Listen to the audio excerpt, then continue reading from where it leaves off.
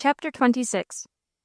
But whatsoe'er the weal or woe that heaven across her lot might throw, full well her Christian spirit knew its path of virtue, straight and true. Joanna Baillie. Not until her work of love was thus ended did Gertrude become conscious that the long continuance of her labors by night and day had worn upon her frame and utterly exhausted her strength. For a week after Mrs. Sullivan was laid in her grave, Dr. Jeremy was seriously apprehensive of a severe illness for Gertrude. But after struggling with her dangerous symptoms for several days, she rallied, and though still pale and worn by care and anxiety, was able to resume her classes at school and make arrangements for providing herself with another home.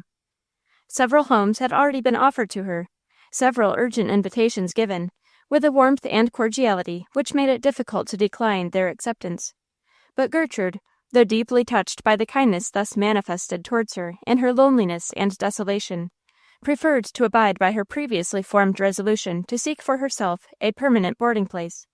And when the grounds on which she based her decision were understood by her friends, they approved her course, ceased to importune her, and manifested a sincere wish to be of service by lending their aid to the furtherance of her plans. Mrs. Jeremy was at first disposed to feel hurt and wounded by Gertrude's refusal to come to them without delay, and consider herself established for any length of time that she chose to remain. And the doctor himself was so peremptory with his, "Come, Gertrude, come right at home with us, don't say a word," that she was afraid lest, in her weak state of health, she should be actually carried off, without a chance to remonstrate. But after he had taken upon himself to give Jane orders about packing her clothes and sending them after her, and then locking up the house and going home herself, he gave Gertrude an opportunity to expostulate and present her reasons for wishing to decline the generous proposal. All her reasoning upon general principles, however, proved insufficient to convince the warm-hearted couple. It was all nonsense about independent position.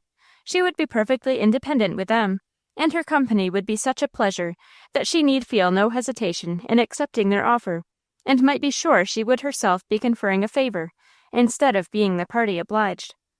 At last she was compelled to make use of an argument which had greatly influenced her own mind, and would, she felt sure, carry no little weight with it in the doctor's estimation. "Dr. Jeremy," said she, "I hope you will not condemn in me a motive which has, I confess, strengthened my firmness in this matter. I should be unwilling to mention it, if I did not know that you are so far acquainted with the state of affairs between Mr. Graham and myself as to understand, and perhaps in some degree sympathize with, my feelings.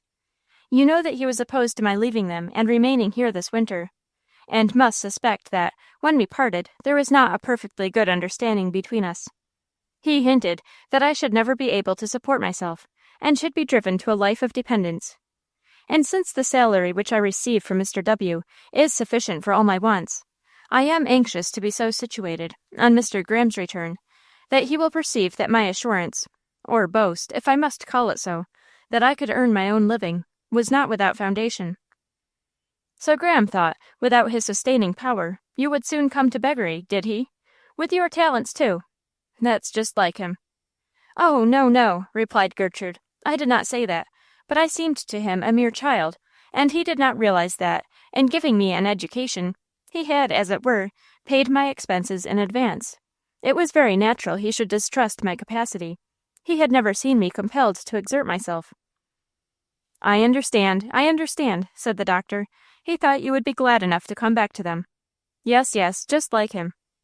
"Well, now," said Mrs. Jeremy, "I don't believe he thought any such thing. He was provoked, and didn't mind what he said. 10 to 1 he will never think of it again, and it seems to me it is only a kind of pride in Gertrude to care anything about it."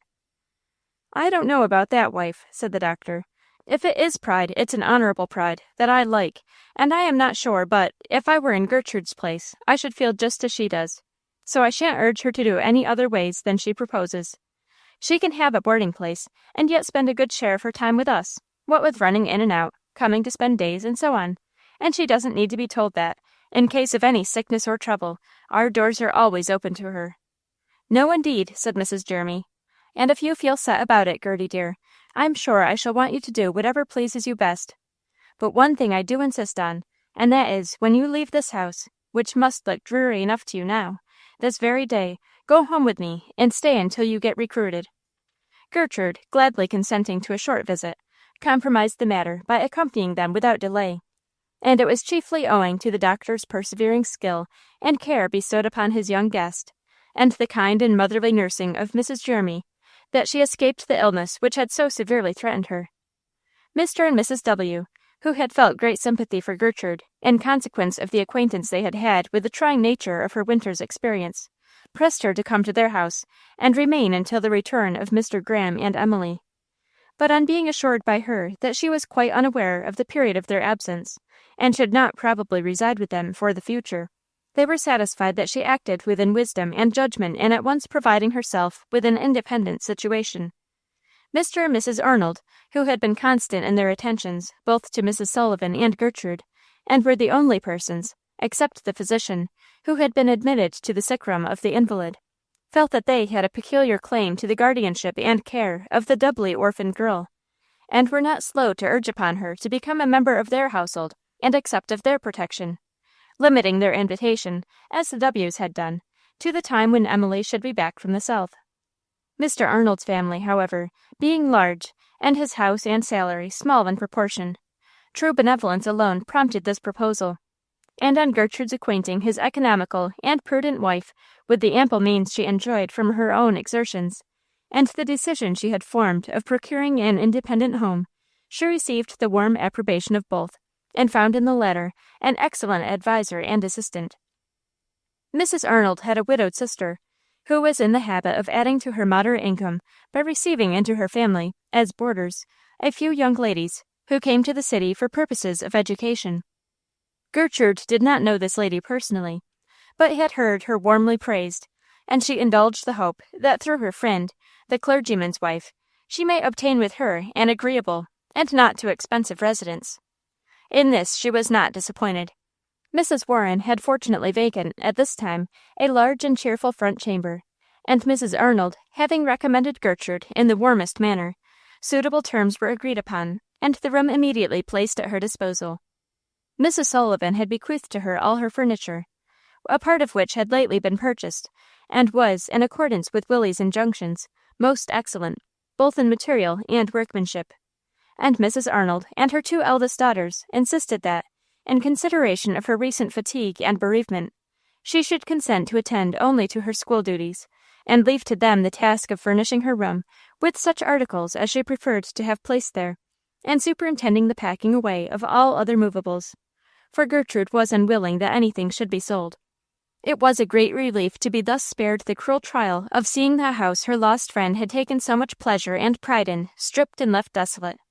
And though, on first entering her apartment at Mrs. Warren's, a deep sadness crept into her heart at the sight of the familiar furniture, she could not but think, as she observed the neatness, care, and taste, with which everything had been arranged for her reception, that it would be a sin to repine and call one's self wretched and alone in a world which contained hearts so quick to feel, and hands so ready to labor, as those that had interested themselves for her. On entering the dining room the first evening after she took up her residence at Mrs. Warren's, she expected to meet only strangers at the tea-table, but was agreeably disappointed at the sight of Fanny Bruce, who, left in Boston while her mother and brother were spending the winter in traveling, had now been several weeks an inmate of Mrs. Warren's house.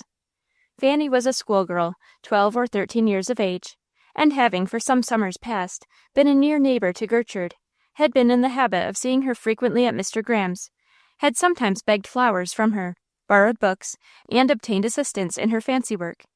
She admired Gertrude exceedingly, had hailed with great delight the prospect of knowing her better, as she hoped to do at Mrs. Warren's, and when she met the gaze of her large dark eyes, and saw a smile of pleasure overspread her countenance at the sight of a familiar face, she felt emboldened to come forward, shake hands, and beg that Miss Flint would sit next her at the table. Fanny Bruce was a girl of good disposition and warm heart, but she had been much neglected by her mother, whose chief pride was in her son, the same Ben of whom we have previously spoken. She had often been left behind in some boarding house, while her pleasure-loving mother and indolent brother passed their time in journeying, and had not always been so fortunately situated as at present. A sense of loneliness, a want of sympathy in any of her pursuits, had been a source of great unhappiness to the poor child, who labored under the painful consciousness that but little interest was felt by anyone in her improvement or happiness.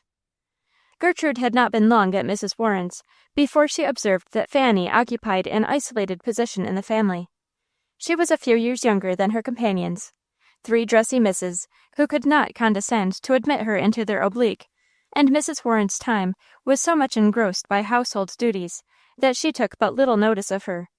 Her apparent loneliness could not fail to excite the compassion of one who was herself suffering from recent sorrow and bereavement. And although the quiet and privacy of her own room were at this time grateful to Gertrude's feelings, pity for poor Fanny induced her to invite her frequently to come and sit with her, and she often so far forgot her own griefs as to exert herself in providing entertainment for her young visitor, who on her part considered it privilege enough to share Gertrude's retirement, read her books, and feel confident of her friendship.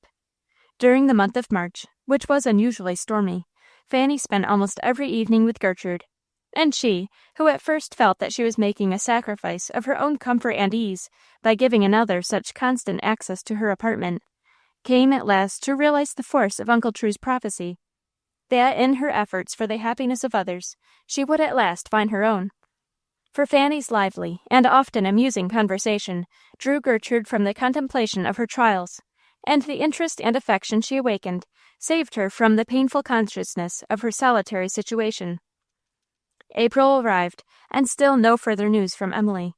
Gertrude's heart ached with a vain longing to once more pour out her griefs on the bosom of that dear friend, and find in her consolation, encouragement, and support.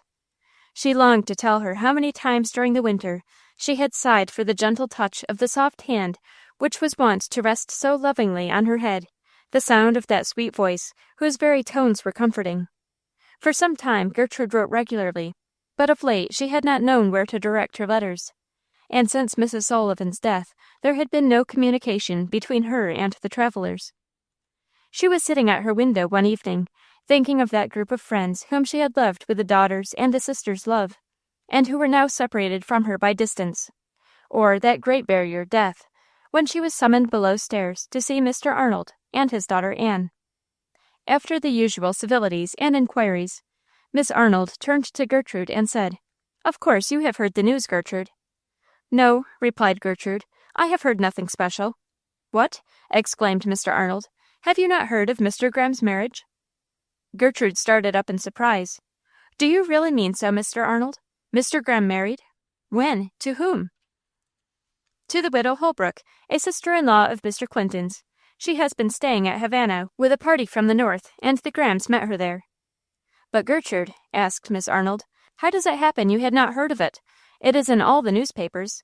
Married in New Orleans, J. H. Graham, Esquire, of Boston, to Mrs. Somebody or other, Holbrook." "I have not seen a newspaper for a day or two," replied Gertrude. "And Miss Graham's blindness, I suppose, prevents her from writing," said Anne. "But I should have thought Mr. Graham would have sent wedding compliments."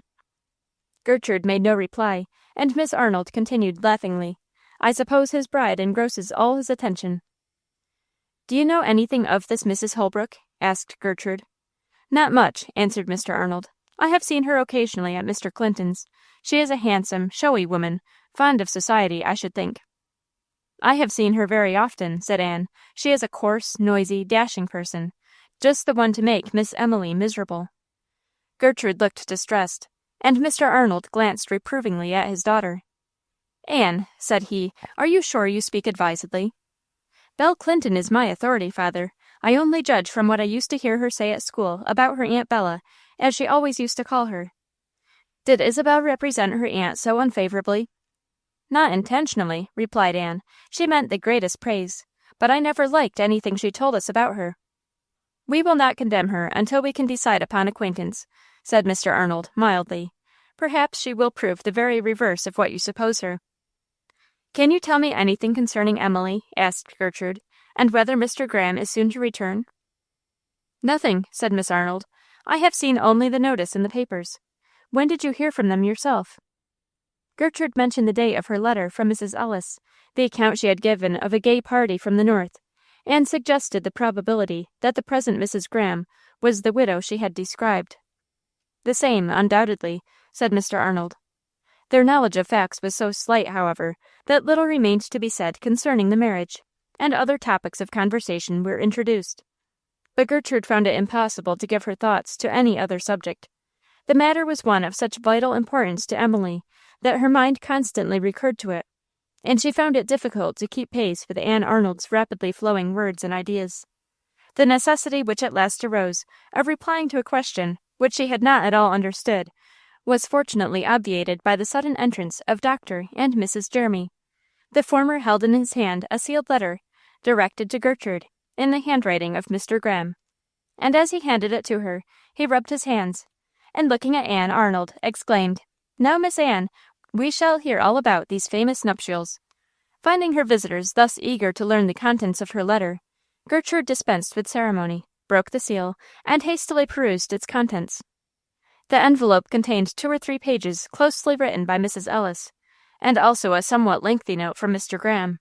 Surprised as Gertrude was at any communication from one who had parted from her in anger, her strongest desire was to hear particularly from Emily, and she therefore gave the preference to the housekeeper's document, that being most likely to contain the desired information. It ran as follows: New York, March 31st, 1852. Dear Gertrude, as there were plenty of Boston folks at the wedding, I dare say you have heard before this of Mr. Graham's marriage. He married the widder Holbrook, the same I wrote you about. She was determined to have him, and she's got him. I don't hesitate to say he's got the worst of the bargain. He likes a quiet life, and he's lost his chance of that, poor man, for she's the greatest hand for company that ever I saw.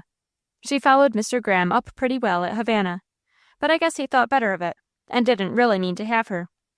When we got to New Orleans, however, she was there, and the long and short of it is, she carried her point and married him. Emily behaved beautifully. She never said a word about it, and always treated the widder as pleasantly as could be. But dear me, how will our Emily get along with so many young folks as there are about all the time now, and so much noise and confusion? For my part, I ain't used to it, and don't pretend that I think it is agreeable. The new lady is civil enough to me, now she's married. I dare say she thinks it stands her in hand, as long as she's one of the family, and I've been in it so long. But I suppose you've been wondering what had become of us, Gertrude, and will be surprised to find we've got so far as New York, on our way home. My way home, I should say, for I'm the only one that talks of coming at present. The truth is, I kept meaning to write while we were in New Orleans, but there was so much going on I didn't get a chance. And after that horrid steamboat from Charleston here, I wasn't good for anything for a week. But Emily was so anxious to have you written to that I couldn't put it off any longer than until today. Poor Emily isn't very well. I don't mean that she's downright sick. It's low spirits and nervousness, I suppose, more than anything. She gets tired and worried very quick, and is easily startled and disturbed, which didn't used to be the case. I think likely it's the new wife, and all the nieces, and other disagreeable things. She never complains, and nobody would know but what she was pleased to have her father married again. But she hasn't seemed quite happy all winter, and now it troubles me to see how sad she looks sometimes. She talks a sight about you, and felt dreadfully not to get any more letters. To come to the principal thing, however, they are all going to Europe, Emily and all. I take it it's the new wife's idea, but whoever proposed the thing, it's all settled now. Mr. Graham wanted me to go, but I would not hear of such a thing. I would as soon be hung as venture on the sea again, and I told him so up and down. So now he has written for you to go with Emily, and if you are not afraid of seasickness, I hope you won't refuse, for it would be dreadful for her to have a stranger, and you know she always needs somebody, on account of her blindness. I do not think she has the least wish to go, but she would not ask to be left behind, for fear her father should think she did not like the new wife. As soon as they sail, which will be the last of April, I shall come back to the house in D and see to things there while they are away. I am going to write a postscript to you from Emily, and I believe I will add nothing more myself, except that we shall be very impatient to hear your answer, and I must say once more that I hope you will not refuse to go with Emily. Yours very truly, Sarah H. Ellis. The postscript contained the following: I need not tell my darling Gertrude how much I have missed her and longed to have her with me again, how I have thought of her by night and day, and prayed God to strengthen and fit her for her many trials and labors. The letter written to me soon after Mr. Cooper's death is the last that has reached me, and I do not know whether Mrs. Sullivan is still living. Write to me at once, my dear child, if you cannot come to us. Father will tell you of our plans, and ask you to accompany us to Europe. My heart will be light if I can take my dear Gerty with me, but not if she leave any other duty behind. I trust to you, my love, to decide aright. You have heard of Father's marriage. It is a great change for us all, but will, I trust, result in happiness. Mrs. Graham has 2 nieces who are with us at the hotel. They are to be of our party to go abroad, and are, I understand, very beautiful girls, especially Belle Clinton, whom you have seen in Boston some years ago. Mrs. Ellis is very tired of writing, and I must close with assuring my dearest Gertrude of the devoted affection of Emily Graham. It was with great curiosity that Gertrude unfolded Mr. Graham's epistle. She thought it would be awkward for him to address her, and wondered much whether he would maintain his severe and authoritative tone, or condescend to explain and apologize. Had she known him better, she would have been assured that nothing would ever induce him to do the latter, for he was one of those persons who never believe themselves in the wrong. The letter ran thus: Miss Gertrude Flint, I am married, and intend to go abroad on the 28th of April. My daughter will accompany us, and, as Mrs. Ellis dreads the sea, I am induced to propose that you join us in New York, and attend the party as a companion to Emily. I have not forgotten the ingratitude with which you once slighted a similar offer on my part, and nothing would compel me to give you another opportunity to manifest such a spirit, but a desire to promote the happiness of Emily, and a sincere wish to be of service to a young person who has been in my family so long that I feel a friendly interest in providing for her. I thus put it in your powers, by complying with our wishes, to do away from my mind the recollection of your past behavior, and if you choose to return to us, I shall enable you to maintain the place and appearance of a lady. As we sail the last of the month, it is important you should be here in the course of a fortnight, and if you will write and name the day, I will myself meet you at the boat. Mrs. Ellis being anxious to return to Boston, I hope you will come as soon as possible. As you will be obliged to incur expenses, I enclose a sum of money sufficient to cover them. If you have contracted debts, let me know to what amount, and I will see that all is made right before you leave. Trusting to your being now come to a sense of your duty, I am ready to subscribe myself, your friend, J. H. Graham. Gertrude was sitting near her lamp, whose light fell directly upon her face, which, as she glanced over Mr. Graham's note, flushed crimson with wounded pride. Dr. Jeremy, who was watching her countenance, observed that she changed color, and during the few minutes that Mr. and Miss Arnold stayed to hear the news, he gave an occasional glance of defiance at the letter, and as soon as they were gone, begged to be made acquainted with its contents, assuring Gertrude that if she did not let him know what Graham said, he should believe it 1,000 times more insulting than it really was. He writes, said Gertrude, to invite me to accompany them to Europe. Indeed, said Dr. Jeremy, with a low whistle, and he thinks you'll be silly enough to pack up and start off at a minute's notice. Why, Gerty, said Mrs. Jeremy, you'll like to go, shan't you, dear? It will be wonderful. Delightful nonsense! Mrs. Jerry, exclaimed the doctor, what is there delightful, I want to know, in travelling about with an arrogant old tyrant, his blind daughter, upstart dashy wife, and her 2 fine lady nieces? A pretty position Gertrude would be in, a slave to the whims of all that company. Why, Dr. Jeremy, interrupted his wife, you forget Emily.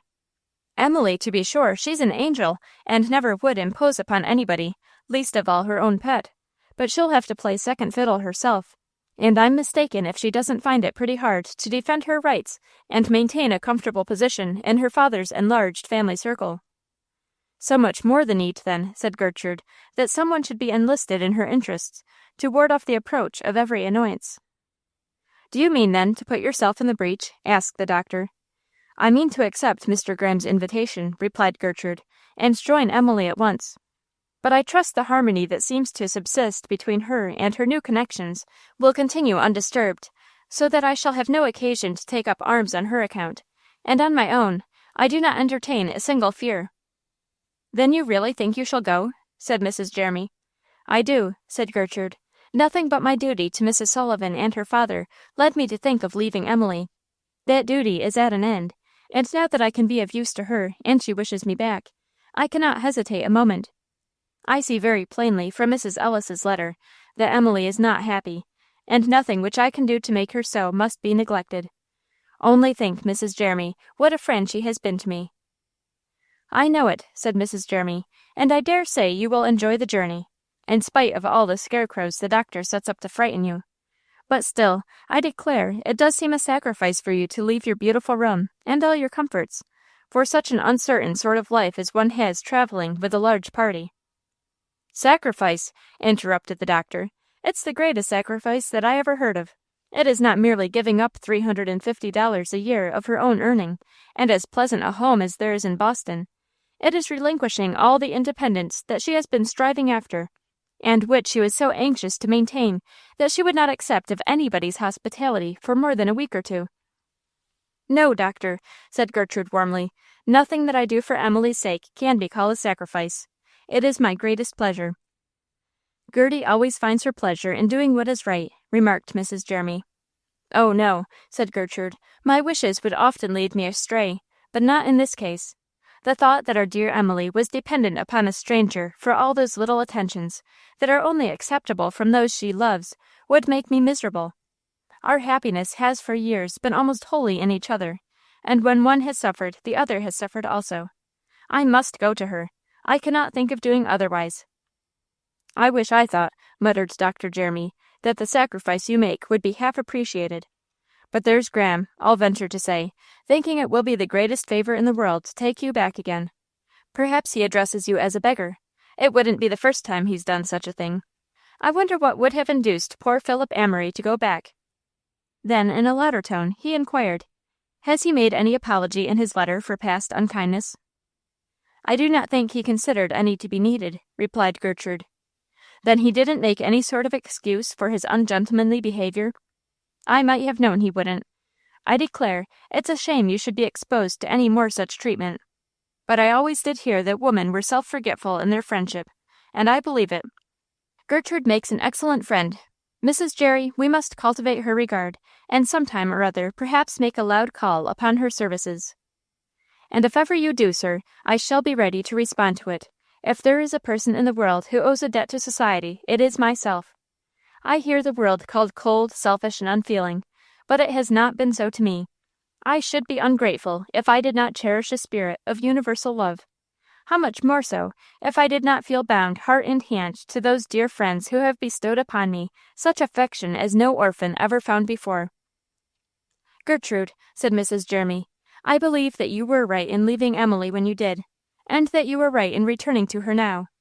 And if your being such a good girl as you are now is at all due to her, she certainly has a great claim upon you." "She has a claim indeed, Mrs. Jeremy. It was Emily who first taught me the difference between right and wrong." "And she is going to reap the benefit of that knowledge in you," said the doctor, in continuation of her remark. "That's fair. But if you are resolved to take this European tour, you will be busy enough with your preparations. Do you think Mr. W. will be willing to give you up?" "I hope so," said Gertrude. "I am sorry to be obliged to ask it of him, for he has been very indulgent to me, and I have been absent from school 2 weeks out of this winter already. But as there will want only a few months to the summer vacation, he will perhaps be able to supply my place. I shall speak to him about it tomorrow." Mrs. Jeremy now interested herself in the details of Gertrude's arrangements, offered an attic room for the storage of her furniture, gave up to her a dressmaker whom she had engaged for herself, and before she left a plan was laid out, by following which Gertrude would be enabled to start for New York in less than a week. Mr. W., on being applied to, relinquished Gertrude, though deeply regretting, as he told her, to lose so valuable an assistant, and after a few days busily occupied in preparation, she bade farewell to the tearful Fanny Bruce, the bustling doctor, and his kind-hearted wife, all of whom accompanied her to the railroad station. She promised to write to the Jeremys, and they, on their part, agreed to forward to her any letters that might arrive from Willie.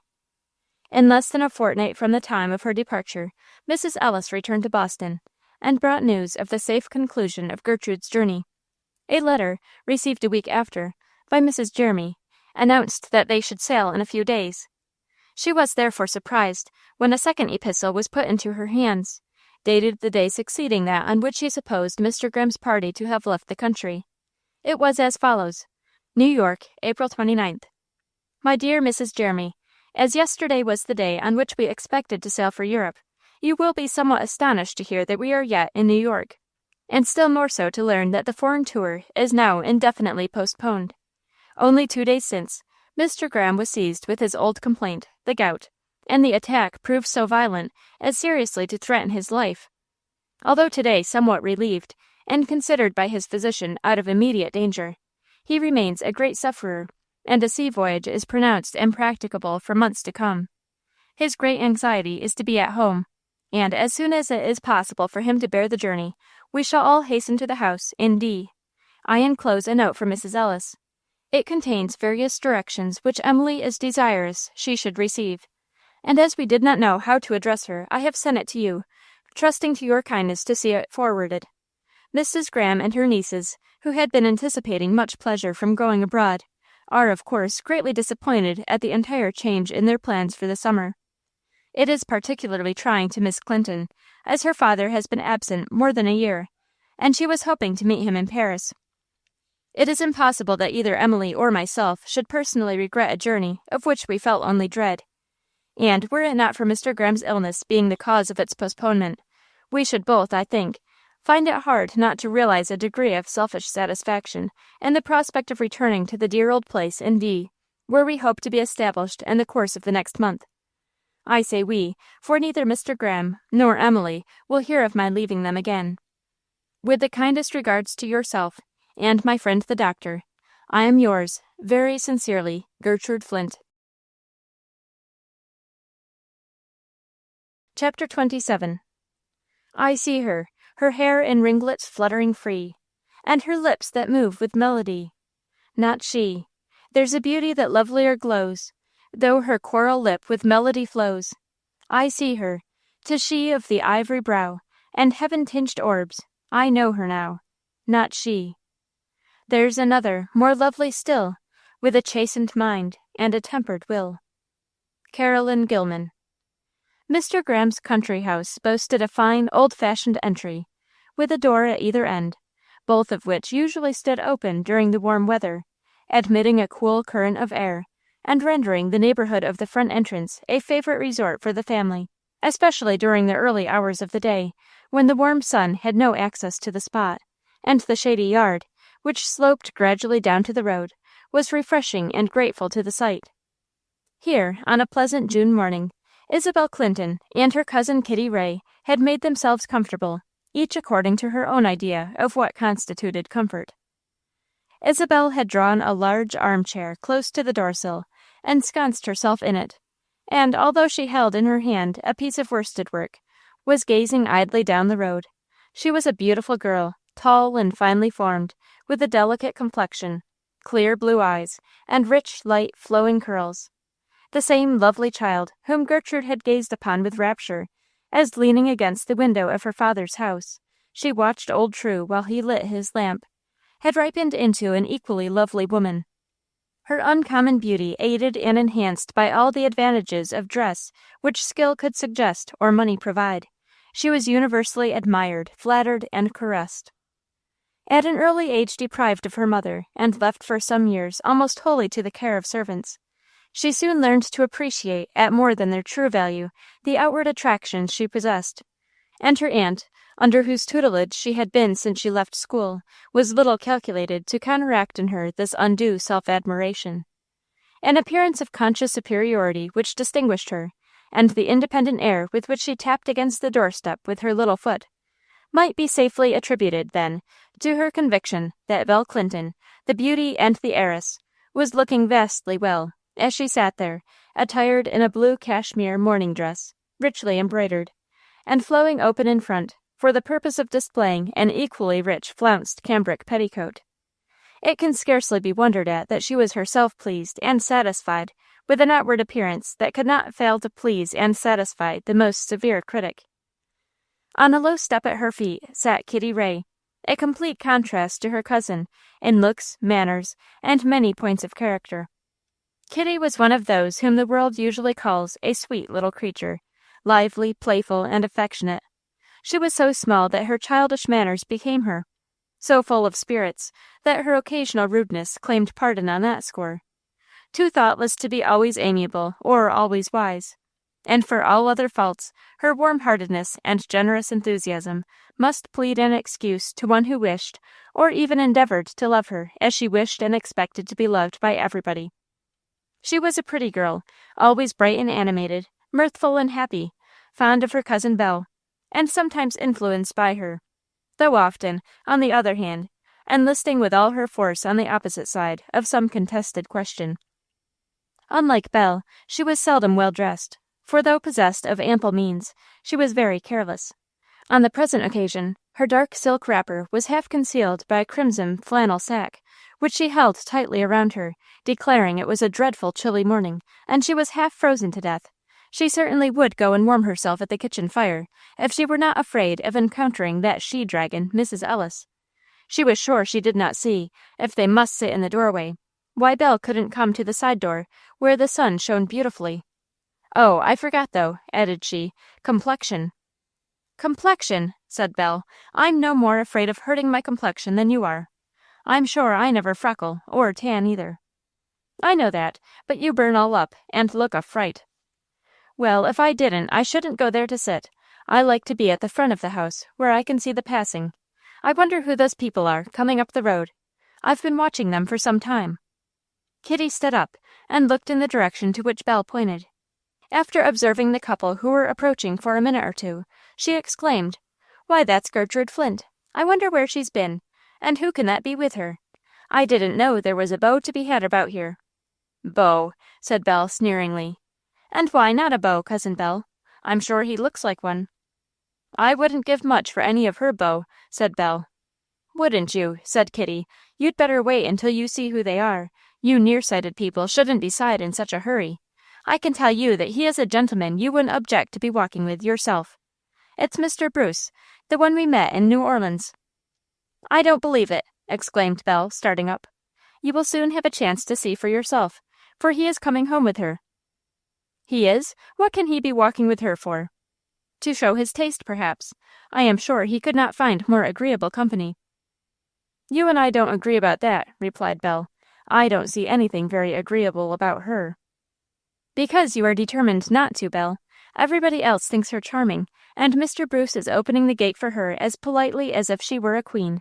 I like him for that." "Do see," said Belle. "She's got on that white cape bonnet of hers, and that checked gingham dress. I wonder what Mr. Bruce thinks of her, and he's such a critic in regard to ladies' dress." Gertrude and her companion now drew near the house. The former looked up, saw the young ladies in the doorway, and smiled pleasantly at Kitty, who was making strange grimaces, and giving significant glances over Belle's shoulder. But Mr. Bruce, who seemed much engaged by the society he was already enjoying, did not observe either of them, and they distinctly heard him say, as he handed Gertrude a small parcel he had been carrying for her, "I believe I won't come in. It's such a bore to have to talk to strangers. Do you work in the garden mornings this summer?" "No," replied Gertrude. "There is nothing left of my garden but the memory of it." "Why, Miss Gertrude," said the young man, "I hope these newcomers haven't interfered with—" Here, observing the direction of Gertrude's eyes, he raised his own, saw Belle and Kitty standing opposite to him, and compelled now to recognize and speak with them, went forward to shake hands, trusting to his remarks about strangers in general, and these newcomers in particular, not having been overheard. Although overheard, the young ladies chose to take no notice of that which they supposed intended for unknown individuals. They were mistaken, however. Mr. Bruce knew perfectly well that the nieces of the present Mrs. Graham were the same girls whom he had met at the South, and was, nevertheless, indifferent about renewing his acquaintance. His vanity, however, was not proof against the evident pleasure they both manifested at seeing him again, and he was in a few minutes engaged in an animated conversation with them, while Gertrude quietly entered the house and went upstairs unnoticed. She saw Emily's room, to which she had always free access, and was giving an account of her morning's expedition to the village, and the successful manner in which she had accomplished various commissions and errands, when Mrs. Ellis put her head in at the door, and said, with a most distressed voice and countenance, "Hasn't Gertrude? Oh, there you are. Do tell me what Mrs. Wilkins said about the strawberries." "I engaged 3 quarts. Hasn't she sent them?" "No, but I'm thankful to hear they're coming. I have been so plagued about the dinner." She now came in, shut the door, and seating herself, exclaimed, with something like a groan, "I declare, Emily, such an ironing as our girls have got to do today, you never saw anything like it. There's no end to the fine clothes Mrs. Graham and those nieces of hers put into our wash. I declare it's a shame. Rich as they are, they might put out their washing. I've been helping myself as much as I could, but as Mrs. Prime says, one can't do everything at once. And I've had to see the butcher, make puddings and blancmange, and been worried to death all the time because I had forgotten to engage those strawberries." "So Mrs. Wilkins hadn't sent her fruit to market when you got there?" "No, but she was in a great hurry getting it ready. It would have been gone in a very short time." "Well, that was lucky. I don't know what I should have done without the berries, for I've no time to hunt up anything else for dessert. I've got just as much as I can do till dinner time. Mrs. Graham never kept house before, and don't know how to make allowances for anything. She comes home from Boston, expects to find everything in apple pie order, and never asks or cares who does the work." Mrs. Prime's voice was now heard, calling at the back staircase. "Mrs. Ellis, Miss Wilkins' boy has fetched your strawberries, and the hulls ain't off of one of 'em. He says they hadn't no time." "That's too bad," exclaimed the tired, worried housekeeper. "Who's going to take the hulls off, I should like to know? Katie is busy enough, and I'm sure I can't do it." "I will, Mrs. Ellis. Let me do it," said Gertrude, following Mrs. Ellis, who was now halfway down the stairs. "No, no, don't you touch to, Miss Gertrude," said Mrs. Prime. "They'll only stain your fingers all up." "No matter if they do. My hands are not made of white kid. They'll bear washing." Mrs. Ellis was only too thankful for Gertrude's help, and seating herself in the dining room, she commenced the task. In the meanwhile, Belle and Kitty were doing their best to entertain Mr. Bruce, who, sitting on the doorsteps and leaning back against a pillar of the piazza, from time to time cast his eyes down the entry and up the staircase in hopes of Gertrude's reappearance, and despairing of it at last, he was on the point of taking his departure, when his sister Fanny came in at the gate, and running up to the house, was rushing past the assembled trio and into the house.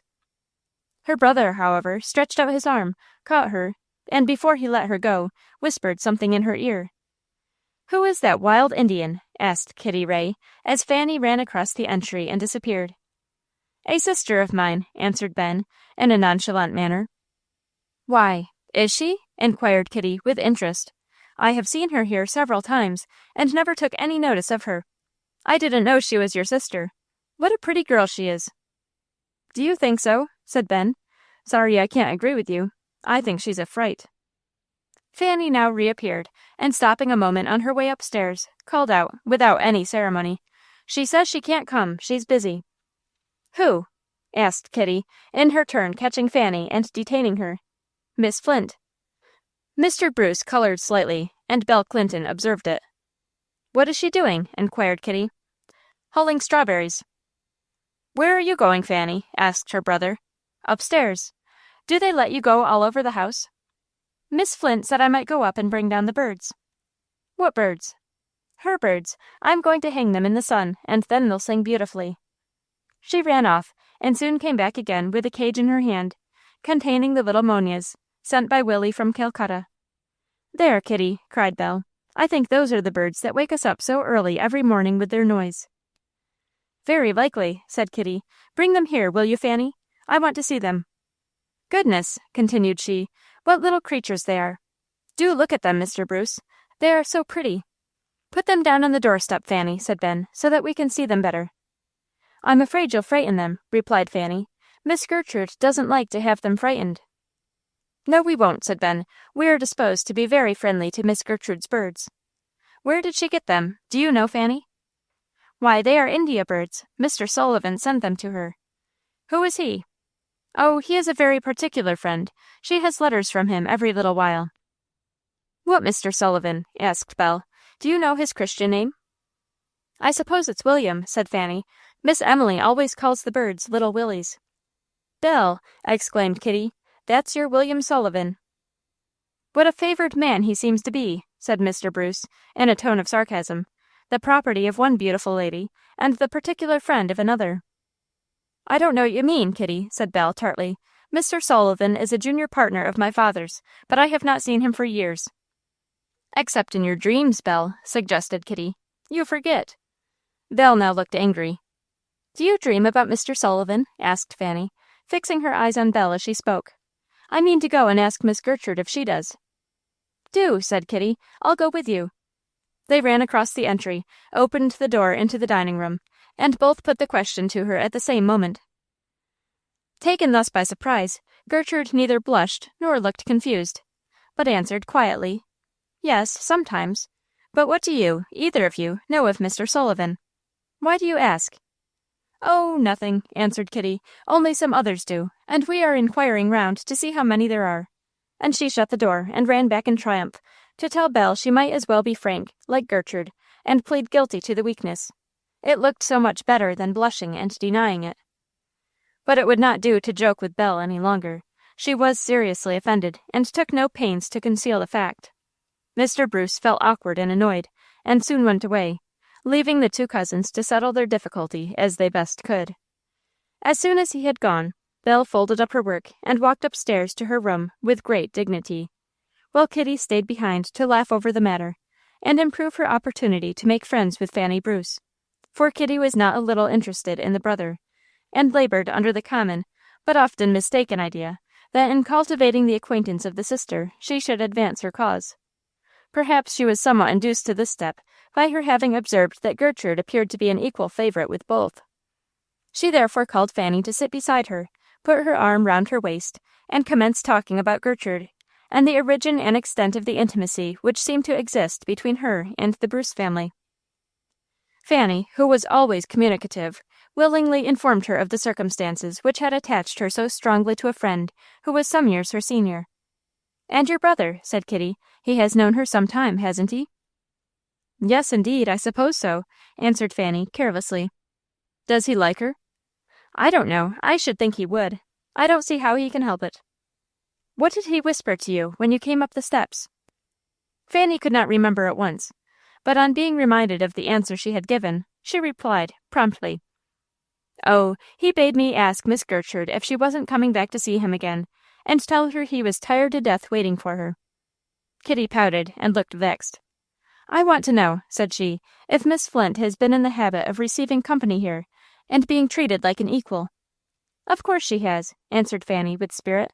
"Why shouldn't she? She's the most perfect lady I ever saw, and mother says she has beautiful manners, and I must take pattern by her." "Oh, Miss Gertrude," called she, as Gertrude, who had been to place the strawberries in the refrigerator, crossed the back part of the long entry. "Are you ready now?" "Yes, Fanny, I shall be in a moment," answered Gertrude. "Ready for what?" inquired Kitty. "To read," said Fanny. "She is going to read the rest of Hamlet to Miss Emily. She read the first 3 acts yesterday, and Miss Emily let me sit in her room and hear it. I can't understand it when I read it myself, but when I listen to Miss Gertrude, it seems quite plain. She's a splendid reader, and I came in today on purpose to hear the play finished." Kitty's last companion having deserted her, she stretched herself on the entry sofa and fell asleep. She was wakened by her aunt, who returned from the city a short time before dinner, and finding her asleep in her morning wrapper, shook her by the arm, and said, in a voice which the best intentions could never render otherwise than loud and coarse, "Kitty Ray, wake up and go dress for dinner. I saw Belle at the chamber window looking like a beauty. I wish you'd take half the pains she does to improve your appearance." Kitty yawned, and after delaying as long as she chose, finally followed Mrs. Graham's directions. It was Kitty's policy, after giving offense to her cousin Belle, to appear utterly unconscious of the existence of any unkind feelings, and though Belle often manifested some degree of sulkiness, she was too dependent upon Kitty's society to retain that disposition long. They were soon, therefore, chatting together as usual. "Belle," said Kitty, as she stood arranging her hair at the glass, "do you remember a girl we used to meet every morning on her way to school, walking with a paralytic old man?" "Yes." "Do you know, I think it was Gertrude Flint. She has altered very much, to be sure, but the features are still the same, and there certainly never was but one such pair of eyes." "I have no doubt she is the same person," said Belle, composedly. "Did you think of it before?"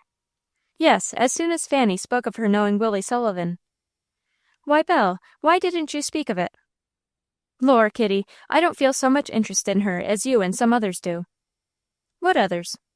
It was now Belle's turn to be provoking. "Why, Mr. Bruce, don't you see he is half in love with her?" No, I don't see any such thing. He has known her for a long time. Fanny says so. And of course he feels a regard and respect for a girl that the Grahams make so much account of. But I don't believe he'd think of such a thing as being in love with a poor girl like her, with no family connections to boast of. Perhaps he didn't think of being. Well, he wouldn't be. She isn't the sort of person that would suit him. He has been in society a great deal, not only at home, but in Paris, and he would want a wife that was very lively and fond of company, and knew how to make a show with money. A girl, for instance, like Kitty Ray. How ridiculous, Belle, just as if people couldn't talk without thinking of themselves all the time. What do I care about Ben Bruce? I don't know that you care anything about him, but I wouldn't pull all the hair out of my head about it, as you seem to be doing. There's the dinner bell, and you'll be late, as usual.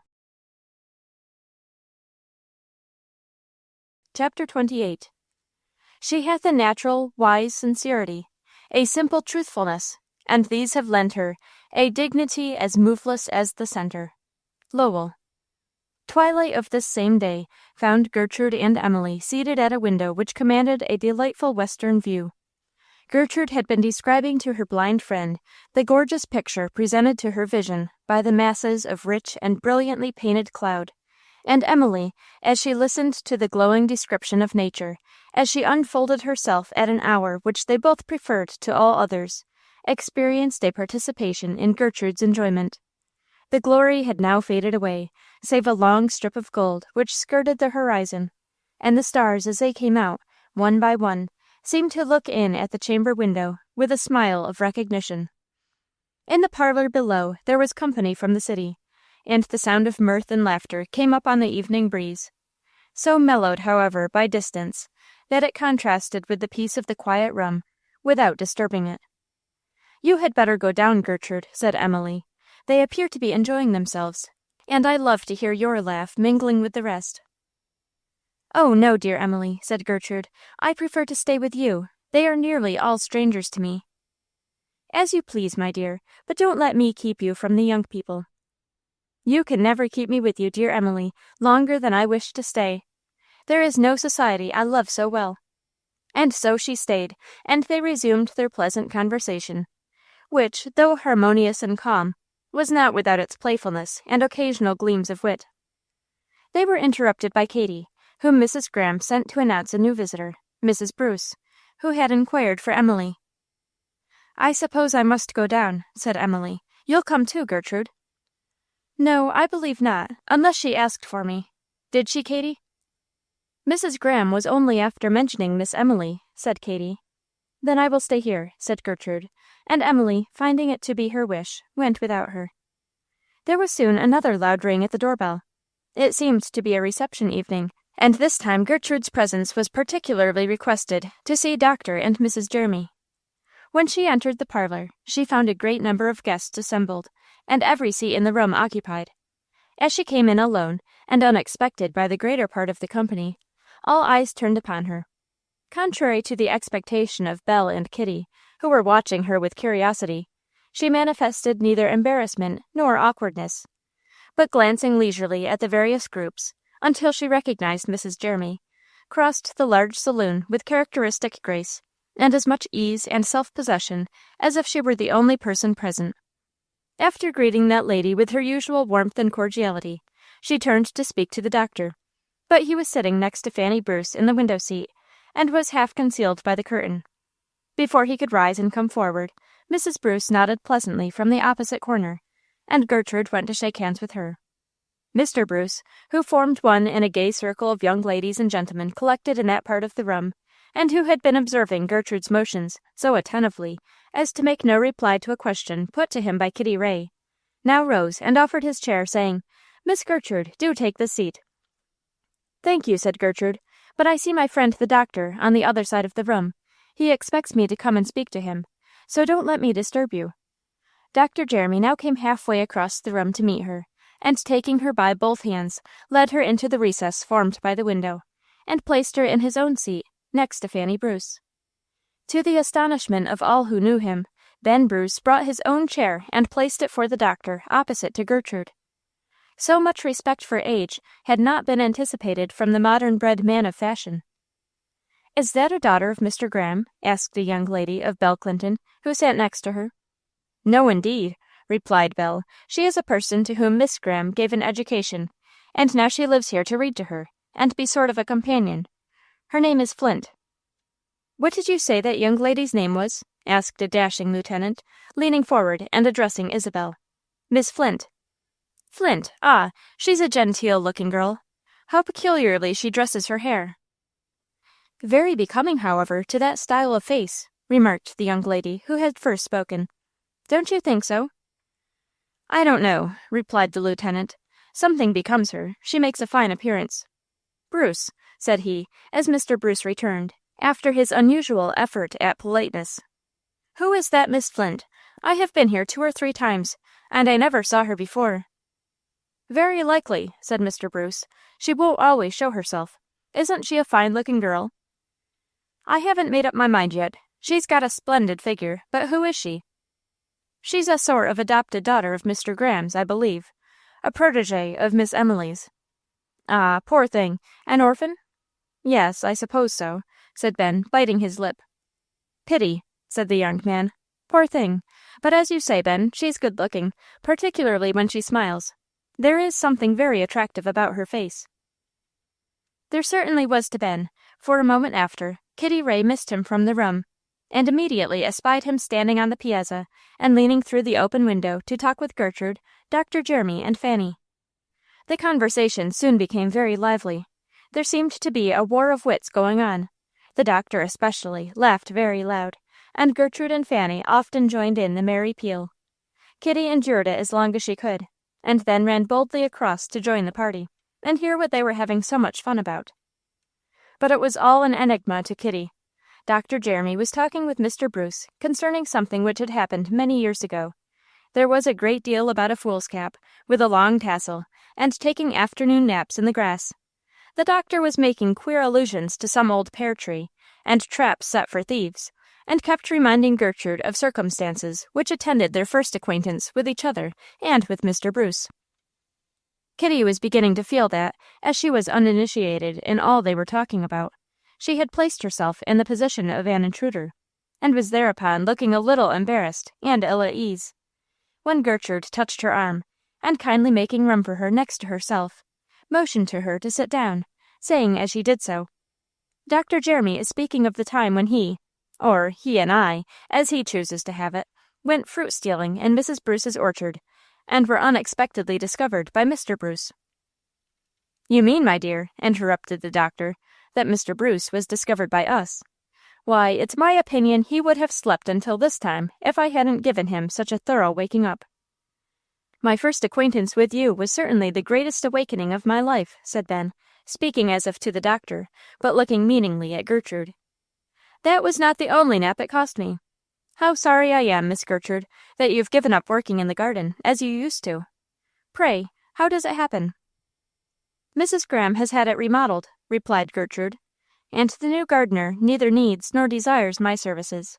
He has his own plans, and it is not well to interfere with the professor of an art. I should be sure to do mischief." "I doubt whether his success compares with yours," said Ben. "I do not see anything like the same quantity of flowers in the room that you used to have." "I don't think," said Gertrude, "that he is as fond of cutting them as I was. I did not care so much for the appearance of the garden as for having plenty of flowers in the house, but with him it is the reverse." Kitty now addressed some remark to Mr. Bruce on the subject of gardening, and Gertrude, turning to Dr. Jeremy, continued in earnest conversation with him, until Mrs. Jeremy rose to go. When approaching the window, she said, "Dr. Jerry, have you given Gertrude her letter?" "Goodness me!" exclaimed the doctor. "I came near forgetting it." Then, feeling in his pocket, he drew forth an evidently foreign document, the envelope literally covered with various colored post-office stamps. "See here, Gerty, genuine Calcutta, no mistake." Gertrude took the letter, and as she thanked the doctor, her countenance expressed pleasure at receiving it. A pleasure, however, somewhat tempered by sadness, for she had heard from Willie but once since he learned the news of his mother's death, and that letter had been such an outpouring of his vehement grief that the sight of his handwriting almost pained her, as she anticipated something like a repetition of the outburst. Mr. Bruce, who kept his eyes upon her, and half expected to see her color change, and look disconcerted, on the letter being handed to her in the presence of so many witnesses, was reassured by the composure with which she took it, and held it openly in her hand while she bade the doctor and his wife good evening. She followed them to the door, and was then retreating to her own apartment, when she was met at the foot of the stairs by Mr. Bruce, who had noticed the movement, and now entered from the piazza in time to arrest her steps, and ask if her letter was of such importance that she must deny the company the pleasure of her society in order to study its contents. "It is from a friend of whose welfare I am anxious to hear," said Gertrude gravely. "Please excuse me to your mother if she inquires for me, and as the rest of the guests are strangers, I shall not be missed by them." "Oh, Miss Gertrude," said Mr. Bruce, "it's no use coming here to see you. You are so frequently invisible. What part of the day is one most likely to find you disengaged?" "Hardly any part," said Gertrude. "I am always a very busy character. But good night, Mr. Bruce. Don't let me detain you from the other young ladies." And Gertrude ran upstairs, leaving Mr. Bruce uncertain whether to be vexed with himself or her. Contrary to Gerty's expectations, her letter from William Sullivan proved very soothing to the grief she had felt on his account. His spirit had been so weighed down and crushed by the intelligence of the death of his grandfather, and finally of his second and still greater loss, that his first communication to Gertrude had alarmed her. From the discouraged, disheartened tone in which it was written, she had feared lest his Christian fortitude would give way to the force of this double affliction. She was, therefore, much relieved to find that he now wrote in a calmer strain, that he had taken to heart his mother's last entreaty and prayer for a submissive disposition on his part, and that, although deeply afflicted, he was schooling himself to patience and resignation. But he did not, in this letter, dwell long upon his own sufferings under bereavement. The 3 closely written pages were almost wholly devoted to fervent and earnest expressions of gratitude to Gertrude for the act of kindness and love which had cheered and comforted the last days of his much-regretted friends.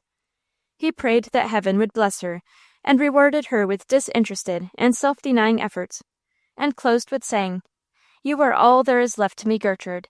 If I loved you before, my heart is now bound to you by ties stronger than those of earth. My hopes, my labors, my prayers are all for you. God grant we may some day meet again." For an hour after she had finished reading, Gertrude sat lost in meditation. Her thoughts went back to her home at Uncle True's, and the days when she and Willie passed so many happy hours in close companionship, little dreaming of the long separation so soon to ensue. She rehearsed in her mind all the succeeding events which had brought her into her present position, and was only startled at last from the reverie she was indulging in by the voices of Mrs. Graham's visitors, who were now taking leave. Mrs. Bruce and her son lingered a little, until the carriages had driven off with those of the guests who were to return to the city, and as they were making their farewells on the doorstep, directly beneath Gertrude's window, she heard Mrs. Graham say, "Remember, Mr. Bruce, we dine at 2, and Miss Fanny, we shall hope to see you also. I presume you will join the walking party."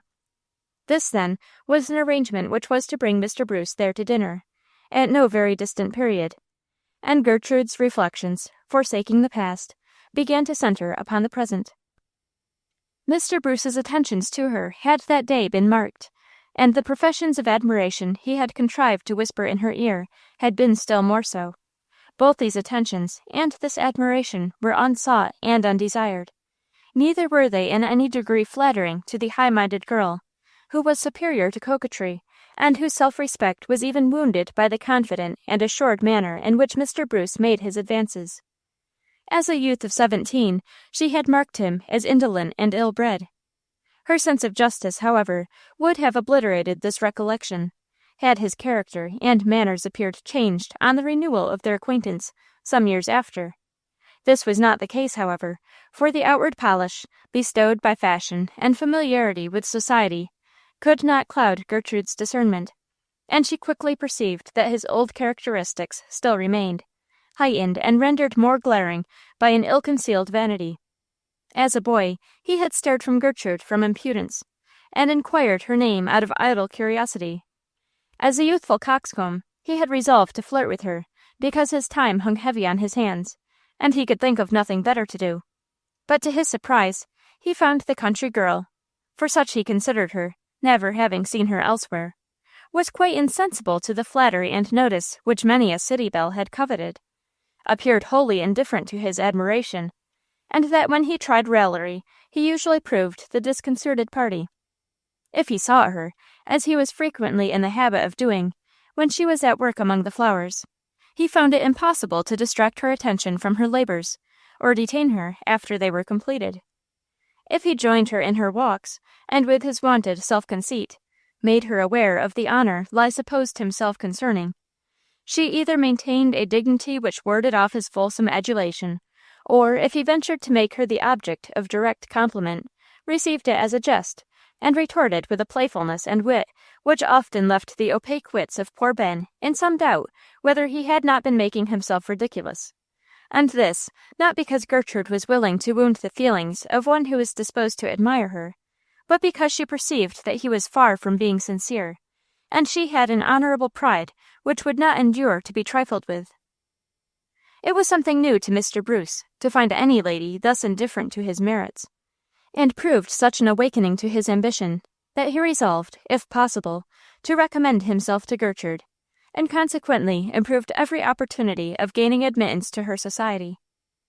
While laboring, however, to inspire her with a due appreciation of himself, he fell into his own snare, for though he failed in awakening Gertrude's interest, he could not be equally insensible to her attractions. Even the comparatively dull intellect of Ben Bruce was capable of measuring her vast superiority to most girls of her age, and her vivacious originality was a contrast to the insipidity of fashionable life, which at length completely charmed him. His earnestness and perseverance began to annoy the object of his admiration before she left Mr. Graham's in the autumn, and she was glad soon after to hear that he had accompanied his mother to Washington, as it ensured her against meeting him again for months to come. Mr. Bruce regretted losing sight of Gertrude, but amid the gaiety and dissipation of southern cities, contrived to waste his time with tolerable satisfaction.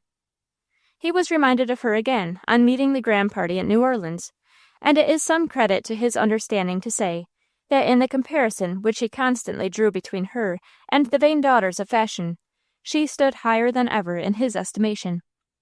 He did not hesitate to tell her so on the morning already mentioned, when with evident satisfaction he had recognized and joined her, and the increased devotion of his words and manner, which now took a tone of truth in which they had before been wanting, alarmed Gertrude, and led to a serious resolve on her part to avoid him on all possible occasions.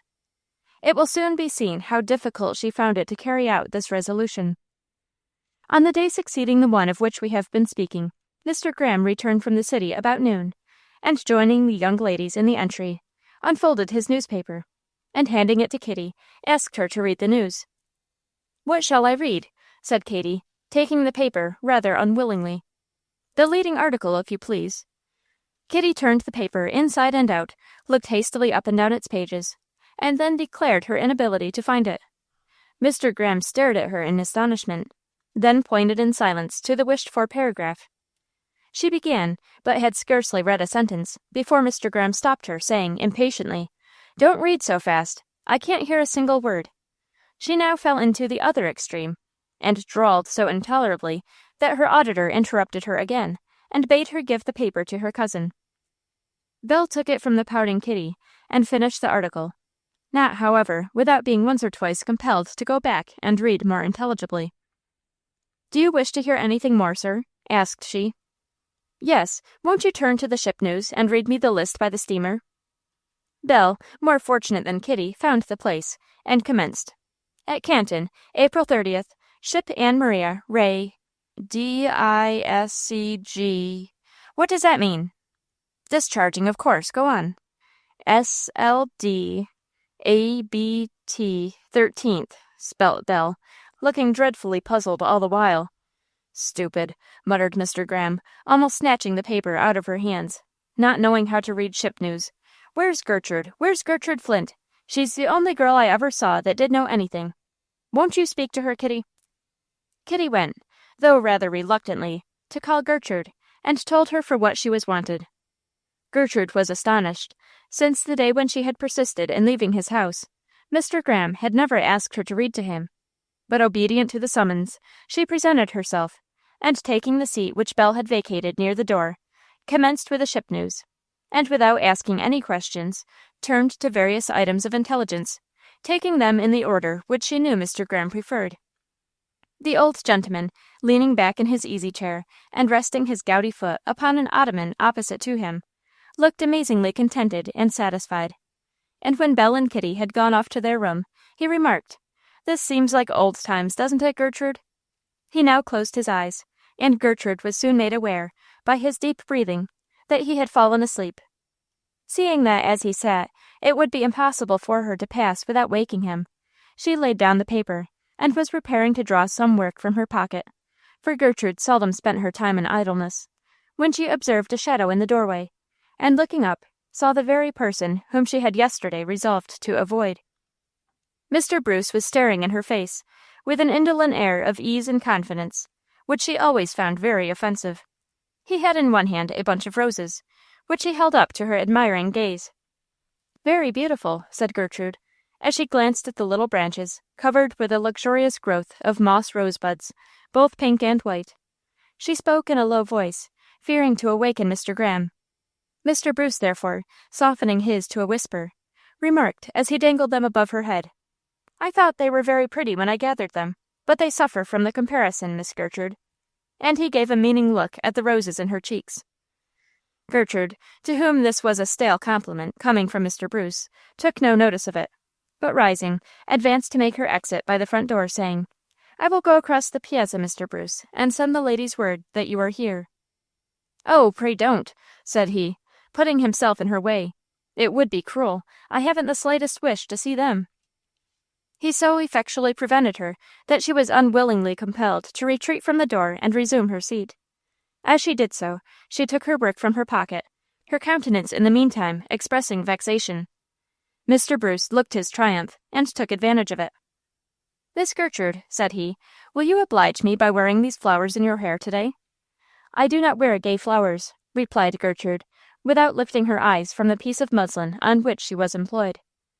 Supposing this to be on account of her mourning, for she wore a plain black dress, he selected the white buds from the rest, and presenting them to her, begged that, for his sake, she would display them in contrast with her dark silken braids.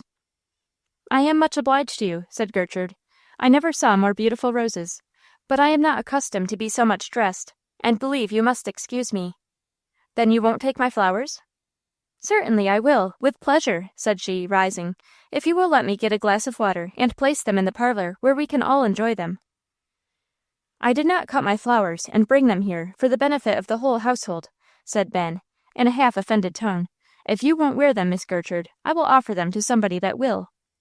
This he thought would alarm her, for his vanity was such that he attributed her behavior wholly to coquetry, and as instances of this sort had always served to enhance his admiration, he believed that they were intended to produce that effect.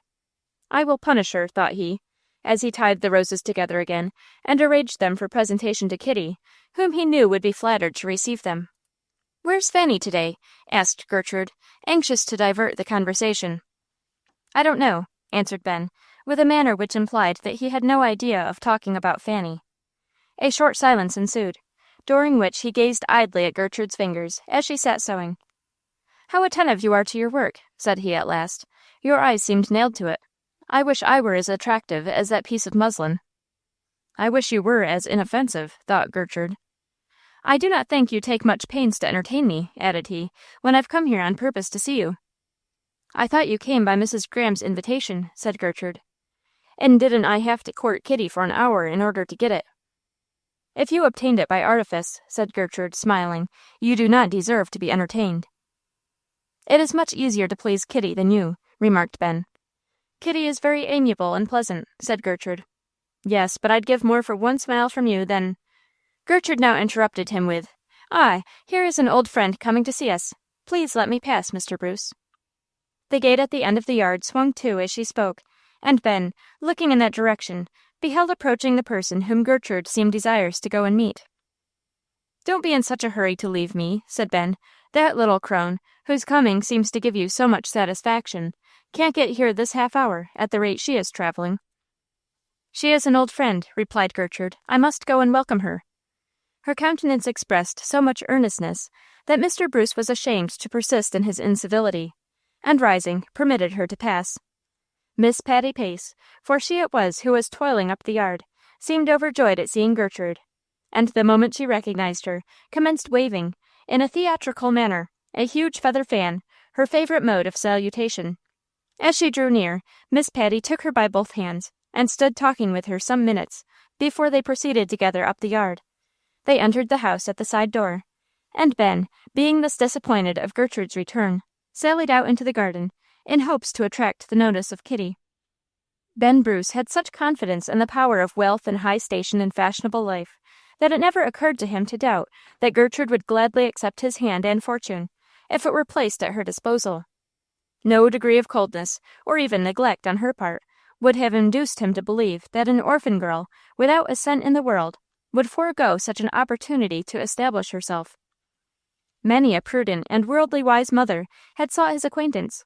Many a young lady, even among those who possessed property and rank of their own, had received his attention with favor, and believing as he did that he had money enough to purchase for a wife any woman whom he chose to select, he would have laughed at the idea that Gertrude would presume to hold herself higher than the rest. He had not made his mind up to such an important step, however, as the deliberate surrender of the many advantages of which he was the fortunate possessor. He had merely determined to win Gertrude's good opinion and affection. And although more interested in her than he was aware of himself, he at present made that his ultimate object. He felt conscious that as yet she had given no evidence of his success, and having resolved to resort to some new means of winning her, he, with a too common selfishness and baseness, fixed upon a method which was calculated, if successful, to end in the mortification, if not the unhappiness, of a third party.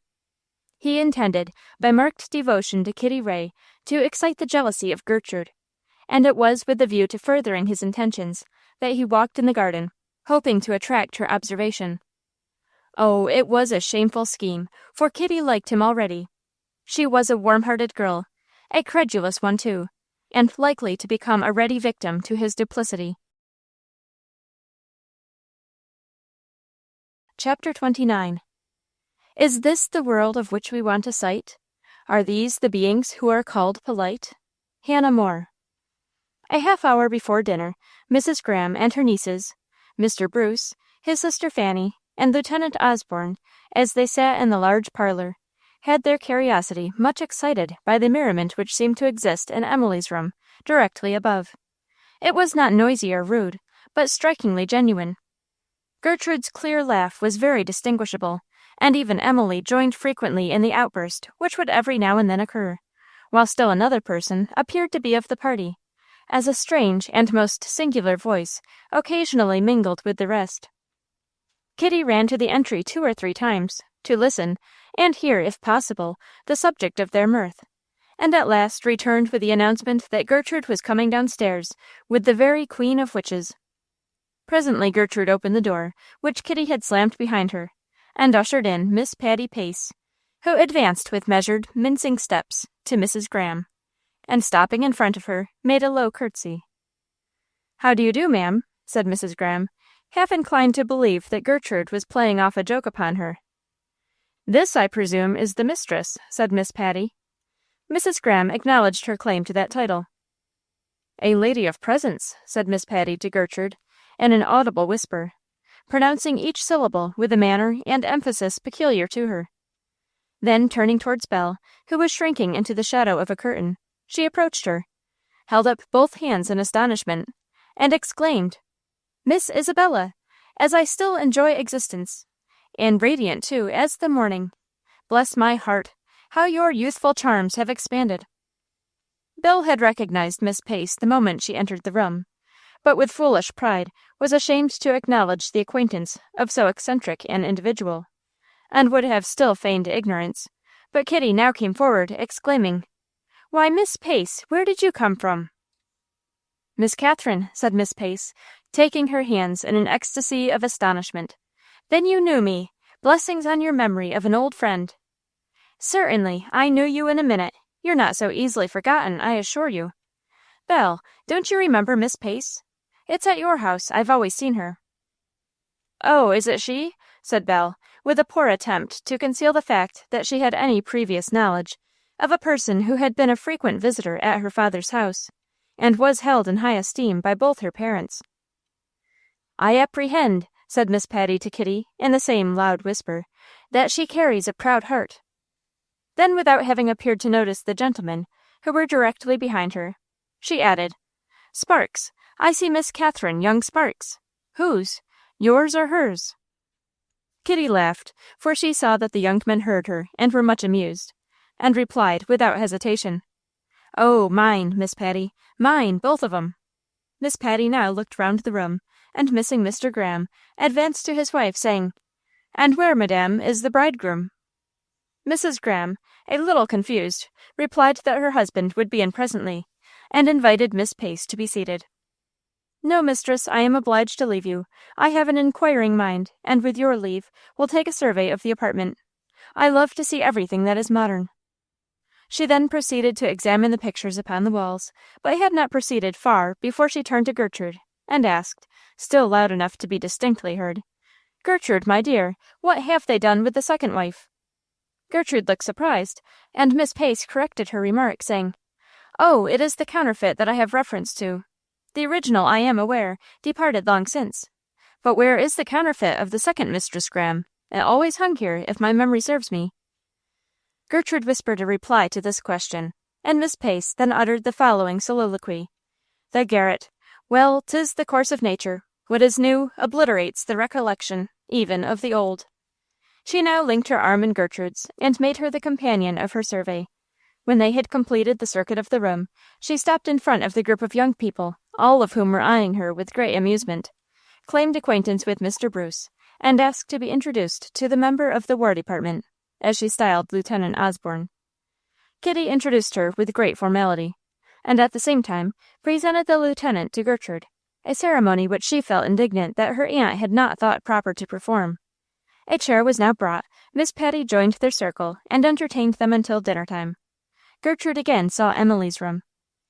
At the table, Gertrude, seated next to Emily, whose wants she always made her care, and with Miss Patty on the other side, had no time or attention to bestow on any one else, much to the chagrin of Mr. Bruce, who was anxious she should observe his assiduous devotion to Kitty, whose hair was adorned with moss rosebuds, and her face with smiles. Belle was also made happy by the marked admiration of her young officer, and no one felt any disposition to interfere with either of the well-satisfied girls. Occasionally, however, some remark made by Miss Pace irresistibly attracted the attention of every one at the table, and extorted either the laughter it was intended to excite, or a mirth which, though perhaps ill-timed, it was impossible to repress. Mr. Graham treated Miss Patty with the most marked politeness and attention, and Mrs. Graham, who was possessed of great suavity of manners when she chose to exercise it, and who loved dearly to be amused, spared no pains to bring out the old lady's conversational powers. She found, too, that Miss Patty was acquainted with everybody, and made most appropriate and amusing comments upon almost every person who became the topic of conversation. Mr. Graham at last led her to speak of herself and her lonely mode of life, and Fanny Bruce, who sat next, asked her bluntly why she never got married. "Ah, my young miss," said she, "we all wait our time, and I may take a companion yet." "You should," said Mr. Graham. "Now you have property, Miss Pace, and ought to share it with some nice, thrifty man." Mr. Graham knew her weak point. "I have but an insignificant trifle of worldly wealth," said Miss Pace, "and am not as youthful as I have been, but I may suit myself with a companion, notwithstanding. I approve of matrimony, and have my eye upon a young man." "A young man!" exclaimed Fanny Bruce, laughing. "Oh, yes, Miss Frances," said Miss Patty. "I am an admirer of youth, and of everything that is modern. Yes, I cling to life. I cling to life." "Certainly," remarked Mrs. Graham. "Miss Pace must marry somebody younger than herself, someone to whom she can leave all her property, if he should happen to outlive her." "Yes," said Mr. Graham. "At present you would not know how to make a will, unless you left all your money to Gertrude here. I rather think she would make a good use of it." "That would certainly be a consideration to me," said Miss Pace. "I should dread the thought of having my little savings squandered. Now I know there's more than a sufficiency of pauper population, and plenty that would be glad of legacies. but I have no intention of bestowing on such. Why, sir, 9/10 of them will always be poor. No, I shouldn't give to such. No, I have other intentions." "Miss Pace," asked Mr. Graham, "what has become of General Pace's family?" "All dead," replied Miss Patty promptly. "All dead. I made a pilgrimage to the grave of that branch of the family. It was a melancholy and touching scene," continued she, in a pathetic tone of voice. "There was a piece of grassy ground, belted about with an iron railing, and in the center a beautiful white marble monument, in which they were all buried. It was pure as alabaster, and on it was inscribed these lines, 'Pace.'" "What were the lines?" inquired Mrs. Graham, who believed her ears had deceived her. "Pace, ma'am, pace. Nothing else." Solemn as was the subject, a universal titter pervaded the circle, and Mrs. Graham, perceiving that Kitty and Fanny would soon burst into uncontrollable fits of laughter, made the move for the company to quit the table. The gentlemen did not care to linger, and followed the ladies into the wide entry, the refreshing coolness of which invited everyone to loiter there during the heat of the day. Miss Patty and Fanny Bruce compelled the unwilling Gertrude to join the group there assembled, and Mrs. Graham, who was never disposed to forego her afternoon nap, was the only member of the family who absented herself. So universal was the interest Miss Patty excited, that all private dialogue was suspended, and close attention given to whatever topic the old lady was discussing. Belle maintained a slightly scornful expression of countenance, and tried, with partial success, to divert Lieutenant Osborne's thoughts into another channel. But Kitty was so delighted with Miss Pace's originality that she made no attempt at any exclusive conversation, and, with Mr. Bruce sitting beside her and joining in her amusement, looked more than contented. Dress and fashion, two favorite themes with Miss Patty, were now introduced, and after discoursing at some length upon her love of the beautiful, as witnessed in the mantua-making and millinery arts, she deliberately left her seat, and going towards Belle, the only one of the company who seemed desirous to avoid her, began to examine the material of her dress, and finally requested her to rise and permit her to further inspect the mode in which it was made, declaring the description of so modern and finished a masterpiece of art would be a feast to the ears of some of her junior acquaintances. Belle indignantly refused to comply, and shook off the hand of the old lady as if there had been contamination in her touch.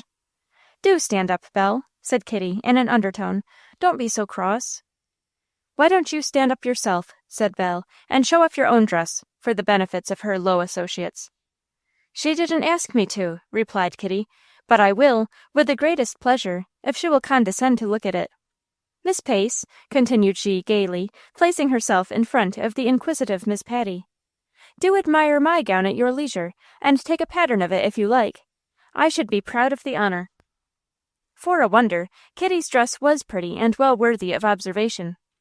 Miss Patty made many comments, especially on the train, as she denominated its unnecessary and inconvenient length, and then, her curiosity being satisfied, commenced retreating towards the place she had left, first glancing behind her to see if it was still vacant, and then moving towards it with a backward motion, consisting of a series of curtsies. Fanny Bruce, who stood near, observing that she had made an exact calculation how many steps would be required to reach her seat, placed her hand on the back of the chair, as if to draw it away, and, encouraged by a look and smile from Isabel, moved it, slightly, but still enough to endanger the old lady's safety. On attempting to regain it, Miss Patty stumbled, and would have fallen, but Gertrude, who had been watching Fanny's proceedings, sprung forward in time to fling an arm around her, and place her safely in the chair, casting at the same time a reproachful look at Fanny, who, much confused, turned to avoid Gertrude's gaze, and in doing so, accidentally trod on Mr. Graham's gouty toes, which drew from him an exclamation of pain. "Fan," said Mr. Bruce, who had observed the latter accident only, "I wish you could learn politeness." "Who am I to learn it from?" asked Fanny, pertly. "You?" Ben looked provoked, but forbore to reply. Well, Miss Pace, who had now recovered her composure, took up the word and said, "Politeness, a lovely but rare virtue, perceptibly developed, however, in the manners of my friend Gertrude, which I hesitate not to affirm would well become a princess." Belle curled her lip and smiled disdainfully. "Lieutenant Osborne," said she, Don't you think Miss Devereux has beautiful manners?" "Very fine," replied the lieutenant. "The style in which she receives company, on her reception day, is elegance itself." "Who were you speaking of?" inquired Kitty.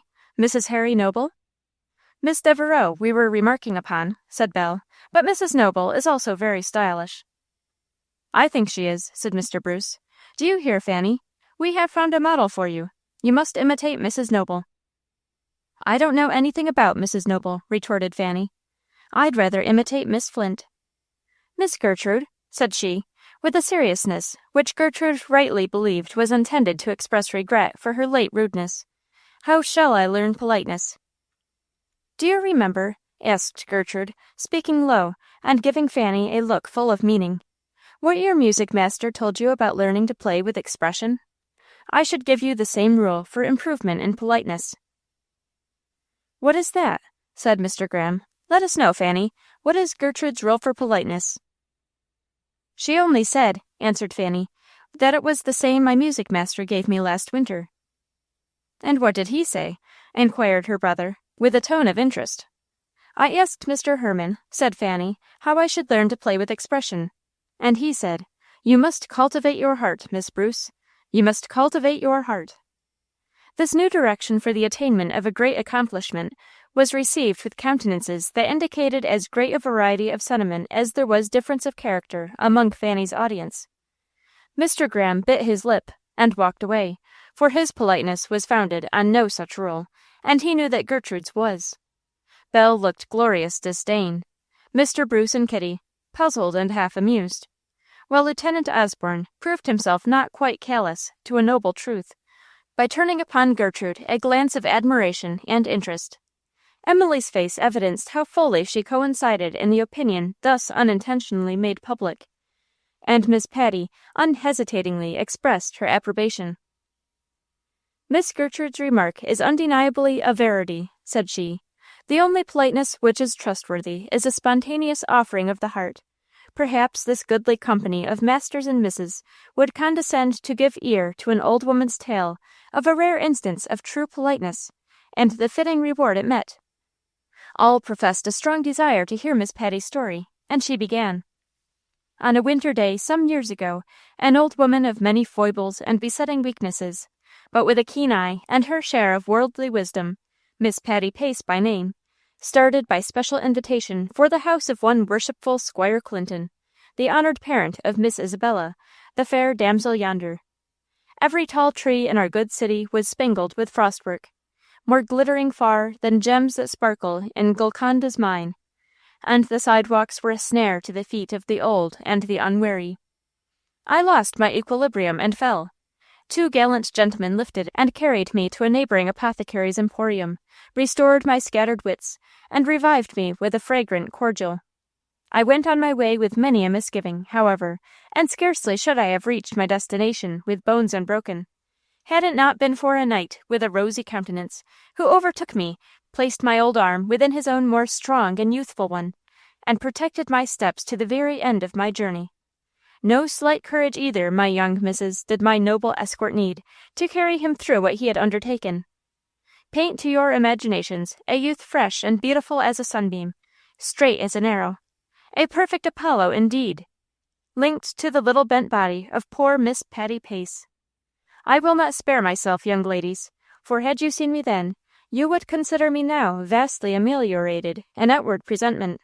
My double row of teeth were stowed away in my pocket, my frisette was pushed back from my head by my recent fall, and my gogs, the same my father wore before me, covered my face, and they alone attracted attention, and created some excitement. But he went on unmoved, and in spite of many a captivating glance and smile from long rows of beautiful young maidens whom we met, and many a sneer from the youths of his own age, he sustained my feeble form with as much care as if I had been an empress, and accommodated his buoyant step to the slow movement which my infirmities compelled. Ah, what a spirit of conformity he manifested, my knight of the rosy countenance! Could you have seen him, Miss Catherine, or you, Miss Frances, your palpitating hearts would have taken flight forever. He was a paragon indeed. Whither his own way tended I cannot say, for he moved in conformity to mine, and left me not until I was safe at the abode of Mistress Clinton. I hardly think he coveted my old heart, but I sometimes believe it followed him, for truly he is still a frequent subject of my meditations." "Ah, then that was his reward," exclaimed Kitty. "Not so, Miss Kitty. Guess again." "I can think of nothing so desirable, Miss Patty." "His fortune in life, Miss Catherine. That was his reward. It may be that he cannot yet estimate the full amount of his recompense." "How so?" exclaimed Fanny. "I will briefly narrate the rest. Mistress Clinton encouraged me always to converse much in her presence. She knew my taste, and was disposed to humor me, and I was pleased to be indulged. I told my story, and enlarged upon the merits of my noble youth and his wonderful spirit of conformity. The squire, a gentleman who estimates good breeding, was present, with his ears open, and when I recommended my knight with all the eloquence I could command, he was amused, interested, pleased. He promised to see the boy, and did so. The noble features spake for themselves, and gained him a situation as clerk, from which he has since advanced in the ranks. Until now he occupies the position of partner and confidential agent in a creditable and wealthy house. Miss Isabella, it would rejoice my heart to hear the latest tidings from Mr. William Sullivan." "He is well, I believe," said Isabella, sulkily. "I know nothing to the contrary." "Oh, Gertrude knows," said Fanny. "Gertrude knows all about Mr. Sullivan. She will tell you." All turned and looked at Gertrude, who, with face flushed and eyes glistening with the interest she felt in Miss Patty's narrative, stood leaning upon Emily's chair. Miss Patty now appealed to her, much surprised, however, at her having any knowledge of her much admired and well-remembered young escort. Gertrude drew near, and answered all her questions without the least hesitation or embarrassment, but in a tone of voice so low that the others, most of whom felt no interest in Willie, entered into conversation, and left her and Miss Patty to discourse freely concerning a mutual friend.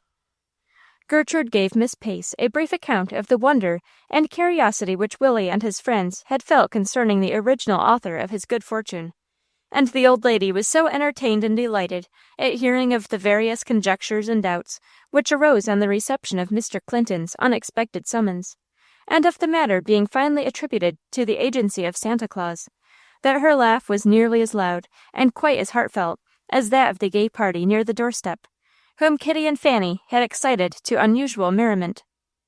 Miss Pace was just taxing Gertrude with interminable compliments and messages of remembrance to be dispatched in her next letter to Willie, when Mrs. Graham presented herself, refreshed both in dress and countenance since her nap, and arrested the attention of the whole company by exclaiming, in her abrupt manner and loud tones, "What!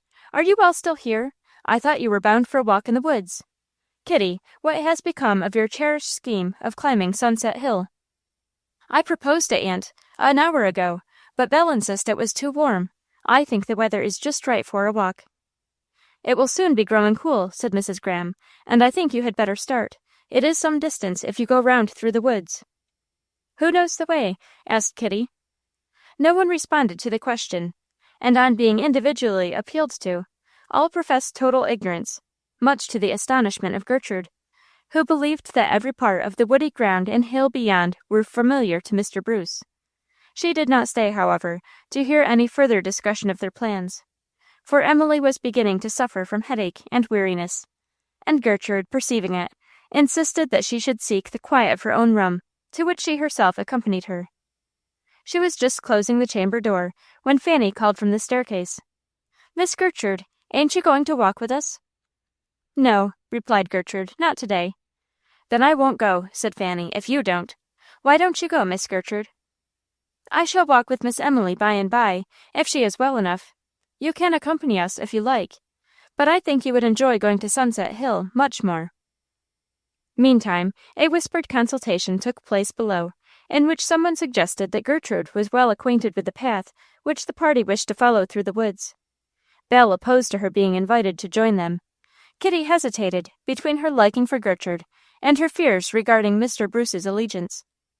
Lieutenant Osborne forbore to urge what Belle disapproved, and Mr. Bruce remained silent, trusting to the final necessity of her being invited to act as guide, in which capacity he had purposely concealed his own ability to serve. This necessity was so obvious that, as he had foreseen, Kitty was at last dispatched to find Gertrude and make known their request. Chapter 30. There are haughty steps that would walk the globe o'er necks of humbler ones. Miss L. P. Smith. Gertrude would have declined, and made her attendance upon Emily an excuse for non-compliance, but Emily herself, believing that the exercise would be beneficial to Gertrude, interfered, and begged her to agree to Kitty's apparently very cordial proposal, and on the latter's declaring that the expedition must otherwise be given up, she consented to join it. To change her slippers for thick walking boots occupied a few minutes only. A few more were spent in a vain search for her flat hat, which was missing from the closet where it usually hung. "What are you looking for?" said Emily, hearing Gertrude once or twice open and shut the door of the large closet at the end of the upper entry. "My hat, but I don't see it. I believe I shall have to borrow your sunbonnet again," and she took up a white sunbonnet, the same she had worn in the morning, and which now lay on the bed. "Certainly, my dear," said Emily. "I shall begin to think it's mine before long," said Gertrude gaily, as she ran off. "I wear it so much more than you do." She found Fanny waiting for her. The rest of the party had started, and were some distance down the road, nearly out of sight. Emily now called from the staircase, "Gertrude, my child, have you thick shoes? It is always very wet in the meadow beyond the Thornton place." Gertrude assured her that she had, but fearing that the others were less carefully equipped, inquired of Mrs. Graham whether Belle and Kitty were insured against the dampness, possibly the mud, they might encounter.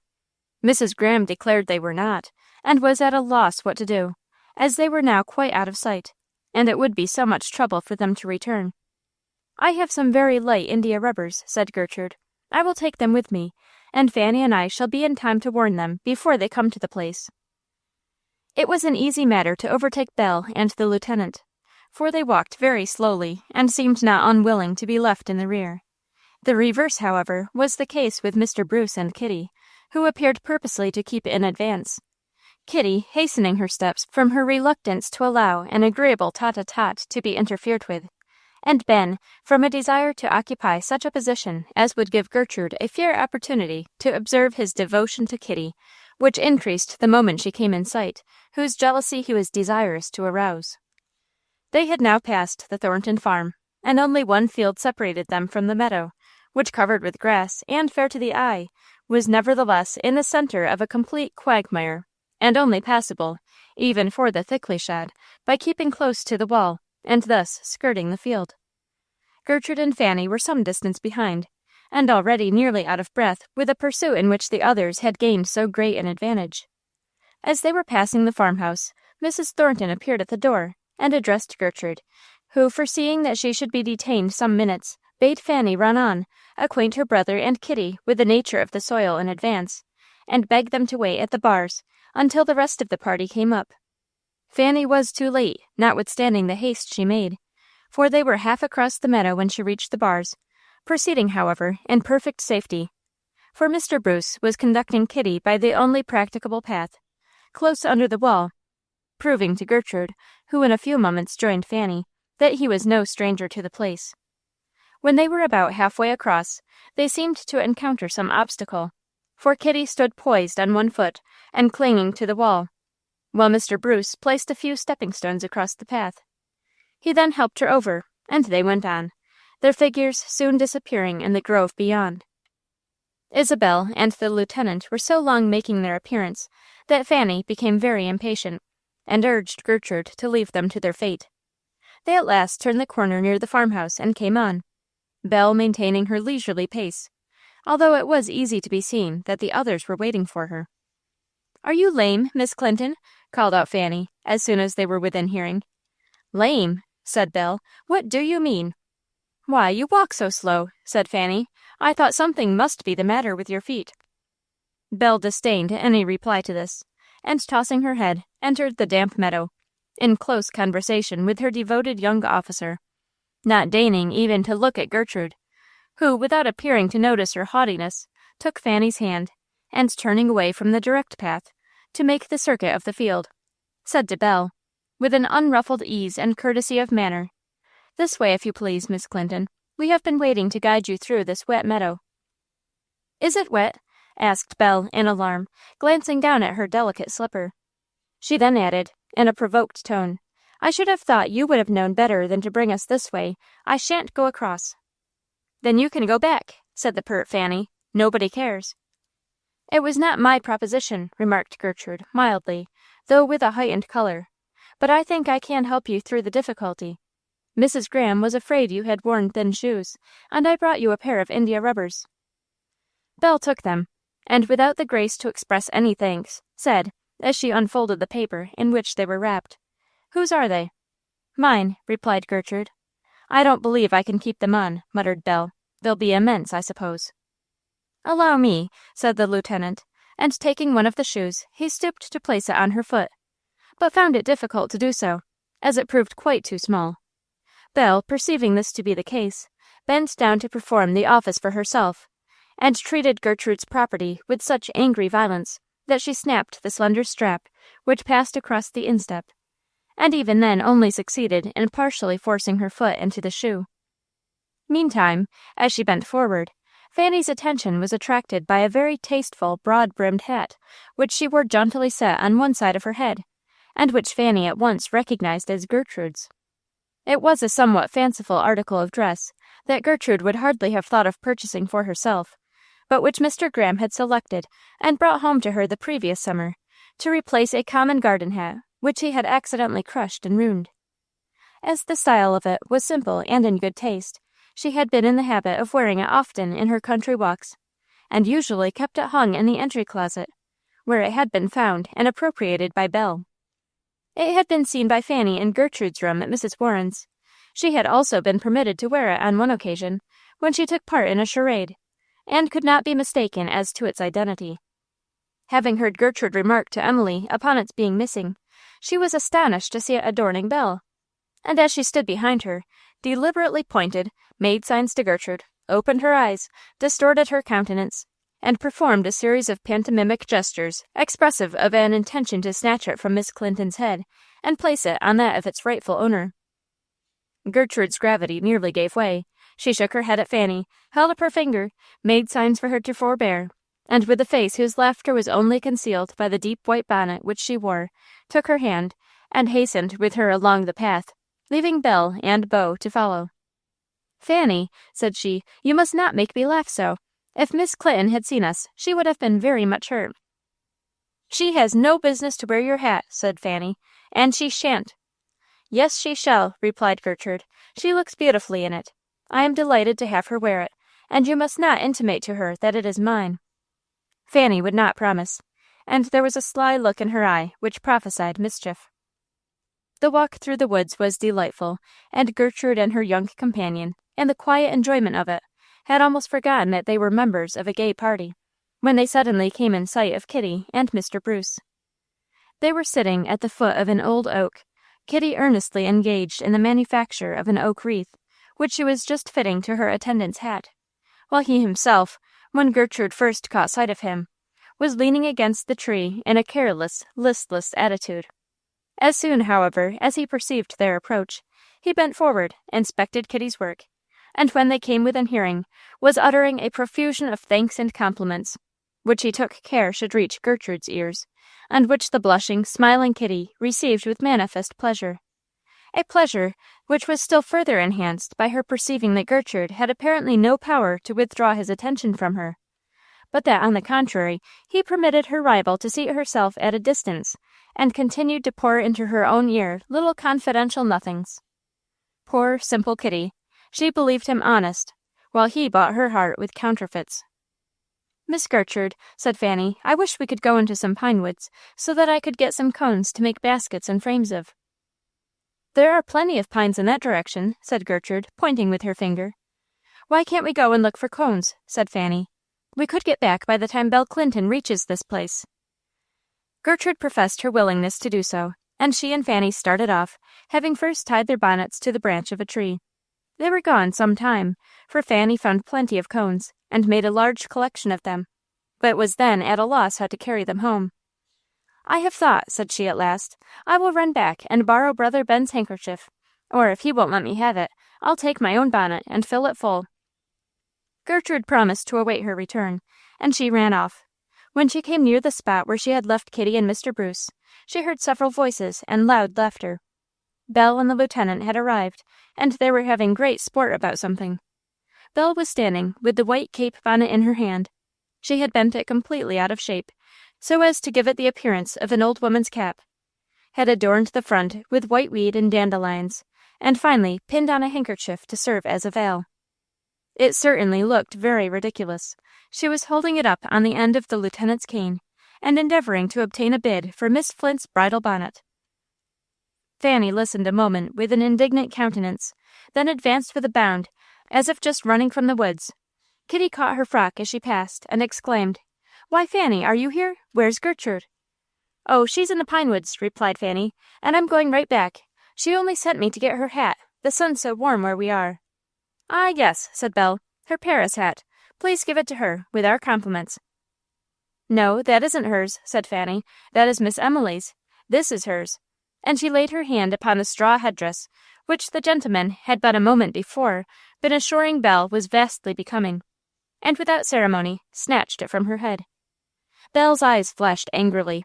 "What do you mean?" said she. "You saucy little creature. Give me that hat." And she stretched out her hand to take it. "I shan't do any such thing," said Fanny. "It's Gertrude's hat. She looked for it this afternoon, but concluded it was either lost or stolen, and so borrowed Miss Emily's cape bonnet. But she'll be very glad to find it, and I'll carry it to her. I rather think," said she, looking over her shoulder as she ran off, "I rather think Miss Emily would be willing you should wear her bonnet home, if you'll be careful and not bend it." A few moments of embarrassment and anger to Belle, laughter from Kitty and Mr. Bruce, and concealed amusement on Lieutenant Osborne's part, and Gertrude came hastily from the woods, with the hat in her hand, Fanny following her, and taking advantage of Belle's position, with her back towards her, to resume her pantomimic threats and insinuations. "Miss Clinton," said Gertrude, as she placed the hat in her lap, "I'm afraid Fanny has been very rude in my name. I did not send her for either hat or bonnet, and shall be pleased to have you wear this as often as you like." "I don't want it," said Belle scornfully. "I'd no idea it belonged to you." "Certainly not. I am aware of it," said Gertrude. "But I trust that will not prevent your making use of it for today at least." Without urging the matter further, she proposed that they should hasten on to the top of the hill, which they could not otherwise reach before sundown, and set the example by moving forward in that direction, Fanny accompanying her, and busying herself as she went with stripping the decorations from Emily's despised bonnet, Belle tying an embroidered handkerchief under her chin, and Mr. Bruce swinging on his arm the otherwise neglected hat. Belle did not recover her temper for the evening. The rest found their excursion agreeable, and it was nearly dark when they reached the Thornton farm on their return. Here Gertrude left them, telling Fanny that she had promised to stop and see Jemmy Thornton, one of her Sunday school class, who was sick with a fever, and refusing to let her remain, as her mother might not wish her to enter the house where several of the family were sick. About an hour after, as Gertrude was walking home in some haste, she was joined near Mr. Graham's house by Mr. Bruce, who, with her hat still hanging on his arm, seemed to have been awaiting her return. She started on his abruptly joining her, for it was so dark that she did not at once recognize him, and supposed it might be a stranger. "Miss Gertrude," said he, "I hope I don't alarm you." "Oh, no," said she, reassured by the sound of his voice. "I did not know who it was." He offered his arm, and she took it, for his recent devotion to Kitty had served in some degree to relieve her of any fear she had felt lest his attentions carried meaning with them, and concluding that he liked to play beau general, she had no objection to his escorting her home. "We had a very pleasant walk this evening," said he. "At least I had. Miss Kitty is a very entertaining companion." "I think she is," replied Gertrude. "I like her frank, lively manners much." "I am afraid you found Fanny rather poor company. I should have joined you occasionally, but I could hardly find an opportunity to quit Miss Kitty.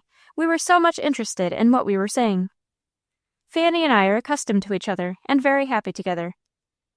"Do you know we have planned a delightful drive for tomorrow?" "No, I was not aware of it." "I suppose Miss Ray expects I shall ask her to go with me. But supposing, Miss Gertrude, I should give you the preference, and ask you, what should you say?" "That I was much obliged to you, but had an engagement to take a drive with Miss Emily," replied Gertrude, promptly. "Indeed," said he, in a surprised and provoked tone. "I thought you would like it. But Miss Kitty, I doubt not, will accept. I will go in and ask her," for they had now reached the house. "Here is your hat." "Thank you," said Gertrude, and would have taken it, but Ben still held it by one string and said, "Then you won't go, Miss Gertrude?" "My engagement with Miss Emily cannot be postponed on any account," answered Gertrude, thankful that she had so excellent a reason for declining. "Nonsense," said Mr. Bruce. "You could go with me if you chose, and if you don't, I shall certainly invite Miss Kitty." The weight he seemed to attach to this threat astonished Gertrude. "Can it be possible," thought she, "that he expects thus to pique and annoy me?" And she replied to it by saying, "I shall be happy if my declining prove the means of Kitty's enjoying a pleasant drive. She is fond of variety, and has few opportunities here to indulge her taste." They now entered the parlor. Mr. Bruce sought Kitty in the recess of the window, and Gertrude, not finding Emily present, stayed but a short time in the room, long enough, however, to observe Mr. Bruce's exaggerated devotion to Kitty, which was marked by others beside herself. Kitty promised to accompany him the next day, and did so.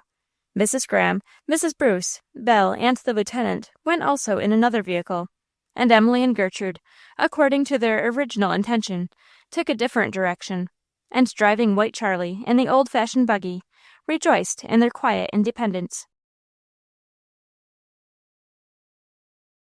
Chapter 31. Sporting at will, and molding sport to art, with that sad holiness, the human heart. New Timon. And now days and even weeks passed on, and no marked event took place in Mr. Graham's household. The weather became intensely warm, and no more walks and drives were planned. The lieutenant left the neighboring city, which was at this season nearly deserted by the friends of Mrs. Graham and her nieces, and Isabel, who could neither endure with patience excessive heat or want of society, grew more irritable and fretful than ever. To Kitty, however, these summer days were fraught with interest.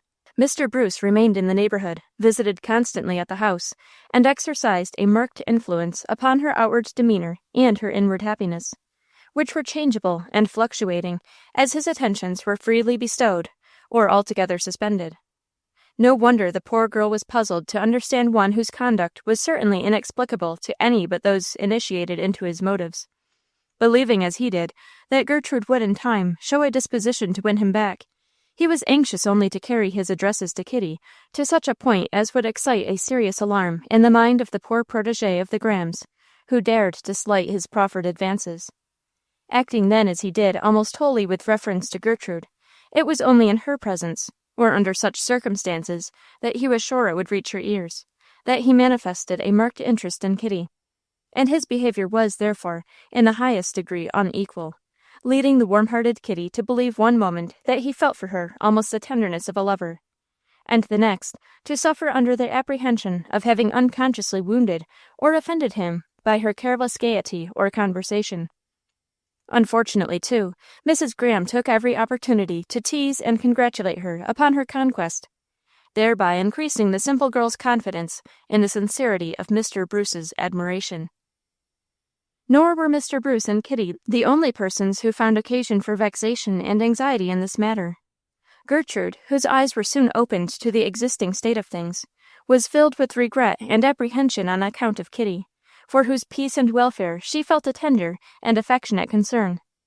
The suspicions to which Mr. Bruce's conduct gave rise, during the scenes which have been detailed, were soon strengthened into convictions, for on several occasions, after he had been offering Kitty ostentatious proofs of devotion, he thought proper to test their effect upon Gertrude by the tender of some attention to herself, more than intimating, at the same time, that she had it in her power to rob Kitty of all claim upon his favor. Gertrude availed herself of every opportunity to acquaint him with the truth, that he could not possibly render himself more odious in her eyes than by the use of such mean attempts to mortify her. But attributing her warmth to the very feeling of jealousy which he desired to excite, the selfish young man persevered in his course of folly and wickedness. As he only proffered his attentions, and made no offer of his heart and hand, Gertrude did not in the least trust his professions towards herself, considering them merely as intended, if possible, to move her from her firm and consistent course of behavior, in order to gratify his self-love. But she saw plainly that, however light and vain his motives might be in her own case, they were still more so with reference to Kitty, and she was deeply grieved at the evident unconsciousness of this fact, which the simple girl constantly exhibited. For strangely enough, Kitty, having quite forgotten that she had a few weeks back looked upon Gertrude as a rival, now chose her for her bosom friend and confidant. Her aunt was too coarse and rough, Belle too selfish and vain, to be entrusted with little matters of the heart. And though Kitty had no idea of confessing her partiality for Mr. Bruce, the transparency of her character was such that she betrayed her secret to Gertrude, without being in the least aware that she had done so. Though no one but Gerty appeared to observe it, Kitty was wonderfully changed. The gay, laughing, careless Kitty had now her fits of musing. Her sunny face was subject to clouds that flitted across it and robbed it of all its brightness. Now her spirits were unnaturally free and lively, and now she wore a pensive expression, and stealthily lifting her eyes, fixed them anxiously on the face of Mr. Bruce, as if studying his temper or his sentiments.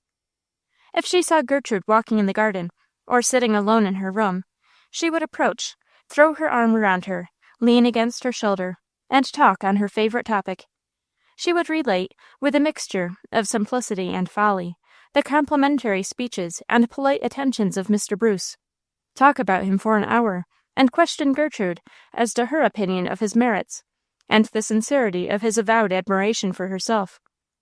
She would intimate her perception of some fault possessed by him, who was in her eyes almost perfection, and when Gertrude coincided with her, and expressed regret at the evident failing, she would exhaust a great amount of strength and ingenuity in her efforts to prove that they were both mistaken in attributing it to him, and that, if he had a fault, it was in reality quite the reverse.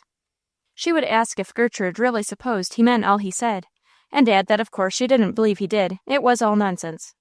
And if Gertrude embraced the opportunity to avow the same opinion, and declare that it was not best to trust all his high-flown flatteries, poor Kitty's face would fall, and she would proceed to give her reasons for sometimes thinking he was sincere. He had such a truthful, earnest way of speaking. It was no use to throw out hints, or try to establish safeguards. Kitty was completely infatuated. At last Mr. Bruce thought proper to try Gertrude's firmness by offering to her acceptance a rich ring. Not a little surprised at his presumption, she declined it without hesitation or ceremony, and the next day saw it on the finger of Kitty, who was eager to give an account of its presentation. "And did you accept it?" asked Gertrude, with such a look of astonishment that Kitty observed it, and evaded an acknowledgment of having done so, by saying with a blushing countenance that she agreed to wear it a little while. "I wouldn't," said Gertrude. "Why not?" "Because, in the first place, I do not think it is in good taste to receive rich gifts from gentlemen. And then, again, if strangers notice it, you may be subjected to unpleasant, significant remarks." "What would you do with it?" asked Kitty. "I should give it back." Kitty looked very undecided, but on reflection concluded to offer it to Mr. Bruce, and tell him what Gertrude said. She did so, and that gentleman, little appreciating Gertrude's motives, and believing her only desirous of making difficulty between him and Kitty, jumped at the conclusion that her heart was won at last, and that his triumph would now be complete. He was disappointed, therefore, when, on his next meeting with her, she treated him, as she had invariably done of late, with cool civility. Indeed, it seemed to him that she was more insensible than ever to his attractions, and hastily quitting the house, much to the distress of Kitty, who spent the rest of the day in thinking over everything she had done and said which could by any possibility have given offense, he sought his old haunt under the pear tree, and gave himself up to the consideration of a weighty question. Seldom did Ben Bruce feel called upon to take serious views of any subject. Seldom was he accustomed to rally and marshal the powers of his mind, and deliberately weigh the two sides of an argument. Living as he did, with no higher aim than the promoting of his own selfish gratification, he had been wont to avail himself of every opportunity for amusement and indulgence, and even to bring mean and petty artifice to the furtherance of his plans. Possessed as he was, notwithstanding his narrow mind, with what is often called a good lookout, he was rarely cheated or defrauded of his rights. He knew the value of his money and position in life, and never suffered himself to be sacrificed to the designs of those who hoped to reap a benefit from his companionship. Self-sacrifice, too, was a thing of which he had no experience, and with which, as seen in others, he felt no sympathy. Now, however, a crisis had arrived when his own interests and wishes clashed, when necessity demanded that one should be immolated at the shrine of the other, and a choice must be made between the two.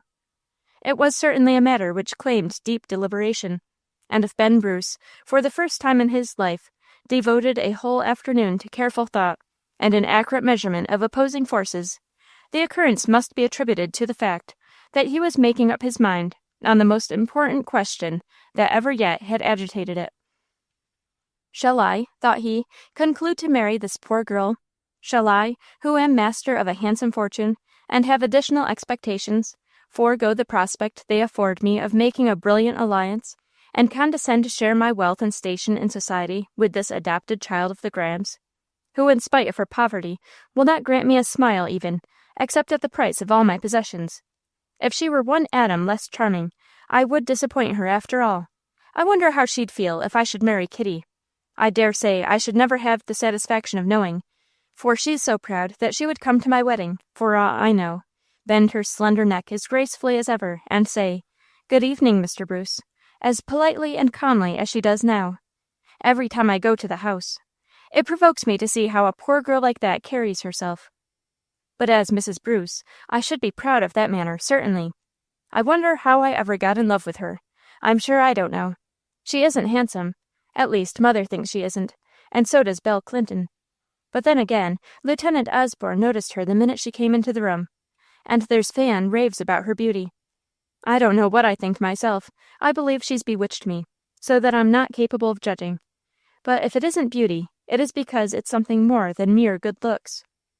Thus he soliloquized, and as, every time he revolved the subject, he commenced by dwelling upon the immense sacrifice he was making, and ended with reflections upon Gertrude's charms, it may well be supposed that he ultimately came to the conclusion that he should suffer less by laying his fortune at her feet than by the endeavor to enjoy the fortune without her. For a few days after he arrived at the resolve on this point, he had no opportunity to address a word to Gertrude, who was now doubly anxious to avoid him, and spent nearly the whole day above stairs, except when, at Emily's request, she accompanied her for a short time into the parlor, and even then she took pains, under some pretext or other, to remain close by the side of her blind friend. About this time, Mrs. Graham and Mrs. Bruce, with their families, received cards for a levee to be held at the house of an acquaintance nearly 5 miles distant. It was on the occasion of the marriage of a schoolmate of Isabel's, and both she and Kitty were desirous to be present. Mrs. Bruce, who had a close carriage, invited both the cousins to accompany her, and as Mr. Graham's carryall, when closed, would only accommodate himself and the lady, the proposal was gladly acceded to. The prospect of a gay assembly, and an opportunity for display, revived Isabel's drooping spirits and energy. Her rich evening dresses were brought out, for the selection of the most suitable and becoming, and as she stood before the mirror, and tried on first one wreath and then another, and looked so beautiful in each that it was difficult to make a choice, Kitty, who stood by, eagerly endeavoring to win her attention, and obtain her advice concerning the style and color most desirable for herself, gave up in despair, and ran off to consult Gertrude. She found her reading in her own room, but on Kitty's abrupt entrance, she laid down her book, and gave her undivided attention to the subject which was under discussion. "Gertrude," said Kitty, "what shall I wear this evening? I've been trying to get Belle to tell me, but she never will speak a word, or hear what I ask her, when she's thinking about her own dress. I declare she's dreadfully selfish." "Who advises her?" asked Gertrude. "Oh, nobody. She always decides for herself. But then she has so much taste, and I haven't the least in the world. So do tell me, Gertrude, what had I better wear tonight?" "I'm the last person you should ask, Kitty. I never went to a fashionable party in my life." "That doesn't make any difference. I'm sure if you did go, you'd look better than any of us, and I'm not afraid to trust to your opinion, for I never in my life saw you wear anything that didn't look genteel. Even your gingham morning gown has a sort of stylish air." "Stop, stop, Kitty. You are going too far. You must keep within bounds, if you want me to believe you." "Well, then," said Kitty, "to say nothing of yourself, for I know you're superior to flattery, Gertrude. Somebody told me so. Who furnishes Miss Emily's wardrobe? Who selects her dresses? I have done so lately, but—" I thought so, interrupted Kitty. I knew poor Miss Emily was indebted to you for always looking so nice and beautiful. No, indeed, Kitty, you are mistaken. I have never seen Emily better dressed than she was the first time I met her, and her beauty is not borrowed from art. It is all her own. Oh, I know she is lovely, and everybody admires her, but no one can suppose she would take pains to wear such pretty things, and put them on so gracefully, just to please herself. It is not done merely to please herself. It was to please her father that Emily first made the exertion to dress with taste as well as neatness. I have heard that, for some time after she lost her eyesight, she was disposed to be very careless. But having accidentally discovered that it was an additional cause of sorrow to him, she roused herself at once, and with Mrs. Ellis's assistance, contrived always afterwards to please him in that particular. But you observe, Kitty, she never wears anything showy or conspicuous. No, indeed, that is what I like. But Gertrude, hasn't she always been blind? No, until she was 16 she had beautiful eyes, and could see as well as you can. What happened to her? How did she lose them? I don't know. Didn't you ever ask? No. Why not? How queer. I heard that she didn't like to speak of it. But she would have told you. She half worships you. If she had wished me to know, she would have told without my asking. Kitty stared at Gertrude, wondering much at such unusual delicacy and consideration, and instinctively admiring a forbearance of which she was conscious she should herself have been incapable. But your dress, said Gertrude, smiling at Kitty's abstraction. Oh, yes, I had almost forgotten what I came here for, said Kitty. What shall it be, then? Thick or thin? Pink, blue, or white? What has Isabel decided upon? Blue, a rich blue silk. That is her favorite color, always, but it doesn't become me. No, I should think not, said Gertrude. But come, Kitty, we will go to your room and see the dresses, and I will give my opinion. Kitty's wardrobe having been inspected, and Gertrude having expressed her preference for thin and flowing material, especially in the summer season, a delicate white crepe was fixed upon.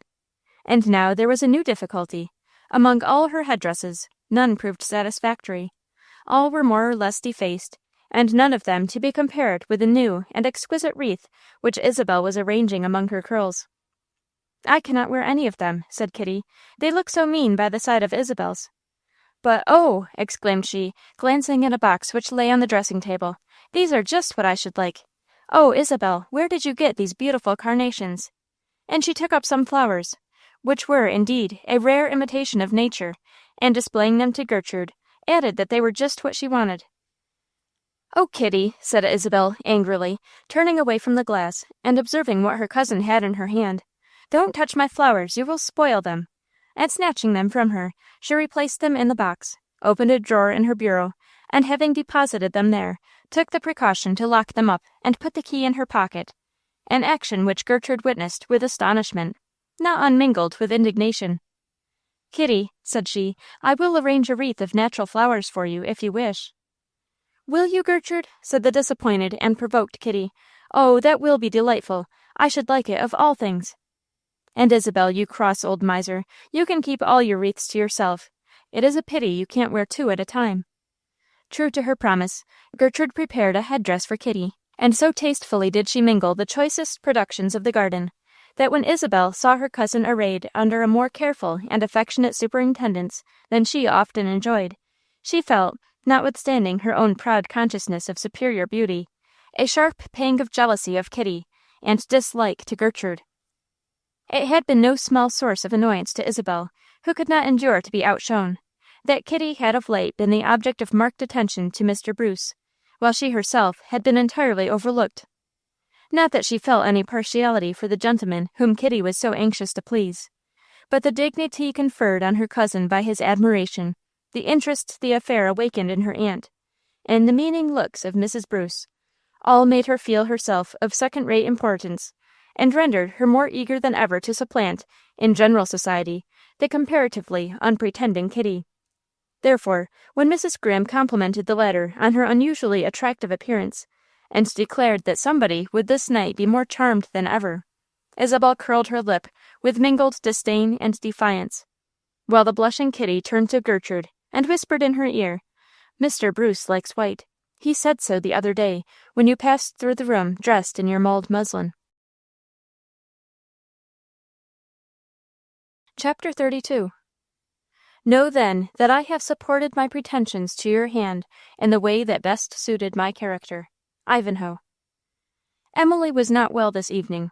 It was often the case, lately, that headache, unwonted weariness, or a nervous shrinking from noise and excitement sent her to her own room, and sometimes led her to seek her couch at an early hour. After Mrs. Graham and her nieces had gone downstairs to await Mr. Graham's pleasure and Mrs. Bruce's arrival, Gertrude returned to Emily, whom she had left only a short time before, and found her suffering more than usual from what she termed her troublesome head.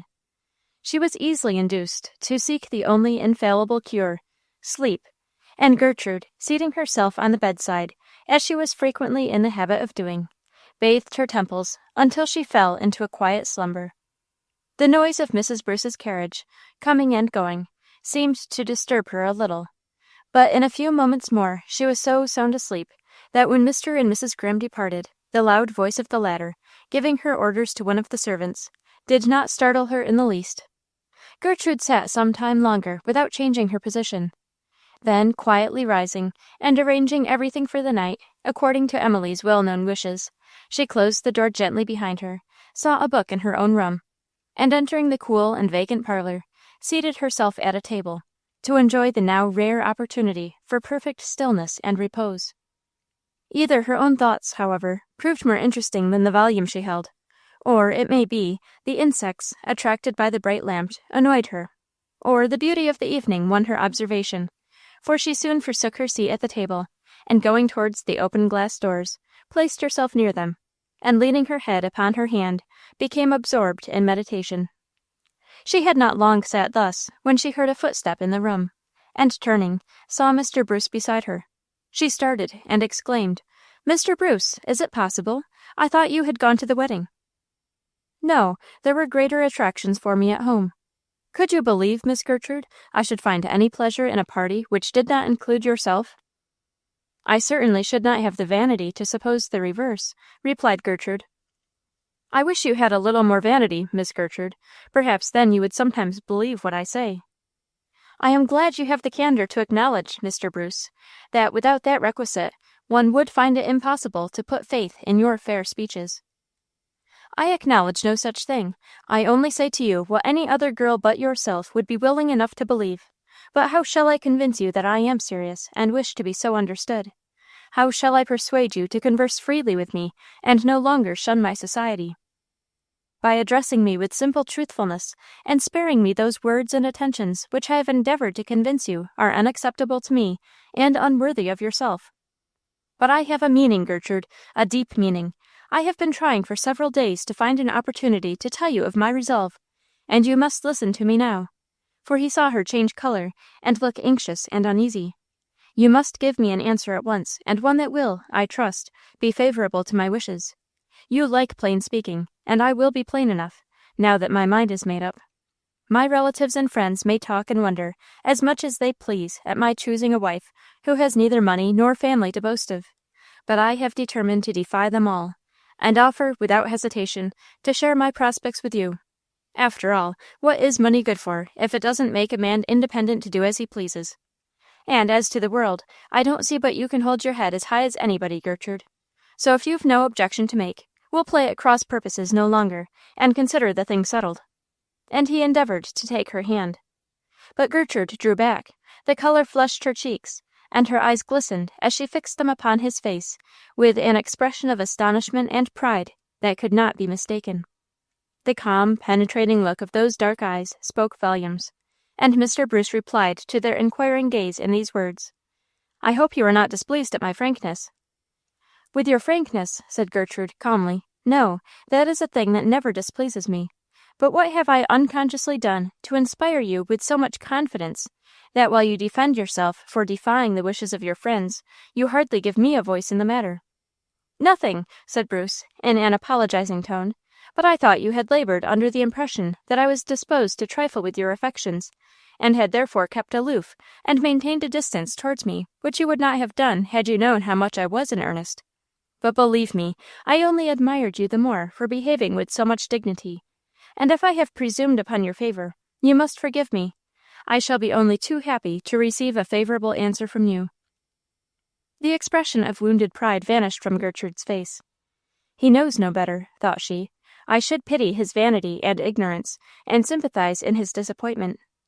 And in disclaiming, with a positiveness which left no room for further self-deception, any interest in Mr. Bruce beyond that of an old acquaintance and sincere well-wisher, she nevertheless softened her refusal by the choice of the mildest language and terms the least likely to grieve or mortify him. She felt, as every true woman must under similar circumstances, that her gratitude and consideration were due to the man who, however little she might esteem him, had paid her the highest honor. And though her regret in the matter was somewhat tempered by the thought of Kitty, and the strangeness of Mr. Bruce's conduct towards her, now rendered doubly inexplicable, she did not permit that reflection even to prevent her from maintaining the demeanor, not only of a perfect lady, but of one who, in giving pain to another, laments the necessity of doing so. She almost felt, however, as if her thoughtfulness for his feelings had been thrown away, when she perceived the spirit in which he received her refusal. "Gertrude," said he, "you are either trifling with me or yourself. If you are still disposed to coquette with me, I desire to have it understood that I shall not humble myself to urge you further. But if, on the other hand, you are so far forgetful of your own interests as deliberately to refuse such a fortune of mine, I think it's a pity you haven't got some friend to advise you. Such a chance doesn't occur every day, especially to poor schoolmistresses, and if you are so foolish as to overlook it, I'll venture to say you'll never have another." Gertrude's old temper rose at this insulting language, beat and throbbed in her chafed spirit, and even betrayed itself in the tips of her fingers, which trembled as they rested on the table near where she stood, having risen as Mr. Bruce spoke. But though this was an unlooked-for and unwanted rebellion of an old enemy, her feelings had too long been under strict regulation to yield to the blast, however sudden, and she replied in a tone which, though slightly agitated, was far from being angry. "Allowing I could so far forget myself, Mr. Bruce, I would not do you such an injustice as to marry you for your fortune. I do not despise wealth, for I know the blessing it may often be, but my affections cannot be bought with gold." And as she spoke, she moved towards the door. "Stay," said Mr. Bruce, catching her hand. "Listen to me one moment. Let me ask you one question. Are you jealous of my late attentions to another?" "No," answered Gertrude, "but I confess I have not understood your motives." "Did you think," asked he eagerly, "that I cared for that silly Kitty? Did you believe for a moment that I had any other desire than to show you that my devotion was acceptable elsewhere? No, upon my word, I never had the least particle of regard for her. My heart has been yours all the time, and I only danced attendance upon her in hopes to win a glance from you. An anxious glance, if might be. Oh, how often I have wished that you would show 1/4 of the pleasure that she did in my society, would blush and smile as she did, would look sad when I was dull, and laugh when I was merry, so that I might flatter myself, as I could in her case, that your heart was won. But as to loving her, pooh, Mrs. Grimm's poodle dog might as well try to rival you as that soft—" "Stop, stop!" exclaimed Gertrude, "for my sake, if not for your own. Oh, how—" She could say no more, but sinking into the nearest seat, burst into tears, and hiding her face in her hands, as had been her habit in childhood, wept without restraint. Mr. Bruce stood by in utter amazement. At last he approached her, and asked in a low voice, "What is the matter? What have I done?" It was some minutes before she could reply to the question. Then, lifting her head, and tossing the hair from her forehead, she displayed features expressive only of the deepest grief, and said in broken accents, "What have you done? Oh, how can you ask? She is gentle and amiable and affectionate. She loves everybody and trusts everybody. You have deceived her, and I was the cause of it. Oh, how could you do it?" A most disconcerted appearance did Ben present at her words, and hesitating was the tone in which she muttered, "She will get over it." "Get over what?" said Gertrude. "Her love for you? Perhaps so. I know not how deep it is. But think of her happy, trusting nature, and how it has been betrayed. Think how she believed your flattering words, and how hollow they were all the while. Think how her confidence has been abused, how that fatherless and motherless girl, who had a claim to the sympathy of all the world, has been taught a lesson of distrust." "I didn't think you would take it so," said Ben. "How else could I view it?" asked Gertrude. "Could you expect that such a course would win my respect?" "You take it very seriously, Gertrude. Such flirtations are common." "I am sorry to hear it," said Gertrude. "To my mind, unversed in the ways of society, it is a dreadful thing to trifle thus with the human heart. Whether Kitty loves you is not for me to say, but what opinion, alas, will she have of your sincerity?" "I think you're rather hard, Miss Gertrude, when it was my love for you that prompted my conduct." "Perhaps I am," said Gertrude. "It is not my place to censure. I speak only from the impulse of my heart. One orphan girl's warm defense of another is but natural. Perhaps she views the thing lightly, and does not need an advocate. But oh, Mr. Bruce, do not think so meanly of my sex as to believe that one woman's heart can be won to love and reverence by the author of another's betrayal. She were less than woman who could be so false to her sense of right and honor." "Betrayal? Nonsense! You are very high flown." "So much so, Mr. Bruce, that half an hour ago I could have wept with you that you should have bestowed your affection where it met with no requital. And if now I weep for the sake of her whose ears have listened to false professions, and whose peace has, to say the least, been threatened on my account, you should attribute it to the fact that my sympathies have not been exhausted by contact with the world." A short silence ensued. Ben went a step or two towards the door, then stopped, came back, and said, "After all, Gertrude Flint, I believe the time will come when your notions will grow less romantic, and you will look back to this night and wish you had acted differently. You will find out in time that this is a world where people must look out for themselves." Immediately upon this remark he left the room, and Gertrude heard him shut the hall door with a loud bang as he went out. A moment after, the silence that ensued was disturbed by a slight sound, which seemed to proceed from the deep recess in the window. Gertrude started, and as she went towards the spot, heard distinctly a smothered sob. She lifted a drapiered curtain, and there, upon the wide window-seat, her head bent over and buried in the cushions, and her little slender form distorted into a strange and forlorn attitude, such as might be seen in a grieved child, sat, or rather crouched, poor Kitty Ray. The crumpled folds of her white crape dress, her withered wreath, which had half fallen from her head and hung drooping on her shoulders, her disordered hair, and her little hand clinging to a thick cord connected with the window curtain, all added to the appearance of extreme distress. "Kitty!" cried Gertrude, at once recognizing her, although her face was hid. At the sound of her voice, Kitty sprung suddenly from her recumbent posture, threw herself into Gertrude's arms, laid her head upon her shoulder, and though she did not, could not weep, shook and trembled with an agitation which was perfectly uncontrollable. Her hand, which grasped Gertrude's, was fearfully cold. Her eyes seemed fixed, and occasionally, at intervals, the same hysterical sound, which had at first betrayed her in her hiding-place, alarmed her young protector, to whom she clung, as if seized with sudden fear. Gertrude supported her to a seat, and then, folding the slight form to her bosom, chafed the cold hands, and again kissing the rigid lips, succeeded at last in restoring her to something like composure. For an hour she lay thus, receiving Gertrude's caresses with evident pleasure, and now and then returning them convulsively, but speaking no word, and making no noise.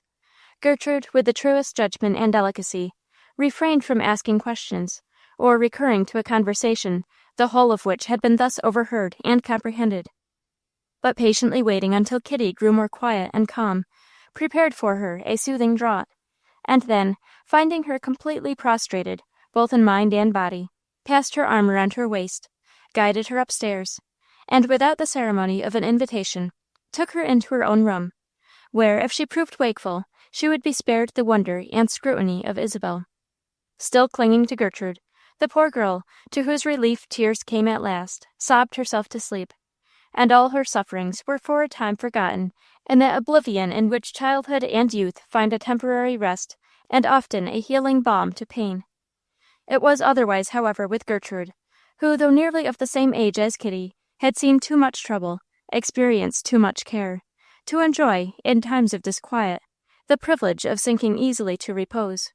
She felt under the necessity, too, of remaining awake until Isabel's return, that she might inform her what had become of Kitty, whom she would be sure to miss from the room which they occupied in common.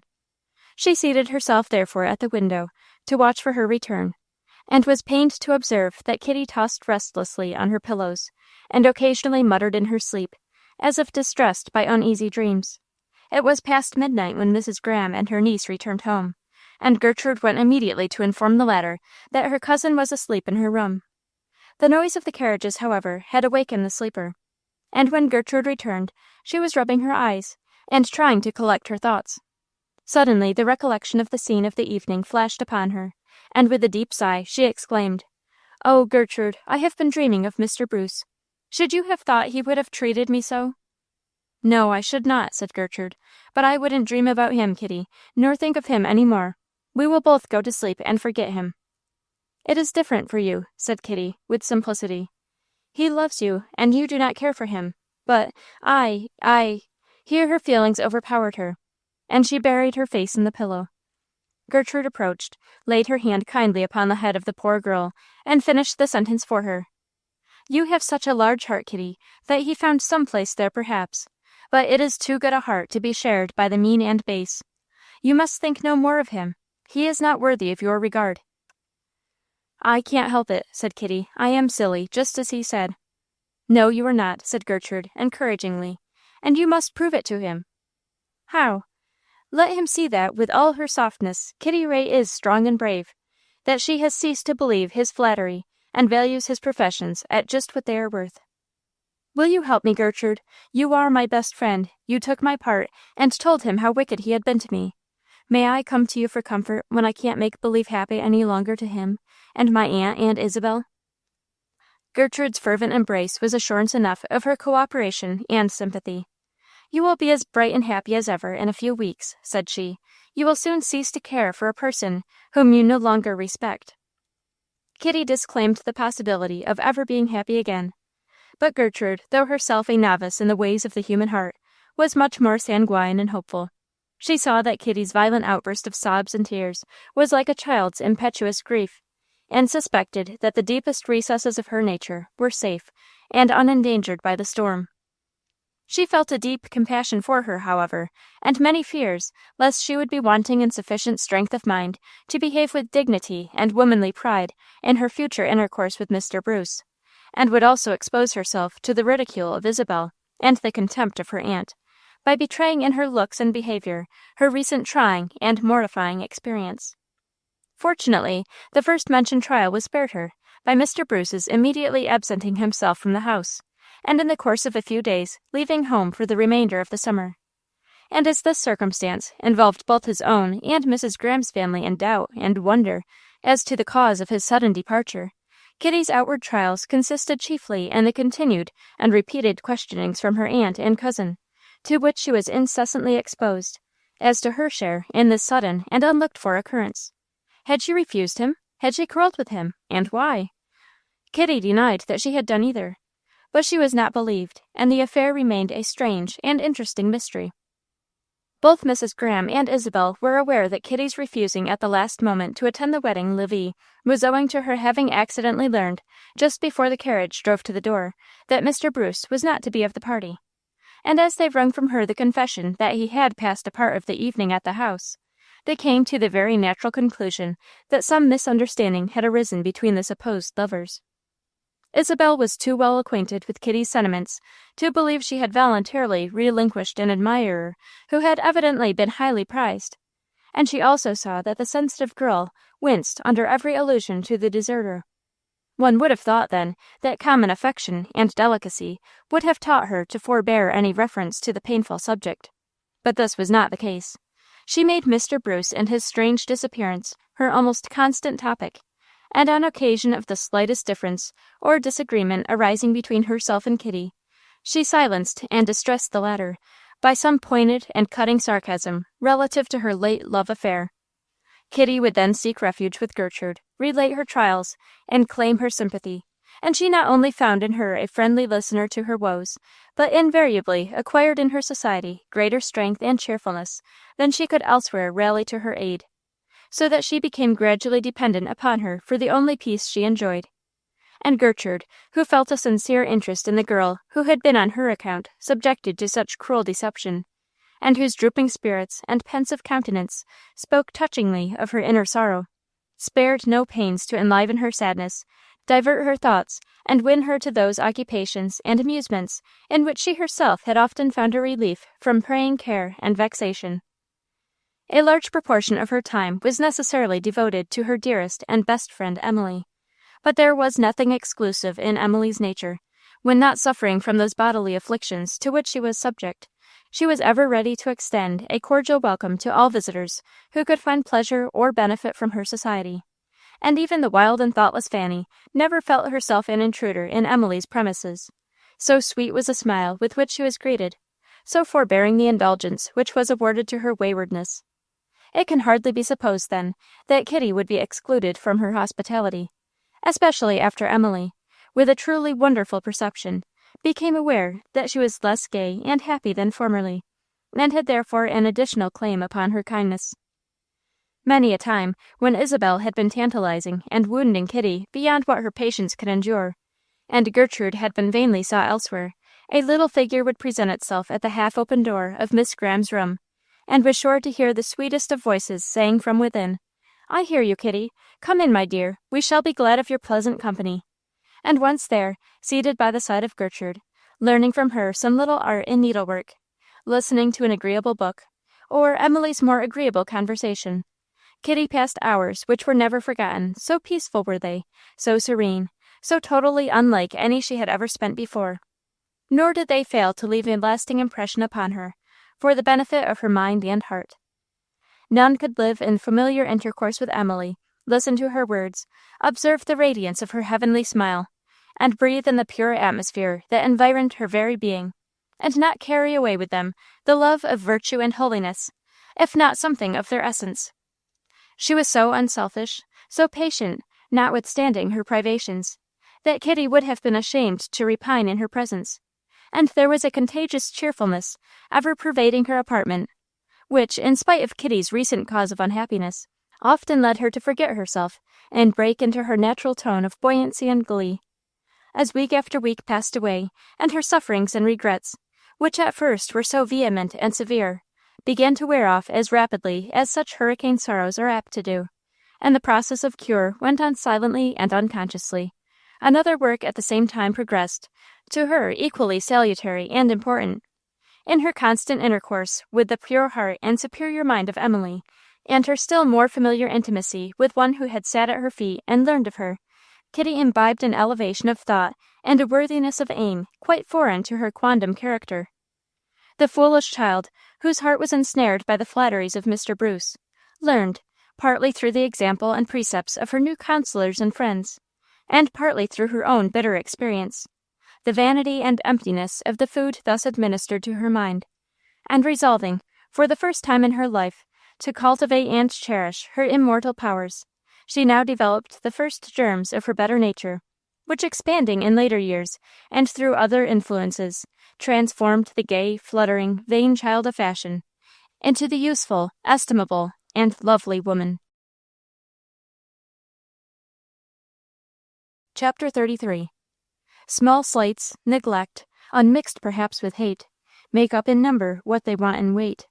These and 1,000 griefs minute as these, corrode our comfort and destroy our ease. Hannah More. Little did Gertrude imagine, while she was striving most disinterestedly to promote the welfare and happiness of Kitty, who had thrown herself upon her love and care, the jealousy and ill will she was exciting in others. Isabel, who had never liked one whose whole tone of action and life was a continual reproach to her own vanity and selfishness, and who saw in her the additional crime of being the favored friend of a youth of whose interesting boyhood she herself retained a sentimental recollection, was ready and eager to seize the earliest opportunity of rendering her odious in the eyes of Mrs. Graham. She was not slow to observe the remarkable degree of confidence that seemed to exist between Kitty and Gertrude. She remembered that her cousin had forsaken her own room for that of the latter the very night after her probable quarrel and parting with Bruce, and her resentment and anger, excited still farther by the growing friendship which her own coldness and unkindness to Kitty served only to strengthen and confirm, she hastened to communicate to Mrs. Graham her suspicion that Gertrude had, for purposes of her own, made a difficulty between Bruce and Kitty, fostered and widened the breach, and succeeded at last in breaking off the match. Mrs. Graham readily adopted Belle's opinion. "Kitty," said she, "is weak-minded, and evidently very much under Miss Flint's influence. I shouldn't be surprised if you were right, Belle." Thus leagued together, they endeavored to surprise or entrap Kitty into a confession of the means which had been taken by Gertrude to drive away her lover, and outwit herself.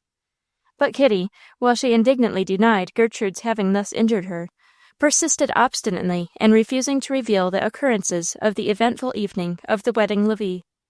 It was the first secret Kitty ever did keep, but her woman's pride was involved in the affair, and she preserved it with a care which both honor and wisdom prompted. Mrs. Graham and Belle were now truly angry, and many were the private discussions held by them on the subject, many the vain conjectures which they conjured up, and as day after day they became more and more incensed against Gertrude, so they gradually began to manifest it in their demeanor. Gertrude soon perceived the incivility to which she was constantly subjected, for though in a great degree independent of their friendship, she could not live under the same roof without their having frequent opportunities to wound her by their rudeness, which soon became marked, and would have been unendurable to one whose disposition was less thoroughly schooled than Gertrude's. With wonderful patience, however, did she preserve her equanimity. She had never looked for kindness and attention from Mrs. Graham and Isabel. She had seen from the first that between herself and them there could be little sympathy, and now that they manifested open dislike, she struggled to maintain, on her part, not only self-command and composure, but a constant spirit of charity. It was well that she did not yield to this comparatively light trial of her forbearance, for a new, unexpected, and far more intense provocation was in store for her. Her malicious persecutors, incensed and irritated by an unlooked-for calmness and patience, which gave them no advantage in their one-sided warfare, now made their attack in another quarter, and Emily, the sweet, lovely, unoffending Emily, became the object against whom they aimed many of their shafts of unkindness and ill will. Gertrude could bear injury, injustice, and even hard and cruel language, when exercised towards herself only, but her blood boiled in her veins when she began to perceive that her cherished Emily was becoming the victim of mean and petty neglect and ill usage. To address the gentle Emily in other words than those of courtesy was next to impossible. It was equally hard to find fault with the actions of one whose life was so good and beautiful, and the somewhat isolated position which she occupied on account of her blindness seemed to render her secure from interference. But Mrs. Graham was coarse and blunt, Isabel selfish and unfeeling, and long before the blind girl was herself aware of any unkind intention on their part, Gertrude's spirit had chafed and rebelled at the sight and knowledge of many a word and act, well calculated, if perceived, to annoy and distress a sensitive and delicate spirit. Many a stroke was warded off by Gertrude, many a neglect atoned for, before it could be felt, many a nearly defeated plan, which Emily was known to have at heart, carried through and accomplished by Gertrude's perseverance and energy, and for some weeks Emily was kept ignorant of the fact that many a little office, formerly performed for her by a servant, was now fulfilled by Gertrude, who would not let her know that Bridget had received from her mistress orders which were quite inconsistent with her usual attendance upon Miss Graham's wants. Mr. Graham was at this time absent from home, some difficulty and anxiety in business matters having called him to New York, at a season when he usually enjoyed his leisure, free from all such cares. His presence would have been a great restraint upon his wife, who was well aware of his devoted affection for his daughter, and his wish that her comfort and case should always be considered of first-rate importance. Indeed, his love and thoughtfulness for Emily, and the enthusiastic devotion manifested towards her by every member of the household, had early rendered her an object of jealousy to Mrs. Graham, who was therefore very willing to find ground of offense against her, and in her case, as in Isabel's, Kitty's desertion to what her aunt and cousin considered the unfriendly party was only a secondary cause of distrust and dislike. The misunderstanding with Mr. Bruce, and their unworthy suspicions of it having been fostered by Gertrude, aided and abetted by Emily, furnished, however, an ostensible motive for the indulgence of their animosity, and one of which they resolved to avail themselves to the utmost. Shortly before Mr. Graham's return home, Mrs. Graham and Isabel were sitting together, endeavoring to while away the tedious hours of a sultry August afternoon by indulging themselves in an unlimited abuse of the rest of the household, when a letter was brought to Mrs. Graham, which proved to be from her husband. After glancing over its contents, she remarked, with an air of satisfaction, "Here is good news for us, Isabel, and a prospect of some pleasure in the world." And she read aloud the following passage: "The troublesome affair which called me here is nearly settled, and the result is exceedingly favorable to my wishes and plans. I now see nothing to prevent our starting for Europe the latter part of next month, and the girls must make their arrangements accordingly. Tell Emily to spare nothing towards a full and complete equipment for herself and Gertrude." "He speaks of Gertrude," said Isabel sneeringly, "as if she were one of the family. I'm sure I don't see any very great prospect of pleasure in traveling all through Europe with a blind woman and her disagreeable appendages. I can't think what Mr. Graham wants to take them for." "I wish he would leave them at home," said Mrs. Graham. "It would be a good punishment for Gertrude. But mercy, he would as soon think of going without his right hand as without Emily." "I hope, if ever I am married," exclaimed Isabel, "it won't be to a man that's got a blind daughter. Such a dreadful good person, too, whom everybody has got to worship and admire and wait upon." "I don't have to wait upon her," said Mrs. Graham. "That's Gertrude's business. It's what she's going for." "That's the worst of it. Blind girl has to have a waiting maid, and waiting maid is a great lady, who doesn't mind cheating your nieces out of their lovers, and even robbing them of each other's affection." "Well, what can I do, Belle? I'm sure I don't want Gertrude's company any more than you do, but I don't see how I can get rid of her." "I should think you'd tell Mr. Graham some of the harm she's done already. If you have any influence over him, you might prevent her going." "It would be no more than she deserves," said Mrs. Graham, thoughtfully, "and I am not sure but I shall give him a hint of her behavior. He'll be surprised enough when he hears of Bruce's sudden flight. I know he thought it would be a match between him and Kitty." At this point in the conversation, Isabel was summoned to see visitors, and left her aunt in a mood pregnant with consequences. As Isabel descended the front staircase, to meet with smiles and compliments the guests whom in her heart she wished 1,000 miles away on this intensely hot afternoon, Gertrude came up by the back way from the kitchen, and passed along a passage leading to her own room. She carried over one arm a dress of delicate white muslin, and a number of embroidered collars, sleeves, and ruffles, together with other articles, evidently fresh from the ironing board. Her face was flushed and heated. She looked tired, and, as she reached her room and carefully deposited her burden upon the bed, she drew a long breath, as if much fatigued, seated herself by a window, brushed the hair back from her face, and threw open a blind, to feel, if possible, a breath of cool air. Just at this moment, Mrs. Prime put her head in at the half-open door, and seeing Gertrude alone, entered the room, but stood fixed with astonishment on observing the evidences of her recent laborious employment. Then, glancing directly opposite at the fruits of her diligence, she burst forth indignantly, "My sakes alive, Miss Gertrude, I do believe you've been doing up them muslins yourself, after all." Gertrude smiled, but did not reply. "Now, if that ain't too bad," said the friendly and kind-hearted woman, "to think you should have been at work down in that 'ere hot kitchen, and all the rest on us taking a spell o' rest in the heat of the day. I'll warrant, if Miss Emily knew it, she'd never put on that white gown in this 'ere world." "It hardly looks fit for her to wear," said Gertrude. "I'm not much used to ironing, and have had a great deal of trouble with it. One side got dry before I could smooth out the other." "It looks elegant, Miss Gertrude, but what should you be doing Bridget's work for, I want to know?" "Bridget always has enough to do," said Gertrude, evading a direct answer, "and it's very well for me to have some practice. Knowledge never comes amiss, you know, Mrs. Prime. 'Tain't no kind of an afternoon for spearments of that sort, and you wouldn't ha' done it, I'll venture to say, if you hadn't been afeard Miss Emily would want her things, and find out they weren't done. Times is changed in this house, when Mr. Graham's own daughter, that was once to the head of everything, has to have her clothes laid by to make room for other folks.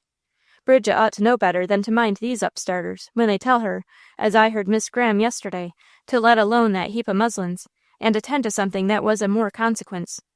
Our Katy would 'a' known better, but Bridget's a newcomer, like all the rest. Thinks I to myself then, what would Miss Gertrude say, if she suspected as how Miss Emily was being neglected? But I'll tell Miss Emily, as sure as my name's Prime, just how things go. You shan't get so red in the face with ironing again, Miss Gertrude. If the kind of frock she likes to wear can't be done up at home, And yourn too, what's more. The washing ought to be put out. There's money enough, and some of it ought to be spent for the use of the ladies, as is ladies. I wish to heart that Isabella could have to start round a little lively. 'Twould do her good. But lor, Miss Gertrude, it goes right to my heart to see all the vexatious things as is happening nowadays. I'll go right to Miss Emily this minute and blow my blast." "No, you won't, Mrs. Prime," said Gertrude persuasively, "when I ask you not to. You forget how unhappy it would make her if she knew that Mrs. Graham was so wanting in consideration. I would rather iron dresses every day, or do anything else for our dear Emily, than to let her suspect even that anybody could willingly be unkind to her." Mrs. Prime hesitated. "Miss Gertrude," said she, "I thought I loved our dear young lady as well as anybody could, but I believe you love her better still, to be so thoughtful and wise-like all for her sake. And I wouldn't say nothing about it, only I think a sight of you too. You've been here ever since you was a little gal, and we all set lots by you. And I can't see them folks right over your head, as I know they mean to. I know you love me, Mrs. Prime, and Emily too, so for the sake of us both, you mustn't say a word to anybody about the change in the family arrangements. We'll all do what we can to keep Emily from pain. And as to the rest, we won't care for ourselves. If they don't pet and indulge me as much as I've been accustomed to, the easiest way is not to notice it, and you mustn't put on your spectacles to see trouble. Lord bless your heart, Miss Gertrude, them folks is lucky to have you to deal with. It isn't everybody as would put up with them. They don't come much in my way, thank fortune. I let Miss Graham see right off that I wouldn't put up with interference. Cooks is privileged to set up for their rights, and I scared her out of my premises pretty quick, I'll tell yer.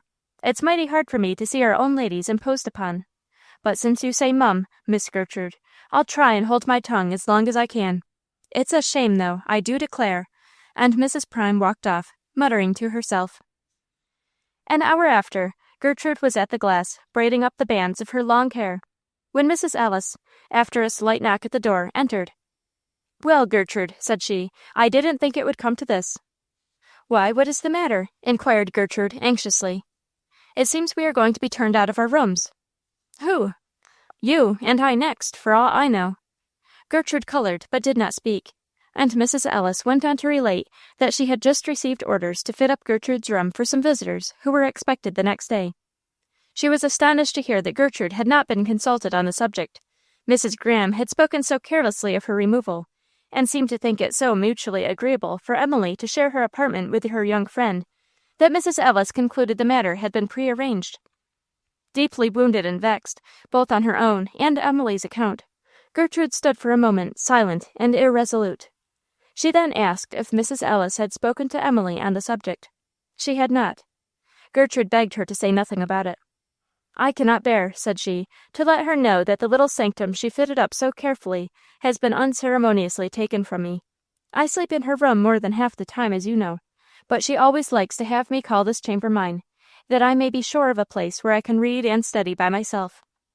If you will let me remove my bureau into your room, Mrs. Ellis, and sleep on the couch there occasionally, we need not say anything about it to Emily." Mrs. Ellis assented. She had grown strangely humble and compliant within a few months, and Gertrude had completely won her goodwill, first by forbearance, and latterly by the frequent favors and assistance she had found it in her power to render the overburdened housekeeper. So she made no objection to receive her into her room as an inmate, and even offered to assist in the removal of her wardrobe, work-table, and books. But though yielding and considerate towards Gertrude, whom, with Emily and Mrs. Prime, she now considered members of the oppressed and injured party, to which she herself belonged, no words could express her indignation with regard to the late behavior of Mrs. Graham and Isabel. "It is all of a piece," said she, "with the rest of their conduct. Sometimes I almost feel thankful that Emily is blind. It would grieve her so to see the goings-on. I should have liked to box Isabella's ears for taking your seat at the table so impudently as she did yesterday, and then neglecting to help Emily to anything at all. And there sat dear Emily, angel as she is, all unconscious of her shameful behavior, and asking her for butter as sweetly as if it were by mere accident that you had been driven from the table, and she left to provide for herself. And all those strangers there, too. I saw it all from the china closet. And then Emily's dresses and muslins, there they laid in the press drawer, till I thought they would mildew. I'm glad to see Bridget has been allowed to do them at last, for I began to think Emily would one of these warm days be without a clean gown in the world. But there, it's no use talking about it. All I wish is that they'd all go off to Europe and leave us here to ourselves. You don't want to go, do you, Gertrude? Yes, if Emily goes. Well, you're better than I am. I couldn't make such a martyr of myself, even for her sake. It is needless to detail the many petty annoyances to which Gertrude was daily subjected, especially after the arrival of the expected visitors, a gay and thoughtless party of fashionables, who were taught to look upon her as an unwarrantable intruder, and upon Emily as a troublesome encumbrance. Nor, with all the pains taken to prevent it, could Emily be long kept in ignorance of the light estimation in which both herself and Gertrude were regarded. Kitty, incensed at the incivility of her aunt and Isabel, and indifferent towards the visitors, to whose folly and levity of character her eyes were now partially opened, hesitated not to express both to Emily and Gertrude her sense of the injuries they sustained, and her own desire to act in their defense. But Kitty was no formidable antagonist to Mrs. Graham and Belle, for her spirits greatly subdued, and her fears constantly excited by her cousin's sarcastic looks and speeches. She had become a sad coward, and no longer dared, as she would once have done, to thwart their schemes, and stand between her friends and the indignities to which they were exposed. But Mrs. Graham, thoughtless woman, went too far, and became at last entangled in difficulties of her own weaving. Her husband returned, and it now became necessary to set bounds to her own insolence, and what was far more difficult, to that of Isabel. Mrs. Graham was a woman of tact. She knew just how far her husband's forbearance would extend, just the point to which his perceptions might be blinded, and had also sufficient self-control to check herself in any course which would be likely to prove obnoxious to his imperious will. In his absence, however, she acted without restraint, permitted Belle to fill the house with her lively young acquaintances, and winked at the many open and flagrant violations of the law of politeness manifested by the young people towards the daughter of their absent host, and her youthful friend and attendant. Now, however, a check must be put to all indecorous proceedings, and, unfortunately for the execution of the wife's wise precautions, the head of the family returned unexpectedly, and under circumstances which forestalled any preparation or warning. He arrived just at dusk, having come from town in an omnibus, which was quite contrary to his usual custom. It was a cool evening. The windows and the doors of the house were closed, and the parlor was so brilliantly lighted that he at once suspected the truth that a large company was being entertained there. He felt vexed, for it was Saturday night, and in accordance with old New England customs, Mr. Graham loved to see his household quiet on that evening.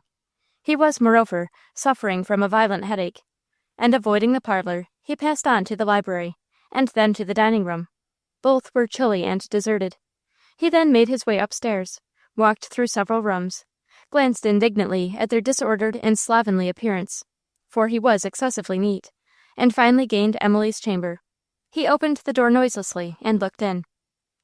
A bright wood fire burned upon the hearth, a couch was drawn up beside it, on which Emily was sitting, and Gertrude's little rocking-chair occupied the opposite corner.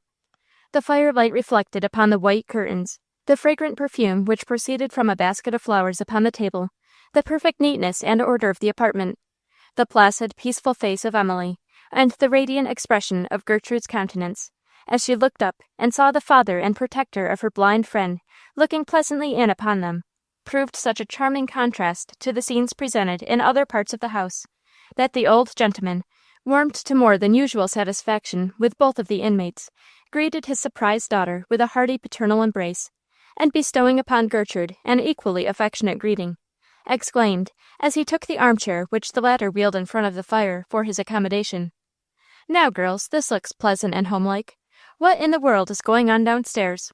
What is everything up in arms about?" Emily explained that there was company staying in the house. "Ugh, company," grunted Mr. Graham, in a dissatisfied tone. "I should think so. Been emptying rag-bags about the chambers, I should say, from the looks." Gertrude asked if he had been to tea. He had not, and should be thankful for some. He was tired. So she went downstairs to see about it. "Don't tell anybody that I've got home, Gerty," called he, as she left the room. "I want to be left in peace, tonight at least." While Gertrude was gone, Mr. Graham questioned Emily as to her preparations for the European tour. To his surprise, he learned that she had never received his message communicated in the letter to Mrs. Graham, and knew nothing of his plans. Equally astonished and angry, he nevertheless restrained his temper for the present. He did not like to acknowledge to himself, far less to his daughter, that his commands had been disregarded by his wife. It put him upon thinking, however. After he had enjoyed a comfortable repast, at which Gertrude presided, they both returned to Emily's room, and now Mr. Graham's first inquiry was for the evening transcript. "I will go for it," said Gertrude, rising. "Ring," said Mr. Graham, imperatively. He had observed at the tea-table that Gertrude's ring was disregarded, and wished to know the cause of so strange a piece of neglect. Gertrude rang several times, but obtained no answer to the bell. At last she heard Bridget's step in the entry, and opening the door, said to her, "Bridget, won't you find the transcript and bring it to Miss Emily's room?" Bridget soon returned, with the announcement that Miss Isabella was reading it, and declined to give it up. A storm gathered on Mr. Graham's brow. "Such a message to my daughter," he exclaimed. "Gertrude, go yourself, and tell the impertinent girl that I want the paper." "What sort of behavior is this?" muttered he. Gertrude entered the parlor with great composure, and, amid the stares and wonder of the company, spoke in a low tone to Belle, who immediately yielded up the paper, blushing, and looking much confused as she did so. Belle was afraid of Mr. Graham, and on her informing her aunt of his return, it was that lady's turn, also, to look disconcerted. She had fully calculated upon seeing her husband before he had access to Emily. She knew the importance of giving the desired bias to a man of his strong prejudices. But it was too late now. She would not go to seek him. She must take her chance, and trust to fortune to befriend her. She used all her tact, however, to disperse her friends at an early hour, and then found Mr. Graham smoking in the dining-room. He was in an unpleasant mood, as she told her niece afterwards, cross as a bear, but she contrived to conciliate rather than irritate him, avoided all discordant subjects, and was able the next morning to introduce to her friends an apparently affable and obliging host. This serenity was disturbed, however, long before the Sabbath drew to a close. As he walked up the church aisle before morning service, with Emily, according to his invariable custom, leaning upon his arm, his brow darkened at seeing Isabel complacently seated in that corner of the old-fashioned square pew, which all the family were well aware had for years been sacred to his blind daughter. Mrs. Graham, who accompanied them, winked at her niece, but Isabel was mentally rather obtuse, and was, consequently, subjected to the mortification of having Mr. Graham deliberately take her hand and remove her from the seat, in which he immediately placed Emily, while the displaced occupant, who had been so mean as for the last 3 Sundays to purposely deprive Miss Graham of this old established right, was compelled to sit during the service in the only vacant place, beside Mr. Graham, with her back to the pulpit.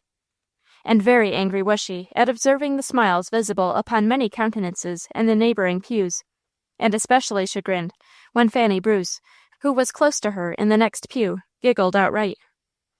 Emily would have been grieved if she had been in the least aware of the triumph she had unconsciously achieved, but her heart and thoughts were turned upward, and, as she had felt no pang of provocation at Isabel's past encroachment, so had she no consciousness of present satisfaction, except as the force of habit made her feel more at ease in her old seat. Mr. Graham had not been at home a week before he understood plainly the existing state of feeling in the mind of his wife and Isabel, and the manner in which it was likely to act upon the happiness of the household. He saw that Emily was superior to complaint. He knew that she had never in her life complained. He observed, too, Gertrude's devotion to his much-loved child, and it stamped her in his mind as one who had a claim to his regard which should never be disputed. It is not, then, to be wondered at that when, with much art and many plausible words, Mrs. Graham made her intended insinuations against his youthful protégé, Mr. Graham treated them with indifference and contempt. He had known Gertrude from a child. She was high-spirited. He had sometimes thought her wilful, but never mean or false. It was no use to tell him all that nonsense. He was glad, for his part, that it was all off between Kitty and Bruce, for Ben was an idle fellow, and would never make a good husband. And as to Kitty, he thought her much improved of late, and if it were owing to Gertrude's influence, the more they saw of each other, the better.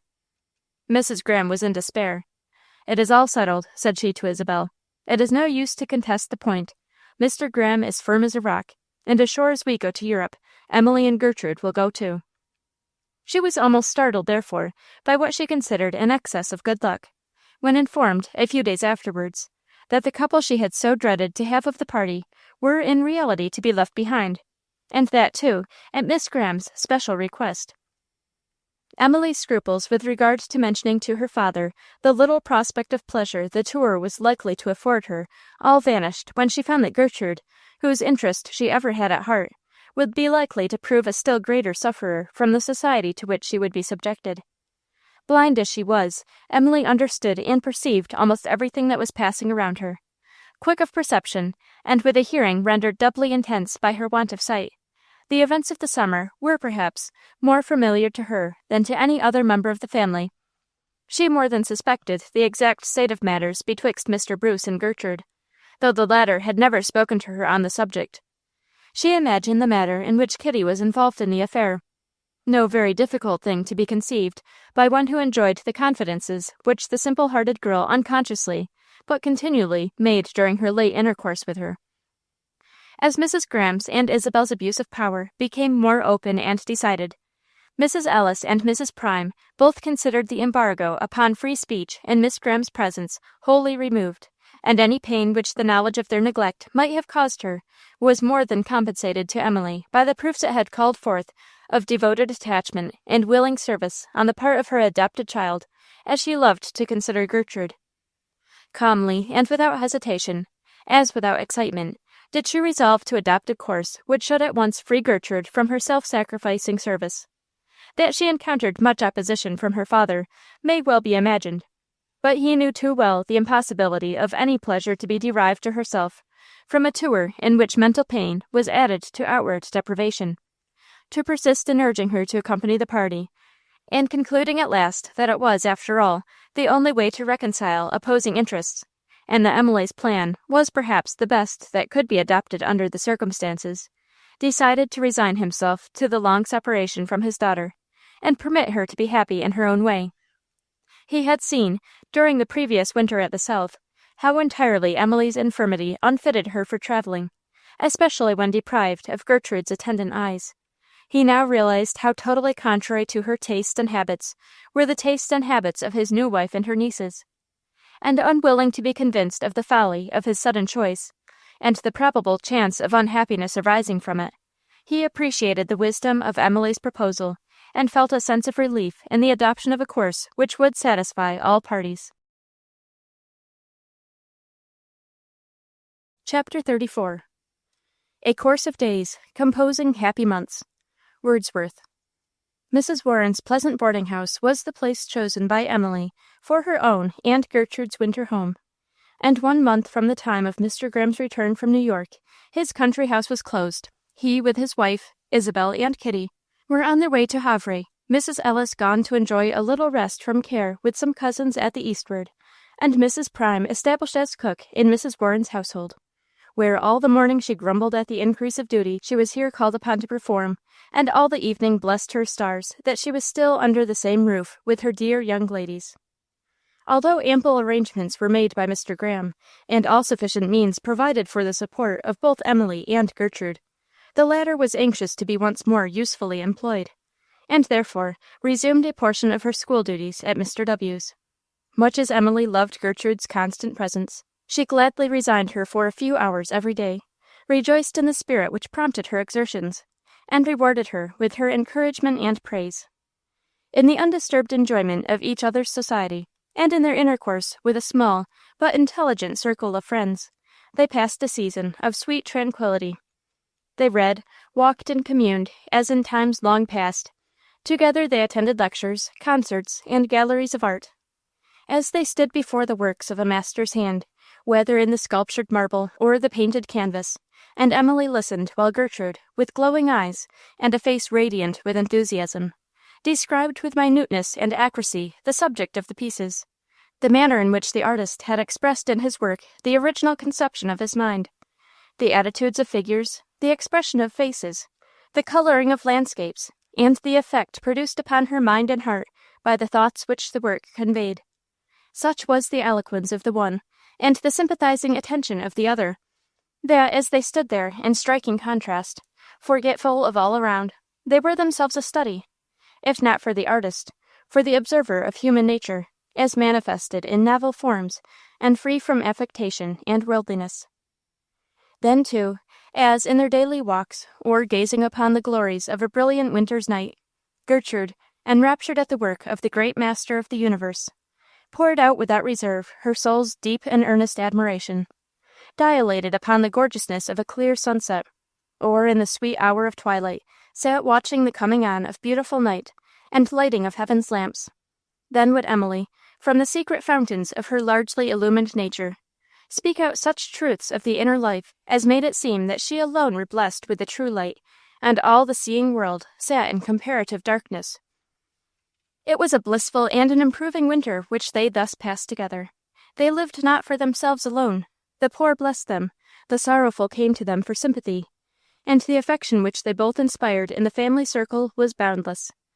Gertrude often recurred to it, in her after life, as the time when she and Emily lived in a beautiful world of their own.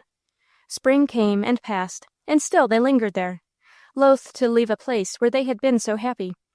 And nothing at last drove them from the city but a sudden failure in Emily's health, and Dr. Jeremy's peremptory command that they should at once seek the country air as the best restorative.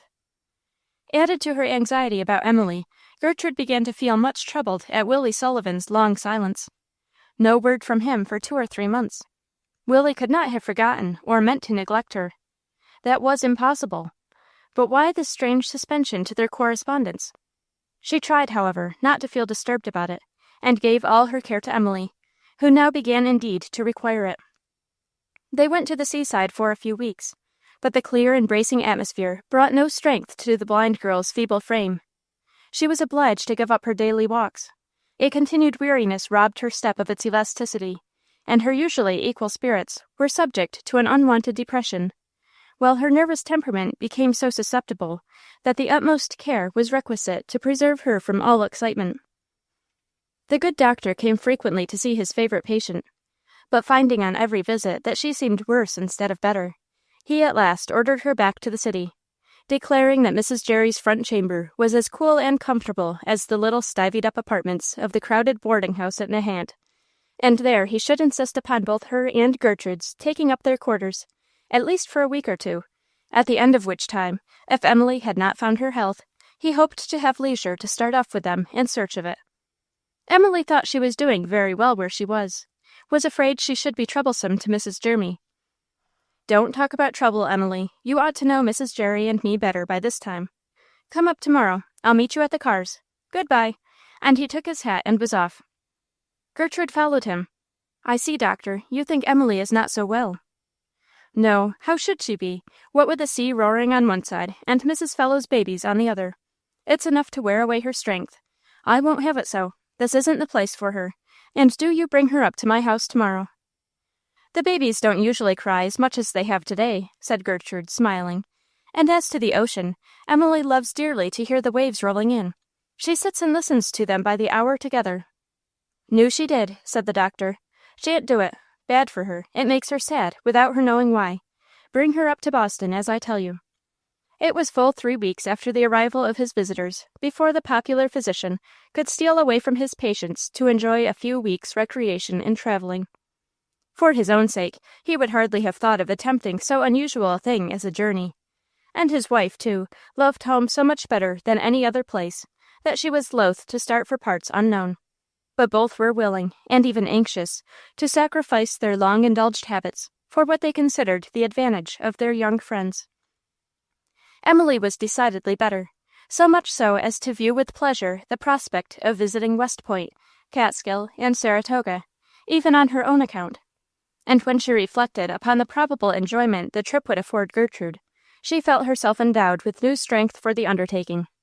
Gertrude needed change of scene and diversion of mind almost as much as Emily.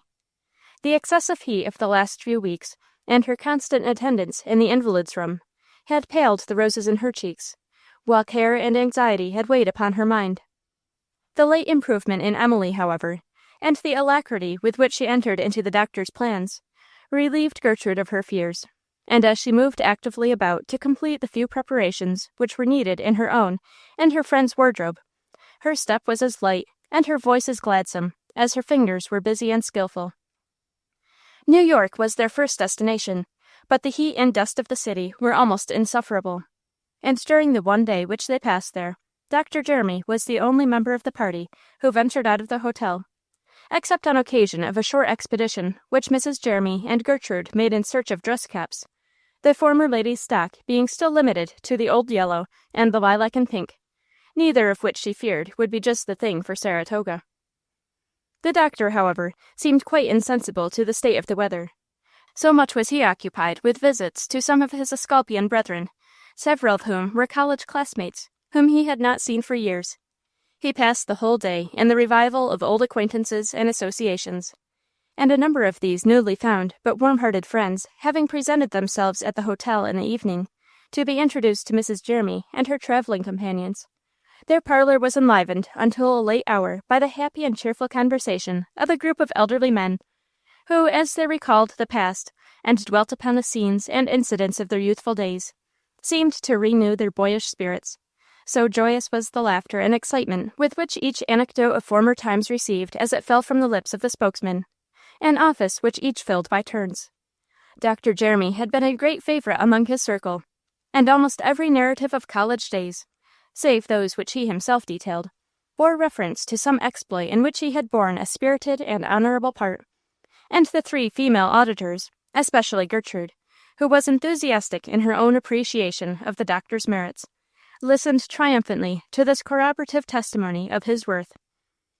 The conversation, however, was not of a character to exclude the ladies from participating in as well as enjoying it, and Gertrude, who always got on famously with elderly men, and whom the doctor loved dearly to draw out, contributed not a little to the mirth and good humor of the company by her playful and amusing sallies, and the quickness of repartee with which she responded to the adroit, puzzling, and sometimes ironical questions and jokes of an old bachelor physician, who from the first took a wonderful fancy to her. Emily listened with delighted interest to a conversation which had for her such varied charms, and shared with Gertrude the admiration of the doctor's friends, who were all excited to the warmest sympathy for her misfortune, while Mrs. Jeremy, proud, smiling, and happy, looked so complacent as she sat ensconced in an armchair, listening to the encomiums pronounced on her husband's boyhood, that Gertrude declared, as they separated for the night, that she had almost come to the conclusion that the old yellow was becoming to her, and her new caps altogether superfluous. Upon hearing that Dr. Jeremy's party were going up the Hudson the next morning, Dr. Grisworth, of Philadelphia, who had many years before been a student of our good doctor's, expressed his satisfaction in the prospect of meeting them on board the boat, and introducing to Gertrude his two daughters, whom he was about to accompany to Saratoga to meet their grandmother, already established at Congress Hall for the summer. It was midnight before Gertrude could compose her mind, and so far quiet her imagination, which, always lively, was now keenly excited by the next day's promise of pleasure, as to think of the necessity of fortifying herself by sleep, and Emily was finally obliged to check her gaiety and loquacity by positively refusing to join in another laugh or listen to another word that night. Thus condemned to silence, she sunk at once to slumber, unconscious that Emily, usually an excellent sleeper, had in this instance acted solely for her benefit, being herself so strangely wakeful that morning found her unrefreshed, and uncertain whether she had once during the night been lulled into a perfect state of repose. Gertrude, who slept soundly until wakened by Miss Graham, started up in astonishment on seeing her dressed and standing by the bedside, a most unusual circumstance, and one which reversed the customary order of things, as Gertrude's morning kiss was wont to be Emily's first intimation of daylight. 6 o'clock, Gerty, and the boat starts at 7. The doctor has already been knocking at our door. How soundly I have slept, exclaimed Gertrude. I wonder if it's a pleasant day. Beautiful, replied Emily, but very warm. The sun was shining in so brightly that I had to close the blinds on account of the heat. Gertrude made haste to repair for lost time, but was not quite dressed when they were summoned to the early breakfast prepared for travelers. She had also her own and Emily's trunks to lock, and therefore insisted upon the others preceding her to the breakfast hall, where she promised to join them in a few moments. The company assembled at this early hour was small, consisting only of 2 parties besides Dr. Jeremy's, and a few gentlemen, most of them business men, who, having partaken of their food in a business-like manner, started off in haste for their different destinations. Of those who still lingered at the table when Gerty made her appearance, there was only one whom she particularly observed, during the few moments allowed her by Dr. Jeremy for the enjoyment of her breakfast.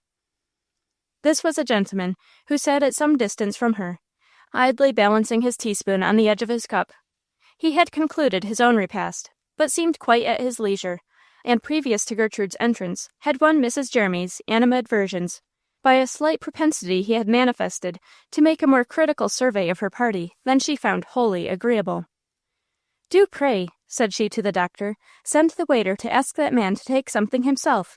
I can't bear to have anybody looking at me so when I'm eating." "He isn't looking at you, wife. It's Emily that has taken his fancy. Emily, my dear, there's a gentleman over opposite who admires you exceedingly." "Is there?" said Emily, smiling. "I am very much obliged to him. May I venture to return the compliment?" "Yes, he's a fine-looking fellow. The wife here doesn't seem to like him very well." At this moment Gertrude joined them, and as she made her morning salutation to the doctor and his wife, and gaily apologized to the former for her tardiness, the fine color which mantled her countenance, and the deep brilliancy of her large dark eyes, drew glances of affectionate admiration from the kind old couple, and were perhaps the cause of the stranger's attention being at once transferred from the lovely and interesting face of Emily to the more youthful, beaming, and eloquent features of Gertrude. She had hardly taken her seat before she became aware of the notice she was attracting. It embarrassed her, and she was glad when, after a moment or two, the gentleman hastily dropped his teaspoon, rose and left the room. As he passed out, she had an opportunity of observing him, which she had not ventured to do while he sat opposite to her. He was a man considerably above the middle height, slender but finely formed, and of a graceful and dignified bearing. His features were rather sharp, but expressive and even handsome. His eyes, dark, keen, and piercing, had a most penetrating look, while his firmly compressed lips spoke of resolution and strength of will. But the chief peculiarity of his appearance was his hair, which was deeply tinged with gray, and in the vicinity of his temples almost snowy white. This was so strikingly in contrast with the youthful fire of his eye, and the easy lightness of his step, that instead of seeming the effect of age, and giving him a title to veneration, it rather enhanced the contradictory claims of his otherwise apparent youth and vigor. "What a queer-looking man!" exclaimed Mrs. Jeremy, when he had passed out. "An elegant-looking man, isn't he?" said Gertrude. "Elegant," rejoined Mrs. Jeremy. "What, with that gray head?" "I think it's beautiful," said Gertrude, "but I wish he didn't look so melancholy. It makes me quite sad to see him." "How old should you think he was?" asked Dr. Jeremy. "About 50, said Mrs. Jeremy. "About 30, said Gertrude, and both in the same breath. "A wide difference," remarked Emily. "Doctor, you must decide the point." "Impossible. I wouldn't venture to tell that man's age within 10 years at least. Wife has got him old enough, certainly. I'm not sure but I should set him as low even as Gertrude's mark. Age never turned his hair gray, that is certain." Intimation was now given that passengers for the boat must be on the alert, and all speculation upon the probable age of the stranger, a fruitless kind of speculation, often indulged in, and sometimes a source of vain and endless discussion, was suddenly and peremptorily suspended. Chapter 35. His mien is lofty, but his gaze too well a wandering soul betrays. His full dark eye at times is bright, with strange and momentary light, and oft his features and his air a shade of troubled mystery wear, a glance of hurried wildness fraught with some unfathomable thought. Mrs. Hemans. To most of our traveling public, a little trip from Boston into New York State seems an everyday affair, scarce worth calling a journey. But to Dr. Jeremy it was a momentous event, calling the good physician out of a routine of daily professional visits, which during a period of 20 years had not been interrupted by a week's absence from home, and plunging him at once into that whirl of hurry, tumult, and excitement which exists on all our great routes, especially in the summer season, the time when the American populace takes its yearly pleasure excursion. The doctor was by nature and habit a social being, never shrinking from intercourse with his fellow men, but rather seeking and enjoying their companionship on all occasions. He knew how to adapt himself to the taste of young and old, rich and poor, and was well acquainted with city life in all its forms. In the art of traveling, however, an art to be acquired by practice only, he was totally unversed. He had yet learned the adroit use of those many springs, which touched at the right moment, and by a skilful hand, soften the obdurate hearts of landlords, win the devoted attendance of waiters, inspire railroad conductors and steamboat officials with a spirit of accommodation, and convert the clamorous, noisy hackmen into quiet, obedient, and humble servants at command. In Dr. Jeremy's traveling days, the stagecoach was the chief vehicle of convenience and speed. The driver was a civil fellow, each passenger a person of consequence, and each passenger's baggage a thing not to be despised. Now, on the contrary, people moved in masses. A single individual was a man of no influence, a mere unit in the great whole, and his much-valued luggage, that which seemed in his eyes a mark for the heaviest knocks and bruises. Dr. Jeremy was appalled at this new state of things, and quite unable to reconcile to it either his taste or temper. To him the modern landlord resembled the keeper of an intelligence office, who condescendingly glances at his books to see if he can furnish the humble suppliant with a situation, and often turns him away mortified and disappointed. The waiters, whom the honest and unsophisticated doctor scorned to bribe, were an impudent lady set of varlets, conductors and steamboat masters, lordly tyrants, and the hackmen, a swarm of hungry, buzzing, stinging wasps, let loose on wharves and in the depots for the torment of their victims. Thus were these important members of society stigmatized, and loudly were they railed at by our traveler, who invariably, at the commencement and close of every trip, got wrought up to a high pitch of excitement at the wrongs and indignities to which he was subjected. It was astonishing, however, to see how quickly he cooled down, and grew comfortable and contented, when he was once established in car or steamboat, or had succeeded in obtaining suitable quarters at a hotel. He would then immediately subside into the obliging, friendly, and sociable man of the world, would make acquaintance with everybody about him, and talk and behave with such careless concern that one would have supposed he considered himself fixed for life, and was moreover perfectly satisfied with the fate that destiny had assigned to him. Thankful, therefore, were the ladies of his party when they were safe on board the steamboat, a circumstance upon which they were still congratulating themselves and each other, while they piled up their heavy shawls and other extra garments in an out-of-the-way corner of the cabin, when the doctor's voice was again heard calling to them from the other end of the long saloon. "Come, come, wife! Gertrude! Emily! What are you staying down in this stivied-up place for? You'll lose the best part of the view." And coming towards them, he took Gertrude's arm, and would have hurried her away, leaving Mrs. Jeremy and Emily to follow when they were ready. But Gertrude would not trust Emily to ascend the cabin stairs under any guardianship but her own, and Mrs. Jeremy immediately engaged the doctor in an animated discussion as to the advisability of his adopting a straw hat, which the thoughtful wife had brought from home in her hand, and which she was eager to see enjoyed.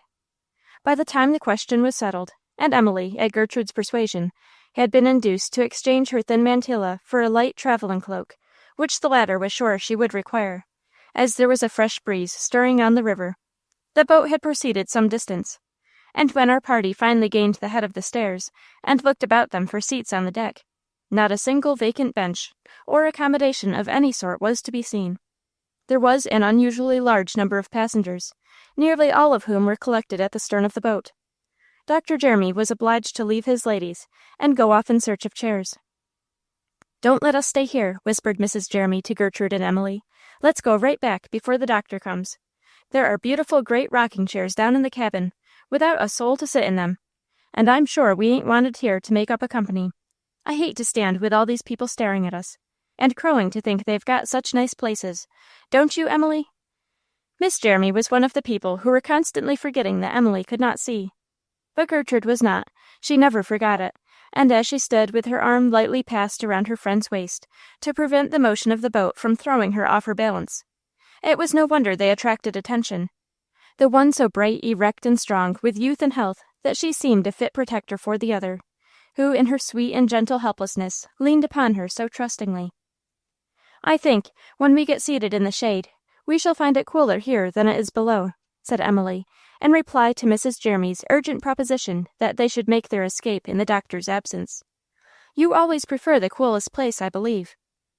"So I do, but I noticed there was a good draught of air in the ladies' saloon, and—" Here the good woman's argument was interrupted by the cordial salutation of Dr. Grisworth, who, previously seated with his back towards them, had turned at the sound of Emily's flute-like voice, which, once heard, invariably left an impression upon the memory. When he had finished shaking hands, he insisted upon giving his seat to Mrs. Gerty, and at the same instant, another gentleman, who, owing to the throng of passengers, had hitherto been unnoticed by our party, rose and, bowing politely, placed his own chair for the accommodation of Emily, and then walked quickly away. It was the stranger whom they had seen at breakfast. Gertrude recognized his keen dark eye, even before she perceived his singular hair, and as she thanked him, and placed Emily in the offered seat, she felt herself color under his earnest glance. But Dr. Grisworth immediately claimed her attention for the introduction to his daughters, and all thought of the retreating stranger was banished for the present. The Miss Grisworths were intelligent-looking girls. The eldest, lately returned from Europe, where she had been traveling with her father, was considered a very elegant and superior person, and Gertrude was charmed with the ladylike cordiality with which they both made her acquaintance, and still more with the amiable and sympathizing attentions which they paid to Emily. By the time that Dr. Gerty returned with the solitary chair which he had been able to obtain, he found Gertrude and Dr. Grisworth comfortably accommodated through the skillful agency of the latter, and was thus enabled to sink at once into his seat, and subside into that state of easy unconcern which admirably became his pleasant, genial temperament. Long before the boat reached West Point, where the Jermys were to go on shore, it was plain to be seen that an excellent understanding subsisted between Gertrude and Miss Grisworths, and that time only was wanting to ripen their acquaintance into friendship.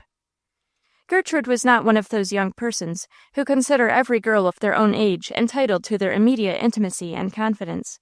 She had her decided preferences, and, though invariably civil and obliging, was rarely disposed to admit new members into her sacred circle of friends. She was quick, however, to recognize a congenial spirit, and such a one, once found, was claimed by her enthusiastic nature, and engrafted into her affections as something of kindred birth. Nor was the readily adopted tie easily loosened or broken. Whom Gertrude once loved, she loved long and well. Faithful was she in her efforts to serve, and prompt in her sympathy to feel for those whose interest and happiness friendship made dear to her as her own. Perhaps Ellen Grisworth divined this trait of her character, and appreciated the value of so steady and truthful a regard, for she certainly tried hard to win it, and her father, who had heard Gertrude's history from Dr. Gerty, smiled approvingly as he witnessed the pains which his high-bred and somewhat aristocratic daughter was taking to render herself agreeable to one whose social position had in it nothing to excite her ambition, and whose person, mind, and manners constituted her sole recommendation. They had been for about an hour engaged in the enjoyment of each other's society, and in the view of some of the most charming scenery in the world, when Netta Grisworth touched her sister's arm, and glancing towards another part of the boat, said, in an undertone, "Ellen, do invite Mr. Phillips to come back and be introduced to Miss Flint. See how lonesome the poor man looks." Gertrude followed the direction of Netta's eye, and saw the stranger of the morning at some distance from them, slowly pacing up and down, with a serious and abstracted air. "He has not been near us for an hour," said Netta. "I am afraid he has got the blues." "I hope we have not frightened your friend away," said Gertrude. "Oh, no, indeed," replied Ellen. "Although Mr. Phillips is but a recent acquaintance, we have found him so independent, and sometimes so whimsical, that I am never astonished at his proceedings, or mortified at being suddenly forsaken by him. There are some people, you know, for whom it is always sufficient excuse to say, it is their way. I wish he would condescend to join us again, however. I should like to introduce him to you, Miss Flint." "You wouldn't like him," said Netta. "Now, that is not fair, Netta," exclaimed her sister, "to try and prejudice Miss Flint against my friend. You mustn't let her influence you," added she, addressing Gertrude. "She hasn't known him half as long as I have, and I do not dislike him by any means. My little straightforward sister never likes odd people, and I must confess that Mr. Phillips is somewhat eccentric, but he interests me all the more on that account, and I feel positive he and you would have many ideas and sentiments in common." "How can you say so, Ellen?" said Netta. "I think they are totally different." "You must consider Netta's remark very complimentary, Miss Flint," said Ellen good-naturedly. "It would not be quite so much so if it had come from me." "But you wished me to become acquainted with your oddity," remarked Gertrude, addressing herself to Netta. "I suspect you act on the principle that one's misfortunes should be shared by one's friends." Netta laughed. "Not exactly," said she. "It was compassion for him that moved me. I can't help pitying him when he looked so homesick, and I thought your society would brighten him up and do him good." "Ah, Netta, Netta!" cried her sister.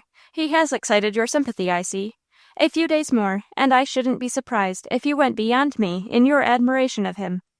If so, take care, you transparent creature, not to betray your inconsistency." Then turning to Gertrude, she said, "Netta met Mr. Phillips yesterday for the first time, and has not seemed very favorably impressed. Father and I were passengers in the same steamer in which he came from Liverpool a few weeks ago. He had an ill turn in the early part of the voyage, and it was in a professional way that Father first made his acquaintance. I was surprised at seeing him on board the boat today, for he mentioned no such intention yesterday." Gertrude suspected that the agreeable young lady might herself be the cause of his journey, but she did not say so. Her native delicacy, and the slight knowledge she had of the parties, forbade such an allusion, and the conversation soon taking another turn, Mr. Phillips was not again adverted to, though Gertrude observed, just before the boat stopped at West Point, that Dr. Jeremy and Dr. Grisworth, having left their party, had joined him, and that the trio were engaged in a colloquy which seemed to possess equal interest to them all. At West Point, Gertrude parted from her new friends, who expressed an earnest hope that they should again meet in Saratoga, and before the bustle of going on shore had subsided, and she had found on the narrow pier a safe place of refuge for Emily and herself, the boat was far up the river, and the Miss Grisworths quite undistinguishable among the crowd that swarmed the deck. Our travelers passed one night only at West Point. The weather continued extremely hot, and Dr. Jeremy, perceiving that Emily drooped under the oppressive atmosphere, was desirous to reach the summit of Catskill Mountain before the Sabbath, which was now near at hand. One solitary moonlit evening, however, sufficed to give Gertrude some idea of the beauties of the place. She had no opportunity to observe it in detail. She saw it only as a whole. But thus presented to her vision in all the dreamy loveliness of a summer's night, it left on her fresh and impressive mind a vague sentiment of wonder and delight at the surpassing sweetness of what seemed rather a glimpse of paradise than an actual show of earth. So harmonious was the scene, so calm, so still, so peaceful. "Emily, darling," said she, as they stood together in a rustic arbor, commanding the most striking prospect both of the river and the shore, "it looks like you. You ought to live here, and be the priestess of such a temple." And locking her hand in that of Emily, she poured into her attentive ear the holy and elevated sentiments to which the time and the place gave birth. To pour out her thoughts to Emily was like whispering to her own heart, and the response to those thoughts was as sure and certain.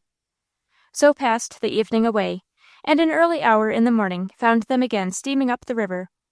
Their first day's experience having convinced them of the danger of delay, they lost no time in securing places on deck, for the boat was as crowded as on the previous morning. But the shores of West Point were hardly passed from their view before Gertrude's watchful eye detected in Emily's countenance the well-known signs of her weariness and debility. Sacrificing, without hesitation, the intense pleasure she was herself deriving from the beautiful scenes through which the boat was at the moment passing, she at once proposed that they should seek the cabin, where Miss Graham might rest in greater stillness and comfort. Emily, however, would not listen to the proposal, would not think of depriving Gertrude of the rare pleasure she knew she must be experiencing. "The prospect is all lost upon me now, Emily," said Gertrude. "I see only your tired face. Do go and lie down, if it be only to please me. You hardly slept at all last night." "Are you talking of going below?" exclaimed Mrs. Jeremy. "I, for one, shall be thankful to, as it's comfortable again, and we could see all we want to from the cabin windows. Can't we, Emily?" "Should you really prefer it?" inquired Emily. "Indeed I should," said Mrs. Jeremy, with such emphasis that her sincerity could not be doubted. "Then if you will promise to stay here, Gertrude," said Emily, "I will go with Mrs. Jeremy." Gertrude assented to the plan, but insisted upon first accompanying them, to find a vacant berth for Emily, and see her under circumstances which would promise repose. Dr. Gerty having, in the meantime, gone to inquire about dinner. They at once carried their plan into effect.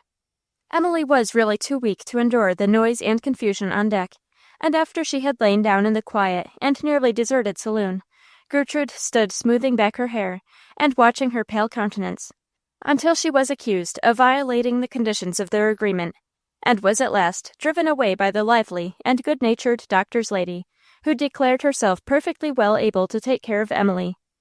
"You'd better make haste back," said she, "before you lose your seat. And mind, Gerty, don't let the doctor come near us. He'll be teasing us to go back again, and we've no idea of doing any such thing." Saying which, Mrs. Gerty untied her bonnet strings, put her feet up in the opposite chair, clapped her hands at Gertrude, and bade her be gone. Gertrude ran off laughing, and a smile was still on her face when she reached the staircase. As she came up with her usual quick and light step, a tall figure moved aside to let her pass. It was Mr. Phillips. He bowed, and Gertrude, returning the salutation, passed on to the place she had left, wondering how he came to be again their traveling companion. He could not have been on board previously to her going below with Emily. She was sure she would have seen him. She should have known him among 1,000. He must have taken the boat at Newburgh. It stopped there while she was in the cabin.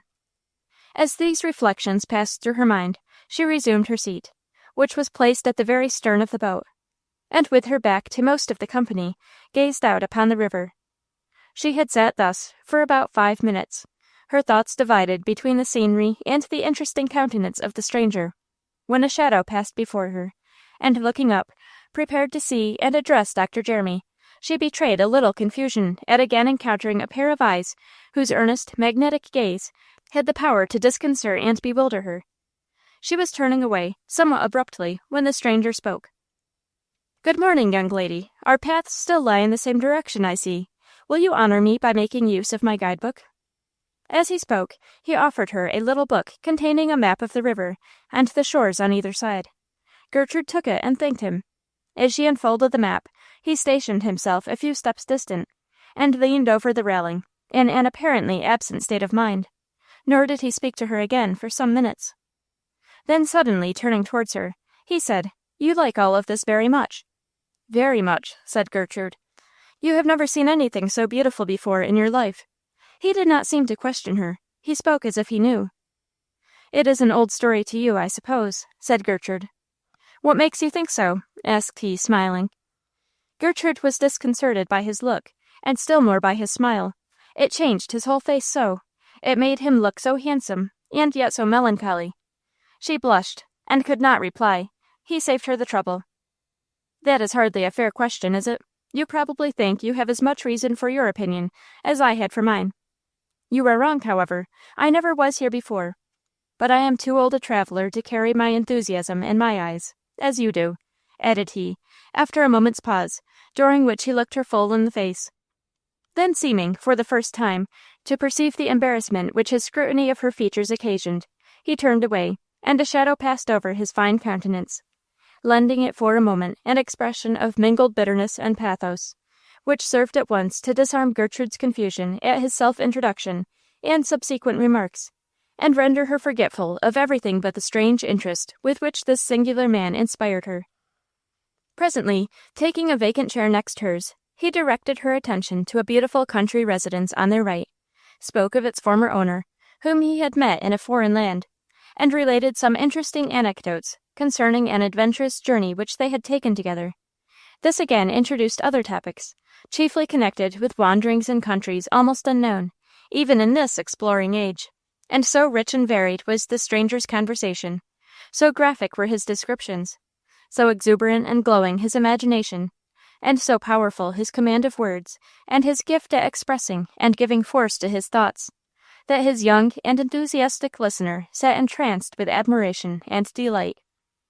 Her highly wrought and intellectual nature sympathized fully with the fervor and poetry of a mind as sensitive as her own to the great and wonderful, whether in nature or art, and, her fancy and interest thus taken by storm, her calm and observant entertainer had soon the satisfaction of perceiving that he had succeeded in disarming her diffidence and embarrassment, for as she listened to his words, and even met the occasional glance of his dark eyes, Her animated and beaming countenance no longer showed signs of fear or distrust.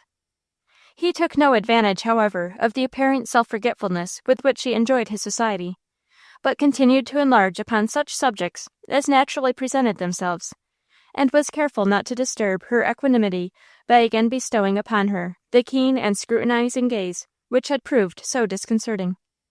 By the time, therefore, that Dr. Jeremy came in search of his young charge, conversation between her and the stranger had assumed so much ease and freedom from restraint that the doctor opened his eyes in astonishment, shrugged his shoulders, and exclaimed, "This is pretty well, I declare." Gertrude did not see the doctor approach, but looked up at the sound of his voice. Conscious of the surprise it must be to him to find her talking so familiarly with a complete stranger, she colored slightly at his abrupt remark, but observing that her companion was quite unconcerned, and even received it with a smile, she felt herself rather amused than embarrassed. For strangely enough, the latter feeling had almost entirely vanished, and she had come to feel confidence in her fellow traveler, who rose, shook hands with Dr. Jeremy, to whom he had, the previous day, been introduced, and said with perfect composure, "Will you have the kindness, sir, to present me to this young lady? We have already had some conversation together, but do not yet know by what name we may address each other." Dr. Jeremy having performed the ceremony of introduction, Mr. Phillips bowed gracefully, and looked at Gertrude in such a benignant, fatherly way that she hesitated not to take his offered hand. He detained hers a moment while he said, "Do not be afraid of me when we meet again," and then walked away, and paced slowly up and down the deck until passengers for Catskill were summoned to dinner, when he, as well as Dr. Jeremy and Gertrude, went below. The doctor tried to rally Gertrude a little about her gray-headed beau, declaring that he was yet young and handsome, and that she could have his hair dyed any color she pleased. But he could not succeed in annoying her in that way, for her interest in him, which she did not deny, was quite independent of his personal appearance. The bustle, however, of dinner and going on shore at Catskill banished from the good doctor's head all thought of everything except the safety of himself, his ladies, and their baggage. Fit cause, indeed, for anxiety to a more experienced traveler than he. For so short was the time allotted for the boat to stop at the landing and deposit the passengers, and such was the confusion attending the operation of pushing them on shore and flinging their baggage after them, that when the panting engine was again set in motion, the little crowd collected on the wharf resembled rather a flock of frightened sheep than human beings with a free will of their own. Emily, whose nervous system was somewhat disordered, clung tremblingly to Gertrude, and Gertrude found herself, she knew not how, leaning on the arm of Mr. Phillips, to whose silent exertions they were both indebted for their safety in disembarking. Mrs. Jeremy, in the meantime, was counting up the trunks, while her husband, with his foot upon one of them, and a carpet-bag in his left hand, was loudly denouncing the steamboat, its conductors, and the whole hurrying, scurrying Yankee nation. 2 stagecoaches were waiting at the wharf to take passengers up the mountain, and before Dr. Jeremy had turned his back upon the river, Emily and Gertrude were placed in one of them by Mr. Phillips, who, without asking questions, or even speaking at all, took this office upon himself, and then went to inform the doctor of their whereabouts. The doctor and his wife soon joined them. A party of strangers occupied the other seats in the coach, and after some delay, they commenced the afternoon's drive. Chapter 36. Believe in God as in the sun, and lo, along thy soul's morn youth restored shall glow. As rests the earth, so rest, O troubled heart. Rest till the burden of the cloud depart. New Timon. Before they had passed through the dusty village and gained the road leading in the direction of the mountain house, they became painfully conscious of the vast difference between the temperature of the river and that of the inland country. And, in being suddenly deprived of the refreshing breeze they had enjoyed on board the boat, they fully realized the extreme heat of the weather. For the first few miles, Gertrude's whole attention was required to shield Emily and herself from the rays of a burning sun which shone into the coach full upon their faces. And it was a great relief when they at last reached the steep but smooth and beautifully shaded road which led up the side of the mountain. The atmosphere being perfectly clear, the gradually widening prospect was most beautiful, and Gertrude's delight and rapture were such that the restraint imposed by stagecoach decorum was almost insupportable. When therefore the ascent became so laborious that the gentlemen were invited to alight, and relieve the weary horses of a part of their burden, Gertrude gladly accepted Dr. Jeremy's proposal that she should accompany him on a walk of a mile or two. Gertrude was an excellent walker, and she and the still active doctor soon left the coaches far behind them. At a sudden turn in the road, they stopped to view the scene below, and, lost in silent admiration, stood enjoying the stillness and beauty of the spot, when they were startled by a voice close beside them saying, "A fine landscape, certainly." They looked around, and saw Mr. Phillips seated upon a moss-grown rock, against which Gertrude was at the moment leaning. His attitude was easy and careless. His broad-brimmed straw hat lay on the ground where it had fallen, and his snow-besprinkled but wavy and still beautiful hair was tossed back from his high and expanded forehead. One would have thought, to look at him, leaning so idly and even boyishly upon his hand, that he had been sitting there for hours at least, and felt quite at home in the place. He rose to his feet, however, immediately upon being perceived, and joined Dr. Jeremy and Gertrude. "You have got the start of us, sir," said the former. "Yes, I have walked from the village, my practice always when the roads are such that no time can be gained by riding." As he spoke, he placed in Gertrude's hand, without looking at her, or seeming conscious what he was doing, a bouquet of rich laurel blossoms, which he had probably gathered during his walk. She would have thanked him, but his absent manner was such that it afforded her no opportunity, especially as he went on talking with the doctor, as if she had not been present. All three resumed their walk. Mr. Phillips and Dr. Jeremy conversed in an animated manner, and Gertrude, content to be a listener, soon perceived that she was not the only person to whom the stranger had power to render himself agreeable. Dr. Jeremy engaged him upon a variety of subjects, upon all of which he appeared equally well informed, and Gertrude smiled to see her old friend more than once rub his hands together, according to his well-known manner of expressing boundless satisfaction. Now Gertrude thought their new acquaintance must be a botanist by profession, so versed was he in everything relating to that department of science. Then again, she was equally sure that geology must have been with him an absorbing study, so intimate seemed his acquaintance with Mother Earth. And both of these impressions were in turn dispelled when he talked of the ocean like a sailor, of the counting-room like a merchant, of Paris like a man of fashion and the world. In the meantime, she walked beside him, silent but not forgotten or unnoticed, for as they approached a rough and steep ascent, he offered his arm, and expressed a fear lest she should become fatigued. She assured him there was no danger of that. Dr. Jeremy declared it was his belief that Gerty could outwalk them both, and thus satisfied, Mr. Phillips resumed the broken thread of their discourse, into which, before long, Gertrude was drawn almost unawares. Mr. Phillips was a man who knew how to inspire awe, and even fear when such was his pleasure. The reverse being the case, however, he had equal ability to dispel such sentiments, awaken confidence, and bid character unfold itself at his bidding. He no longer seemed, in Gertrude's eyes, a stranger. He was a mystery, certainly, but not a forbidding one. She longed to know more of him, to learn the history of a life which many an incident of his own narrating proved to have been made up of strange and mingled experience. Especially did her sympathetic nature desire to fathom the cause of that deep-seated melancholy which shadowed and darkened his noble countenance, and made his smile a sorrowful thing.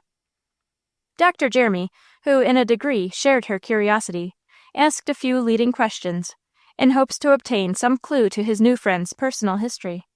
But in vain. Mr. Phillips's lips were either sealed on the subject, or opened only to baffle the curiosity of his interrogator. At length the doctor was compelled to give way to a weariness which he could no longer disguise from himself or his companions, much as he disliked to acknowledge the fact, and seating themselves by the roadside, they awaited the arrival of the coach.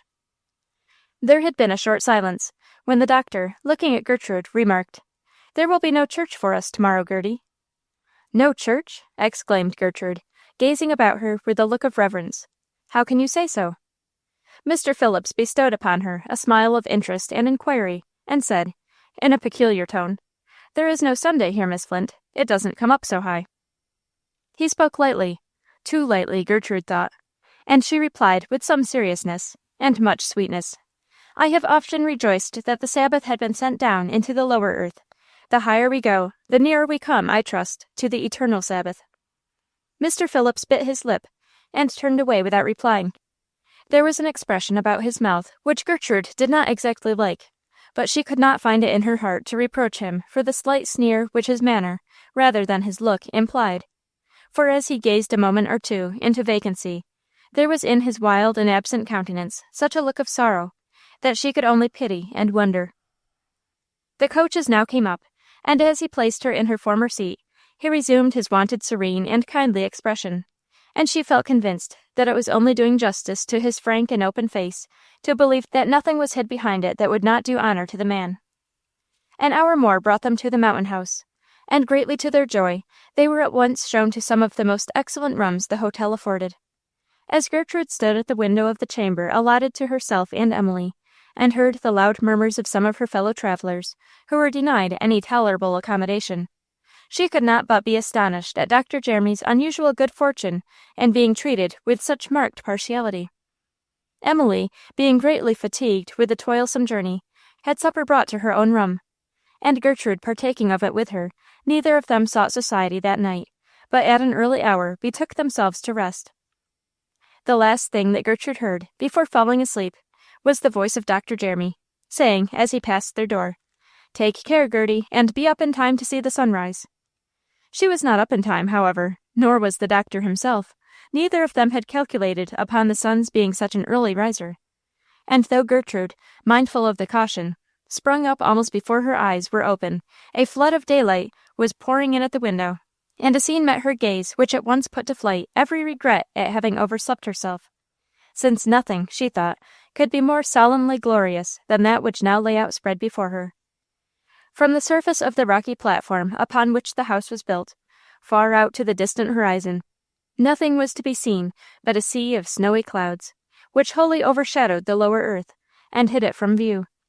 Vast, solid, and of the most perfect whiteness, they stretched on every side, forming, as they lay in thick masses, between which not a crevice was discernible, an unbroken curtain, dividing the heavens from the earth. While most of the world, however, was thus shut out from the clear light of morning, the mountain top was rejoicing in an unusually brilliant and glorious dawn, the beauty of which was greatly enhanced by those very clouds which were obscuring and shadowing the dwellings of men below. A fairy bark might have floated upon the undulating waves which glistened in the sunshine like new-fallen snow, and which, contrasted with the clear blue sky above, formed a picture of singular grandeur. The foliage of the oaks, the pines, and the maples, which had found root in this lofty region, was rich, clear, and polished, and tame and fearless birds of various note were singing in the branches. Gertrude gave one long look, then hastened to dress herself and go out upon the platform. The house was perfectly still. No one seemed yet to be stirring, and she stood for some time entranced, almost breathless, with awe and admiration. At length she heard footsteps, and looking up, saw Dr. and Mrs. Jeremy approaching, the former, as usual, full of life, and dragging forward his reluctant, sleepy partner, whose countenance proclaimed how unwillingly she had foregone her morning nap. The doctor rubbed his hands as they joined Gertrude. "Very fine this, Gerty. A touch beyond anything I had calculated upon." Gertrude turned upon him her beaming eyes, but did not speak. Satisfied, however, with the expression of her face, which was sufficient, without words, to indicate her appreciation of the scene, the doctor stepped to the edge of the flat rock upon which they stood, placed his hands beneath his coat-tails, and indulged in a soliloquy made up of short exclamations and interjectional phrases, expressive of his approbation, still further confirmed and emphasized by a quick, regular nodding of his head. "Why, this looks queer, doesn't it?" said Mrs. Jeremy, rubbing her eyes and gazing about her. "But I dare say it would be just so an hour or two hence. I don't see what the doctor would make me get up so early for." Then, catching sight of her husband's position, she darted forward, exclaiming, "Dr. Jerry, for mercy's sake, don't stand so near the edge of that precipice. Why, are you crazy, man? You frighten me to death. You'll fall over and break your neck, as sure as the world." Finding the doctor deaf to her entreaties, she caught hold of his coat and tried to drag him backwards, upon which he turned about, inquired what was the matter, and perceiving her anxiety, considerately retreated a few paces. The next moment, however, he was once more in the same precarious spot. The same scene was reenacted. And finally, after the poor woman's fears had been excited and relieved 6 times in succession, she grew so disturbed that, looking most imploringly at Gertrude, she begged her to get the doctor away from that dangerous place, for the poor man was so venturesome he would surely be killed. "Suppose we explore that little path at the right of the house," suggested Gertrude. "It looks attractive." "So it does," said Mrs. Jeremy. "Beautiful little shady path. Come, doctor, Gerty and I are going to walk up here. Come." The doctor looked in the direction in which she pointed. "Ah," said he, "that is the path the man at the office spoke about. It leads up to the pine gardens. We'll climb up by all means and see what sort of a place it is." Gertrude led the way, Mrs. Jeremy followed, and the doctor brought up the rear, all walking in single file, for the path was a mere foot-track. The ascent was very steep, and they had not proceeded far before Mrs. Jeremy, panting with heat and fatigue, stopped short, and declared her inability to reach the top. She would not have thought of coming if she had known what a horrid hard hill she had got to climb. Encouraged and assisted, however, by her husband and Gertrude, she was induced to make a further attempt, and they had gone on some distance, when Gertrude, who happened for a moment to be some steps in advance, heard Mrs. Jeremy give a slight scream. She looked back. The doctor was laughing heartily, but his wife, who was the picture of consternation, was endeavoring to pass him and retrace her steps down the hill, at the same time calling upon her to follow. "What is the matter?" asked Gertrude. "Matter?" cried Mrs. Jeremy. "Why, this hill is covered with rattlesnakes, and here we are all going up to be bitten to death." "No such thing, Gerty," said the doctor, still laughing. "I only told her there'd been one killed here this summer, and now she's making an excuse for turning back." "I don't care," said the good-natured lady, half laughing herself, in spite of her fears. "If there's been one, there may be another, and I won't stay here a minute longer. I thought it was a bad enough place before, and now I'm going down faster than I came up." Finding her determined, the doctor hastened to accompany her, calling to Gertrude as he went, however, assuring her there was no danger, and begging her to keep on and wait for him at the top of the hill, where he would join her after he had left his wife in safety at the hotel. Gertrude therefore went on alone. For the first few rods she looked carefully about her and thought of rattlesnakes, but the path was so well worn that she felt sure it must be often trod and was probably safe, and the beauty of the place soon engrossed all her attention. After a few moments spent in active climbing, she reached the highest point of ground, and found herself once more on an elevated woody platform, from which she could look forth as before upon the unbroken sea of clouds. She seated herself at the root of an immense pine tree, removed her bonnet, for she was warm from recent exercise, and, as she inhaled the refreshing mountain breeze, gave herself up to the train of reflection which she had been indulging when disturbed by Dr. and Mrs. Jeremy.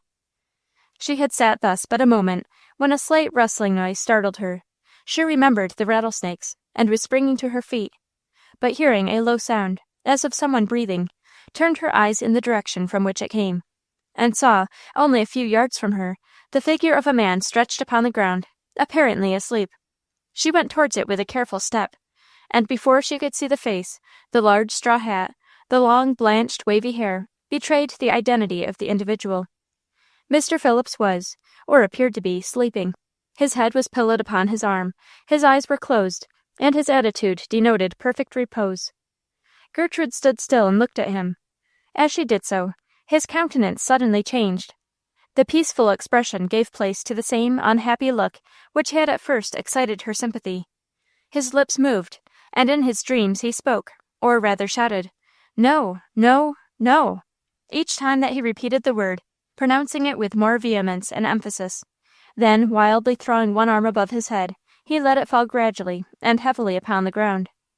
And the excitement subsiding from his face, he uttered the simple words, "Oh dear," much as a grieved and tired child might do as he leans his head upon his mother's knee. Gertrude was deeply touched. She forgot that he was a stranger. She saw only a sufferer. An insect lit upon his fair, open forehead. She leaned over him, brushed away the greedy creature, and as she did so, one of the many tears that filled her eyes fell upon his cheek. Quietly then, without motion or warning, he awoke and looked full in the face of the embarrassed girl, who started and would have hastened away, but leaning on his elbow, he caught her hand and detained her. He gazed at her for a moment without speaking, then said in a grave voice, "My child, Did you shed that tear for me?" She did not reply, except by her eyes, which were still glistening with the dew of sympathy. "I believe you did," said he, "and from my heart I bless you. But never again weep for a stranger. You will have woes enough of your own, if you live to be of my age." "If I had not had sorrows already," said Gertrude, "I should not know how to feel for others. If I had not often wept for myself, I should not weep now for you." "But you are happy?" "Yes. Some find it easy to forget the past. I have not forgotten it. Children's griefs are trifles, and you are still scarce more than a child." "I never was a child," said Gertrude. "Strange girl," soliloquized her companion. "Will you sit down and talk with me a few minutes?" Gertrude hesitated. "Do not refuse. I am an old man, and very harmless. Take a seat here under this tree, and tell me what you think of the prospect." Gertrude smiled inwardly at the idea of his being such an old man, and calling her a child. But old or young, she had it not in her heart to fear him, or refuse his request. She sat down, and he seated himself beside her, but did not speak of the prospect, or of anything, for a moment or two. Then, turning to her abruptly, he said, "So you never were unhappy in your life?" "Never!" exclaimed Gertrude. "Oh, yes, often." "But never long?" "Yes, I can remember whole years when happiness was a thing I had never even dreamed of." "But comfort came at last. What do you think of those to whom it never comes?" "I know enough of sorrow to pity and wish to help them." "What can you do for them?" "Hope for them, pray for them," said Gertrude, with the voice of feeling. "What if they be past hope, beyond the influence of prayer?" "There are no such," said Gertrude, with decision. "Do you see," said Mr. Phillips, "this curtain of thick clouds, now overshadowing the world? Even so many a heart is weighed down and overshadowed by thick and impenetrable darkness." "But the light shines brightly above the clouds," said Gertrude. "Above? Well, that may be, but what avails it to those who see it not?" "It is sometimes a weary and toilsome road that leads to the mountain top, but the pilgrim is well repaid for the trouble which brings him above the clouds," replied Gertrude, with enthusiasm. "Few ever find the road that leads so high," responded her melancholy companion, "and those who do cannot live long in so elevated an atmosphere. They must come down from their height, and again dwell among the common herd, again mingle in the warfare with the mean, the base, and the cruel. Thicker clouds will gather over their heads, and they will be buried in redoubled darkness. But they have seen the glory, they know that the light is ever burning on high, and will have faith to believe it will pierce the gloom at last. See, see," said she, her eyes glowing with the fervor with which she spoke. "Even now the heaviest clouds are parting, the sun will soon light up the valley." She pointed, as she spoke, to a wide fissure which was gradually disclosing itself, as the hitherto solid mass of clouds separated on either side, and then turned to the stranger to see if he observed the change. But with the same smile upon his unmoved countenance, he was watching, not the display of nature in the distance, but that close at his side. He was gazing with intense interest upon the young and ardent worshipper of the beautiful and the true, and in studying her features and observing the play of her countenance, he seemed so wholly absorbed that Gertrude, believing he was not listening to her words, but had fallen into one of his absent moods, ceased speaking rather abruptly, and was turning away, when he said, "Go on, happy child. Teach me, if you can, to see the world tinged with the rosy coloring it wears for you. Teach me to love and pity, as you do, that miserable thing called man. I warn you that you have a difficult task, but you seem to be very hopeful." "Do you hate the world?" asked Gertrude, with straightforward simplicity. "Almost," was Mr. Phillips's answer. "I did once," said Gertrude, musingly. "And will again, perhaps." "No, that would be impossible. It has been a good foster mother to its orphan child, and now I love it dearly." "Have they been kind to you?"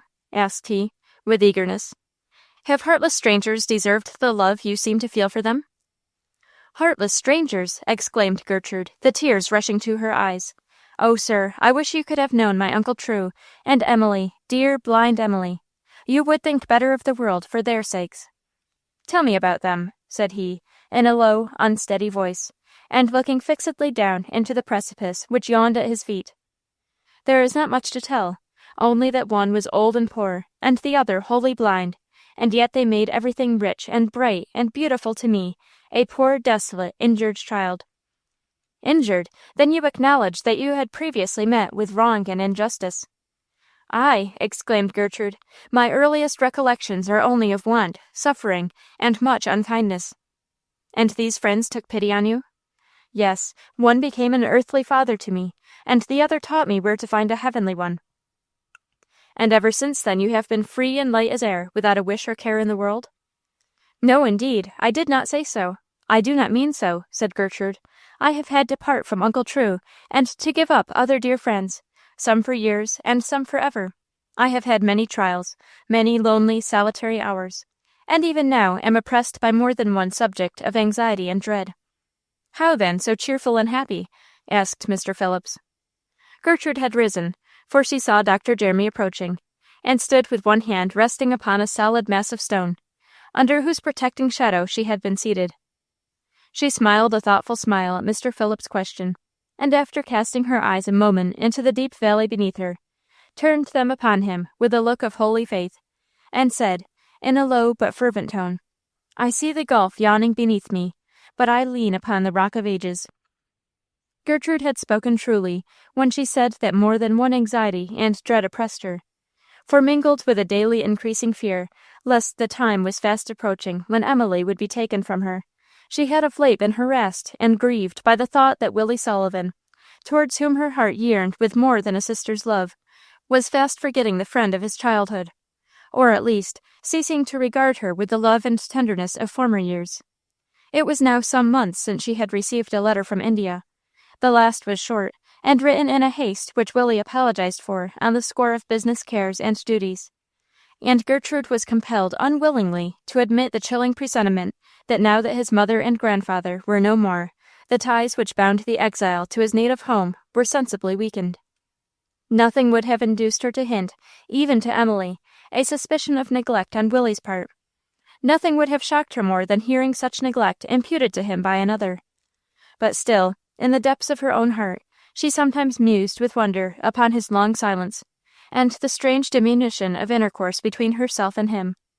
During several weeks in which she had received no tidings, she had still continued to write as usual, and felt sure that such reminders must have reached him by every mail.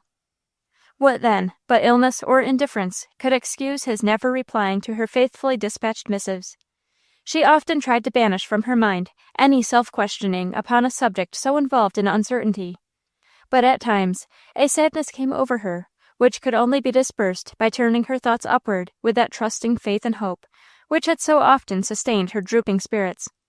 And it was from one of these soaring reveries that she had turned with pitying looks and words to the fellow-sufferer whose moans had escaped him, even in his dreams.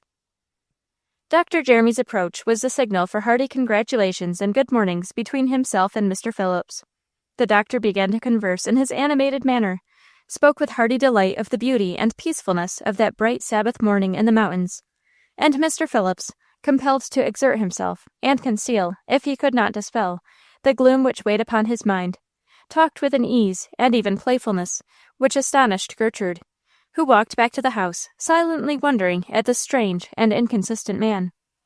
She did not see him at breakfast, and at dinner he took a seat at some distance from Dr. Jeremy's party, and merely acknowledged their acquaintance by a graceful salutation to Gertrude as she left the dining hall. Still later in the day, he suddenly made his appearance upon the broad piazza where Emily and Gertrude were seated, one pair of eyes serving, as usual, to paint pictures for the minds of both. There had been a thunder shower, but as the sun went down, and the storm passed away, a brilliant bow, and its almost equally brilliant reflection, spanned the horizon, seemingly far beneath the height of the mountain-top, and the lights and shadows which were playing upon the valley and its shining river were brilliant and beautiful in the extreme. Gertrude hoped Mr. Phillips would join them.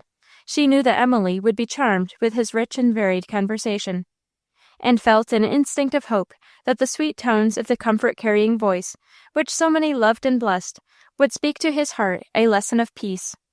But she hoped in vain. He started on seeing them, walked hastily away, and Gertrude soon after espied him toiling up the same steep path which had attracted them both in the morning. Nor did he make his appearance at the hotel again that night. The Jeremys stayed 2 days longer at the mountain house. The invigorating air benefited Emily, who appeared stronger than she had done for weeks past, and was able to take many a little stroll in the neighborhood of the house. Gertrude was never weary of the glorious prospect, upon which she gazed with ever-increasing delight, and an excursion which she and the doctor made on foot to the cleft in the heart of the mountain, where a narrow stream leaps a distance of 200 feet into the valley below, furnished the theme for many a descriptive reverie, of which Emily reaped a part of the enjoyment. They saw no more of their new acquaintance, who had disappeared without their knowledge. Dr. Jeremy inquired of their host concerning them, and learned that he left at an early hour on Monday, and took up a pedestrian course down the mountain. The doctor was surprised and disappointed, for he liked Mr. Phillips exceedingly, and had flattered himself, from some particular inquiries he had made concerning their proposed route, that he had an idea of attaching himself to their party. "Never mind, Gerty," said he, in a tone of mock condolence. "I dare say we shall come across him yet, sometime when we least expect it." Chapter 37. Led by simplicity divine, she pleased, and never tried to shine. Hannah More. From Catskill, Dr. Jeremy proceeded directly to Saratoga. The place was crowded with visitors, for the season was at its height, and the improvident traveler, having neglected to secure rooms, they had no right to expect any accommodation. "Where do you propose stopping?" inquired an acquaintance of the doctor's, whom they accidentally encountered in the cars. "At Congress Hall," was the reply. "It will be a quiet place for us old folks, and more agreeable than any other house to Miss Graham, who is an invalid." "You are expected, I conclude." "Expected? No, who should be expecting us?" "Your landlord. If you have not engaged rooms, you will fare badly, for every hotel is crowded to overflowing." "We must take our chance, then," said the doctor, with an indifference of manner which wholly forsook him upon his fairly arriving at his destination, and learning that his friend's words were true. "I don't know what we are going to do," said he, as he joined the ladies, whom he had left for a few moments while he made inquiries. "They say every house is full, and if so, we'd better take the next train of cars and be off, for we can't sleep in the street." "Carriage, sir?" shouted a hackman, leaning over a railing a few steps distant, and beckoning to the doctor with all his might, while another, and still bolder aspirant for employment, tapped his shoulder, and made a similar suggestion, in a most insinuating tone of voice. "Carriage?" repeated the doctor angrily. "What for? Where would you carry us, for mercy's sake? There isn't a garret to be had in your town, for love or money." "Well, sir," said the last-mentioned petitioner, a sort of omnibus attaché, taking off his cap as he spoke, and wiping his forehead with a torn and soiled pocket-handkerchief, "the houses is pretty considerable full just now, to be sure, but maybe you can get colonized out." "Colonized out?" said the doctor, still in a tone of extreme vexation. "That's what I think we are already. What I want is to get in somewhere. Where do you usually drive your coach?" "To Congress Hall." "Drive up, then, and let us get in. And mind, if they don't take us at Congress Hall, we shall expect you to keep us until we find better accommodations." Mrs. Jeremy, Emily, and Gertrude were consequently assisted into a small omnibus, and closely packed away among half a dozen ladies and children, who, tired, dusty, and anxious, were schooling themselves to patience, or encouraging themselves with hope. The doctor took a seat upon the outside, and the moment the vehicle stopped, hastened to present himself to the landlord. As he had anticipated, there was not a vacant corner in the house. Wishing to accommodate him, however, the office-keeper announced the possibility that he might be able before night to furnish him with one room in a house in the next street. "One room in the next street?" cried the doctor. "Ah, that's being colonized out, is it? Well, sir, it won't do for me. I must have a place to put my ladies in at once. Why, in conscience, don't you have hotels enough for your visitors?" "It is the height of the season, sir, and—" "Why, Dr. Jeremy!" exclaimed the youthful voice of Netta Grisworth, who was passing through the hall with her grandmother. "How do you do, sir? Are Miss Graham and Miss Flint with you? Have you come to stay?" Before the doctor could answer her questions and pay his respects to Madame Grisworth, a venerable old lady, whom he had known 30 years before, the landlord of the hotel accosted him. "Dr. Jeremy?" said he. "Excuse me, I did not know you. Dr. Jeremy, of Boston?" "The same," said the doctor, bowing. "Ah, we are all right, then. Your rooms are reserved, and will be made ready in a few minutes. They were vacated 2 days ago, and have not been occupied since." "What is all this?" exclaimed the honest doctor. "I engaged no rooms." A friend did it for you then, sir. A fortunate circumstance, especially as you have ladies with you. Saratoga is very crowded at this season. There were 7,000 strangers in the town yesterday." The doctor thanked his stars and his unknown friend, and summoned the ladies to enjoy their good fortune. "Why now, ain't we lucky?" said Mrs. Jeremy, as she glanced round the comfortable room allotted to herself, and then, crossing the narrow entry, took a similar survey of Emily's and Gertrude's apartment. "After all the talk everybody made, too, about the crowd of folks there were here scrambling for places." The doctor, who had just come upstairs, having waited to give directions concerning his baggage, approached the door in time to hear his wife's last remark, and entering with his finger upon his lip, and a mock air of mystery, exclaimed in a low voice, "Hush, hush! Don't say too much about it. We are profiting by a glorious mistake on the part of our good landlord. These rooms were engaged for somebody, that's certain, but not for us. However, they can't do more than turn us out when the right folks come, and until then we have a prospect, I see, of very good lodgings." But if the Jeremys were not the right folks never came, and in the course of a week our party not only ceased to be conscious of their precarious footing in the house, but even had the presumption to propose, and the good fortune to obtain, a favorable exchange for Emily to a bedroom upon the first floor, which opened directly into the drawing-room, and saved her the necessity of passing up and down the often crowded staircases. It was nearly tea-time on the day of their arrival, and Emily and Gertrude had just completed their toilet, when there was a light rap upon their door. Gertrude hastened to open it, and to admit Ellen Grisworth, who, while she saluted her with southern warmth of manner, hesitated at the threshold, saying, "I am afraid you will think me an intruder, but Netta told me you had arrived, and hearing accidentally from the chambermaid that you had the next room to mine, I could not forbear stopping a moment as I passed to tell you how very glad I am to see you again." Gertrude and Emily expressed their pleasure at the meeting, thanked her for her want of ceremony, and urged her to come in and remain with them until the gong sounded for tea. She availed herself of the invitation, and taking a seat upon the nearest trunk, proceeded to inquire concerning their travels and Emily's health since they parted at West Point. Among other adventures, Gertrude mentioned their having again encountered Mr. Phillips. "Indeed," said Miss Grisworth, "he seems to be a ubiquitous individual. He was in Saratoga a day or two ago, and sat opposite to me at our dinner table, but I have not seen him since. Did you become acquainted with him, Miss Graham?"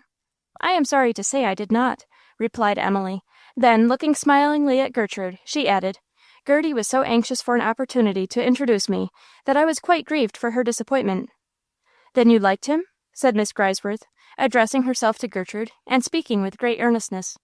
"I knew you would." "He interested me very much," replied Gertrude. "He is very agreeable, very peculiar, and to me rather incomprehensible." "Non-committal, I see," said Miss Grisworth, archly. "I hope you will have a chance to make up your mind. It is more than I can do, I confess, for every time I am in his company I recognize some new and unexpected trait of character. He got so angry with one of the waiters the day he dined with us in New York that I was actually frightened. However, I believe my fears were groundless, for he is too much of a gentleman to bandy words with an inferior, and though his eyes flashed like coals of fire, he kept his temper from blazing forth. I will do him the justice to say that this great indignation did not spring from any neglect he had himself received, but from the man's gross inattention to two dowdy-looking women from the country, who had never thought of such a thing as feeing him, and therefore got nothing to eat until everybody else had finished, and looked all the time as disappointed and ashamed as if they were just out of the state prison. "Too bad!" exclaimed Gertrude energetically. "I don't wonder Mr. Phillips felt provoked with the mercenary fellow. I like him for that." "It was too bad," said Miss Grisworth. "I couldn't help pitying them myself. One of them, a young girl fresh from the churn, who had worn her best white gown on purpose to make a figure in the city, looked just ready to burst out crying." "I hope such instances of neglect are not very common," said Gertrude. "I am afraid if they are, Emily and I shall be on the crying list, for Dr. Jeremy never will fee the waiters beforehand. He says it is a mean thing, and he should scorn to command attention in that way." "Oh, you need have no such fear," said Miss Grisworth. "Persons in the least accustomed to hotel life can always command a moderate share of attention, especially in so well-regulated an establishment as this. Grandmamma shares the doctor's views with regard to bargaining for it beforehand, but no one ever sees her neglected here. The case which occurred in New York was a gross instance of that partiality for which the public are partly to blame. The waiters can tell easily enough who will endure to be imposed upon, and the embarrassed faces of the two country ladies, who found so fierce an advocate in Mr. Phillips, were alone sufficient to lay them open to any degree of neglect. Another light tap at the door, and this time it was Netta Grisworth, who entered, exclaiming, "I hear Ellen's voice, so I suppose I may come in. I am provoked," added she, as she kissed Emily's hand, and shook Gertrude's with a freedom and vivacity which seemed to spring partly from girlish hoydenism and partly from high-bred independence of manner. "To think that while I have been watching about the drawing-room doors for this half-hour, so as to see you the first minute you came in, Ellen has been sitting here on a trunk, as sociable as all the world, enjoying your society, and telling you every bit of news." "Not every bit, Netta," said Ellen. "I have left several choice little morsels for you. Have you told Miss Flint about the Foxes and the Coxes that were here yesterday?" "Has she, Miss Flint?" "Not a word about them," said Gertrude. "Nor about the fright we had on board the steamboat?" "No." "Nor about Mr. Phillips being here?" "Oh, yes, she told us that." "Ah, she did!" exclaimed Netta, with an arch look, which called up her sister's blushes. "And did she tell you how he occupied this room, and how we heard him through the thin partition, pacing up and down all night, and how it kept me from sleeping, and gave me a terrible headache all the next day?" "No, she did not tell me that," said Gertrude. "You don't either of you walk all night, do you?" asked Netta. "Not often."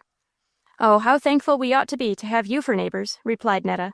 "If that horrible man had stayed here, and kept up that measured tread, there would have been a suicide either in his room or ours before many nights." "Do you think he was ill?" inquired Gertrude. "No, indeed," said Ellen. "It was nothing very remarkable. Not for him, at least. All his habits are peculiar. But it kept Netta awake an hour or two, and made her fidgety." "An hour or two, Ellen?" cried Netta. "It was the whole night." "My dear sis," said Ellen, "you don't know what a whole night is. You never saw one." A little sisterly discussion might have ensued about the length of Mr. Phillip's walk, and Netta's consequent wakefulness. But fortunately the gong sounded, and Netta flew off to her own room to brush out her puffs before tea. Saratoga is a queer place. One sees congregated there, at the height of the season, delegates from every part of our own and from many foreign countries. Fashion's ladder is transplanted thither, and all its rounds are filled. Beauty, wealth, pride, and folly are well represented, and so too are wit, genius, and learning. Idleness reigns supreme, and no one, not even the most active, busy, and industrious citizen of our working land, dares, in this her legitimate province, to dispute her temporary sway. Every rank of society, every profession, and almost every trade, meet each other on an easy and friendly footing. The acknowledged belle, the bearer of an aristocratic name, the owner of a well-filled purse, the renowned scholar, artist, or poet, having all a conspicuous sphere to shine in. There are many counterfeits, too. The nobodies at home stand a chance to be considered somebodies here, and the first people of a distant city, accustomed to consider themselves somebodies, sit in corners and pout at suddenly finding themselves nobodies. All come, however, from a common motive. All are in pursuit of amusement, recreation, and rest from labor, and in this search after pleasure, a friendly and benevolent sentiment for the most part prevails. All are in motion, and the throngs of well-dressed people moving to and fro, on foot, on horseback, and in carriages, together with the gay assemblages crowded upon the piazzas of the hotels, constitute a lively and festive scene, and he who loves to observe human nature may study it here in its most animated form. It was a wholly new experience to Gertrude, and although, in the comparative retirement and privacy of Congress Hall, she saw only the reflection of Saratoga gaiety, and heard only the echo of its distant hum, there was enough of novelty and excitement to entertain, amuse, and surprise one who was a complete novice in the ways of fashionable life. In the circle of high-bred, polished, literary, and talented persons whom Madame Grisworth drew about her, and into which Dr. Jeremy's party were at once admitted as honored members, Gertrude found much that was congenial to her cultivated and superior taste, and she herself soon came to be appreciated and admired as she deserved. Madame Grisworth was a lady of the old school, one who had all her life been accustomed to the best society, and who continued, in spite of her advanced years, to enjoy and to adorn it. She was still an elegant-looking woman, tall and stately, and though a little proud, and to strangers a little reserved, she soon proved herself an agreeable companion to people of all ages. For the first day or two of their acquaintance, poor Mrs. Jeremy stood much in awe of her, and could not feel quite at ease in her presence. But this feeling wore off wonderfully quick, and the stout little doctor's lady soon became exceedingly confiding and chatty towards the august dame. One evening, when the Jeremys had now been a week at Saratoga, as Emily and Gertrude were leaving the tea-table, they were joined by Netta Grisworth, who, linking her arm in Gertrude's, exclaimed, in her usual gay manner, "Gertrude, I shall quarrel with you soon." "Indeed," said Gertrude. "On what ground?" "Jealousy." Gertrude blushed slightly. "Oh, you needn't turn so red. It's not on account of any gray-headed gentleman's staring at you all dinner-time from the other end of the table. No, I'm indifferent on that score. Ellen and you may disagree about Mr. Phillips's attentions, but I'm jealous of those of another person." "I hope Gertrude isn't interfering with your happiness in any way," said Emily, smiling. "She is, though," replied Netta. "My happiness, my pride, my comfort. She is undermining them all. She would not dare to conduct so, Miss Graham, if you could see her behavior." "Tell me all about it," said Emily coaxingly, "and I will promise to interest myself for you." "I doubt that," answered Netta. "I am not sure but you are a coadjutor with her. However, I will state my grievance. Do you not see how entirely she engrosses the attention of an important personage? Are you not aware that Peter has ceased to have eyes for anyone else? For my own part, I can get nothing to eat or drink until Miss Flint is served, and I'm determined to ask Papa to change our seats at the table. It isn't that I care about my food, but I feel insulted. My pride is essentially wounded. A few days ago, I was a great favorite with Peter, and all my pet dishes were sure to be placed directly in front of me. But now the tune is changed, and this very evening, I saw him pass Gertrude the blackberries, which the creature knows I delight in, while he pushed a dish of blues towards me in a contemptuous manner, which seemed to imply, 'Blueberries are good enough for you, miss.'" "I have noticed that the waiters are very attentive to us," said Emily. "Do you suppose Gertrude has been secretly bribing them?" "She says not," replied Netta. "Didn't you tell me so yesterday, Gertrude, when I was drawing a similar comparison between their devotion to you and to our party? Didn't you tell me that neither the doctor nor any of you ever gave Peter a cent?" "Certainly," answered Gertrude. "His attentions are all voluntary, but I attribute them entirely to Emily's influence and his desire to serve her." "It's no such thing," said Netta, emphasizing her remark by a mysterious little shake of the head. "It's sorcery, I'm sure of it. You've been practicing the black art, Gertrude, and I'll warn Peter this very day." As she spoke, they reached a corner of the drawing-room where the old ladies Grisworth and Jeremy were sitting upon a sofa, engaged in earnest conversation, while Ellen, who had just returned from a drive with her father, stood talking with him and a Mr. Pentrincourt, who had that evening arrived from New York. The ladies on the sofa made room for Emily, and Netta and Gertrude seated themselves nearby. Occasionally, Madame Grisworth cast glances of annoyance at a group of children on the other side of the room, who by their noisy shouts continually interrupted her remarks and prevented her understanding those of her neighbor. Gertrude's attention soon became attracted by them also to such a degree that she did not hear more than half of the lively and gay sallies of wit and nonsense which Netta continued to pour forth. "Do go and play with those children, Gertrude," said Netta at last. "I know you're longing to." "I'm longing to stop their play," exclaimed Gertrude, an apparently ill-natured remark, which we are bound to explain. Some half-dozen gaily and fancifully dressed children, whose mothers were scattered about on the piazzas, and whose nurses were at supper, had collected around a strange little newcomer, whom they were subjecting to every species of persecution. Her clothes, though of rich material, were most untidily arranged, and appeared somewhat soiled by traveling. Her little black silk frock, for the child was clad in mourning, seemed to be quite outgrown, being much shorter than some of her other garments, and her whole appearance denoted great negligence on the part of her parents or guardians. When Madame Grisworth's evident disturbance first led Gertrude to notice the youthful group, this little girl was standing in their midst, looking wildly about her, as if for a chance to escape. But this the children prevented, and continued to ply her with questions, each of which called forth a derisive shout from all but the poor little object of attack, who on her part looked ready to burst into tears. Whether the scene reminded Gertrude of some of her own experiences, or merely touched the chord of a universal spirit of sympathy for the injured, she could not keep her eyes from the little party. And just as Netta was fairly launched upon one of her favorite topics, namely, Mr. Phillips and his unaccountable conduct, She sprung from her seat, exclaiming, "They shan't torment that child so," and hastily crossed the room to the rescue. Netta burst into a hearty laugh at Gertrude's excited and enthusiastic manner of starting on her benevolent errand, and this, together with the unusual circumstance of her crossing the large and crowded room hastily and alone, drew the inquiries of all the circle whom she had left, and during her absence she unconsciously became the subject of discussion and remark. "What is the matter, Netta?" asked Madame Grisworth. "Where has Gertrude gone?" "To offer herself as a champion, grandmamma, for that little rowdy-dowdy-looking child." "Is she the one who has been making all this noise?" "No, indeed, but I believe she is the cause of it." "It isn't every girl," remarked Ellen, "who could cross a great room like this so gracefully as Gertrude can." "She has a remarkably good figure," said Madame Grisworth, "and knows how to walk, a very rare accomplishment nowadays."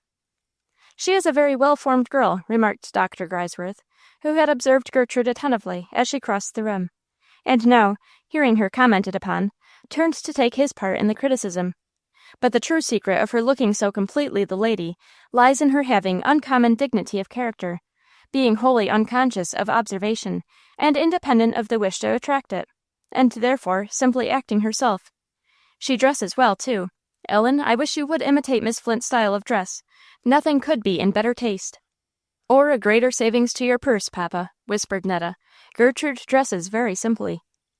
"Miss Flint's style of dress would not become Miss Grisworth," said the fashionable Mrs. Pentricourt, who approached in time to hear the doctor's remark. "Your daughter, sir, is a noble, showy-looking girl, and can carry off a great deal of dress." "So can a milliner's doll, Mrs. Pentricourt. However, I suppose, in a certain sense, you are right.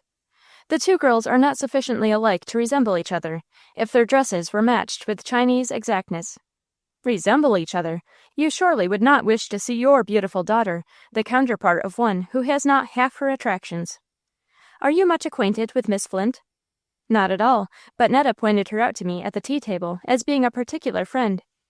"Then you must excuse me, ma'am, if I remark that it is impossible you should have any idea of her attractions, as they certainly do not lie on the surface." "You confess, then, that you do not think her handsome, sir?"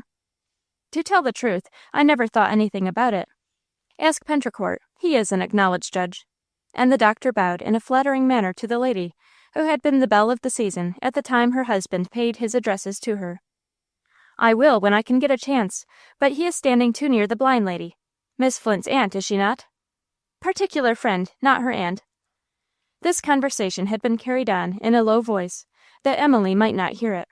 Others, however, were either more careless or more indifferent to her presence, for Madame Grisworth began to speak of Gertrude without restraint, as she was at this moment saying, "One must see her under peculiar circumstances to be struck with her beauty at once. For instance, as I did yesterday, when she had just returned from horseback riding, and her face was in a glow from exercise and excitement, or as she looks when animated by her intense interest in some glowing and eloquent speaker, or when her feelings are suddenly touched, and the tears start into her eyes, and her whole soul shines out through them." "Why, grandmamma," cried Netta, "you are really eloquent." "So is Gertrude at such times as those I speak of. Oh, she is a girl after my own heart." "She must be a very agreeable young lady, from your account," said Mr. Pentricourt. "We must know her." "You will not find her at all the same stamp as most of the agreeable young ladies whom you meet in the gay circles. I must tell you what Horace Willard said of her. He is an accomplished man and a scholar. His opinion is worth something. He had been staying a fortnight at the United States Hotel, and used to call here occasionally to see us. The day he left, he came to me and said, 'Where is Miss Flint? I must have one more refreshing conversation with her before I go. It is a perfect rest to be in that young lady's society, for she never seems to be making the least effort to talk with me, or to expect any attempt on my part. She is one of the few girls who never speak unless they have something to say. How she has contrived to quiet those children!'" Mr. Pentricourt followed the direction of Madame Grisworth's eyes. "Is that the young lady you are speaking of?" asked he, "the one with great dark eyes, and such a splendid head of hair? I have been noticing her for some time." "Yes, that is she, talking to the little girl in black." "Madame Grisworth," said Dr. Jeremy, through the long open window, and stepping inside as he spoke, "I see you appreciate our Gerty.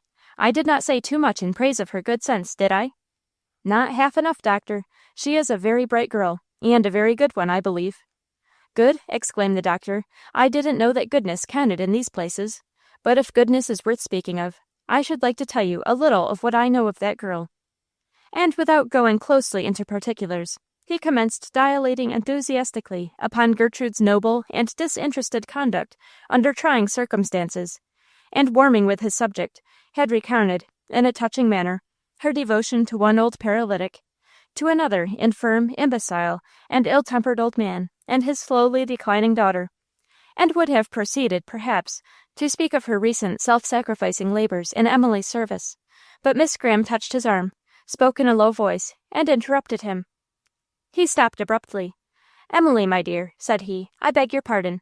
I didn't know you were here, but what you say is very true. Gertrude is a private character, and I have no right to bring her before the public. I am an old fool, certainly, but there, we are all friends." And he looked around the circle a little anxiously, cast a slightly suspicious glance at the Pentricourts, and finally rested his gaze upon a figure directly behind Ellen Grisworth. The latter turned, not having been previously aware that any stranger was in the neighborhood, and to her surprise found herself face to face with Mr. Phillips. "Good evening, sir," said she, on recognizing him, but he did not seem to hear her. Madame Grisworth, who had never seen him before, looked up inquiringly.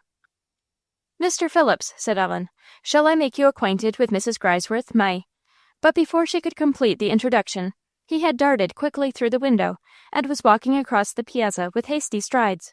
He drew forth his handkerchief, wiped the moisture from his brow, and, unseen and unsuspected, brushed away a tear. Chapter 38. It was not thus in other days we met. Hath time, hath absence, taught thee to forget? Mrs. Hemans. Later in the evening, when Gertrude, having resigned her little charge to the nurse who came to seek her, had again joined her party, the attention of everyone assembled in the drawing-room was attracted by the entrance of a beautiful and showily dressed young lady, attended by 2 or 3 gentlemen. After glancing round the room for the person whom she came to seek, she advanced towards Mrs. Pentricourt, who, on her part, rose to receive her young visitor. Unexpected as the meeting was to Gertrude, she at once recognized Isabel Clinton, who, however, passed both her and Emily without observing them, and there being no vacant chair near at hand, seated herself with Mrs. Pentricourt on a couch a little farther up the room, and entered into earnest and familiar conversation. Nor did she change her position or look in the direction of Dr. Jeremy's party until just as she was taking her leave. She would have passed them then without noticing their presence, but accidentally hearing Dr. Grisworth address Miss Flint by name, she half turned, caught Gertrude's eye, spoke a careless "How do you do?" with that sort of indifference which one salutes a very slight acquaintance, cast a look back at Emily, surveyed with an impertinent air of curiosity the rest of the circle to which they belonged, and without stopping to exchange words or inquiries, walked off whispering to her companions some satirical comments both upon the place and the company. "Oh, what a beauty!" exclaimed Netta to Mrs. Pentricourt. "Who is she?" Mrs. Pentricourt related what she knew of Miss Clinton, told how she had travelled with her in Switzerland, and met her afterwards in Paris, where she was universally admired. Then turning to Gertrude, she remarked, "You are acquainted with her, I see, Miss Flint." Gertrude replied that she knew her before she went abroad, but had seen nothing of her since her return. "She has but just arrived," said Mrs. Pentricourt. "She came with her father in the last steamer, and has been in Saratoga but a day or 2. She is making a great sensation at the United States, I hear, and has troops of beaux." "Most of whom are probably aware," remarked Mr. Pentricourt, "that she will have plenty of money one of these days." Emily's attention was by this time attracted. She had been conversing with Ellen Grisworth, but now turned to ask Gertrude if they were speaking of Isabel Clinton. "Yes," said Dr. Jeremy, taking upon himself to reply, "and if she were not the rudest girl in the world, my dear, you would not have remained so long in ignorance of her having been here." Emily forbore to make any comment. It did not surprise her to hear that the Clintons had returned home, as they had separated from the Grahams soon after the latter went abroad, and she had since heard nothing of their movements. Nor was she astonished at any degree of incivility from one who sometimes seemed ignorant of the most common rules of politeness. Gertrude was silent also, but she burned inwardly, as she always did, at any slights being offered to the gentle Emily. Gertrude and Dr. Jeremy were always among the earliest morning visitors at the spring. The doctor enjoyed drinking the water at this hour, and as Gertrude was an early riser, and fond of walking before breakfast, he made it a point that she should accompany him, partake of the beverage of which he was himself so fond, and afterwards join him in a brisk pedestrian exercise until near the hour of the morning meal, which was as early as Mrs. Jeremy or Emily cared to have their slumbers disturbed. On the morning succeeding the evening of which we have been speaking, they had, as usual, presented themselves at the spring. Gertrude had gratified the doctor, and made a martyr of herself, by imbibing a tumblerful of a water which she found very unpalatable, and he having quaffed his 7th glass, they had both proceeded some distance on one more walk around the grounds, when he suddenly missed his cane, and believing that he had left it at the spring, declared his intention to return and look for it. Gertrude would have gone back also, but as there might be some difficulty and delay in recovering it, he insisted upon her continuing her walk in the direction of the circular railway, promising to come round the other way and meet her. She had proceeded some little distance, and was walking thoughtfully along, when, at an abrupt winding in the path, she observed a couple approaching her, a young lady leaning on the arm of a gentleman. A straw hat partially concealed the face of the latter, but in the former she at once recognized Belle Clinton. It was equally evident, too, that Belle saw Gertrude and knew her, but did not mean to acknowledge her acquaintance. For after the first glance, she kept her eyes obstinately fixed either upon her companion or the ground. This conduct did not disturb Gertrude in the least. Belle could not feel more indifferent about the acquaintance than she did, but being thus saved the necessity of awaiting and returning any salutation from that quarter, she naturally bestowed her passing glance upon the gentleman who accompanied Miss Clinton. He looked up at the same instant, fixed his full grey eyes upon her, with merely that careless look, however, with which one stranger regards another, then turning as carelessly away, made some slight remark to his companion. They pass on. They have gone some steps, but Gertrude stands fixed to the spot. She feels a great throbbing at her heart. She knows that look, that voice, as well as if she had seen and heard them yesterday. Could Gertrude forget Willie Sullivan? But he has forgotten her. Shall she run after him and stop him, and catch both his hands in hers, and compel him to see and know and speak to her? She started one step forward in the direction he had taken, then suddenly paused and hesitated. A crowd of emotions choked, blinded, suffocated her, and while she wrestled with them, and they with her, he turned the corner and passed out of sight. She covered her face with her hands, always her first impulse in moments of distress, and leaned against a tree. It was Willie, there was no doubt of that, but not her Willie, the boy Willie. It was true, time had added but little to his height or breadth of figure, for he was a well-grown youth when he went away. But 6 years of Eastern life, including no small amount of travel, care, exposure, and suffering, had done the work that twice that time would ordinarily have accomplished. The fresh complexion of the boy had given place to the pallor, beard-darkened, and somewhat sun-browned tints that mark a ripened manhood. The joyous eye had a deeper cast of thought, the elastic step a more firm and measured tread, while the beaming, sunny expression of countenance had given place to a certain grave and composed look, which marked his features when in repose. The winning attractiveness of the boy, however, had but given place to equal, if not superior qualities in the man, who was still eminently handsome and gifted with that inborn and natural grace and ease of deportment which win universal remark and commendation.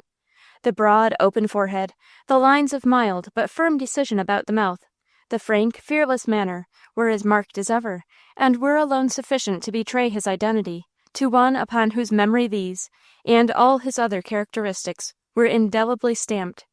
And Gertrude needed not the sound of his well-known voice, though that, too, at the same moment fell upon her ear, to proclaim at once to her beating heart that Willie Sullivan had met her face to face, had passed on, and that she was left all alone, unrecognized, unknown, and to all appearance, unthought of, and uncared for.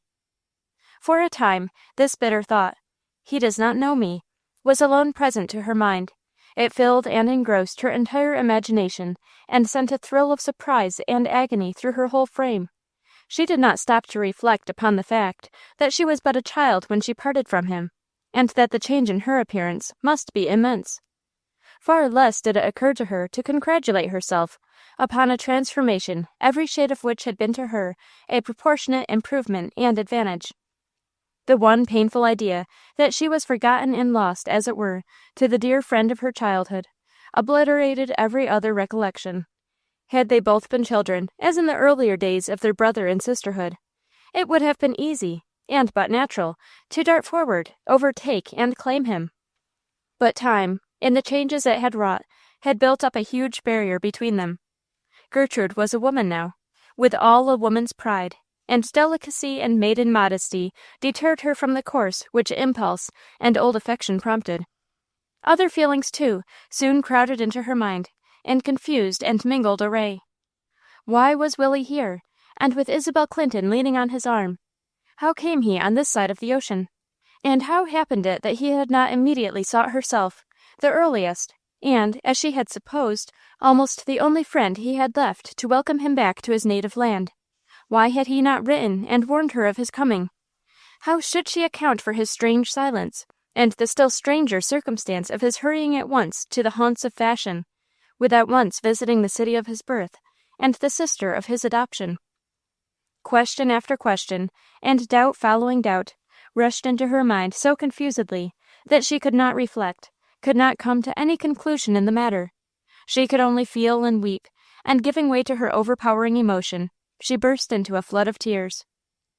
Poor child! It was so different a meeting from what she had imagined and expected. For the 6 years that she had been growing into womanhood, it had been the dream of her waking hours, and had come as a beautiful, though transient reality to her happy sleep. He could hardly have presented himself at any hour of the day or night, scarcely in any disguise, that would not have been foreseen and anticipated. He could have used no form of greeting that had not already rung in the ears of her fancy. He could bestow upon her no look that would not be familiar. What Willie would say when he first saw her, what he would do to express his delight, the questions he would ask, the exclamations he would utter, and the corresponding replies on her part. The happiness of them both, lately sobered and subdued to her imagination by the thought of the dear departed ones they had both loved so well. All this had been rehearsed by Gertrude again and again, in every new instance taking some new form, or varied by some additional circumstance. But among all her visions there had been none which in the least approached the reality of this painful experience that had suddenly plunged her into disappointment and sorrow. Her darkest dreams had never pictured a meeting so chilling.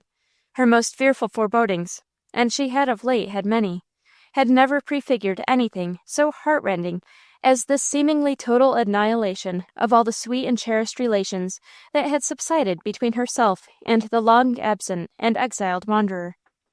No wonder, then, that she forgot the place, the time, everything but her own overwhelming grief, and that, as she stood leaning against the old tree, her chest heaved with sobs too deep for utterance, and great tears trickled from her eyes, and between the little taper fingers that vainly sought to hide her disturbed countenance.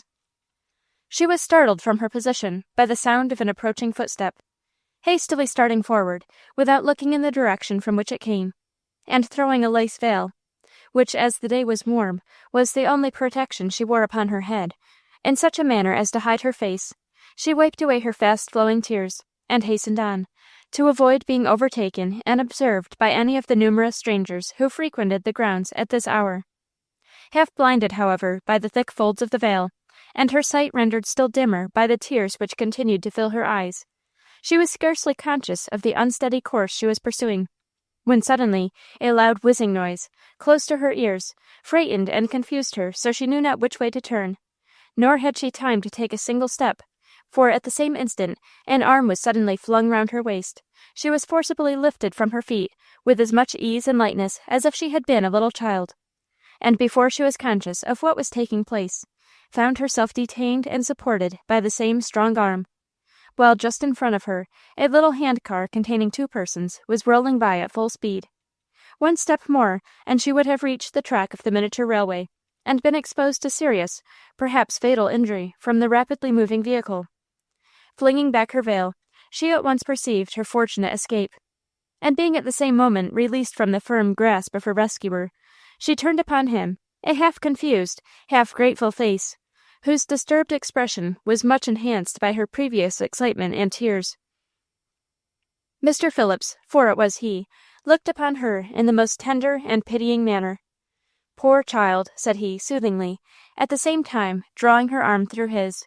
"You were very much frightened. Here, sit down upon this bench." And he would have drawn her towards a seat, but she shook her head, and signified by a movement her wish to proceed towards the hotel. She could not speak. The kindness of his look and voice only served to increase her trouble, and rob her of her power to articulate. So he walked on in perfect silence, supporting her, however, with the greatest care, and bestowing upon her many an anxious glance. At last, making a great effort to recover her calmness, she partially succeeded, so much so that he ventured to speak again, and asked, "Did I frighten you?" "You?" replied she, in a low and somewhat unsteady voice. "Oh, no, you are very kind." "I am sorry you are so disturbed," said he. "Those little cars are troublesome things. I wish they'd put a stop to them." "The car?" said Gertrude, in an absent way. "Oh, yes, I forgot. You are a little nervous, I fear. Can't you get Dr. Jeremy to prescribe for you?" "The doctor? He went back for his cane, I believe." Mr. Phillips saw that she was bewildered. Obtuse he knew she never was, for within the last few days his acquaintance with her had grown and ripened by frequent intercourse. He forbore any attempt at conversation, and they continued their walk to the hotel without another word. Just before leaving her, however, he said, in a tone of the deepest interest, as he held her hand for a moment at parting, "Can I do anything for you? Can I help you?" Gertrude looked up at him. She saw at once, from his countenance, that he understood and realized that she was unhappy, not nervous. Her eyes thanked him as they again glistened behind a shower of tears. "No, no," gasped she, "but you are very good." And she hastened into the house, leaving him standing for more than a minute in the spot where she had left him, gazing at the door by which she had disappeared, as if she were still in sight and he were watching her. Gertrude's first thought, after parting from Mr. Phillips and gaining the shelter of the hotel, was how she might best conceal from all her friends, and especially from Miss Graham, any knowledge of the load of grief she was sustaining. That she would receive sympathy and comfort from Emily there could be no doubt, but in proportion as she loved and respected her benefactress, did she shrink with jealous sensitiveness from any disclosure which was calculated to lessen Willie Sullivan in the estimation of one in whose opinion she was anxious that he should sustain the high place to which her own praises had exalted him. The chief knowledge that Emily had of Willie was derived from Gertrude, and with a mingled feeling of tenderness for him and pride on her account, did the latter dread to disclose the fact that he had returned after so many years of absence, that she had met him in the public walks of Saratoga, and that he had passed her carelessly by. The possibility naturally presented itself to her mind that he had indeed visited Boston, sought her, and learning where she might be found, had come hither purposely to see her. Nor, on calm reflection, did this supposition seem contradicted by his failing, on a mere casual glance, to recognize her, for she could not be ignorant or insensible of the vast change which had taken place both in her face and figure. But the ray of hope which this thought called up was quickly dissipated by the recollection of a letter received the previous evening from Mrs. Ellis, now acting as housekeeper at Dr. Jeremy's, which would certainly have mentioned the arrival of so important a visitor. There was, however, the still further possibility that this arrival might have taken place since the date of Mrs. Ellis's concise epistle, and that Willie might have but just reached his destination, and not yet had time to discover her temporary place of abode. Though the leisurely manner in which he was escorting Miss Clinton on her morning walk seemed to contradict the supposition, Gertrude, clinging fondly to this frail hope, and believing that the rest of the day would not pass without his presenting himself at the hotel, determined to concentrate all her energies in the effort to maintain her usual composure, at least until her fears should become certainties. It was very hard for her to appear as usual, and elude the vigilance of the affectionate and careful Emily, who, always deeply conscious of her responsibility towards her young charge, and fearful lest, owing to her blindness, she might often be an insufficient protection to one of so ardent and excitable a temperament, was keenly alive to every sensation and emotion experienced by Gertrude, especially to any fluctuation in her usually cheerful spirits. And Gertrude's spirits, even when she had armed herself with confidence and hope by the encouraging thought that Willie would yet prove faithful to his old friendship, could not but be sorely depressed by the consciousness now forced upon her that he could no longer be to her as he had once been, that they could never meet on the same footing on which they had parted, that he was a man of the world now, with new relations, new cares, new interests, and that she had been deceiving herself, and laboring under a fond delusion, and cherishing the belief that in their case the laws of nature would be suspended, and time have no power to alter or modify the nature and extent of their mutual affection. There was something in the very circumstance of her first meeting him in company with Isabel Clinton, which tended to impress her with this conviction. Isabel, of all people, one so essentially worldly, and with whom she had so little sympathy or congeniality. True, she was the daughter of Willie's early and generous employer, now the senior partner in the mercantile house to which he belonged, and would not only be likely to form his acquaintance, but would have an undoubted claim to every polite attention he might have it in his power to pay her. But still Gertrude could not feel it but a greater sense of estrangement, a chilling presentiment of sorrow, from seeing him thus familiarly associated with one who had invariably treated her with scorn and incivility. There was but one thing for her to do, however, to call up all her self-command, bring pride even to her aid, and endeavor, in any event, to behave with serenity and composure. The very fear that one keen and searching pair of eyes had already penetrated her secret so far as to discover that she was afflicted in some form or other, served to put her still more upon her guard, and she therefore compelled herself to enter the room where Emily was awaiting her, bid her a cheerful good morning, and assist, as usual, in the completion of her toilet. Her face still bore indications of recent tears, but that Emily could not see, and by breakfast time even they were effectually removed. Now again new trials awaited her, for Dr. Jeremy, according to his promise, had, after recovering the missing cane, gone to meet her in the direction agreed upon, and finding her false to her appointment, and nowhere to be found among the grounds, was full of inquiries as to the path she had taken, and her reasons for giving him the slip. Now for the first time she recollected the doctor's promise to rejoin her, and the stipulation that she should proceed in the path she was then following. But having, until these questions were put to her, quite forgotten the old gentleman, she was unprepared for a reply, blushed, and became very much confused. The truth was that when Gertrude heard Mr. Phillips approaching in the direction she should have taken, she, in her eagerness to avoid meeting anyone, took the contrary path that she had been pursuing, and after he joined her, retraced her steps to the hotel in the same way she had come, consequently eluding the search of the doctor. But before she could plead any excuse, Netta Grisworth came running up, evidently full of pleasantry and fun, and leaning over Gertrude's shoulder, said in a whisper loud enough to be heard by all the little circle, who were being delayed on their way to breakfast by the doctor's demand for an explanation, "Gertrude, my dear, such affecting partings ought to be private. I wonder you did allow them to take place directly at the doorstep." This remark did not lessen Gertrude's discomfiture, which became extreme on Dr. Jeremy's catching Netta by the arm as she was about to run off, and insisting upon knowing her meaning, declaring that he already had suspicions of Gertrude, and wanted to know who she had been walking with. "Oh, a certain tall young beau of hers, who stood gazing after her when she left him, until I began to fear the cruel creature had turned him into stone. What did you do to the poor man, Gertrude?" "Nothing," replied Gertrude. "He saved me from being thrown down by the little rail car, and afterwards walked home with me." Gertrude answered seriously. She could have laughed and joked with Netta at any other time, but now her heart was too heavy. The doctor did not perceive her growing agitation, however, and pushed the matter still further. "Quite romantic. Imminent danger. Providential rescue. Tat-tat-tat, walk home, carefully avoiding the old doctor, who might prove an interruption. I understand." Poor Gertrude, blushing scarlet and pitiably distressed, tried to offer some explanation, and stammered out, with a faltering voice, that she did not notice, she didn't remember. Ellen Grisworth gave her a scrutinizing glance, Emily an anxious one, and Netta, half pitying, half enjoying her confusion, dragged her off towards the breakfast hall, saying, "Never mind, Gertrude, it's no such dreadful thing after all." She made a pretence of eating breakfast, but could not conceal her want of appetite.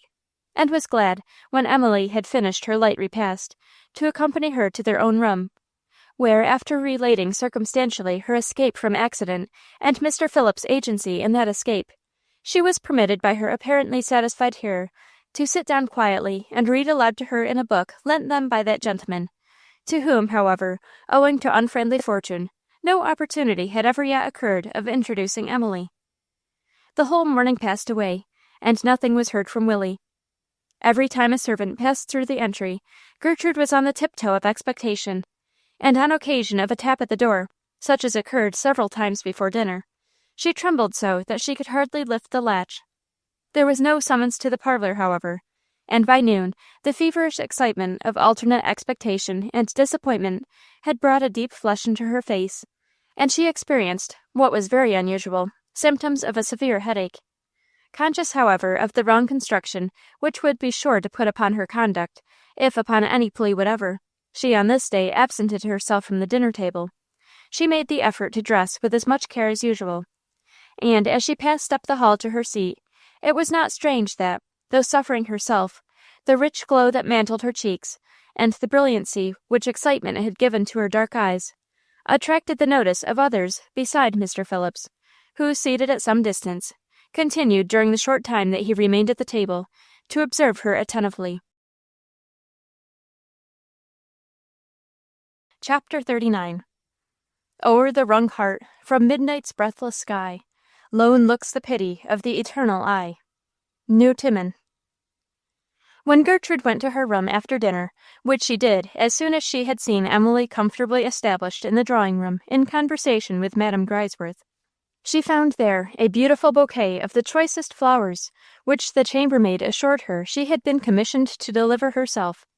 She rightly imagined the source from whence they came, divined at once the motives of kindness and sympathy which had prompted the donor of so sweet and acceptable a gift, and felt that, if she must accept pity from any quarter, Mr. Phillips was one from whom she could more easily bear to receive it than from almost any other.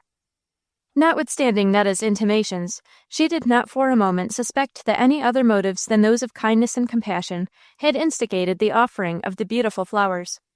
Nor had she reason to do so.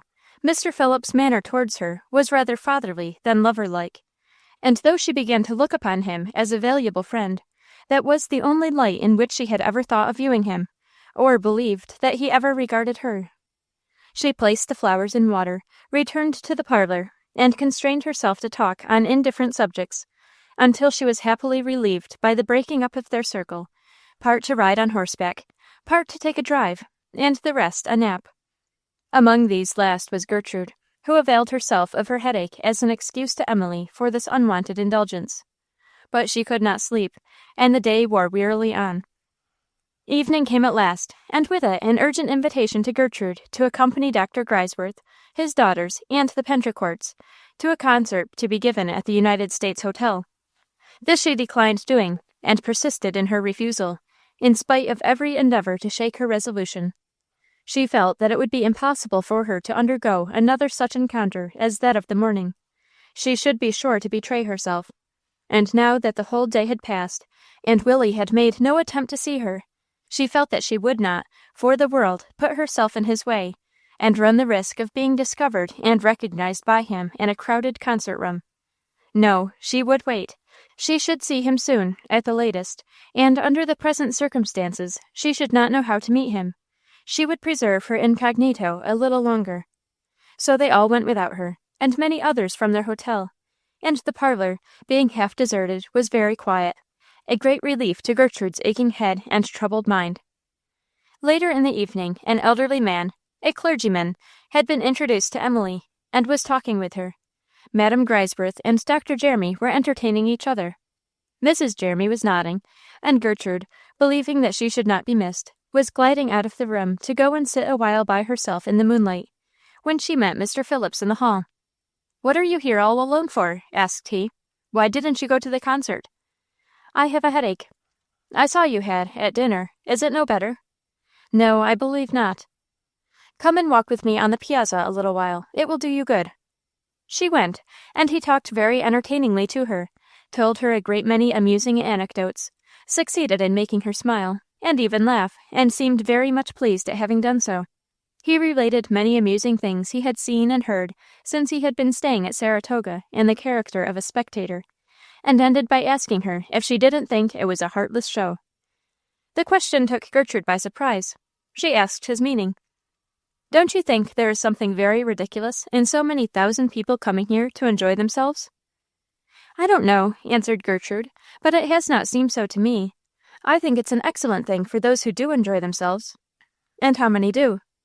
"The greater part, I suppose." "Pshaw! No, they don't.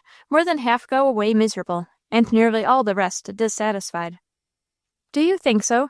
Now, I thought the charm of the place was seeing so many happy faces. They have nearly all looked happy to me." "Oh, that's all on the surface, and if you'll notice, those who look happy one day are wretched enough the next. Yours was one of the happy faces yesterday, but it isn't today, my poor child."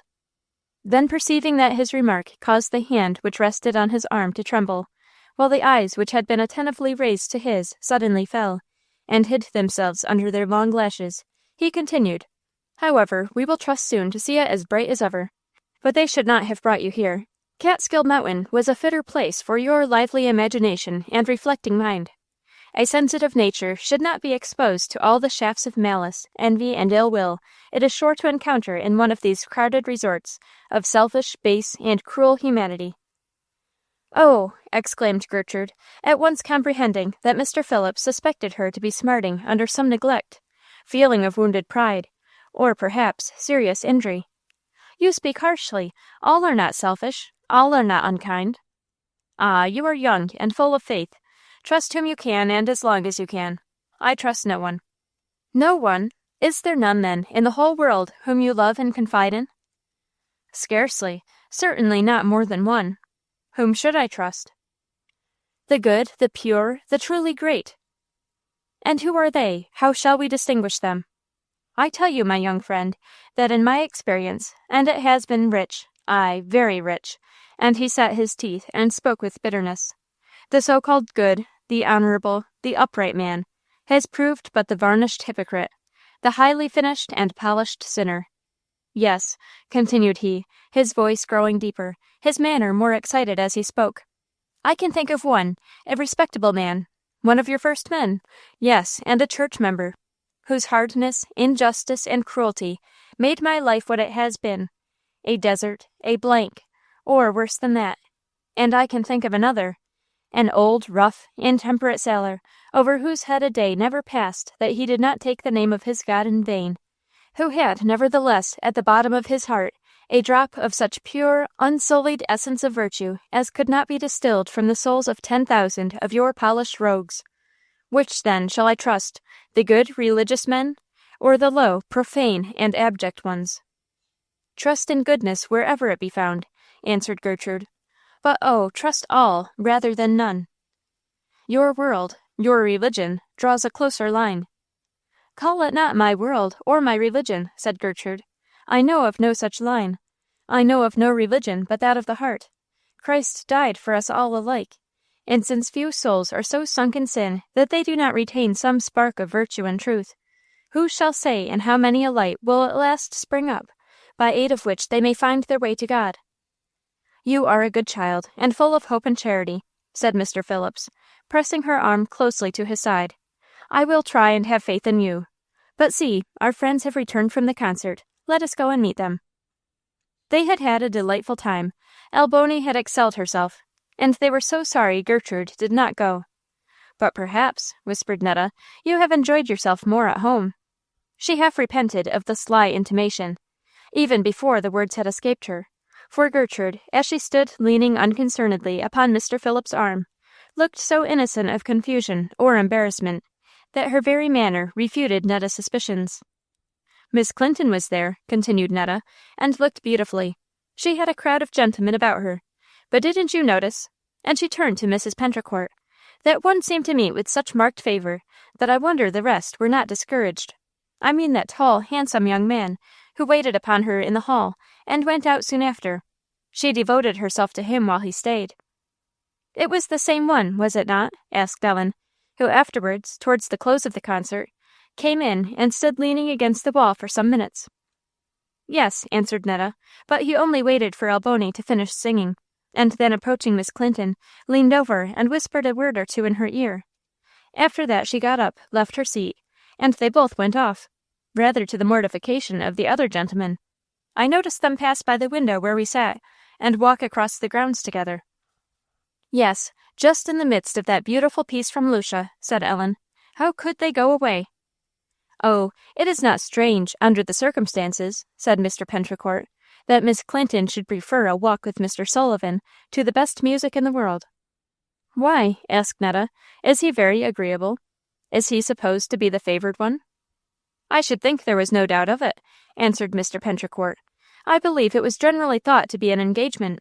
He was in Paris with them during the spring, and they all came home in the same steamer. Everybody knows it is the wish of Mr. Clinton's heart, and Miss Isabel makes no secret of her preference. Oh, certainly, interposed Mrs. Pentricourt. It is an understood thing. I heard it spoken of by 2 or 3 persons this evening. What became of Gertrude all this time? Could she, who for 6 years had nursed the fond idea that to Willie she was, and should still continue to be, all in all, could she stand patiently by, and hear him thus disposed of and given to another? She did do it, not consciously, however, for her head swam round, and she would have fallen but for the firm support of Mr. Phillips, who held her arm so tightly that though he felt, the rest could not see how she trembled. Fortunately, too, none but he thought of noticing her blanched face, and as she stood somewhat in the shadow, he alone, fully aware of her agitation, was watching the strained and eager eyes, the parted and rigid lips, the death-like pallor of her countenance. Standing there, with her heart beating like a heavy drum, and almost believing herself in a horrid dream, she listened attentively, heard and comprehended every word. She could not, however, have spoken or moved for her life, and in an instant more accident might have betrayed her excited and almost alarming condition. But Mr. Phillips acted, spoke, and moved for her, and she was spared an exposure from which her delicate and sensitive spirit would have shrunk indeed. Mr. Sullivan, said he. Ah, a fine fellow. I know him. Miss Gertrude, I must tell you an anecdote about that young man. And moving forward in the direction in which they had been walking when they met the party from the concert, he made as if they were still intending to prolong their promenade. A promenade, however, in which he was the only walker, for Gertrude was literally borne upon his arm, until the rest of the company, who started at the same moment for the parlor, were hid within its shelter, and he and his companion were left the sole occupants of that portion of the piazza. Until then, he proceeded with his story, and went so far as to relate that he and Mr. Sullivan were, a few years previous, traveling together across an Arabian desert, when the latter proved of signal service in saving him from a sudden attack by a wandering tribe of Bedouins. By the time he had thus opened his narration, he perceived that all danger of observation was past, and hesitated not to stop abruptly, and without ceremony or apology, place her in an armchair which stood conveniently near. "Sit here," said he, "while I go and bring you a glass of water." He then wrapped her mantle tightly about her, and walked quickly away. Oh, how Gertrude thanked him in her heart for thus considerately leaving her, and giving her time to recover herself. It was the most judicious thing he could have done, and the kindness. He saw that she would not faint, and knew that left alone she would soon rally her powers, perhaps be deceived by the idea that even he was only half aware of her agitation, and wholly ignorant of its cause. He was gone some minutes, and when he returned she was perfectly calm. She tasted the water, but he did not urge her to drink it. He knew she did not require it. "I have kept you out too long," said he. "Come, you had better go in now." She rose. He put her arm once more through his, guided her feeble steps to a window which opened into hers and Emily's room, and then, pausing a moment, said in a meaning tone, at the same time enforcing his words by the fixed glance of his piercing eye, "You exhort me, Miss Gertrude, to have faith in everybody, but I bid you, all inexperienced as you are, to beware lest you believe too much. Where you have good foundation for confidence, abide by it if you can, firmly and bravely. But trust nothing which you have not fairly tested, and especially rest assured that the idle gossip of a place like this is utterly unworthy of credit. Good night." What an utter revulsion of feeling these words occasioned Gertrude. They came to her with all the force of a prophecy, and struck deep into her heart. Was there not wisdom in the stranger's counsel? It was true, she thought, that he spoke merely such simple axioms as a long experience of the world might dictate. But how forcible, in her case, was their application! Had not she, blindly yielding to her gloomy presentiments and fears, been willing to lend a too ready ear to the whisperings of her own jealous imagination, and a too credulous one to the idle reports of others? While in reality she had proved a traitor to a more noble trust. Who, during the many years she had known him, could have proved himself more worthy of confidence than Willie? Had he not, from his boyhood, been exemplary in every virtue, superior to every meanness and every form of vice? Had he not, in his early youth, forsaken all that he held most dear, to toil and labor beneath an Indian sun, that he might provide comforts and luxuries for those whose support he eagerly took upon himself? Had he not ever proved honorable, high-minded, sincere, and warm of heart? Above all, had he not been imbued from his infancy with the highest and purest of Christian principles? He had indeed been all this, and while Gertrude called it to mind, and dwelt upon each phase of his consistent course, she could not fail to remember, too, that Willie, whether as the generous, kind-hearted boy, the adventurous, energetic youth, the successful, respected, yet sorrow-tried man, had ever manifested towards her the same deep, ardent, enthusiastic attachment. The love which he had shown for her in her childhood, and during that period when, though still a child, she labored under the full-grown care and sorrow entailed upon her by Uncle True's sickness and death, had seemed to grow and deepen in every successive day, month, and year of their separation. During their long and regular correspondence, no letter had come from Willie that did not breathe the same spirit of devoted affection for Gertrude, an exclusive affection, in which there could be no rivalship. All his thoughts of home and future happy days were inseparably associated with her.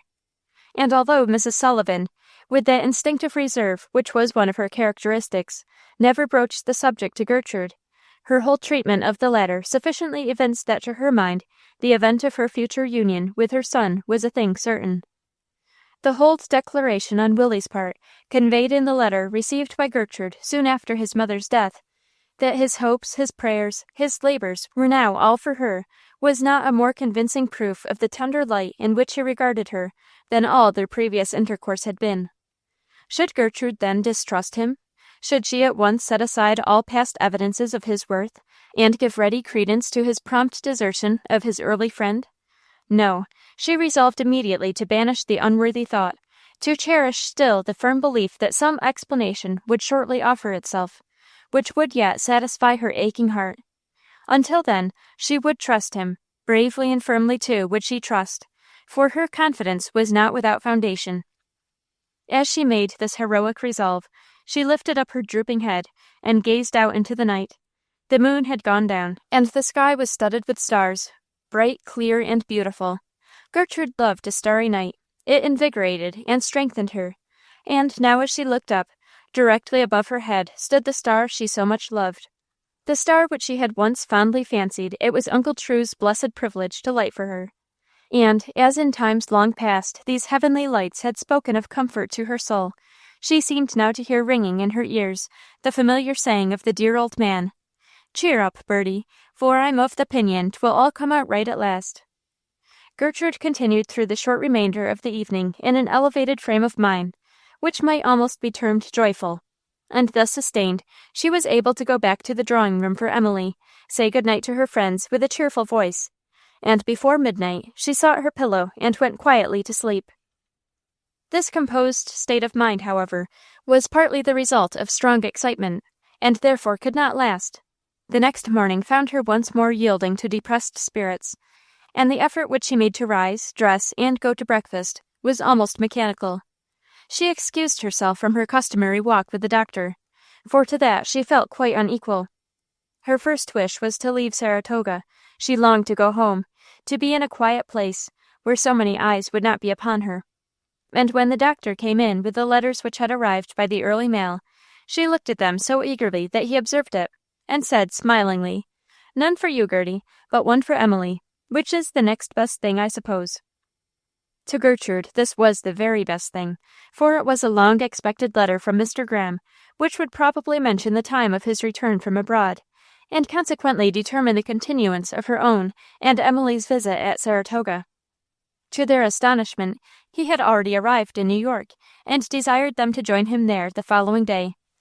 Gertrude could hardly conceal her satisfaction, which was, however, if noticed by her friends, merely attributed to the pleasure she probably felt at the return of Mr. and Mrs. Graham, and Emily, really delighted at the prospect of so soon meeting her father, to whom she was fondly attached, was eager to commence preparations for leaving. They therefore retired to their own room, and Gertrude's time until dinner was fully occupied in the business of packing. Throughout the whole of the previous day, she had been anxiously hoping that Willie would make his appearance at their hotel. Now, on the contrary, she as earnestly dreaded such an event. To meet him in so public a manner, too, as must be here inevitable, would, under her present state of feelings, be insupportable. She would infinitely prefer to be in Boston when he should first see and recognize her. And if she tormented herself yesterday with the fear that he would not come, the dread that he might do so was a still greater cause of distress to her today. She was therefore relieved when, after dinner, Mr. Phillips kindly proposed a drive to the lake. Dr. Grisworth and one of his daughters had, he assured Gertrude, agreed to take seats in a carriage which he had provided, and he hoped she would not refuse to occupy the fourth. As it was an hour when Emily would not require her presence, and she would thus be sure to avoid Willie, she gladly consented to the arrangement. They had been at the lake nearly an hour. Dr. Grisworth and his daughter Ellen had been persuaded by a party whom they met there to engage in bowling. Mr. Phillips and Gertrude had declined taking part, but stood for some time looking on. The day, however, being warm, and the air in the building uncomfortably close, they had gone outside and seated themselves on a bench at a little distance, to wait until the game was concluded.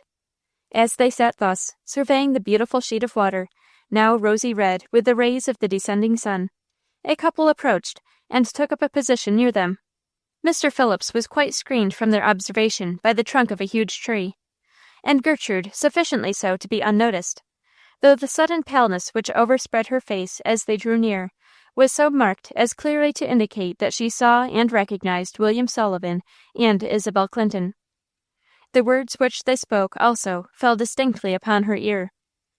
"Shall I, then, be so much missed?" asked Isabel, looking earnestly into the face of her companion, who, with a serious air, was gazing out upon the water. "Missed," replied he, turning towards her, and speaking in a slightly reproachful voice. "How can it be otherwise? Who can supply your place?" "But it will be only 2 days."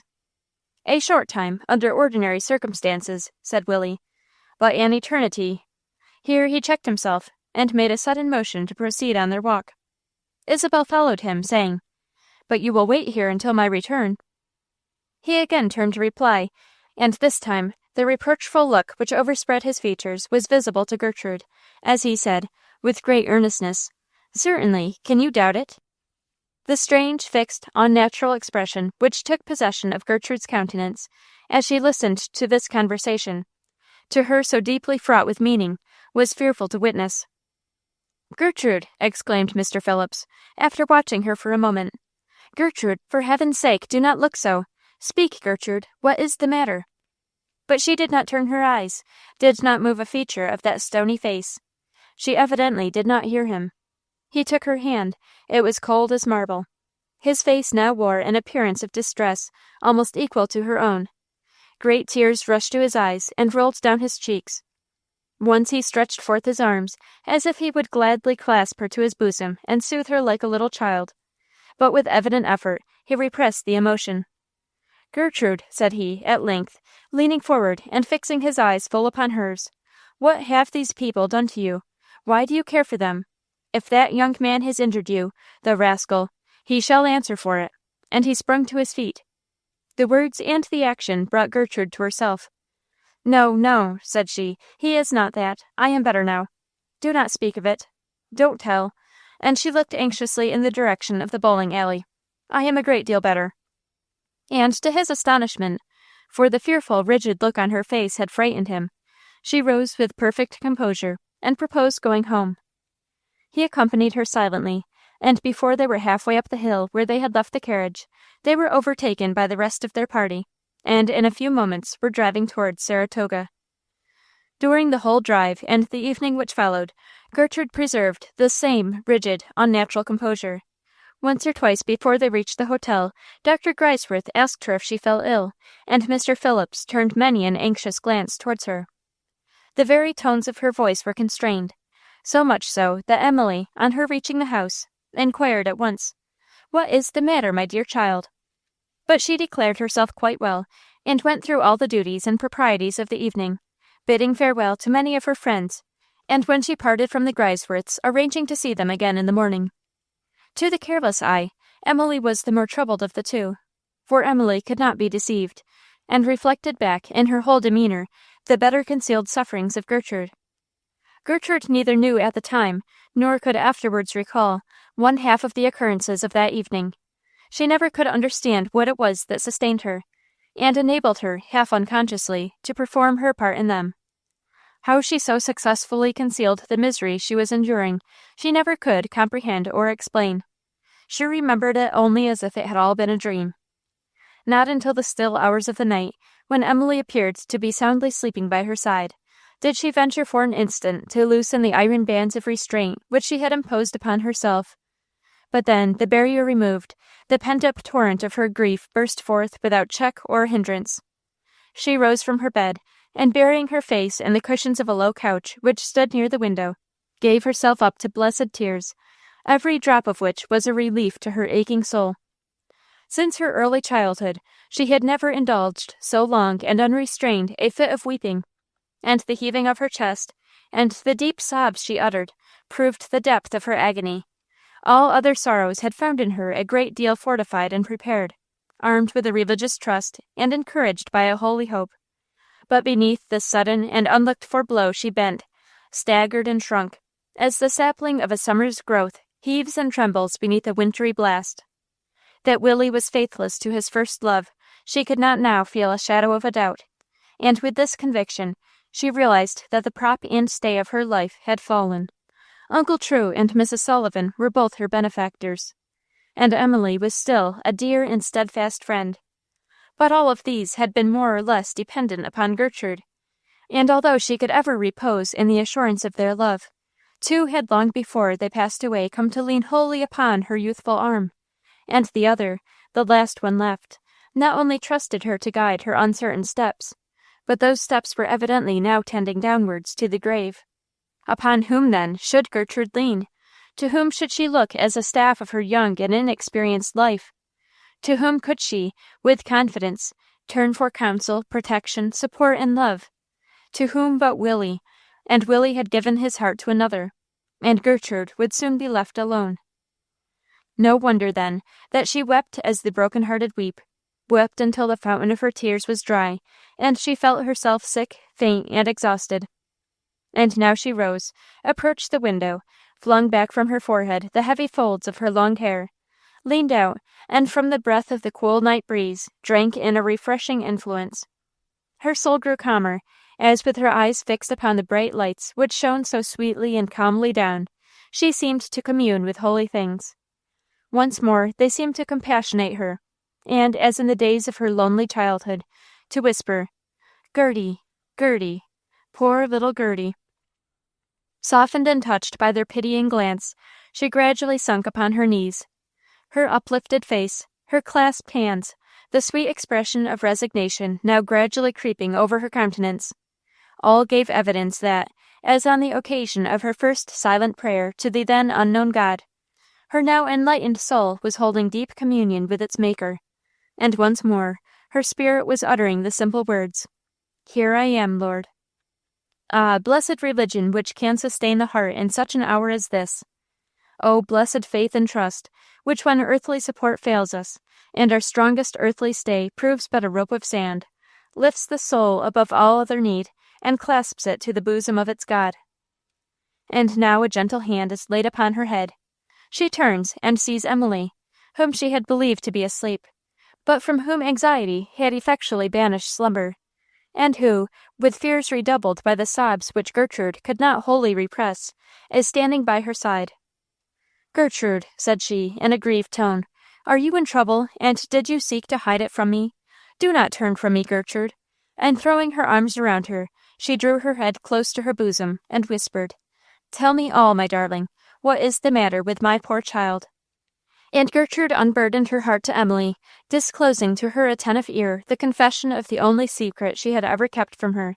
And Emily wept as she listened, and when Gertrude had finished, she pressed her again and again to her heart, exclaiming as she did so, with an excitement of tone and manner, which Gertrude had never before witnessed in the usually calm and placid blind girl, "Strange, strange, that you too should be thus doomed. Oh, Gertrude, my darling, we may well weep together. But still, believe me, your sorrow is far less bitter than mine." And then, in the darkness of that midnight hour, was Gertrude's confidence rewarded by the revelation of that tale of grief and woe which 20 years before had blighted Emily's youth, and which, notwithstanding the flight of time, was still vivid to her recollection, casting over her life a dark shadow, of which her blindness was but a single feature. Chapter 40. When lo, arrayed in robes of light, a nymph celestial came. She cleared the mists that dimmed my sight. Religion was her name. She proved the chastisement divine, and bade me kiss the rod. She taught this rebel heart of mine submission to its God. Hannah More. "I was younger than you, Gertrude," said she, "when my trial came, and hardly the same person in any respect that I have been since you first knew me. You are aware, perhaps, that my mother died when I was too young to retain any recollection of her. But my father soon married again, and in this step-parent, whom I remember with as much tenderness as if she had been my own mother, I found a love and care which fully compensated for my loss. I can recall her now as she looked towards the latter part of her life, a tall, delicate, feeble woman, with a very sweet but rather sad face. She was a widow when my father married her, and had one son, who became at once my sole companion, the partner of all my youthful pleasures. You told me, many years ago, that I could not imagine how much you loved Willie, and I was then on the point of confiding to you a part of my early history, and convincing you that my own experience might well have taught me how to understand such a love. But I checked myself, for you were too young then to be burdened with the knowledge of so sad a story as mine, and I kept silent. How dear my young playmate became to me, no words can express. The office which each filled, the influence which each of us exerted upon the other, was such as to create mutual dependence. For though his was the leading spirit, the strong and determined will, and I was ever submissive to a rule which to my easily influenced nature was never irksome, there was one respect in which my bold young protector and ruler ever looked to me for aid and support. It was to act as mediator between him and my father. For while the boy was almost an idol to his mother, he was ever treated with coldness and distrust by my father, who never understood or appreciated his many noble qualities, but seemed always to regard him with an eye of suspicion and dislike. To my supplicating looks and entreating words, however, he ever lent a willing ear, and all my eloquence was sure to be at the service of my companion when he had a favor to obtain or an excuse to plead. That my father's sternness towards her son was a great cause of unhappiness to our mother, I can have no doubt, for I well remember the anxiety with which she strove to conceal his faults and misdemeanors, and the frequent occasions on which she herself instructed me how to propitiate the parent, who, for my sake, would often forgive the boy, whose bold, adventurous, independent disposition was continually bringing him into collision with one of whose severity, when displeased, you have yourself had some opportunity to judge. My stepmother had been extremely poor in her widowhood, and her child, having inherited nothing which he could call his own, was wholly dependent upon my father's bounty. This was a stinging cause of mortification and trial to the pride of which even as a boy he had an unusual share.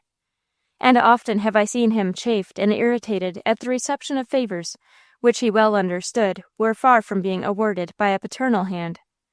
My father, in the meantime, who did not understand this feeling, mentally accusing him of gross ingratitude. As long as our mother was spared to us, we lived in comparative harmony. But at last, when I was just 16 years old, She was stricken with sudden illness and died. Well do I remember, the last night of her life, her calling me to the bedside and saying in a solemn voice, "Emily, my dying prayer is that you will be a guardian angel to my boy." God forgive me, ejaculated the now tearful blind girl, if I have been faithless to the trust. He of whom I am telling you, for Emily carefully forbore to mention his name, was then about 18. He had lately become a clerk in my father's counting room, much against his will, for he earnestly desired a collegiate education. But my father was determined, and at his mother's and my persuasion, he was induced to submit. My stepmother's death knit the tie between her son and myself more closely than ever. He still continued an inmate of our house, and we passed all the time that he could be spared from the office in the enjoyment of each other's society. For my father was much from home, and when there, usually shut himself up in his library, leaving us to entertain each other. I was then a schoolgirl, fond of books, and an excellent student. How often, when you have spoken of the assistance Willie was to you in your studies, have I been reminded of the time when I, too, received similar encouragement and aid from my own youthful companion and friend, who was ever ready to exert hand and brain in my behalf. We were not invariably happy, however. Often did my father's face wear that stern expression which I most dreaded to see, while the excited, disturbed, and occasionally angry countenance of his stepson denoted plainly that some storm had occurred, probably at the counting room, of which I had no knowledge, except from its after effects. My office of mediator, too, was suspended, from the fact that the difficulties which arose were usually concerning some real or supposed neglect or mismanagement of business matters on the part of the young and inexperienced clerk, a species of faults with which my father, a most thorough merchant and exact accountant, had very little patience, and to which the careless and unbusinesslike delinquent was exceedingly prone. Matters went on thus for about 6 months, when it suddenly became evident that my father had either been powerfully influenced by insinuations from some foreign quarter, or had himself suddenly conceived a new and alarming idea.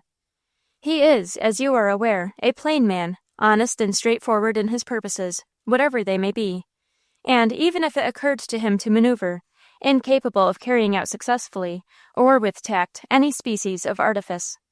Our eyes could not therefore long be closed to the fact that he was resolved to put an immediate check upon the freedom of intercourse which had hitherto subsisted between the 2 youthful inmates of his house, to forward which purpose he immediately introduced into the family, in the position of housekeeper, Mrs. Ellis, who has continued with us ever since.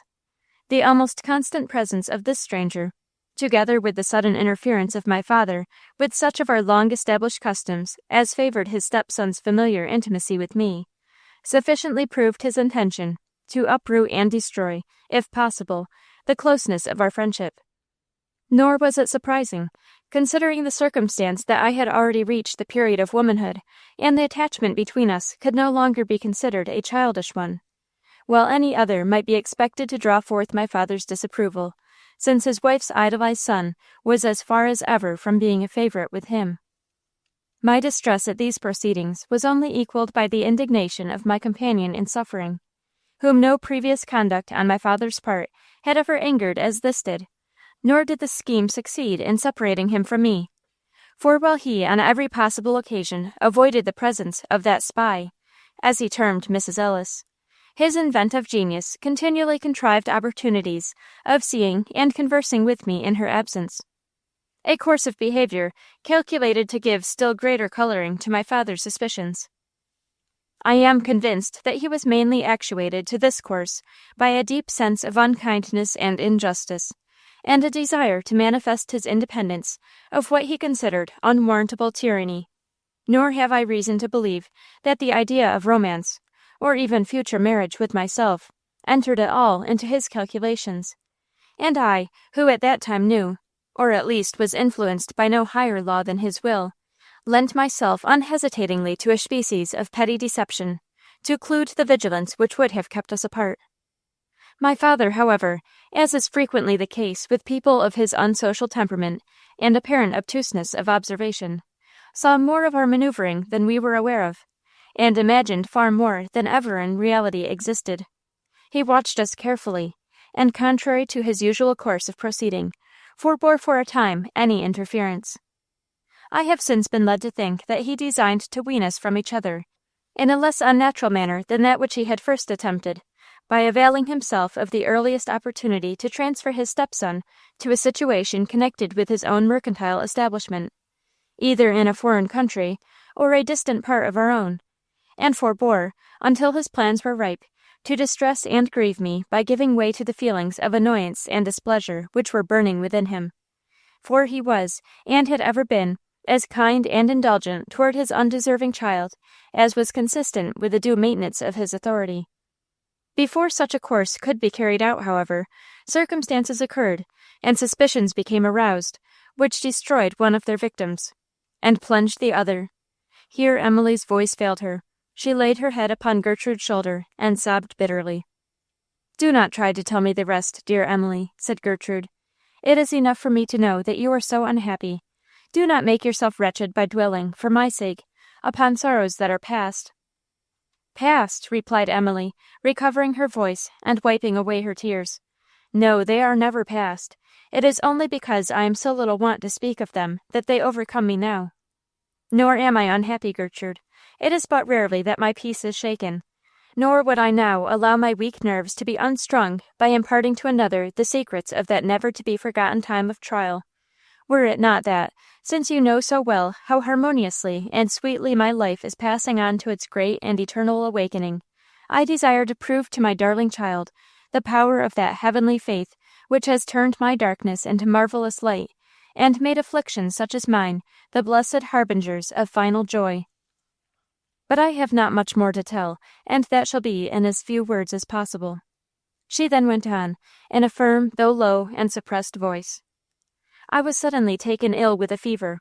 Mrs. Ellis, whom I had always treated with coldness, and often with disdain, for you must remember I was a spoiled child, nursed me by night and day with a care and devotion which I had no right to expect at her hands, and under her watchful attendance and the skillful treatment of our good Dr. Gerty, even then the family physician, I began, after some weeks, to recover. One day, when I was sufficiently well to be up and dressed for several hours at a time, I went for change of air and scene into my father's library, the room next to my own, and there, quite alone, lay half reclining upon the sofa. Mrs. Ellis had gone to attend to household duties, but before she left me, she brought from the adjoining chamber, and placed within my reach, a small table, upon which were arranged various phials, glasses, etc., and among them everything which I could possibly require before her return. It was towards the latter part of an afternoon in June, and I lay watching the approach of sunset from an opposite window. I was oppressed with a sad sense of loneliness, for during the past 6 weeks I had enjoyed no society but that of my nurse, together with periodical visits from my father, and felt therefore no common satisfaction and pleasure when my most congenial, but now nearly forbidden associate unexpectedly entered the room. He had not seen me since my illness, and after this unusually protracted and painful separation, our meeting was proportionately tender and affectionate. He had all the fire of a hot and ungoverned temper, a woman's depth of feeling, warmth of heart, and sympathizing sweetness of manner. Well do I remember the expression of his noble face, the manly tones of his voice, as seated beside me on the wide couch, he bathed the temples of my aching head with cologne, which he took from the table near by, at the same time expressing again and again his joy at once more seeing me. How long we had sat thus I cannot tell, but the twilight was deepening in the room when we were suddenly interrupted by my father, who entered abruptly, came towards us with hasty steps, but stopping short when within a yard or two, folded his arms, and confronted his stepson with such a look of angry contempt as I had never before seen upon his face. The latter rose, and stood before him with a glance of proud defiance. And then ensued a scene which I have neither the wish nor the power to describe. It is sufficient to say that in the double accusation which my excited parent now brought against the object of his wrath, he urged the fact of his seeking, as he expressed it, by mean, base, and contemptible artifice, to win the affections, and with them the expected fortune, of his only child, as a secondary and pardonable crime, compared with his deeper, darker, and but just detected guilt of forgery, forgery of a large amount, and upon his benefactor's name. To this day, so far as I know, said Emily with feeling, that charge remains uncontradicted. But I did not then, I do not now, and I never can believe it. Whatever were his faults, and his impetuous temper betrayed him into many, of this dark crime, though I have not even his own word in attestation, I dare pronounce him innocent. You cannot wonder, Gertrude, that in my feeble and invalid condition I was hardly capable of realizing at the time, far less of retaining any distinct recollection of the circumstances that followed my father's words. A few dim pictures, however, the last my poor eyes ever beheld, are still engraved upon my memory, and visible to my imagination. My father stood with his back to the light, and from the first moment of his entering the room I never saw his face again. But the countenance of the other, the object of his accusation, illumined as it was by the last rays of the golden sunset, stands ever in the foreground of my recollection. His head was thrown proudly back, conscious but injured innocence proclaimed itself in his clear, calm eye, which shrunk not from the closest scrutiny. His hand was clenched, as if he were vainly striving to repress the passion which proclaimed itself in the compressed lips, the set teeth, the deep and angry indignation which overspread his face. He did not speak. Apparently he could not command voice to do so, but my father continued to upbraid him, in language no doubt, cutting and severe, though I remember not a word of it. It was fearful to watch the working of the young man's face, while he stood there listening to taunts and enduring reproaches, which were no doubt believed by him who uttered them to be just and merited, but which wrought the youth to a degree of frenzy which it was terrible indeed to witness. Suddenly he took one step forward, slowly lifting the clenched hand which had hitherto hung at his side. I know not whether he might then have intended to call heaven to witness his innocence of the crime with which he was charged, or whether he might have designed to strike my father. For I sprang from my seat, prepared to rush between them, and implore them for my sake to desist. But my strength failed me, and with a shriek I sunk back in a fainting fit. Oh, the horror of my awakening! How shall I find words to tell it? And yet I must. Listen, Gertrude. He, the poor, ruined boy, sprung to help me, and maddened by injustice, he knew not what he did. Heaven is my witness. I never blamed him, and if in my agony I uttered words that seemed like a reproach, it was because I was too frantic, and knew not what I said. "What?" exclaimed Gertrude. "He did not—" No, he did not put out my eyes," exclaimed Emily. "It was an accident. He reached forward for the cologne which he had just had in his hand.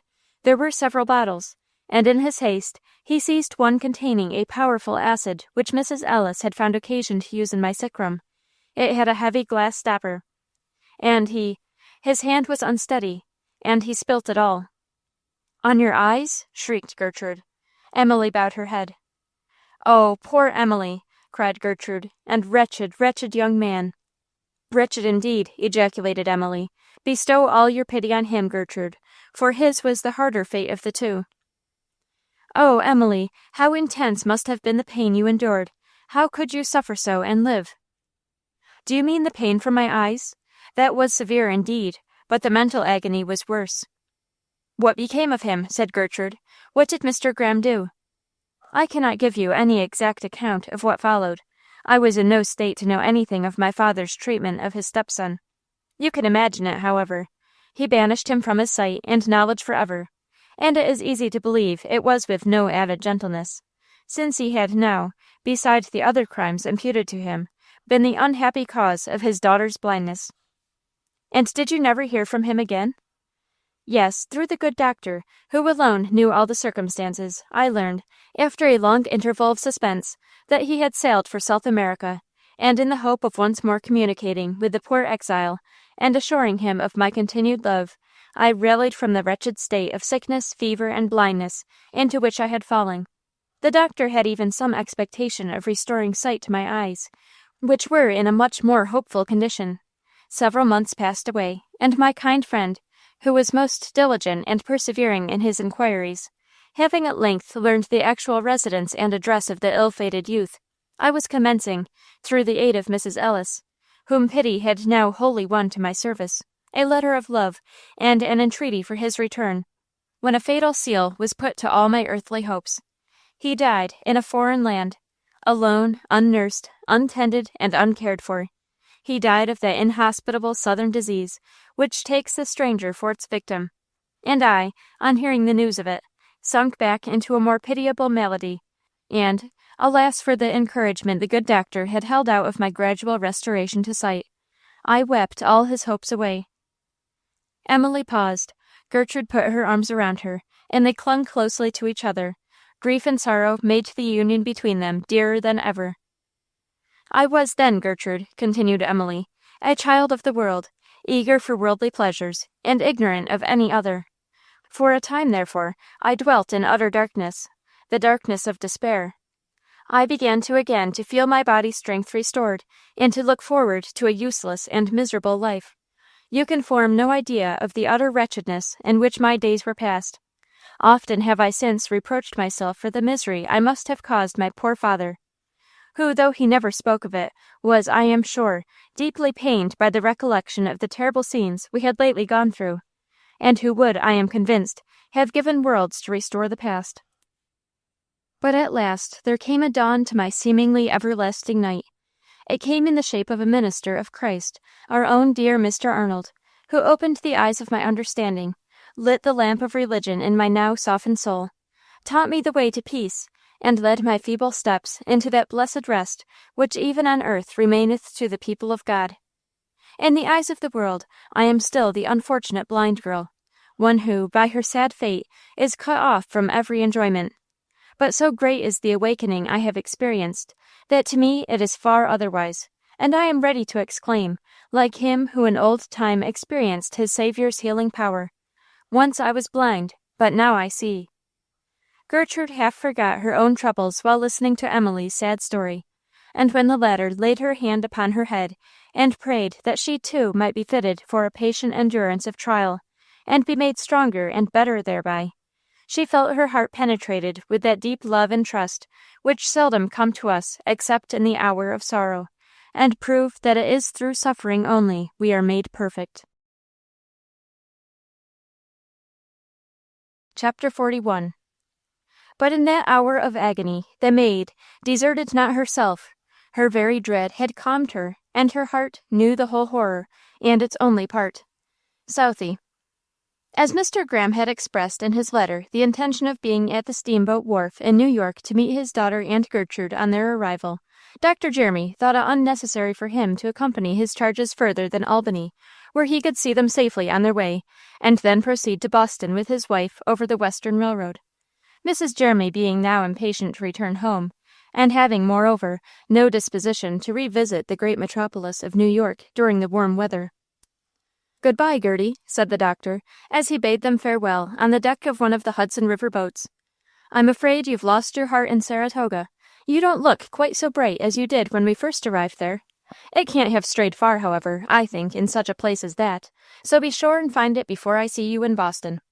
He had hardly gone, and it wanted a few minutes only of the time for the boat to start, when a gay group of fashionables made their appearance, talking and laughing too loud, as it seemed to Gertrude, to be well bred, and conspicuous among them was Miss Clinton, whose companions were evidently making her the subject of a great deal of wit and pleasantry, by which, although she feigned to be teased and half offended, her smiling, blushing face gave evidence that she felt flattered and pleased.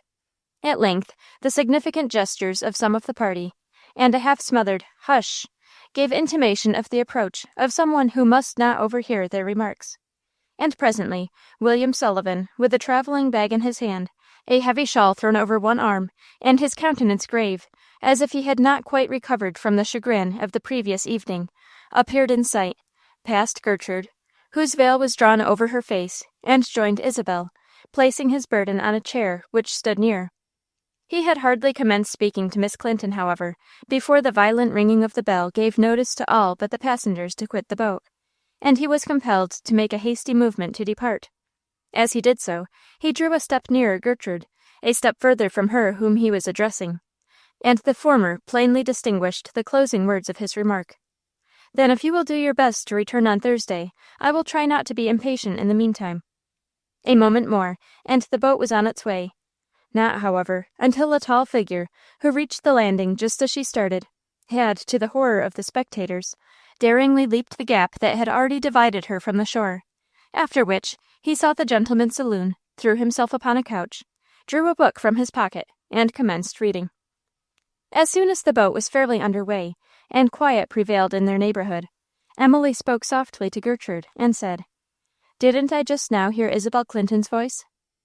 "She is here," replied Gertrude, "on the opposite side of the deck, but sitting with her back towards us." "Didn't she see us?" "I believe she did," answered Gertrude. "She stood looking this way while her party were arranging their seats." "And then chose one which commanded a different view?" "Yes. Perhaps she is going to New York to meet Mrs. Graham." "Very possible," replied Gertrude. "I didn't think of it before." There was then quite a pause. Emily appeared to be engaged in thought. Presently she asked, in the softest of whispers, who was the gentleman who came and spoke to her just before the boat started. "William," was the tremulous response. Emily pressed Gertrude's hand, and was silent. She, too, had overheard his farewell remark, and felt its significance. Several hours passed away, and they had proceeded some distance down the river, for the motion of the boat was rapid, too rapid, as it seemed to Gertrude, for safety. At first, occupied by her own thoughts, and unable to enjoy the beautiful scenery, which a few weeks previously had caused her such keen delight, she had sat, inattentive to all around, gazing down into the deep blue water, and communing with her own heart. Gradually, however, she was led to observe several circumstances which excited so much curiosity, and finally so much alarm, that, effectually aroused from the train of reflection she had been indulging, she had leisure only to take into view her own and Emily's present situation, and its probable consequences. Several times, since they left Albany, had the boat in which they were passengers passed and repassed another of similar size, construction, and speed, likewise responsibly charged with busy, living freight, and bound in the same direction. Occasionally during their headlong and reckless course, the contiguity of the two boats was such as to excite the serious alarm of one sex, and the unmeasured censure of the other. The rumor began to be circulated that they were racing, and racing desperately. Some few, regardless of danger, and entering upon the interest of the chase with an insane and foolish excitement, watched with pleased eagerness the mad career of rival ambition. But by far the majority of the company, including all persons of reason and sense, looked on in indignation and fear. The usual stopping places on the river were either recklessly passed by, or only paused at, while, with indecent haste, passengers were shuffled backwards and forwards, at the risk of life and limb, their baggage, or somebody's else, unceremoniously flung after them. The panting, snorting engine in the meantime bellowing with rage at the check thus unwillingly imposed upon its freedom. Towards noon, the fever of agitation had reached its height, and could not be wholly quieted even by the assurance from headquarters that there was no danger. Gertrude sat with her hand locked in Emily's, anxiously watching every indication of terror, and endeavoring to judge from the countenances and words of her most intelligent-looking fellow-travelers the actual degree of their insecurity. Emily, shut out from the sight of all that was going on, but rendered, through her acute hearing, vividly conscious of the prevailing alarm, was perfectly calm, though very pale, and from time to time questioned Gertrude concerning the vicinity of the other boat, a collision with which was the principal cause of fear. At length, their boat for a few moments distanced its competitor, the assurance of perfect safety was impressively asserted, anxiety began to be relieved, and most of the passengers being restored to their wonted composure, the various parties scattered about the deck resumed their newspapers or their conversation. The gay group to which Isabel Clinton belonged, several of whom had been the victims of nervous agitation and trembling, seemed reassured, and began once more to talk and laugh merrily. Emily, however, still looked pallid, and, as Gertrude fancied, a little faint. "Let us go below, Emily," said she. "It appears now to be very quiet and safe. There are sofas in the ladies' cabin, where you can lie down, and we can both get a glass of water." Emily assented, and in a few minutes was comfortably reclining in a corner of the saloon, where she and Gertrude remained undisturbed until dinner time. They did not go to the dinner table. It was not their intention from the first, and after the agitation of the morning was far from being desirable, so they stayed quietly where they were, while the greater part of the passengers crowded from every part of the boat, to invigorate themselves, after their fright, by the enjoyment of a comfortable meal, which they had reason to expect, as the racing appeared to have ceased, and everything was orderly and peaceable. Gertrude opened her traveling basket and took out the package which contained their luncheon. It was not one of those luncheons which careful mothers provide for their traveling families, choice in its material and tempting in its arrangement, but consisted merely of such dry morsels as had been hastily collected and put up at their hotel in Albany by Dr. Jeremy's direction. Gertrude looked from the little withered slices of tongue and stale bread to the veteran sponge cakes which completed the assortment, and was hesitating which she could most conscientiously recommend to Emily, when a civil-looking waiter appeared, bearing a huge tray of refreshments, which he placed upon a table close by, at the same time turning to Gertrude and asking if there was anything else he could serve her with. "This is not for us," said Gertrude. "You have made a mistake." "No mistake," replied the man. "Orders was for de blind lady and handsome young miss. I only bays orders. Anything furder, miss?" Gertrude dismissed the man with the assurance that they wanted nothing more, and then, turning to Emily, asked, with an attempt at cheerfulness, what they should do with this Aladdin-like repast. "Eat it, my dear, if you can," said Emily. "It is no doubt meant for us." "But to whom are we indebted for it?" "To my blindness and your beauty, I suppose," said Emily, smiling. She then continued, with wonderful simplicity, "Perhaps the chief steward, or master of ceremonies, took pity on our inability to come to dinner, and so sent the dinner to us. At any rate, my child, you must eat it before it is cold." "Aye," said Gertrude, conscious of her utter want of appetite. "I am not hungry, but I will select a nice bit for you." The sable waiter, when he came to remove the dishes, really looked sad to see how little they had eaten. Gertrude drew out her purse, and after bestowing a fee upon the man, inquired whom she should pay for the meal. "Pay, miss," said the man, grinning. "Bless my stars, de gentleman pays for all." "Who? What gentleman?" asked Gertrude, in surprise. But before the man could give her any reply, another white-aproned individual appeared and beckoned to his fellow waiter, who thereupon snatched up his tray and trotted off, bending beneath its weight, and leaving Gertrude and Emily to wonder who the benevolent gentleman might be.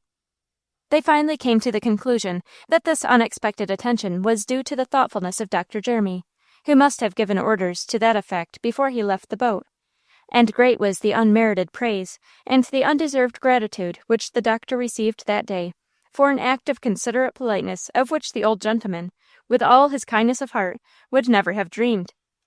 Dinner concluded, Emily again laid down, advised Gertrude to do the same, and supposing that her advice was being followed, slept for an hour, while her companion sat by, watching the peaceful slumber of her friend, and carefully and noiselessly brushing away every fly that threatened to disturb a repose much needed by Miss Graham, who could, in her feeble state of health, ill afford to spare the rest she had been deprived of for 1 or 2 previous nights. "What time is it?" asked she on awaking. "Nearly 3:15, replied Gertrude, glancing at her watch. A beautiful gift from a class of her former pupils. Emily started up. "We can't be far from New York," said she. "Where are we now?" "I don't know exactly," replied Gertrude. "I think we must be near the Palisades. If you will stay here, I will go and see." She passed across the saloon, and was about ascending the staircase, when she was startled and alarmed by a rushing sound, mingled with the hurried tread of feet. She kept on, however, though once or twice jostled by persons with frightened faces, who crowded past and pressed forward to learn the cause of the commotion. She had just gained the head of the stairway, and was looking fearfully around her, when a man rushed past, gasping for breath, his face of an ashen paleness, and shrieking the hurried word of alarm, "Fire! Fire!" A second more, and a scene of dismay and confusion ensued, too terrible for description. Shrieks rose upon the air, groans and cries of despair burst forth from hearts that were breaking with fear for others, or maddened at the certainty of their own destruction. Each called upon each for help, when all were alike helpless. Those who had never prayed before poured out their souls in the fervent ejaculation, "Oh, my God!" Many a brain reeled in that time of darkness and peril. Many a brave spirit sickened and sunk under the fearfulness of their hour. Gertrude straightened her slight figure, and with her dark eyes almost starting from their sockets, gazed around upon her every side. All was a like tumult, but the destroyer was as yet discernible in one direction only. Towards the center of the boat, where the machinery, heated to the last degree, had fired the parched and inflammable vessel, a huge volume of flame was already visible, darting out its fiery fangs, and causing the stoutest hearts to shrink and crouch in horror. She gave but one glance, then bounded down the stairs, bent solely on rejoining Emily. But she was arrested at the very onset. One step only had she taken when she felt herself encircled by a pair of powerful arms, and a movement made to again rush with her upon deck, while a familiar voice gasped forth the words, "Gertrude, my child, my own darling, be quiet, I will save you." Well might he urge her to be quiet, for she was struggling madly. "No, no," shouted she. "Emily, Emily, let me die, but I must find Emily." "Where is she?" asked Mr. Phillips, for it was he. There, pointed Gertrude, in the cabin. Let me go. He cast one look around him, then said, in a firm tone, "Be calm, my child, I can save you both. Follow me closely." With a leap he cleared the staircase, and rushed into the cabin.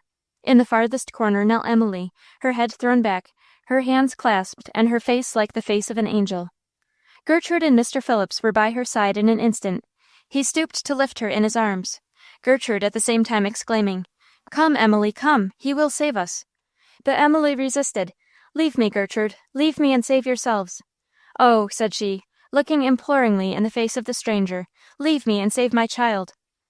Ere the words had left her lips, however, she was borne halfway across the saloon, Gertrude following closely. "If we can cross to the bows of the boat, we are safe," said Mr. Phillips, in a husky voice. To do so, however, proved impossible. The whole center of the boat was now one sheet of flame. "Good heavens!" exclaimed he, "we are too late, we must go back." A moment more, and they had with much difficulty regained the long saloon. And now the boat, which as soon as the fire was discovered, had been turned towards the shore, struck upon the rocks, and parted in the middle. Her bows were consequently brought near to the land, near enough to almost ensure the safety of such persons as were at that part of the vessel. But alas for those near the stern, which was far out in the river, while the breeze which blew fresh from the shore fostered and spread the devouring flame in the very direction to place those who yet clung to the broken fragment between two equally fatal elements. Mr. Phillips' first thought, on gaining the saloon, was to beat down a window sash, spring upon the guards, and drag Emily and Gertrude after him. Some ropes hung upon the guards. He seized one, and with the ease and skill of an old sailor, made it fast to the boat, then turned to Gertrude, who stood firm and unwavering by his side. "Gertrude," said he, speaking distinctly and steadily, "I shall swim to the shore with Emily. If the fire comes too near, cling to the guards. As a last chance, hold on to the rope. Keep your veil flying, I shall return." "No, no," cried Emily. "Gertrude, go first." "Hush, Emily," exclaimed Gertrude. "We shall both be saved." "Cling to my shoulder in the water, Emily," said Mr. Phillips, utterly regardless of her protestations. He took her once more in his arms. There was a splash, and they were gone. At the same instant, Gertrude was seized from behind. She turned, and found herself grasped by Isabel Clinton, who, kneeling upon the platform, and frantic with terror, was clinging so closely to her as to utterly disable them both, at the same time shrieking, in pitiable tones, "Oh, Gertrude, Gertrude, save me!" Gertrude tried to lift her up, but she was immovable, and without making the slightest effort to help herself, was madly winding Gertrude's thick traveling dress around her person, as if for a protection from the flames, while ever, as they darted forth new and nearer lightnings, the frightened girl would cling more wildly to her companion in danger, at the same time praying, with piercing shrieks, that she would help and save her. But so long as Gertrude stood thus imprisoned, and restrained by the arms which were clasped entirely around her, she was powerless to do anything for her own or Isabel's salvation. She looked forth in the direction Mr. Phillips had taken, and to her joy she saw him returning. He had deposited Emily on board a boat, which was fortunately at hand, and was now approaching to claim another burden. At the same instant, a volume of flame swept so near the spot where the two girls were stationed, that Gertrude, who was standing upright, felt the scorching heat, and both were almost suffocated with smoke. And now a new and heroic resolution took possession of the mind of Gertrude. One of them could be saved, for Mr. Phillips was within a few rods of the wreck. It should be Isabel. She had called on her for protection, and it should not be denied her. Moreover, Willie loved Isabel. Willie would weep for her loss, and that must not be. He would not weep for Gertrude, at least not much, and if one must die, it should be she. With Gertrude, to resolve was to do. "Isabel," said she, in a tone of such severity as one might employ towards a refractory child, with whom, as in this instance, milder remonstrances had failed. "Isabel, do you hear me? Stand up on your feet. Do as I tell you, and you shall be saved. Do you hear me, Isabel?" She heard, shuddered, but did not move. Gertrude stooped down, and forcibly wrenching apart the hands which were convulsively clenched, said, with a sternness which necessity alone extorted from her, "Isabel, if you do as I tell you, you will be on shore in 5 minutes, safe and well. But if you stay there behaving like a foolish child, we shall both be burnt to death. For mercy's sake, get up quickly and listen to me." Isabel rose, fixed her eyes upon Gertrude's calm, steadfast face, and said, in a moaning tone, "What must I do? I will try. Do you see that person swimming this way?" "Yes." "He will come to this spot. Hold fast to that piece of rope, and I will let you gradually down to the water. But stay," and snatching the deep blue veil from her own head, she tied it round the neck and flung it over the fair hair of Isabel. Mr. Phillips was within a rod or two. "Now, Isabel, now!" exclaimed Gertrude, "or you will be too late." Isabel took the rope between her hands, but shrunk back, appalled at the sight of the water. One more hot burst of fire, however, which issued forth through the window, gave her renewed courage to brave a mere seeming danger, and aided by Gertrude, who helped her over the guards, she allowed herself to be let down to the water's edge. Mr. Phillips was fortunately just in time to receive her, for she was so utterly exhausted with fear that she could not have clung long to the rope. Gertrude had no opportunity to follow them with her eye. Her own situation, it may well be believed, was now all engrossing. The flames had reached her. She could hardly breathe, so enveloped was she in clouds of dark smoke, which had more than once been relieved by streaks of fire, which had darted out within a foot of her. She could hesitate no longer. She seized the piece of rope, now left vacant by Isabel, who was rapidly approaching a place of safety, and grasping it with all her might, leaped over the side of the fast-consuming vessel. How long her strength would have enabled her thus to cling, how long the guards, as yet unapproached by the fire, would have continued a sure support for the cable, there was no opportunity to test, for just as her feet touched the cold surface of the river, the huge wheel, which was but a little distance from where she hung, gave one sudden, expiring revolution, sounding like a death dirge through the water, which came foaming and dashed up against the side of the boat, and as it swept away again, bore with it the light form of Gertrude. Chapter 42. 'Tis reason's part to govern and to guard the heart, to lull the wayward soul to rest, when hopes and fears distract the breast. Cotton. Let us now revisit calmer scenes, and turn our eyes towards the quiet, familiar country seat of Mr. Graham. The old gentleman himself, wearied with travels, and society but little congenial to his years, is pacing up and down his garden walks, stopping now and then to observe the growth of some favorite tree, or the overgrowth of some petted shrub, whose neglected, drooping twigs call for the master's pruning hand. His contented, satisfied countenance, denoting plainly enough how rejoiced he is to find himself once more in his cherished homestead. Perhaps he would not like to acknowledge it, but it is nevertheless a fact, that no small part of his satisfaction arises from the circumstance that the repose and seclusion of his household is rendered complete and secure by the temporary absence of its bustling, excitable mistress, whom he has left behind him in New York. There is something pleasant, too, in being able to indulge his imagination so far as almost to deceive himself into the belief that the good old times have come back again, when he was his own master. For, to tell the truth, Mrs. Graham takes advantage of his years and growing infirmities, and rules him with wonderful tact. Emily and Gertrude, too, are closely associated with those good old times, and it adds greatly to the delusion of his fancy to dwell upon the certainty that they are both in the house, and that he shall see them at dinner, a cozy, comfortable dinner, at which Mrs. Ellis will preside with her wonted formality and precision, and which no noisy, intruding upstarts will venture to interrupt or disturb. Yes, Gertrude is there, as well as the rest, saved, she hardly knew how, from the watery grave that threatened and almost engulfed her, and established once more in the peaceful, venerable spot, now the dearest to her on earth.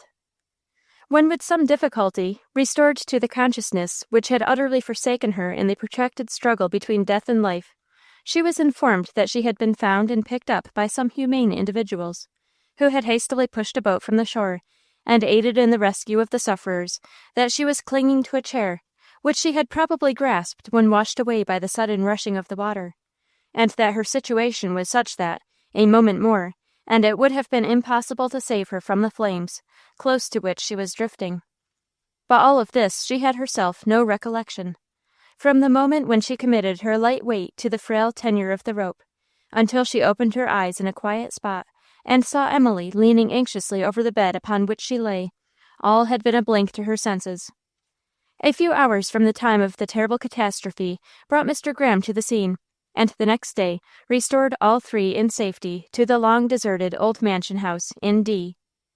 This respectable, venerable habitation, and its adjoining grounds, were nearly the same aspect as when they met the admiring eyes of Gerty on the first visit that she made Miss Graham in her early childhood. That long-expected and keenly enjoyed visit, which proved a lasting topic for her youthful enthusiasm to dwell upon.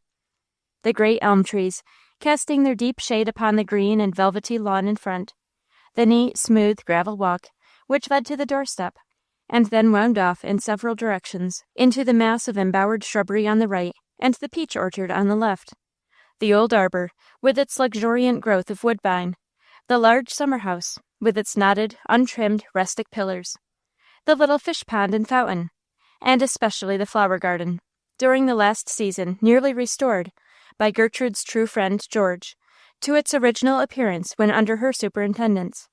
It had all the same friendly, familiar look as during the first happy summers, when Emily, sitting in her garden chair beneath the wide-spreading tulip tree, listened with delight to the cheerful voice, the merry laugh, and the light step of the joyous little gardener, who, as she moved about in her favorite element among the flowers, seemed to her affectionate, loving, blind friend the sweetest Flora of them all. Now and then a stray robin, the last of the numerous throng that had flocked to the cherry feast and departed long ago, came hopping across the paths and over the neatly trimmed box, lifting his head and looking about him with an air that seemed to say, "It is time for me, too, to be off." A family of squirrels, on the other hand, old pets of Gertrude's, whom she loved to watch as they played in the willow tree opposite her window, were just gathering in their harvest, and were busily journeying up and down, each with a nut in its mouth. For there were nut trees in that garden, and quiet corners, such as squirrels love. Last year they did not come. At least they did not stay, for Mrs. Graham and her new gardener voted them a nuisance. But this year they had had it all their own way, and were laying up rich stores for the coming winter. The old house itself had a look of contentment and repose. The hall door stood wide open. Mr. Graham's armchair was in its usual place. Gertrude's birds, of which Mrs. Ellis had taken excellent care, were hopping about on the slender perches of the great Indian cage which hung on the wide piazza. The old house dog lay stretched in the sun, sure that nobody would molest him. Plenty of flowers once more graced the parlor, and all was very still, very quiet, and very comfortable. And Mr. Graham thought so, as he came up the steps, patted the dog, whistled to the birds, sat down in the armchair, and took the morning paper from the hand of the neat housemaid, who came bringing it across the hall. The dear old place was the dear old place still. Time seemed only to lend it additional grace, to give it an air of greater peace, seclusion, and repose. But how is it with the inmates? Mr. Graham, as we have already hinted, has been having new experiences. And although some features of his character are too closely inwrought to be ever wholly eradicated, he is, in many respects, a changed man. The time had once been when he would have resisted courageously every innovation upon his domestic prejudices and comforts. But old age and ill health had somewhat broken his spirit, and subdued his hitherto invincible will. Just at this crisis, too, he united his fortunes with one who had sufficient energy of purpose, combined with just enough good nature and tact, to gain her point on every occasion when she thought it material to do so. She indulged him, to be sure, in his favorite hobbies, allowed him to continue in the fond belief that his sway, when he chose to exercise it, was indisputable, and yet contrived to decide herself in all important matters, and had at last driven him to such extremity that he had taken it for his maxim to get what comfort he could, and let things take their course. No wonder, therefore, that he looked forward to a few weeks of old-fashioned enjoyment, much as a schoolboy does to his vacation. Emily is sitting in her own room, carelessly clad in a loose wrapper. She is paler than ever, and her face has an anxious, troubled expression. Every time the door opens, she starts, trembles, a sudden flush overspreads her face, and twice already during the morning she has suddenly burst into tears. Every exertion, even that of dressing, seems a labor to her. She cannot listen to Gertrude's reading, but will constantly interrupt her, to ask questions concerning the burning boat, her own and others' rescue, and every circumstance connected with the terrible scene of agony and death. Her nervous system is evidently fearfully shattered, and Gertrude looks at her and weeps, and wonders to see how her wonted calmness and composure have forsaken her. They have been together since breakfast, but Emily will not allow Gertrude to stay with her any longer. She must go away and walk, or at least change the scene. She may come back in an hour and help her dress for dinner, a ceremony which Miss Graham will by no means omit, her chief desire seeming to be to maintain the appearance of health and happiness in the presence of her father. Gertrude feels that Emily is in earnest, that she really wishes to be left alone, and believing that, for the first time, her presence even is burdensome, she retires to her own room, leaving Emily to bow her head upon her hands, and, for the third time, utter a few hysterical sobs. Gertrude is immediately followed by Mrs. Ellis, who shuts the door, seats herself, and with a manner of her own, alone sufficient to excite alarm, adds to the poor girl's fear and distress by declaiming at length upon the dreadful effect the recollection of that shocking accident is having upon poor Emily. "She's completely upset," is the housekeeper's closing remark, "and if she don't begin to get better in a day or two, I don't hesitate to say there's no knowing what the consequences may be. Emily is feeble and not fit to travel. I wish for my part she had stayed at home. I don't approve of traveling, especially in these shocking, dangerous times." Fortunately for poor Gertrude, Mrs. Ellis is at length summoned to the kitchen, and she is left to reflect upon the strange circumstances of the last few days fraught to her with the matter of thought for years, if so long a time had been allowed her. A moment, however, and she is again interrupted. The housemaid who carried Mr. Graham his paper has something for her, too. A letter. With a trembling hand she receives it, scarcely daring to look at the writing or postmark. Her first thought is of Willie, but before she could indulge either a hope or a fear on that score, the illusion is dispelled. For though the postmark is New York, and he might be there, the handwriting is wholly strange.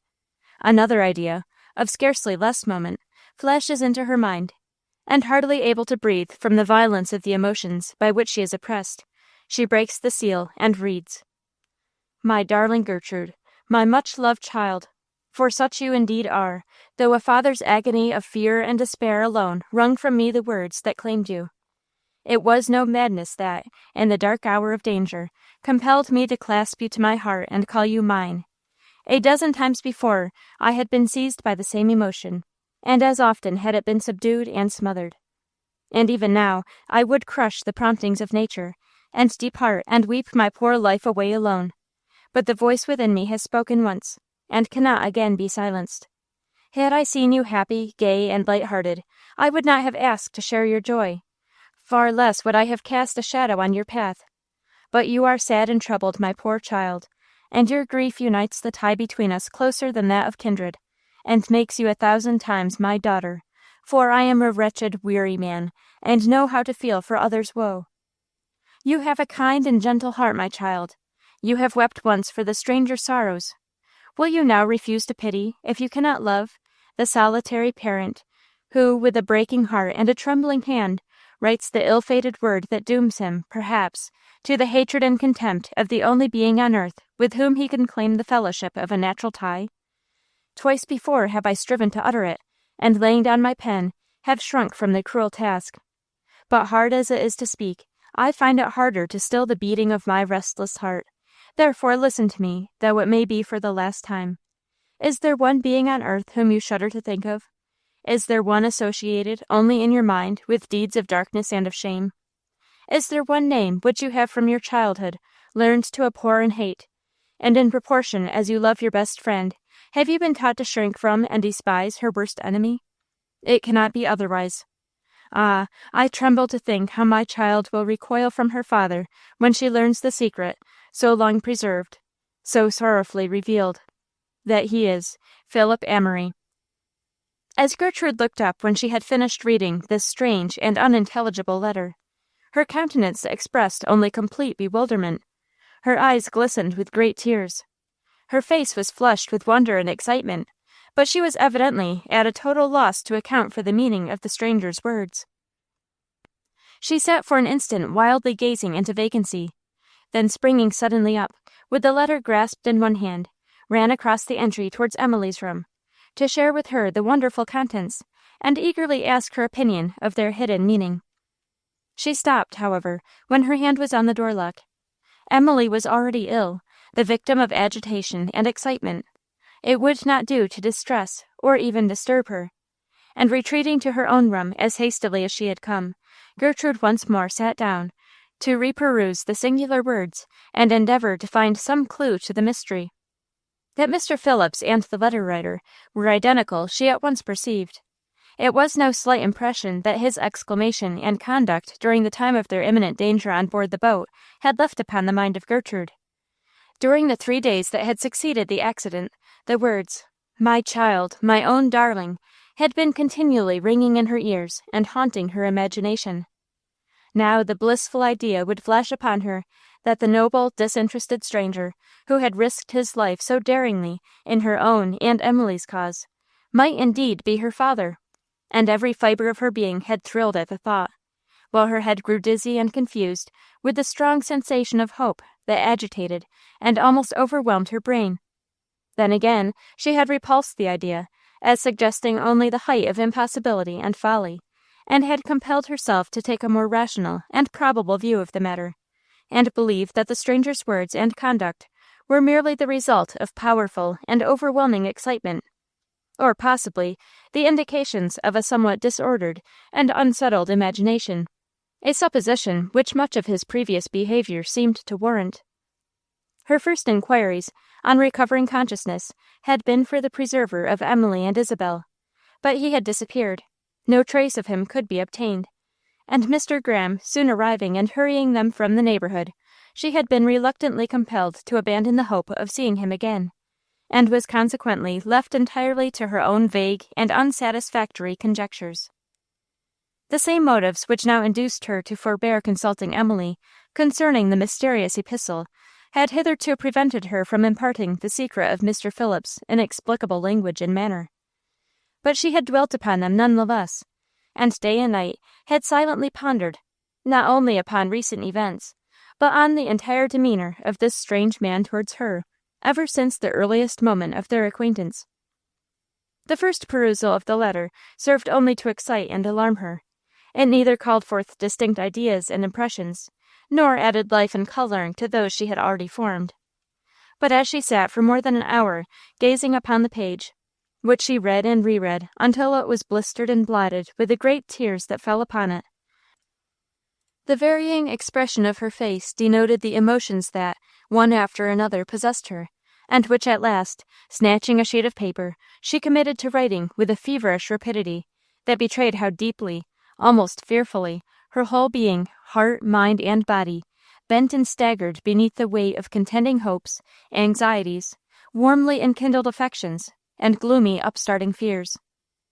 My dear, dear father, if I may dare to believe that you are so, and if not that, my best of friends, how shall I write to you, and what shall I say, since all your words are a mystery? Father, blessed word! Oh, that my noble friend were indeed my father! Yet tell me, how can this be? Alas, I feel a sad presentiment that the bright dream is all an illusion, an error. I never before remember to have heard the name of Philip Amory. My sweet, pure, and gentle Emily has taught me to love all the world, and hatred and contempt are foreign to her nature, and I trust, to my own. Moreover, she has not an enemy in the wide world, never had, or could have. One might as well war with an angel of heaven as with a creature so holy and lovely as she. Nor bid me to think of yourself as a man of sin and crime. It cannot be. It would be wronging a noble nature to believe it, and I say again, it cannot be. Gladly would I trust myself to repose on the bosom of such a parent. Gladly would I hail the sweet duty of consoling the sorrows of one so self-sacrificing, so kind, so generous, whose life has been so freely offered for me, and for others whose existence was dearer to me than my own. When you took me in your arms and called me your child, your darling child, I fancied that the excitement of that dreadful scene had for the moment disturbed your mind and brain so far as to invest me with a false identity, perhaps confound my image with that of some loved and absent one. I now believe that it was no sudden madness, but rather that I have been all along mistaken for another, whose glad office it may perhaps be to cheer a father's saddened life, while I remain unrecognized, unsought, the fatherless, motherless one I am accustomed to consider myself.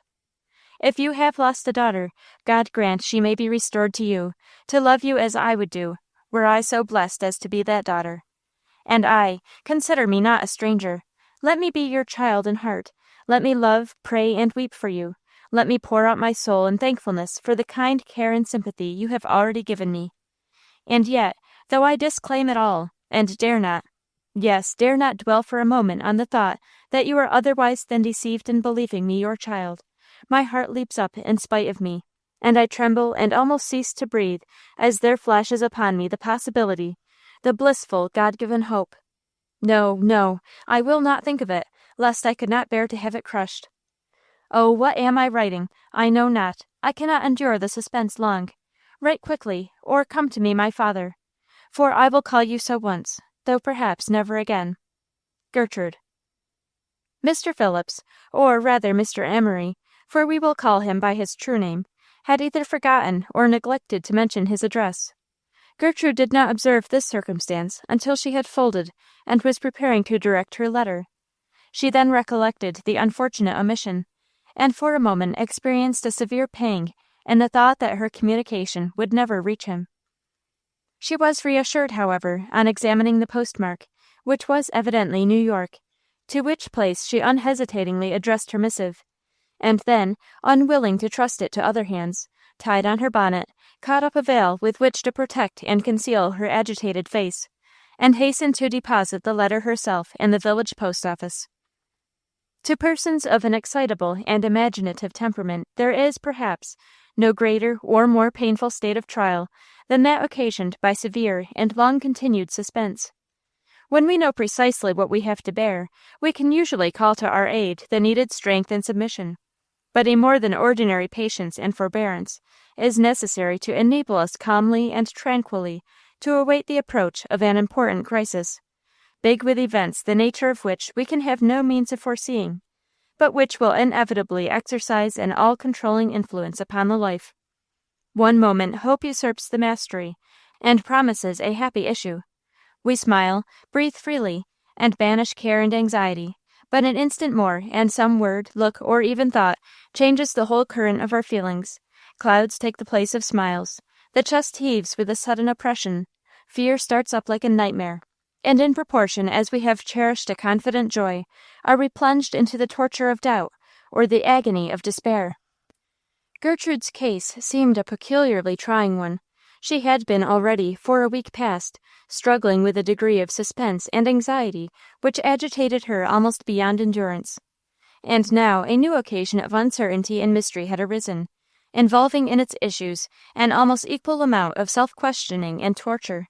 It seemed almost beyond the power of so young, so sensitive, and so inexperienced a girl to rally such self-command as would enable her to control her emotions, disguise them from observation, and compel herself to endure alone and in silence this cruel dispensation of her destiny. But she did do it, and bravely too, whether the greatness of the emergency called forth, as it ever does in a true-hearted woman, a proportionate greatness of spirit, whether the complication of her web of destiny compelled her, with closed hands and a submissive will, to cease all efforts for its disentanglement, or whether, with that humble trust, which ever grew more deep and ardent as the sense of her own helplessness pressed upon her, she turned for help to Him whose strength is made perfect in weakness. It is certain that, as she took her way towards home after depositing the letter in the postmaster's hand, the firmness of her step, the calm uplifting of her eye, gave token that she that moment conceived a brave resolve, a resolve which, during the 2 days that intervened ere she received the expected reply, never for one moment deserted her. And it was this: she would endeavor to suspend for the present those vain conjectures, that fruitless weighing of probabilities, which served only to harass her mind, puzzle her understanding, and destroy her peace. She would ponder no more on matters which concerned herself, but with a desperate effort turn all her mental and all her physical energy into some other and more disinterested channel, and patiently wait until the cloud which hung over her fate should be dissipated by the light of truth, and explanation triumph over mystery. She was herself surprised afterwards, when she called to mind and brought up in long array the numerous household, domestic, and friendly duties which she almost unconsciously accomplished in those few days during which she was wrestling with thoughts that were ever struggling to be uppermost, and were only kept down by a force of will that was almost exhausting. She dusted and rearranged every book in Mr. Graham's extensive library, unpacked and put in their appropriate places every article of her own and Emily's long scattered wardrobe, aided Mrs. Ellis in her labors to restore order to the china closet and the linen press, and many other neglected or long postponed duties now found a time for their fulfillment. In these praiseworthy efforts to drive away such reflections as were fatal to her peace, and employ her hands, at least, if not her heart, in such services as might promote the comfort and well-being of others, let us leave her for the present. Chapter 43. Thou neither dost persuade me to seek wealth, for empire's sake, nor empire to affect, for glory's sake, by all thy argument. Milton. In a well-furnished private parlor of one of those first-class hotels in which New York City abounds, Philip Amory sat alone. It was evening. The window curtains were drawn, the gas lamps burning brightly, bringing out the gorgeous colors of the gaily tinted carpet and draperies, and giving a cheerful glow to the room, the comfortable appearance of which contrasted strongly with the pale countenance and desponding attitude of its solitary inmate, who, with his head bowed upon his hands, leaned upon a table in the center of the apartment. He had sat for nearly an hour in precisely the same position, without once moving or looking up. With his left hand, upon which his forehead rested, he had thrust back the wavy masses of his silvered hair, as if their light weight were too oppressive for his heated brow, and the occasional movement of his fingers, as they were slowly passed to and fro beneath the graceful curls, alone gave evidence that he had not fallen asleep. Suddenly he started up, straightened his commanding figure to its full height, and slowly commenced pacing the room. A light knock at the door arrested his measured steps. A look of nervous agitation and annoyance overspread his countenance. He again flung himself into his chair, and, in reply to the servant's announcing, "A gentleman, sir," was preparing to say, "I cannot be interrupted." But it was too late. The visitor had already advanced within the door, which the waiter quietly closed and retreated. The newcomer, a young man, stepped quickly and eagerly forward, but checked himself, somewhat abashed at the unexpected coldness of the reception he met from his host, who rose slowly and deliberately to meet his guest, while the cloud upon his countenance and the frigid manner in which he touched the young man's cordially offered hand seemed to imply that the latter's presence was unwelcome.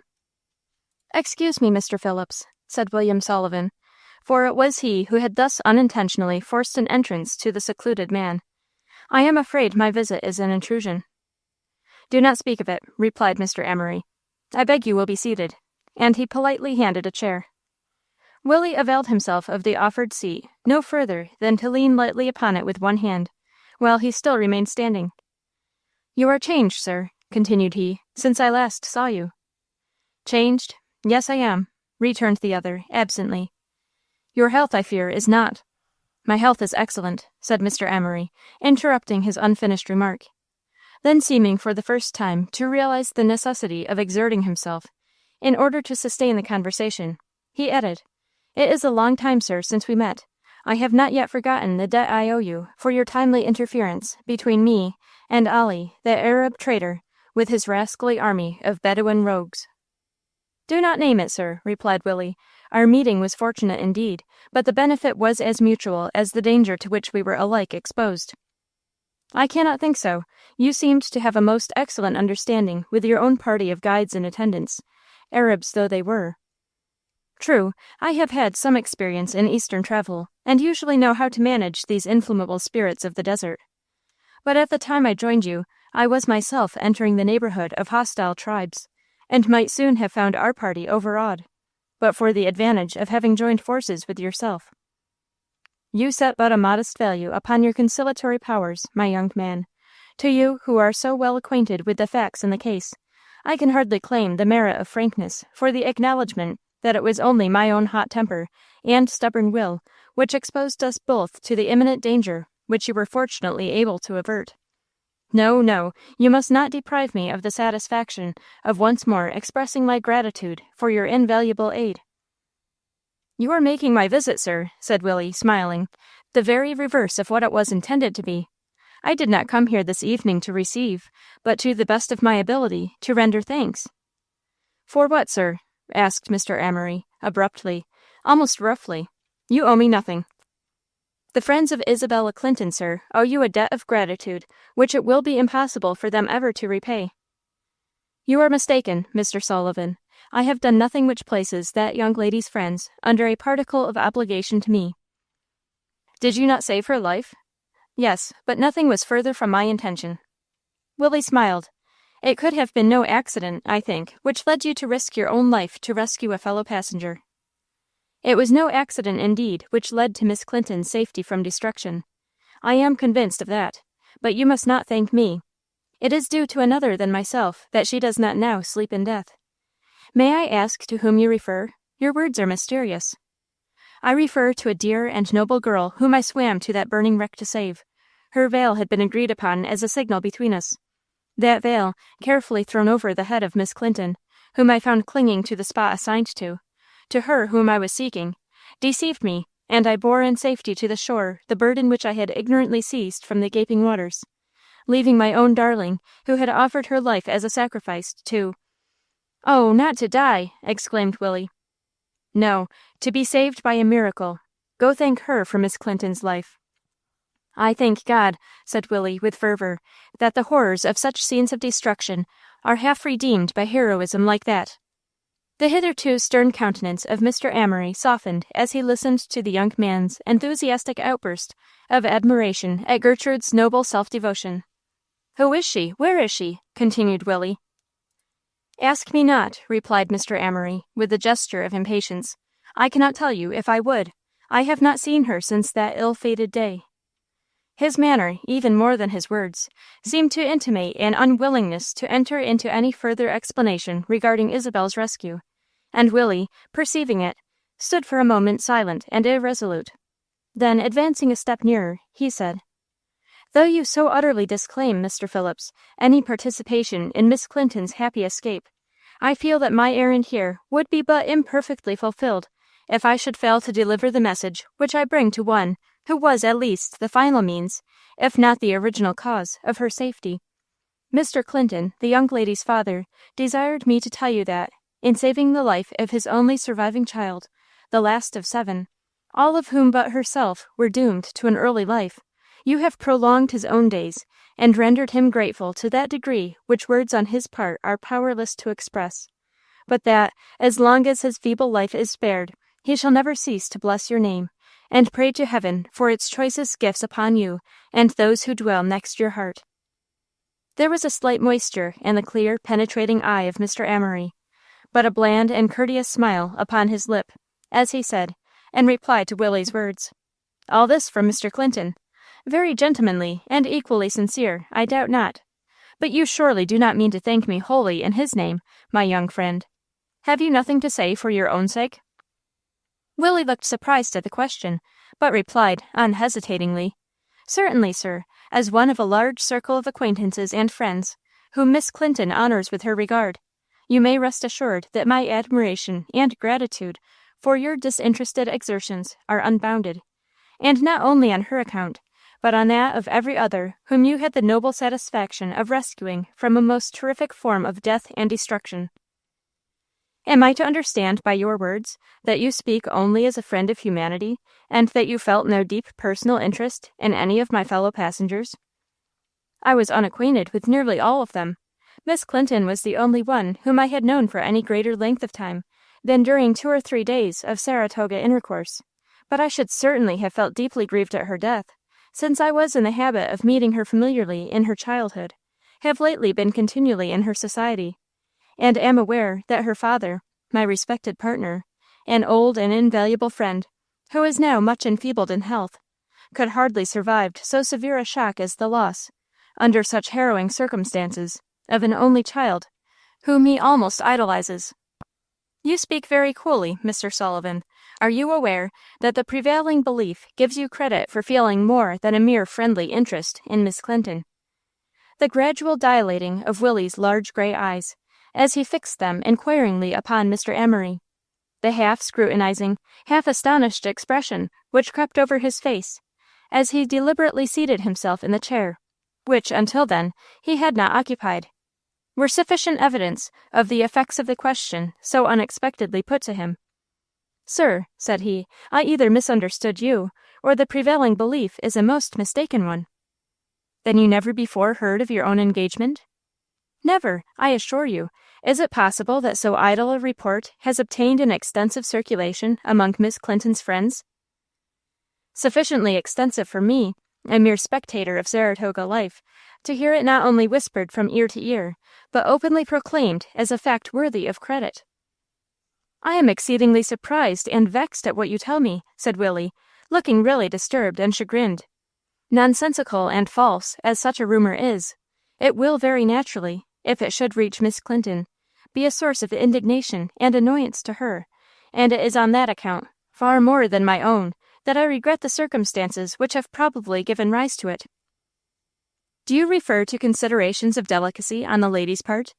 Or have you the modesty to believe that her pride would be wounded by having her name thus coupled with that of her father's junior partner, a young man hitherto unknown to fashionable circles? But excuse me, perhaps I am stepping on dangerous ground, and your own pride may shrink from the frankness of my speech." "By no means, sir. You wrong me if you believe my pride to be of such a nature.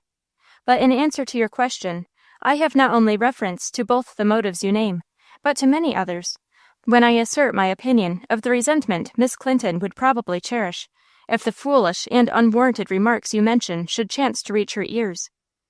"Mr. Sullivan," said Mr. Amory, drawing his chair nearer to Willie's, and speaking in a tone of great interest, "are you sure you are not standing in your own light?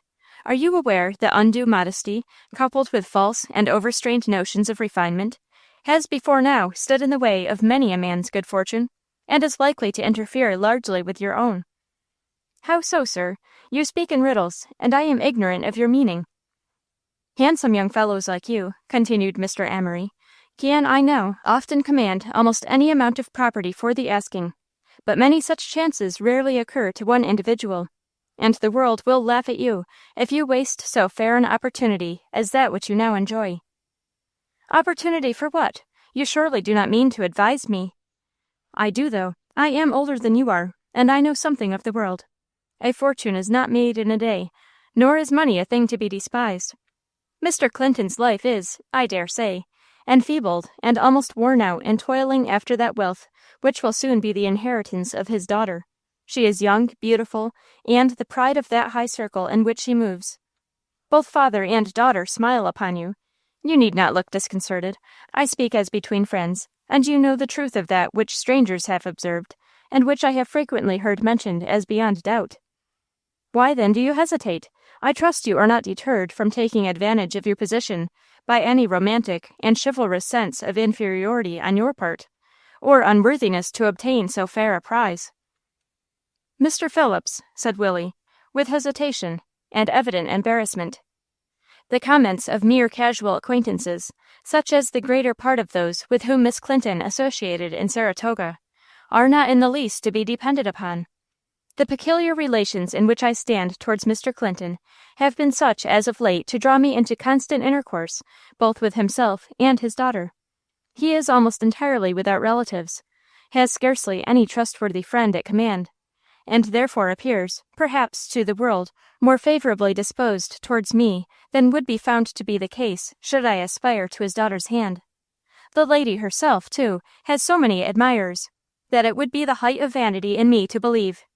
"Pooh, pooh!" exclaimed Mr. Phillips, springing from his chair, and as he commenced pacing the room, clapping the young man heartily upon the shoulder. "Tell that, Sullivan, to a greater novice, a more unsophisticated individual than I am. It is very becoming in you to say so. But, though I hate to flatter, a few slight reminders will hardly harm a youth who has such a very low opinion in his own merits. Pray, who was the gentleman for whose society Miss Clinton was, a few nights since, so ready to forego the music of Albani, the brilliancy of the well-lighted and crowded hall, and the smiles and compliments of a whole train of adorers? With whom, I say, did she, in comparison with all this, prefer a quiet moonlight walk in the garden of the United States Hotel?" Willie hesitated a moment, while endeavoring to rally his recollection. Then, as if the circumstance and its consequences had just flashed upon him, he exclaimed, "I remember, that then was one of the causes of suspicion.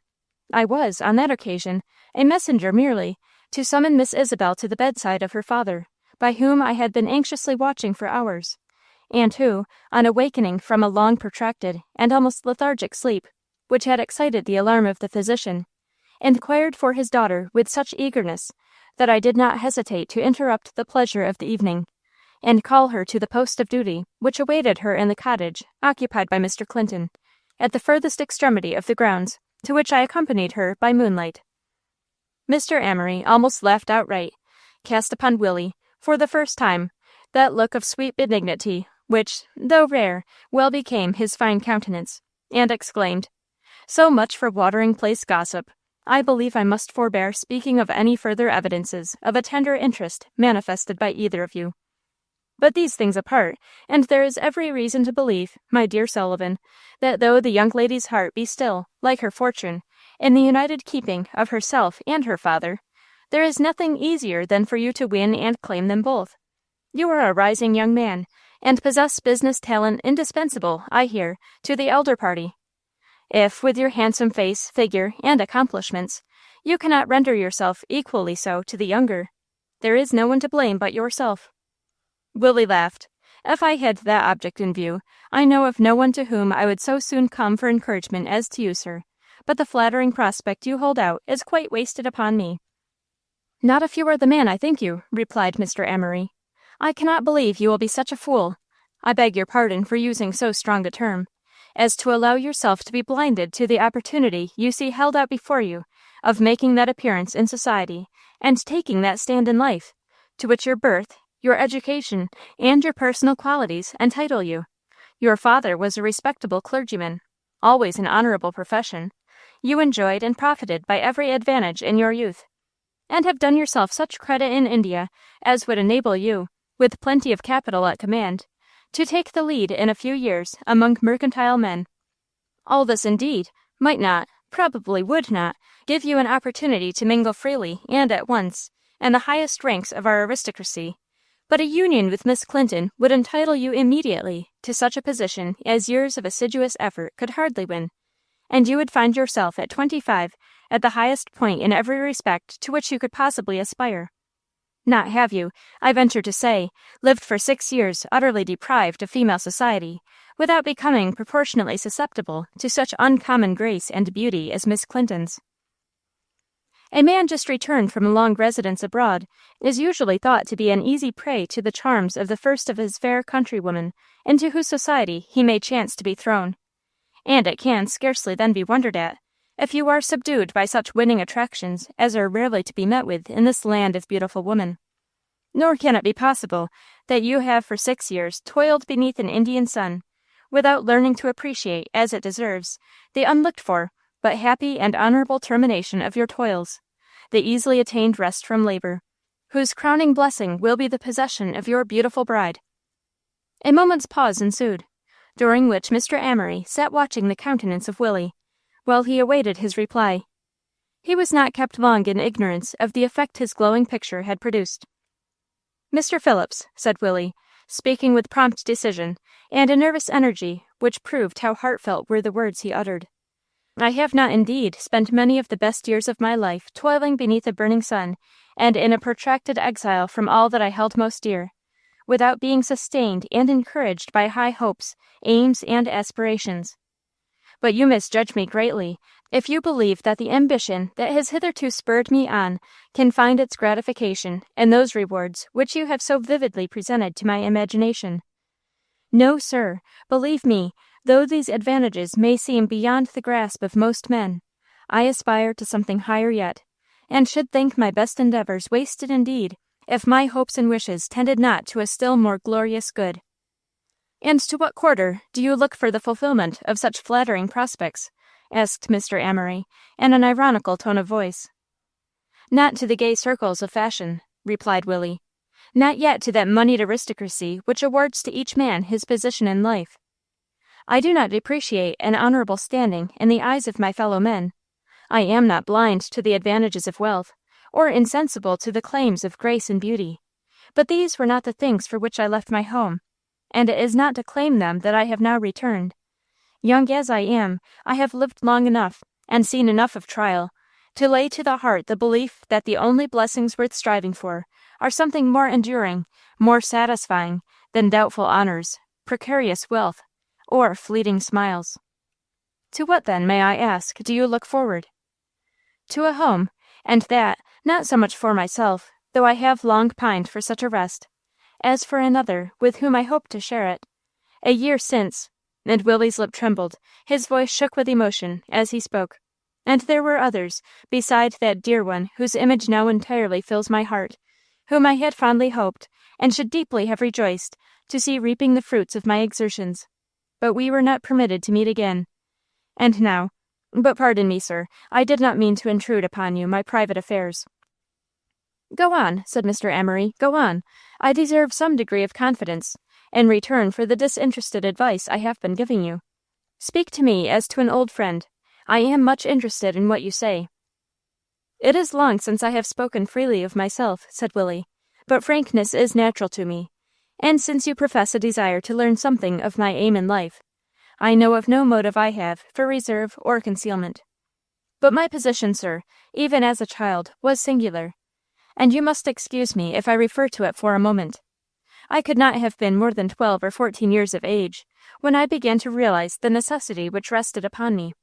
My widowed mother and her aged father were the only relatives, almost the only friends, I knew. One was feeble, delicate, and quite unequal to active exertion. The other was old and poor, being wholly dependent upon the small salary he received for officiating as sexton of a neighboring church. You are aware, for I have mentioned it in our earlier acquaintance abroad, that in spite of these circumstances, they maintained me for several years in comfort and decency, and gave me an excellent education.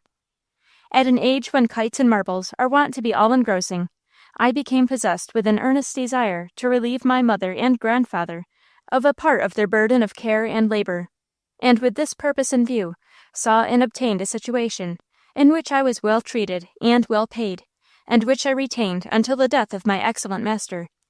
Then for a time I felt bitterly the want of employment, became desponding and unhappy, a state of mind which was fostered by constant association with one of so melancholy and despairing a temperament as my grandfather, who, having met with great disappointment in life, held out no encouragement to me, but was forever hinting at the probability of my utterly failing in every scheme for success and advancement. I bitterly regretted, at the time, the depressing influence of the old man's innuendos, but I have since thought they answered a good purpose. For nothing so urged me on to ever-increasing efforts as the indomitable desire to prove the mistaken nature of his gloomy predictions, and few things have given me more satisfaction than the assurances I have frequently received during the few past years that he came at last to a full conviction that my prosperity was established beyond a doubt, and that one of his ill-fated family was destined to escape the trials and evils of poverty. My mother was a quiet, gentle woman, small in person, with great simplicity, and some reserve of manner. She loved me like her own soul. She taught me everything I know of goodness. There is no sacrifice I would not have made for her happiness. I would have died to save her life, but we shall never meet again in this world, And I am learning to be resigned. For these two, and one other, whom I shall speak of presently, I was ready to go away, and strive and suffer and be patient. The opportunity came, and I embraced it. And soon one great object of my ambition was won. I was able to earn a competency for myself and for them. In the course of time, luxuries even were within my means, and I had begun to look forward to a not very distant day, when my long-looked-for return should render our happiness perfect and complete. I little thought then that the sad tidings of my grandfather's death were on their way, and the news of my mother's slow, but equally sure decline so soon to follow. It is true, however, they are both gone, and I should now be so solitary as almost to long to follow them, but for one other, whose love will bind me to earth so long as she is spared. And she? Exclaimed Mr. Amory, with an eagerness which Willie, engrossed with his own thoughts, did not observe. It is a young girl, continued Willie, without family, wealth, or beauty, but with a spirit so elevated as to make her great, a heart so noble as to make her rich, a soul so pure as to make her beautiful. Mr. Amory's attitude of fixed attention, his evident waiting to hear more, emboldened Willie to speak still further. There lived in the same house which my grandfather occupied an old man, a city lamplighter. He was poor, poorer even than we were. But I will venture to say there never was a better or a kinder-hearted person in the world.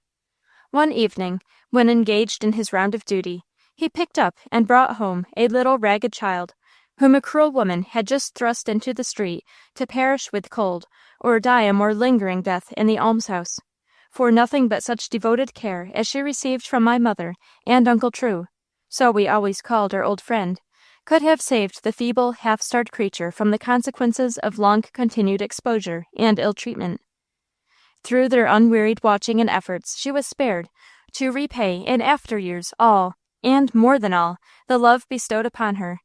She was at that time miserably thin and attenuated, sallow, and extremely plain in her appearance, besides being possessed of a violent temper, which she had never been taught to restrain, and a stubbornness of will, which undoubtedly resulted from her having long lived in opposition to all the world. All this, however, did not repel Uncle True, under whose loving influence new and hitherto undeveloped virtues and capacities soon began to manifest themselves. In the atmosphere of love in which she now lived, she soon became a changed being, and when, in addition to the example and precepts taught her at home, a divine light was shed upon her life by one who, herself sitting in darkness, casts a halo forth from her own spirit to illumine those of all who are blessed with her presence, she became what she has ever since been, a being to love and trust for a lifetime. For myself, there were no bounds to the affection I soon came to cherish for the little girl, to whom I was first attracted by compassion merely. We were constantly together. We had no thoughts, no studies, no pleasures, sorrows, or interests that were not shared. I was her teacher, her protector, the partner of all her childish amusements, and she, on her part, was by turns an advising, consoling, sympathizing, and encouraging friend. In this latter character she was indispensable to me, for she had a hopeful nature, and a buoyancy of spirit which often imparted itself to me. I well remember when my kind employer died, and I was plunged in boyish grief and despair, the confidence and energy with which she, then very young, inspired me. The relation between her and Uncle True was beautiful. Boy as I was, I could not but view with admiration the old man's devoted love for the adopted darling of his latter years, his Gerty, as he always called her, and the deep and grateful affection which she bore him in return. During the first few years she was wholly dependent upon him, and seemed only a fond, affectionate child. But a time came at last when the case was reversed, and the old man, stricken with disease, became infirm and helpless. It was then that the beauty of her woman's nature shone forth triumphant. And oh, how gently, child as she was, she guided his steps as he descended to the grave. Often have I gone to his room at midnight, fearing lest he might be in need of care, which she, in her youth and inexperience, would be unable to render. And never shall I forget the little figure, seated calmly by his bedside, at an hour when many of her years would be shrinking from fears conjured up by the night and the darkness, with a lamp dimly burning on a table before her, and she herself, with his hand in hers, sweetly soothing his wakefulness by her loving words, or with her eyes bent upon her little Bible, reading to him holy lessons. But all her care could not prolong his life, and shortly before I went to India, he died, blessing God for the peace imparted to him through his gentle nurse. It was my task to soothe our little Gerty's sorrows, and do what I could to comfort her, an office which, before I left the country, I was rejoiced to transfer to the willing hands of the excellent blind lady who had long befriended both her and Uncle True.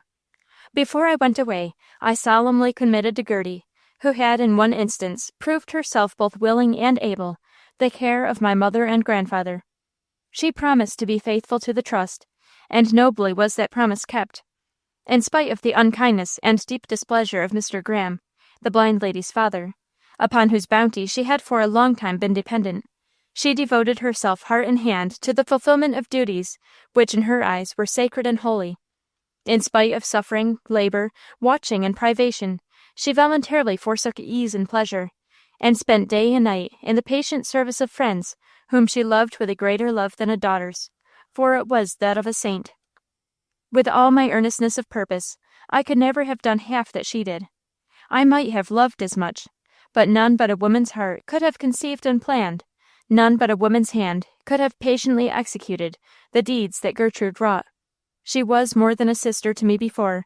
She was my constant correspondent, my dearest friend. Now she is bound to me by ties that are not of earth nor of time. Chapter 44. An opportunity I here have had to try thee, sift thee, and confess have found thee proof against all temptation. Milton. Certainly, said Mr. Emery, who had waited patiently for the conclusion of Willie's story.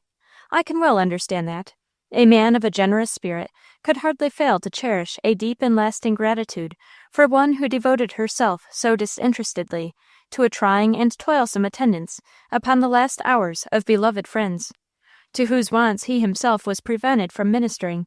And the warmth with which you eulogize this girl does you credit, Sullivan. She must, too, be a young person of great excellence, to have fulfilled so faithfully and well a promise of such remote date that it would probably have been ignored by a less disinterested friend. But do not let any enthusiastic sense of honor induce you to sacrifice yourself on the shrine of gratitude. I shall find it hard to believe that a young man who has had the ambition to mark out, and the energy to pursue, such a course on the road to fortune as you have thus far successfully followed, can, in his sober senses, have made a serious resolve to unite himself and his prospects with an insignificant little playmate of unacknowledged birth, without beauty or fortune, unless there is already a standing engagement by which he is unwillingly bound, or he allows himself to be drawn unto matrimony by the belief that the highest compliment he can pay, namely the offer of himself, will alone cancel the immense obligations under which he labors. May I ask if you are already shackled by promises? I am not, replied Willie.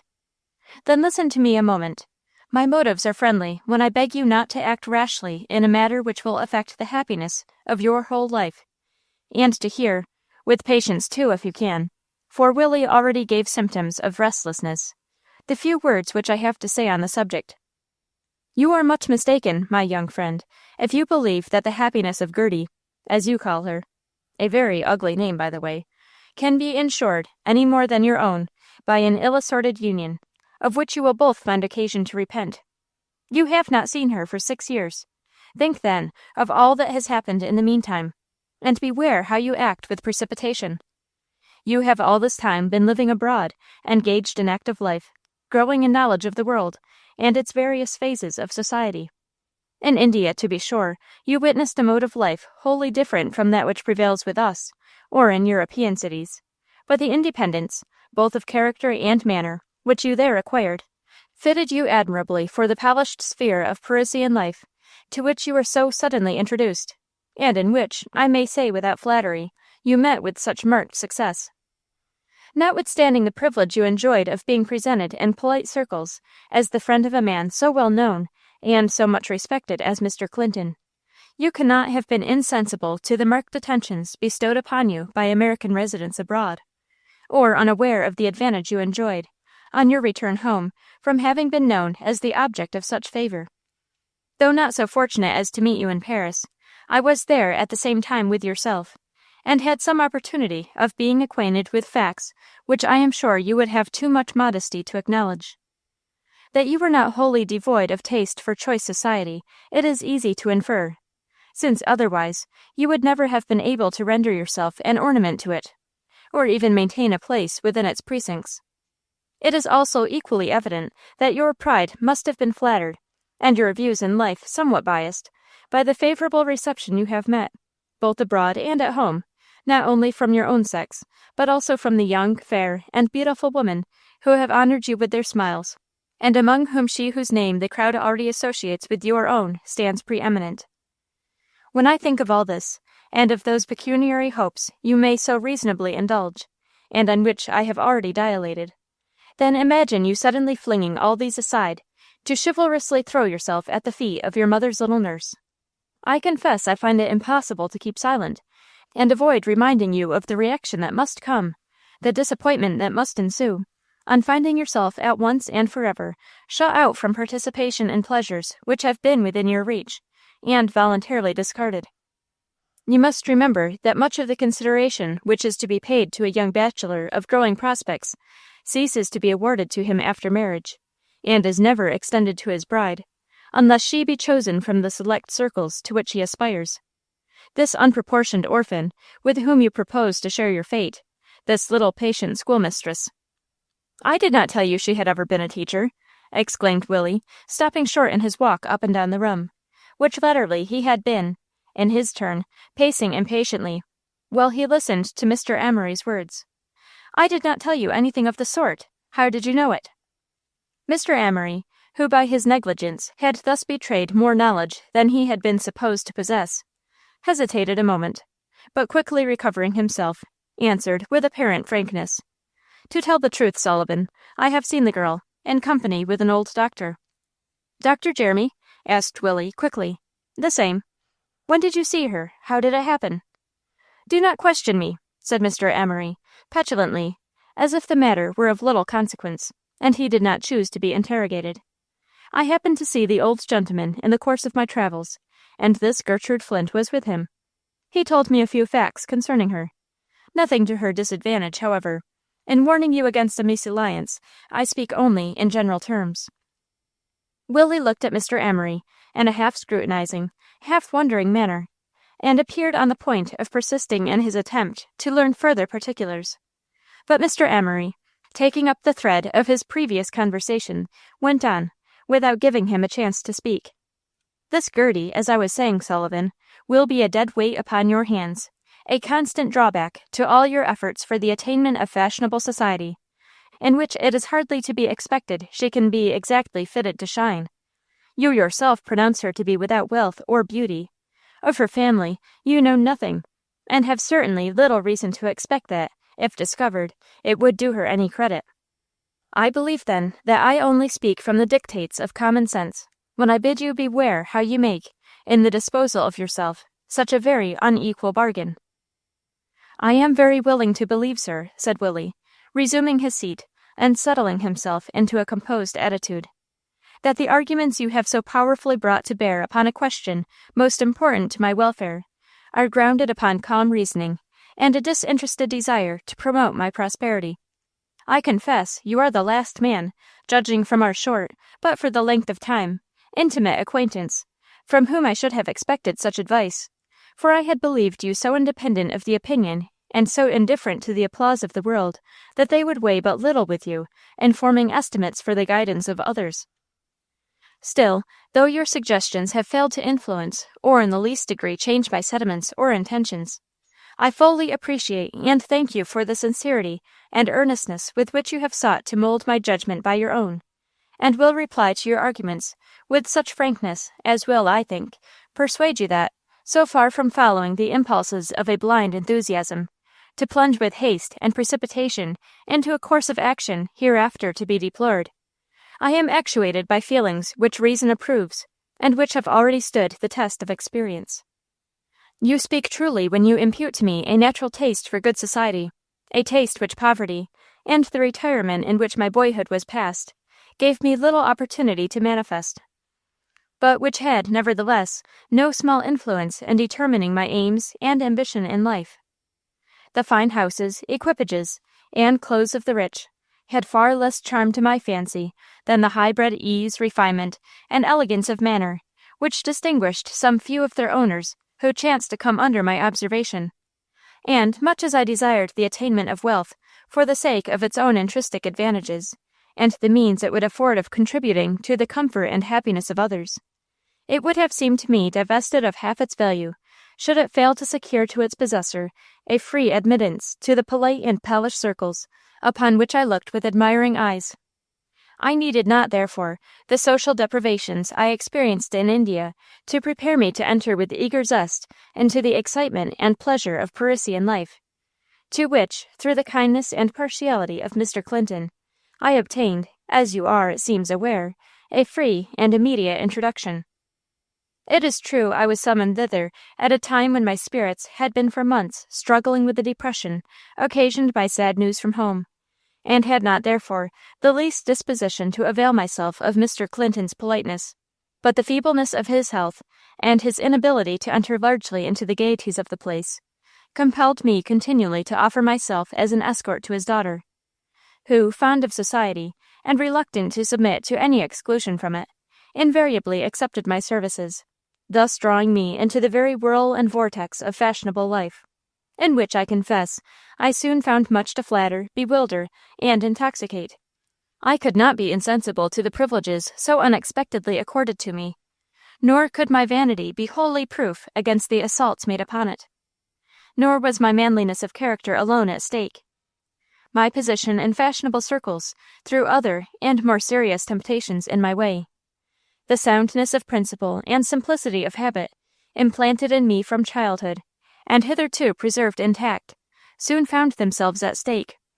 I had withstood every kind of gross temptation, but my new and refined associates now presented it to me in that more subtle form, which often proves a snare to those over whom, had it come without disguise, it would have no power. The wine-cup could never have enticed me to the coarse and disgusting scenes of drunken revelry, but held in the hands of the polished gentlemen, who had but a moment before been the recipients of popular favor and woman's smiles, it sparkled with a richer luster, and its bitter dregs were forgotten. The professed gamester, the well-known rogue, would in vain have sought me for an accomplice, but I was not equally on my guard against the danger which awaited me from other and unexpected quarters. For how could I believe that my friends, Mr. Clinton's friends, the ornaments of the sphere in which they moved, would unfairly win my money, involve me in entanglements, and lead me on to ruin? I almost wonder, as I look back upon the few first weeks of my residence in Paris, that I did not finally fall a victim to some one of the numerous snares that were, on every side, spread for my destruction, and into which my social disposition, my fearless, and, at the same time, unsophisticated nature rendered me especially prone to fall. Nothing, I am persuaded, but the recollection of my pure-minded and watchful mother, whose recent death had given new freshness and life to the memory of her many warning counsels.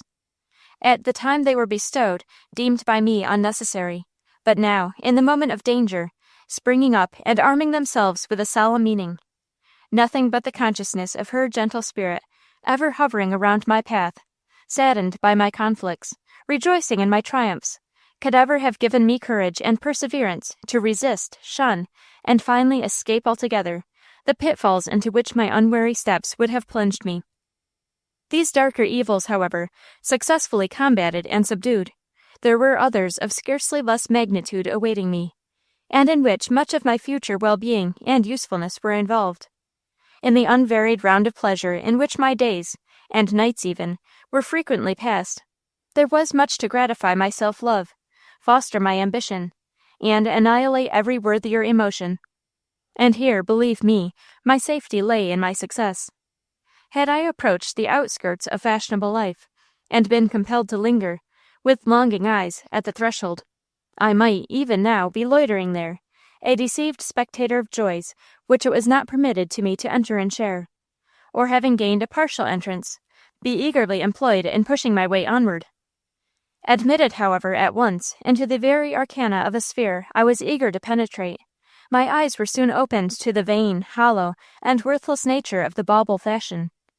Not that I did not meet within its courts the grace, wit, talent, and refinement which I had hoped to find there, or that these were invariably accompanied by other and less attractive qualities. No, I truly believe there is no class which cannot boast of its heroes and heroines, that there are within the walls of fashionable life men and women who would grace a wilderness. Nor do I despise forms and ceremonies which are becoming in themselves, and conducive to elegance and good breeding. As long as one class is distinguished by education and refined manners, and another is marked by ignorance and vulgarity, there should be, and there must, in the nature of things, be a dividing line between the two, which neither, perhaps, would desire to overstep.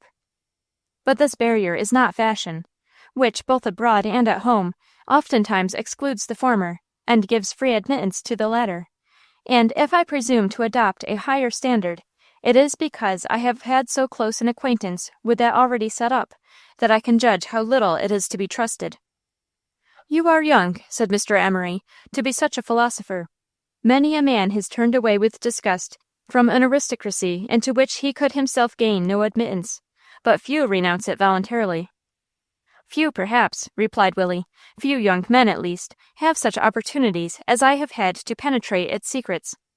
I trust I may say without treachery, since I speak in general terms only, that I have seen more ignorance, more ill-breeding, more meanness, and more immorality in the so-called aristocracy of our country than I should have believed it possible would be tolerated there. I have frequently known instances in which the most accomplished gentleman, or the most beautiful lady, of a gay circle, has given evidence of unpardonable want of information on the most common topics. I have seen elegant evening assemblies disgraced by a degree of rudeness and incivility which reflected as little credit on the taste as on the feelings. I have seen the profuse and lavish expenditure of today atoned for by a selfish and despicable parsimony on the morrow. And I have seen a want of principle exhibited by persons of both sex, which proves that a high position on earth is no security against such contamination of the soul as must wholly unfit it for an exalted place hereafter. "I have witnessed no less myself," said Mr. Emery, "but my experiences have not been like those of other men, and my sight has been sharpened by circumstances. I am still astonished that you should have been awake to these facts." "I was not at first," answered Willie. "It was only gradually that I recovered from the dazzling, blinding effect which the glitter and show of fashion imposed upon the clearness of my perceptions. My suspicions of its falsehood and vanity were based upon instances of selfishness, folly, and cold-heartedness, which one after another came to my knowledge.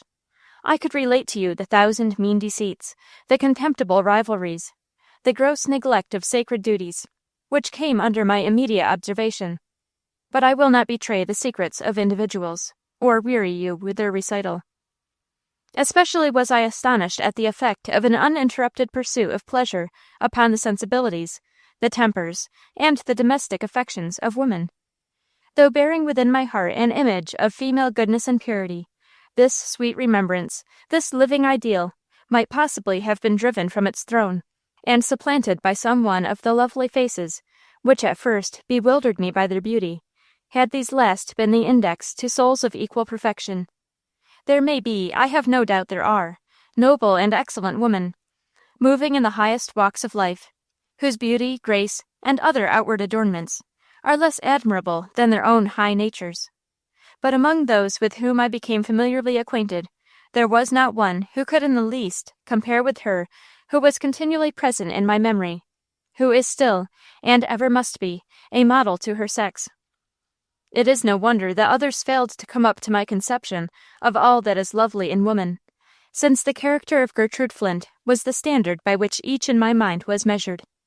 How could I help contrasting the folly, the worldliness, and the cold-heartedness around me, with the cultivated mind, the self-sacrificing, and affectionate disposition of one who possesses every quality that can adorn life, whether at home or abroad?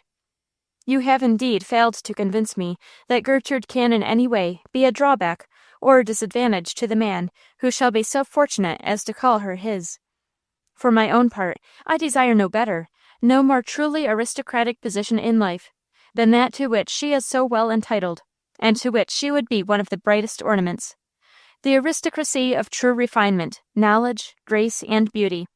You talk to me of wealth. Gertrude has no money in her purse, but her soul is the pure gold, tried in the furnace of sorrow and affliction, and thence come forth bright and unalloyed. You speak of family and an honorable birth. She has no family, and her birth is shrouded in mystery. But the blood that courses in her veins would never disgrace the race from which she sprung, and every throb of her unselfish heart allies her to all that is noble. You are eloquent on the subject of beauty. When I parted from Gertrude, she was, in all but character, a mere child, being only 12 or 13 years of age.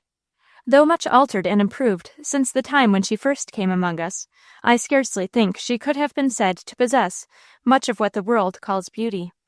For myself, it was a matter of which I seldom thought or cared, and, had I been less indifferent on the subject, she was so dear to me that I should have been utterly unable to form an impartial judgment of her claims in this respect. I well remember, however, the indignation I once felt at hearing a fellow clerk, who had accidentally met her in one of our walks, sneeringly contrast her personal appearance with that of her mutual employer's handsome daughter, the same Miss Clinton of whom we have been speaking, and the proportionate rapture with which I listened to the excellent teacher, Miss Brown, when on a certain occasion, being present at a school examination, I overheard her commenting to a lady upon Gertrude's wonderful promise, in person as well as in mind. Whether the first part of this promise has been fulfilled, I have no means of judging. But as I recall her dignified and graceful little figure, her large, intelligent, sparkling eyes, the glow of feeling that lit up her whole countenance, and the peaceful, almost majestic expression which purity of soul imparted to her yet childish figures, she stands forth to my remembrance the embodiment of all that I hold most dear. 6 years may have outwardly changed her much, but they cannot have robbed her of what I prize the most. She has charms over which time can have no power, a grace that is a gift of heaven, a beauty that is eternal. Could I ask for more? Do not believe, then, continued he, after a short pause, that my fidelity to my early playmate is an emotion of gratitude merely. It is true I owe her much, far more than I can ever repay, but the honest warmth of my affection for the noble girl springs from the truest love of a purity of character and singleness of heart which I have never seen equaled.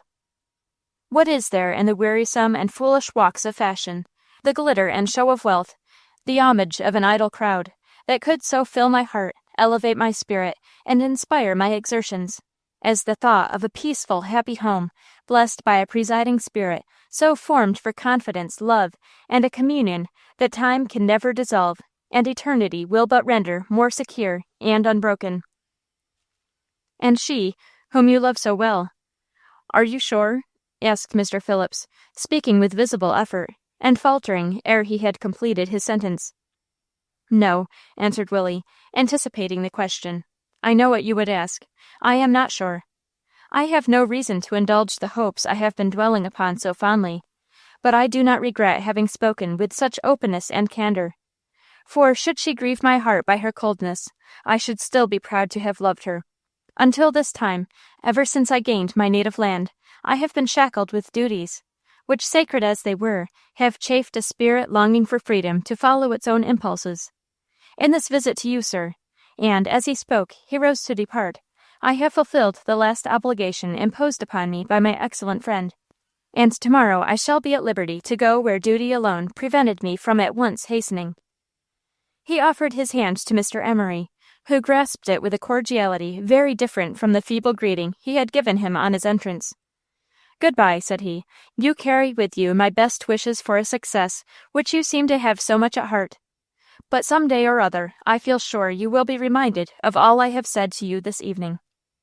Strange man, thought Willie, as he walked towards his own hotel. How warmly he shook my hand at parting, and with what a friendly manner he bade me farewell, notwithstanding the coldness of the reception he gave me, and the pertinacity with which, throughout my whole visit, I rejected his opinions and repelled his advice. Chapter 45. Yet 'tis a weary task to school the heart, ere years of grief have tamed its fiery spirit, into that still and passive fortitude which is but learned from suffering. Hemans.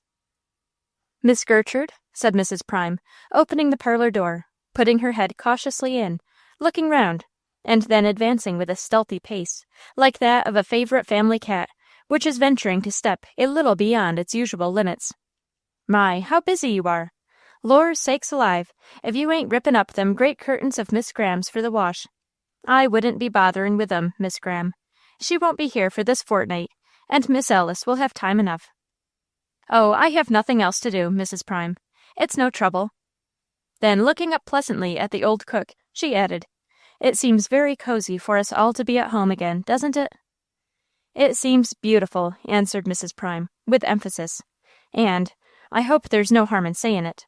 I can't help thinkin' how nice it would be if we could all live on just as we are now, without no more intrusions. Gertrude smiled and said, Everything looks as it used to in old times, when I first came here. I was quite a child then, continued she, with a sigh. Gracious me, what are you now? Said Mrs. Prime. For mercy's sakes, Miss Gertrude, don't you begin to think about growin' old. There's nothin' like feelin' young to keep young. There's Miss Patty Pace now. I have been meaning to ask after her, exclaimed Gertrude, resuming her scissors, and commencing to rip out another window curtain. Is she alive and well yet? She? Replied Mrs. Prime. Lor, she won't never die. Old women like her, that feels themselves young gals, allers live forever. But I came a purpose to speak to you about her. The baker's boy that fetched the loaves this mornin' brought an errand from her, and she wants to see you the first chance she can get. But I wouldn't hurry, either, about going there, or anywhere, Miss Gertrude, till I got rested. For I believe you ain't well, and you look so spent, and kind o' tired out. Did she wish to see me? Asked Gertrude. Poor old thing. I'll go and see her, this very afternoon. And you needn't feel anxious about me, Mrs. Prime. I am quite well. And Gertrude went. It was now her second day of suspense, and this, like every other motive for action, was eagerly hailed. She found Miss Patty nearly bent double with rheumatism, dressed with less than her usual care, and crouching over a miserable fire built of a few chips and shavings. She appeared, however, to be in tolerable spirits, and hailed Gertrude's entrance by a cordial greeting. The curiosity for which she was always remarkable seemed to have increased, rather than diminished, with the infirmities of age. Innumerable were the questions she put to Gertrude regarding her own personal experiences during the past year, and the movements of the circles in which she had been living. She showed a special interest in Saratoga life, the latest fashions exhibited there, and the opportunities which the place afforded for forming advantageous matrimonial connections. So you have not yet chosen a companion, said she, after Gertrude had patiently and good-naturedly responded to all her queries. That is a circumstance to be regretted. Not, continued she, with a little smirk, and a slight wave of the hand, that it is ever too late in life for one to meditate the conjugal tie, which is often assumed with advantage by persons of 50 or more. And certainly you, who are still in the bloom of your days, need not despair of a youthful swain. However, existence, I may say, is twofold when it is shared with a congenial partner. And I had hoped that before now, Miss Gertrude, both you and myself would have formed such an alliance. Experience prompts me, when I declare the protection of the matrimonial union one of its greatest advantages. I hope you have not suffered from the want of it, said Gertrude. I have, Miss Gertrude, suffered incalculably. Let me impress upon you, however, that the keenest pangs have been those of the sensibilities. Yes, the sensibilities, the finest part of our nature, and that which will least bear wounding. I am sorry to hear that you have been thus grieved, said Gertrude. I should have supposed that, living quite alone, you might have been spared this trial. Oh, Miss Gertrude, exclaimed the old lady, lifting up both hands, and speaking in such a pitiable tone as would have excited the compassion of her listener, if it had been one grain less ridiculous. Oh, that I had the wings of a dove, wherewith to flee away from my kindred! I fondly thought to have distanced them, but within the last revolving year they have discovered my retreat, and I can no longer elude their vigilance. Hardly can I recover from the shock of one visitation. made, as I am convinced, for the sole purpose of taking an inventory of my possessions, and measuring the length of my days, before the vultures are again seen hovering round my dwelling. But," exclaimed the old lady, raising her voice and inwardly chuckling as she spoke, "they shall fall into their own snare, for I will dupe every one of them yet." "I was not aware that you had any relations," said Gertrude, "and it seems they are such only in name." "Name," said Miss Pace, emphatically. "I am animated with gladness at the thought that they are not honored with a cognomen which not one of them is worthy to bear. No, they pass by a different name, a name as plebeian as their own coarse souls. There are 3 of them, who stand to each other in a fraternal relation, and all are alike hateful to me. One, a contemptible coxcomb, comes here to overawe me with his presence, which he conceives to be imposing, calls me aunt, thus testifying by his speech to a consanguinity which he blindly fancies makes him nearer akin to my property. The old lady, excited to wrath, almost shrieked the last word. And the other 2, continued she, with equal heat, are beggars. Always were, always will be. Let 'em be. I'm glad of it." "You hear me, Miss Gertrude. You are a young lady of quick comprehension, and I avail myself of your contiguity, which, although you deny the charge, may shortly be interrupted by some eager lover, to request at your hands a favor, such as I little thought once I should ever feel compelled to seek. I want you. I sent for you to write." Miss Patty lowered her voice to a whisper, "the last will and testament of Miss Patty Pace." The poor woman's trembling voice evidenced a deep compassion for herself, which Gertrude could not help sharing, and she expressed a willingness to comply with her wishes as far as was in her power, at the same time declaring her utter ignorance of all the forms of law. To Gertrude's astonishment, Miss Patty announced her own perfect acquaintance with all the legal knowledge which the case demanded, and in so complete and faultless a manner did she dictate the words of the important instrument, that being afterwards properly witnessed, signed, and sealed, it was found at the end of a few months, at which time Miss Patty was called upon to give up her earthly trust, free from imperfection and flaw, and proved a satisfactory direction for the disposal of the inheritance. It may be as well to state here, however, that he who was pronounced sole heir to her really valuable property never availed himself of the bequest, otherwise than to make a careful bestowal of it among the most needy and worthy of her relatives. Notwithstanding the protestations of several respectable individuals, who were present at the attestation of the document, all of whom pronounced Miss Patty sane and collected to her last moments, he never would believe that a sound mind could have made so wild and erratic a disposal of the hardly earned and carefully preserved savings of years. This sole inheritor of her estates was William Sullivan, the knight of the rosy countenance, and the same chivalrous spirit which won Miss Patty's virgin heart and gained for him her lasting favor, prompted him to disclaim and utterly refuse the acceptance of a reward so wholly disproportioned to the slight service he had rendered the old lady. Though he could not fail to be amused, he was nevertheless deeply touched by the preamble to the will, in which Miss Patty set forth in a most characteristic manner the feelings and motives which had influenced her in the choice of an heir to her possessions. A gentlewoman of advanced years, who has clung to life and its hopes, and, in spite of many vexatious vicissitudes, feels something loath to depart, has been forcibly reminded by her relations that ere another smiling springtime she may have a call to join the deceased lines of Paces, a family which will, on her departure, here become extinct. With the most polite of courtesies, and a passing wave of the hand, Miss Patty acknowledges the forethought of her relations of the other branch, and reminding her, before it be too late, of the propriety of naming the individual for whose benefit it is her desire to make a testamentary provision. She has looked about the world, viewed all her fellows in the glass of memory, and made her final election. The youth himself, the most gallant young gentleman of his day, will open his eyes in astonishment and declare, "Madame, I know you not." But, sir, Miss Patty, old, ugly, and infirm, has a heart which feels as keenly as it did in youth. She has not forgotten, she means now to signify, by her last deeds, how vividly she remembers.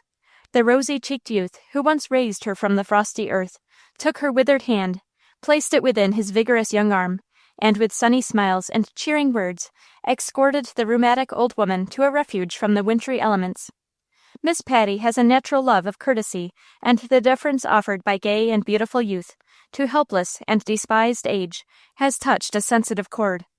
Miss Patty, it is no secret, has some little hoarded treasures, and since she cannot be on the spot to superintend their expenditure, she has, after some struggles, resolved to secure them from pollution by awarding these savings of years to one possessed of such true gentility as Master William Sullivan, confidently assured that he will never disgrace the former owner of the property, or permit her wealth to flow into vulgar channels.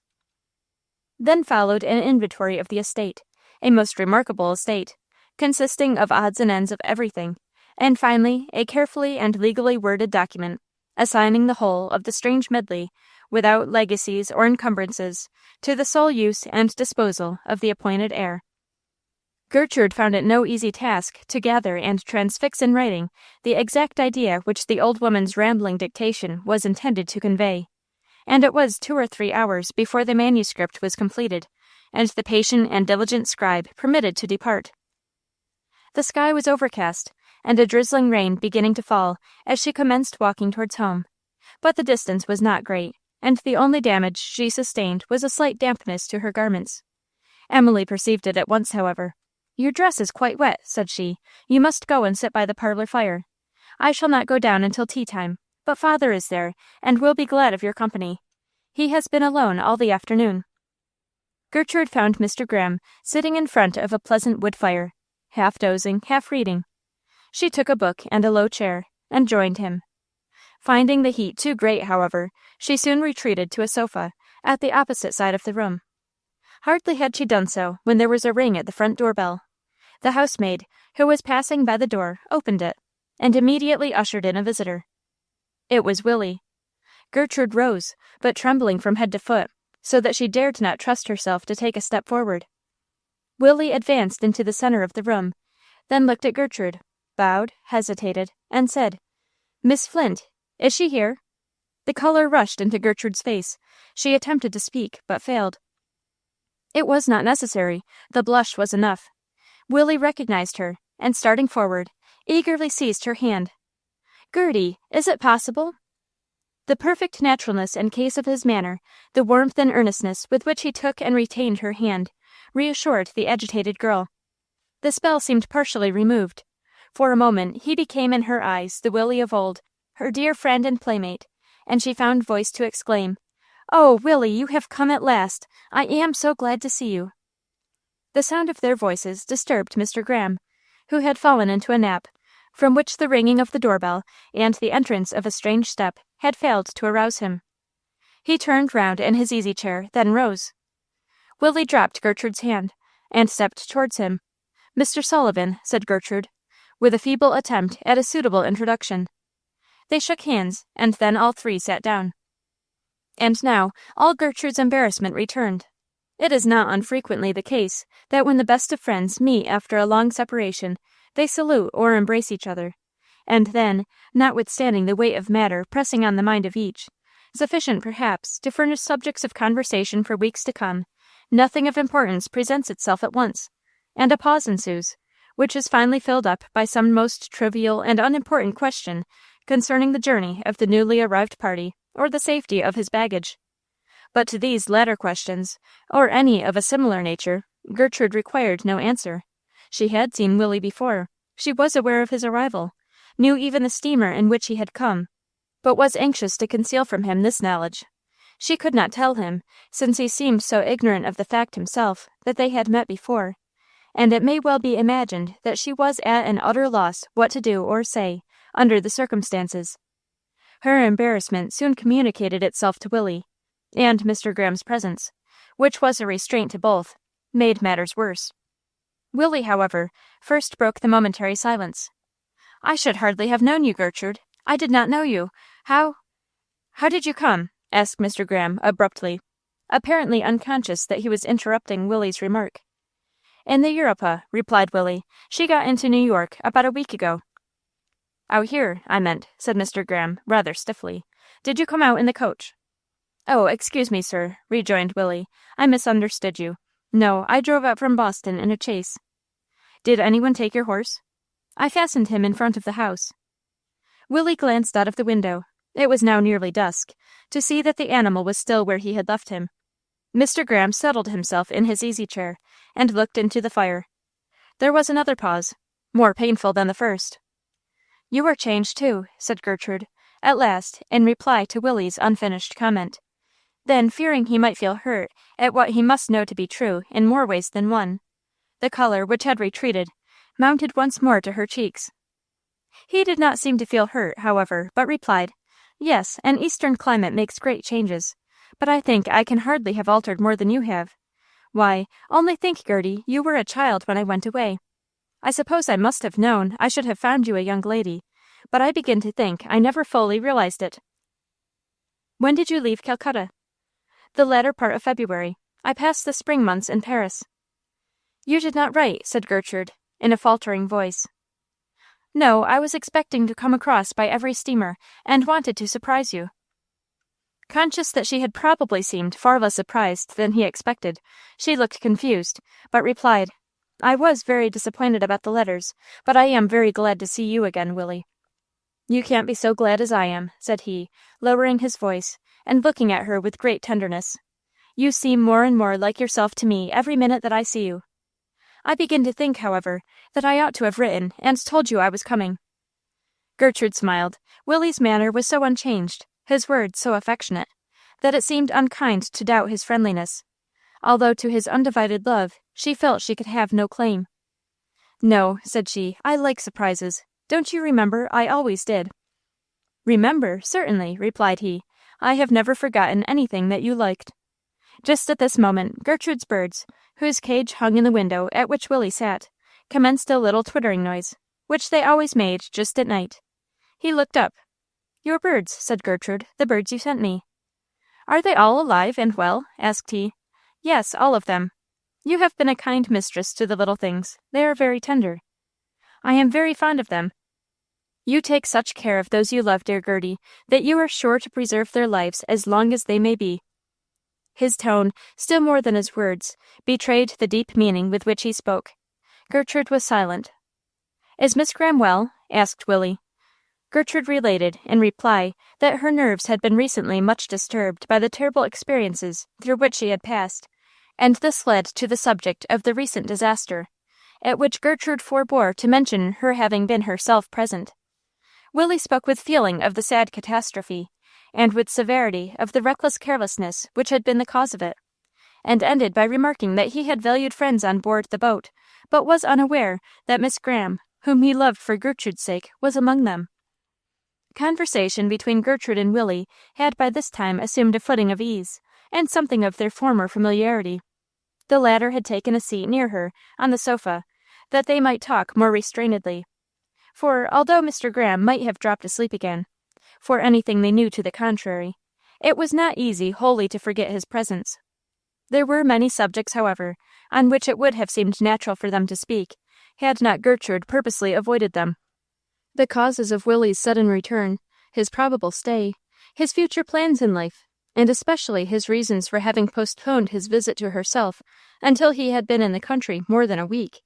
All these were inquiries which even ordinary interest and curiosity would have suggested, but to Gertrude they all lay under embargo. She neither felt prepared to receive, nor willing to force his confidence on matters which must inevitably be influenced by his engagement with Miss Clinton, and therefore preserved utter silence on these topics, even taking pains to avoid them. And Willie, deeply grieved at this strange want of sympathy on her part, forbore to thrust upon her notice these seemingly forgotten or neglected circumstances. They talked of Calcutta life, of Parisian novelties, of Gertrude's school-keeping, and many other things, but spoke not a word of matters which lay nearest to the hearts of both. At length a servant appeared at the door, and, not observing that there was company, announced tea. Mr. Graham rose, and stood with his back to the fire. Willie rose also, and prepared to take leave. Mr. Graham, with frigid civility, urged him to remain, and Gertrude hesitated not to urge him to do so. But he declined with such decision that the latter understood plainly that he perceived and felt the neglect with which Mr. Graham had treated him and his visit.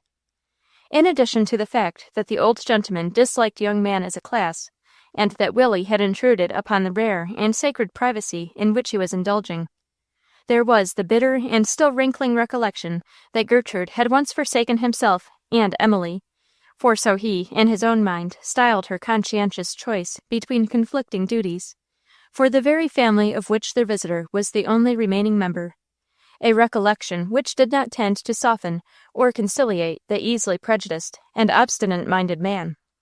Gertrude accompanied Willie to the door. The rain had ceased, but the wind whistled across the piazza. It seemed to be growing cold. Willie buttoned his coat, while he promised to see Gertrude on the following day. "You have no overcoat," said she. "The night is chilly, and you are accustomed to a hot climate. You had better take this shawl." And she took from the hat-tree a heavy Scotch plaid, which always hung there to be used on occasions like the present. He thanked her, and threw it over his arm. Then, taking both her hands in his, looked her steadily in the face for a moment, as if he would fain have spoken. Seeing, however, that she shrank from his mild and affectionate gaze, he dropped her hands, and with a troubled expression bade her good night, and ran down the door-steps. Gertrude stood with the handle of the door in her hand until she heard the sound of his horse's hoofs as he drove down the road. Then, hastily shutting it, ran and hid herself in her own room. Well as she had borne up during the longed-for and yet much dreaded meeting, calmly and naturally as she had sustained her part, her courage all forsook her now, and in looking forward to days, weeks, and months of frequent intercourse, she felt that the most trying part of the struggle was yet to come. Had Willie been wholly changed, had he seemed the thoughtless worldling, the fashionable man of society, the cold-hearted devotee of business or of gain, in one of which characters she had lately half fancied he would appear, had he greeted her with chilling formality, with heartless indifference, or with awkward restraint, she might, while she despised, pitied, or blamed, have learned to love him less. But he had come back as he went, open-hearted, generous, manly, and affectionate. He had manifested the same unaffected warmth of feeling, the same thoughtful tenderness he had ever shown. In short, he was the Willie she had thought of, dreamed of, imagined, and loved. It was evident that in giving his heart to another, he had never wholly forgotten her. While he loved Isabel, he would still feel a friendly, almost a brotherly regard for Gertrude. More than that it had never occurred to him to bestow. And she must school herself to the cruel task of seeing him day by day, hearing the story of his love for another, and wishing him all joy, as a sister might do a kind and affectionate brother. She must learn to subdue the love whose depth and intensity she had scarcely known until now, and mold it into friendship. As she thought of all this, she found it impossible to still the wildly beating waves that swelled against her aching, throbbing heart. She threw herself upon the bed, buried her face in pillows, and wept. Presently there was a light tap at her door. Believing it to be a summons to the tea-table, she said, without rising, "Jane, is that you? I do not wish for any supper." "It isn't that, miss," said the girl, "but I have brought you a letter." Gertrude sprung up and opened the door. "A little boy handed it to me, and then ran off as fast as he could," said the girl, placing a package in her hand. "He told me to give it to you straight away." "Bring me a lamp," said Gertrude. The girl went for a lamp.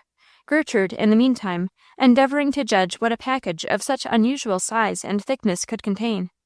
She thought it impossible that any letter could so soon arrive from Mr. Amory. The next morning was the earliest time at which she had expected one. Who then could it be from?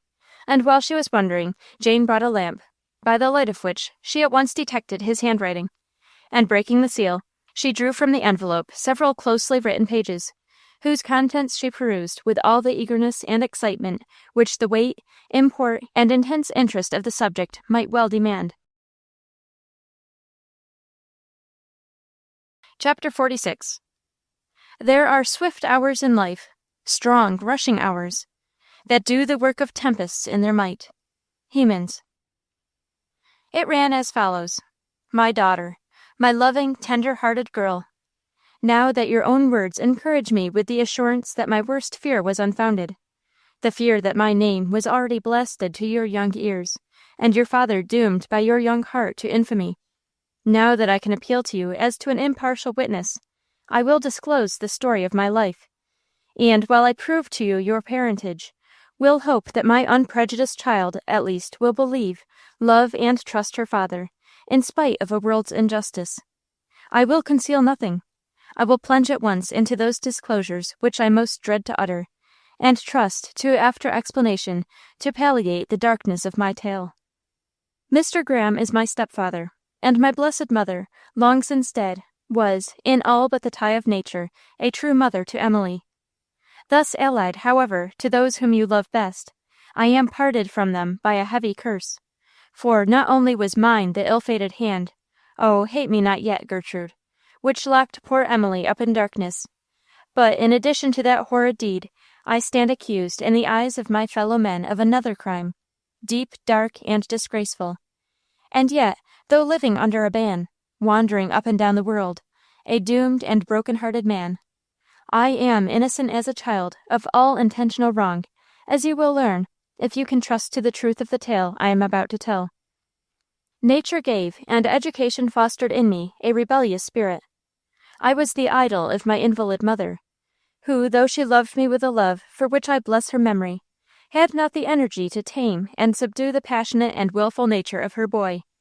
Though ungoverned, however, I was neither cruelly nor viciously disposed. And though my sway at home and among my schoolfellows was alike indisputable, I made many friends, and not a single enemy. But a sudden check was at length put to my freedom. My mother married, and I soon came to feel, and feel bitterly, the check which her husband, Mr. Graham, was likely to impose upon my boyish independence. Had he treated me with kindness, had he won my affection, which he might easily have done, for my sensitive and impassioned nature disposed me to every tender and grateful emotion, it is impossible to measure the influence he might have had in molding my yet unformed character. But the reverse was the case. His behavior towards me was that of chilling coldness and reserve. He repelled with scorn the first advance on my part, which led me, at my mother's instigation, to address him by the paternal title, an offense of which I never again was guilty. And yet, while he seemed to ignore the relationship, he assumed its privileges and authority, thus wounding my feelings and my pride, and exciting a spirit of rebellious opposition to his commands. Two things served to embitter my sentiments and strengthen my growing dislike for my overbearing stepfather. One was the consciousness of my utter dependence upon his bounty. The other, a hint which I received through the mistaken kindness of a domestic who had always known the family, that Mr. Graham's dislike to me had its origin in an old enmity between himself and my own father, an honorable and high-minded man, whom it was ever my great pride to be told that I resembled. Great, however, as was the warfare in my heart, power rested with Mr. Graham, for I was yet but a child, and necessarily subject to government. Nor could I be deaf to my mother's entreaties, that for her sake I would learn submission. It was only occasionally, therefore, when I had been, as I considered, most unjustly thwarted, that I broke forth into direct rebellion, and even then there were influences ever at work to preserve at least outward harmony in our household. Thus years passed on, and though I did not learn to love Mr. Graham more, the force of habit, the intense interest afforded by my studies, and a growing capability of self-control, rendered my mode of life far less obnoxious to me than it had once been. There was one great compensation for my trials, and that was the love I cherished for Emily, who responded to it with equal warmth on her part. It was not because she stood between me and her father, a mediator and a friend. It was not because she submitted patiently to my dictation and aided me in all my plans. It was because our natures were made for each other, and as they grew and expanded, were bound together by ties which a rude hand only could snap and rend asunder. I pause not to dwell upon the tenderness and depth of this affection. It is enough to say that it became the life of my life. At length my mother died.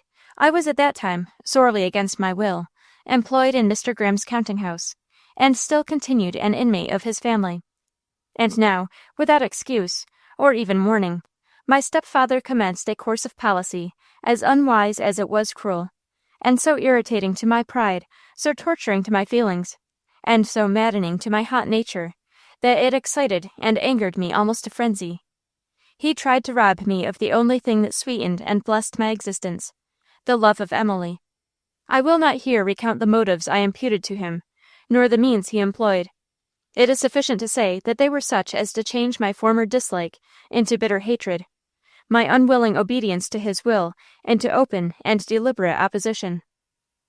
Instead of submitting to what I considered his tyrannical interference, I sought Emily's society on all occasions, and persuaded the gentle girl to lend herself to my schemes for thwarting her father's purposes.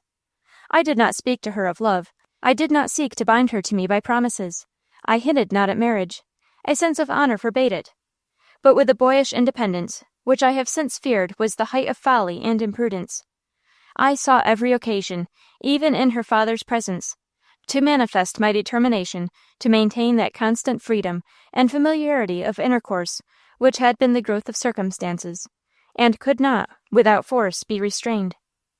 At length Emily was taken ill, and for 6 weeks I was debarred from her presence. As soon as she was sufficiently recovered to leave her room, I constantly sought and at last obtained an opportunity to see and speak with her. We had been together in the library more than an hour, when Mr. Graham suddenly entered, and came towards us with a face whose harshness and severity I shall not soon forget. I did not heed an interruption, for the probable consequences of which I believed myself prepared. I was little prepared, however, for the nature of the attack actually made upon me. That he would accuse me of disobedience to wishes, which he had hinted in every possible way, and even intimate more plainly than before his resolve to place barriers between Emily and myself, I fully expected, and was ready with my replies. But when he burst forth with a torrent of unqualified and ungentlemanly abuse, when he stormed and raved, imputing to me mean, selfish, and contemptible motives, which had never for a moment influenced me, or even occurred to my mind, I was struck dumb with surprise, impatience, and anger. But this was not all. It was then, in the presence of the pure-minded girl whom I worshipped, that he charged me with a dark and horrid crime, the crime of forgery, asserting my guilt as recently discovered, but positive and undoubted. My spirit had raged before, now it was on fire.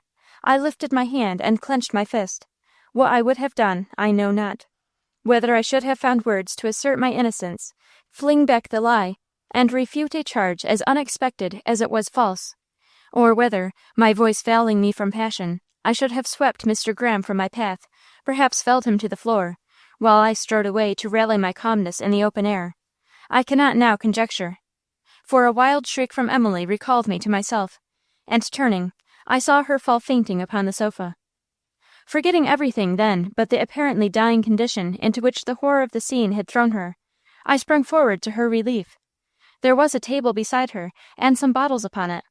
I hastily snatched what I believed to be a simple restorative, and in my agitation emptied the contents of the phial in her face. I know not what the exact character of the mixture could have been, but it matters not. Its effect was too awfully evident. The deed was done, the fatal deed, and mine was the hand that did it. Brought suddenly to consciousness by the intolerable torture that succeeded, the poor girl sprung screaming from the sofa, flung her arms wildly above her head, rushed in a frantic manner through the room, and finally crouched in a corner. I followed, in an agony scarce less than her own, but she repelled me with her hands, at the same time uttering piercing shrieks. Mr. Graham, who for an instant had looked like one paralyzed by the scene, now rushed forward like a madman. Instead of aiding me in my efforts to lift poor Emily from the floor, and so far from compassionating my situation, which was only less pitiable than hers, he, with a fierceness redoubled at my being, as he considered, the sole cause of the disaster, attacked me with a storm of jeering taunts and cruel reproaches, declaring that I had killed his child. With words like these, which are still ringing in my ears, he drove me from the room and the house, a repulsion which I, overpowered by the misery of contrition and remorse, had neither the wish nor the strength to resist. Oh, the terrible night and day that succeeded! I can give you no idea how they were passed.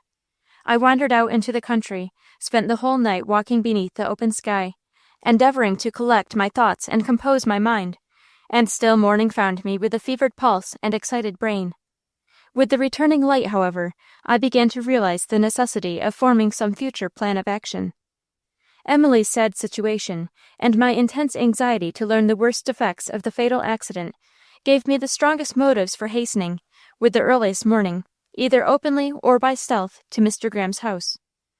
everything also which I possessed, all my money, consisting merely of the residue of my last quarter's allowance, my clothing, and a few valuable gifts from my mother, were in the chamber which I had there occupied. There seemed, therefore, to be no other recourse for me than to return thither once more, at least, and having thus resolved, I retraced my steps to the city, determined, if it were necessary in order to gain the desired particulars concerning Emily, to meet her father face to face. As I drew near the house, however, I hesitated, and dared not proceed. Mr. Graham had exhausted upon me already every angry word, had threatened even deeds of violence, should I ever again cross his threshold, and I feared to trust my own fiery spirit to a collision in which I might be led on to an open resistance of the man whom I had already sufficiently injured. In the terrible work I had but yesterday done, a work of whose fatal effect I had even then a gloomy foreshadowing, I had blighted the existence of his worshipped child, and drawn a dark pall over his dearest hopes. It was enough. I would not for worlds be guilty of the added sin of lifting my hand against the man, who, unjust as he had been towards an innocent youth, had met a retaliation far, far too severe. Still, I knew his wrath to be unmitigated, as well aware of his power to excite my hot nature to frenzy, and resolved to beware how I crossed his path. Meet him I must, to refute the false charges he had brought against me, but not within the walls of his dwelling, the home of his suffering daughter. In the counting-house, where the crime of forgery was said to have been committed, and in the presence of my fellow clerks, I would publicly deny the deed, and dare him to its proof. But first I must either see or hear from Emily, before I met the father at all. I must learn the exact nature and extent of the wrong I had done him in the person of his child. For this, however, I must wait, until, under cover of the next night's darkness, I could enter the house unperceived. So I wandered about all day in torment, without tasting or even desiring food or rest, the thought of my poor darling tortured Emily ever present to my wretched thoughts. The hours seemed interminable. I remembered that day of suspense as if it had been a whole year of misery. But night came at last, cloudy, and the air thickened with a heavy fog, which, as I approached the street where Mr. Graham lived, enveloped the neighborhood, and concealed the house until I was directly opposite to it. I shuddered at the sight of the physician's chaise standing before the door, for I knew that Dr. Jeremy had closed his visits to Emily more than a week previously, and must have been summoned to attend her since the accident. Finding him there, and thinking it probable Mr. Graham was also in the house at this hour, I forbore to enter, but stood effectually concealed by the cloud of mist, and watching my opportunity. Once or twice Mrs. Ellis, the housekeeper, passed up and down the staircase, as I could distinctly see through the side-lights of the door, which afforded me a full view of the entryway, and presently Dr. Jeremy descended slowly, followed by Mr. Graham. The doctor would have passed hastily out, but Mr. Graham detained him, to question him regarding his patient, as I judged from the deep anxiety depicted on my stepfather's countenance.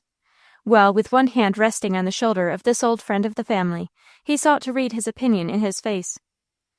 The doctor's back was towards me, and I could only judge of his replies by the effect they produced on the questioner, whose haggard, worn appearance became more fearfully distressed at every syllable that fell from the honest and truthful lips of the medical man, whose words were oracles to all who knew his skill.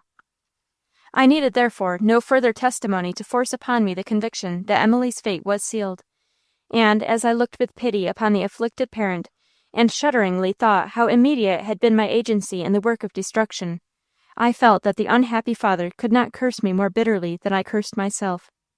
Deeply, however, as I mourned, and have never ceased to repent, my share in the exciting of that storm wherein the girl had been so cruelly shipwrecked, I could not forget the part that Mr. Graham had borne in the transaction, or forgive the wicked injustice and insults which had so unnerved and unmanned me as to render my hand a fit instrument only of ruin.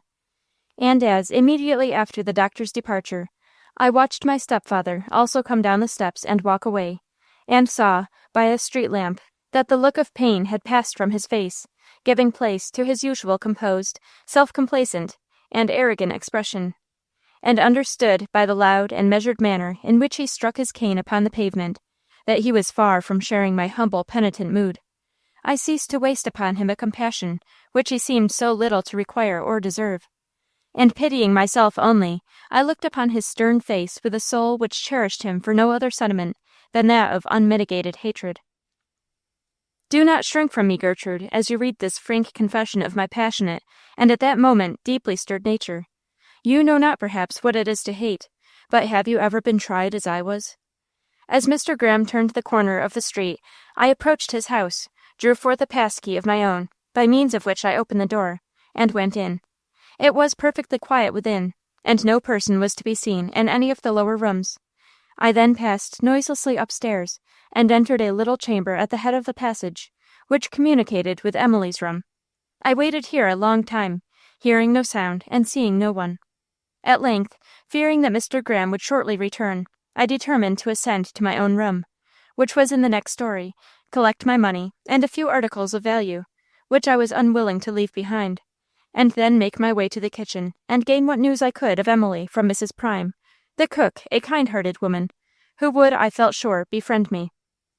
The first part of my object was accomplished, and I had descended the back staircase to gain Mrs. Prime's premises, when I suddenly encountered Mrs. Ellis coming from the kitchen, with a bowl of gruel in her hand. This woman was a recent addition to the household, introduced there a few weeks before as a spy upon my actions, and intolerable to me on that account. She was well acquainted with all the particulars of the accident, and had been a witness to my expulsion from the house.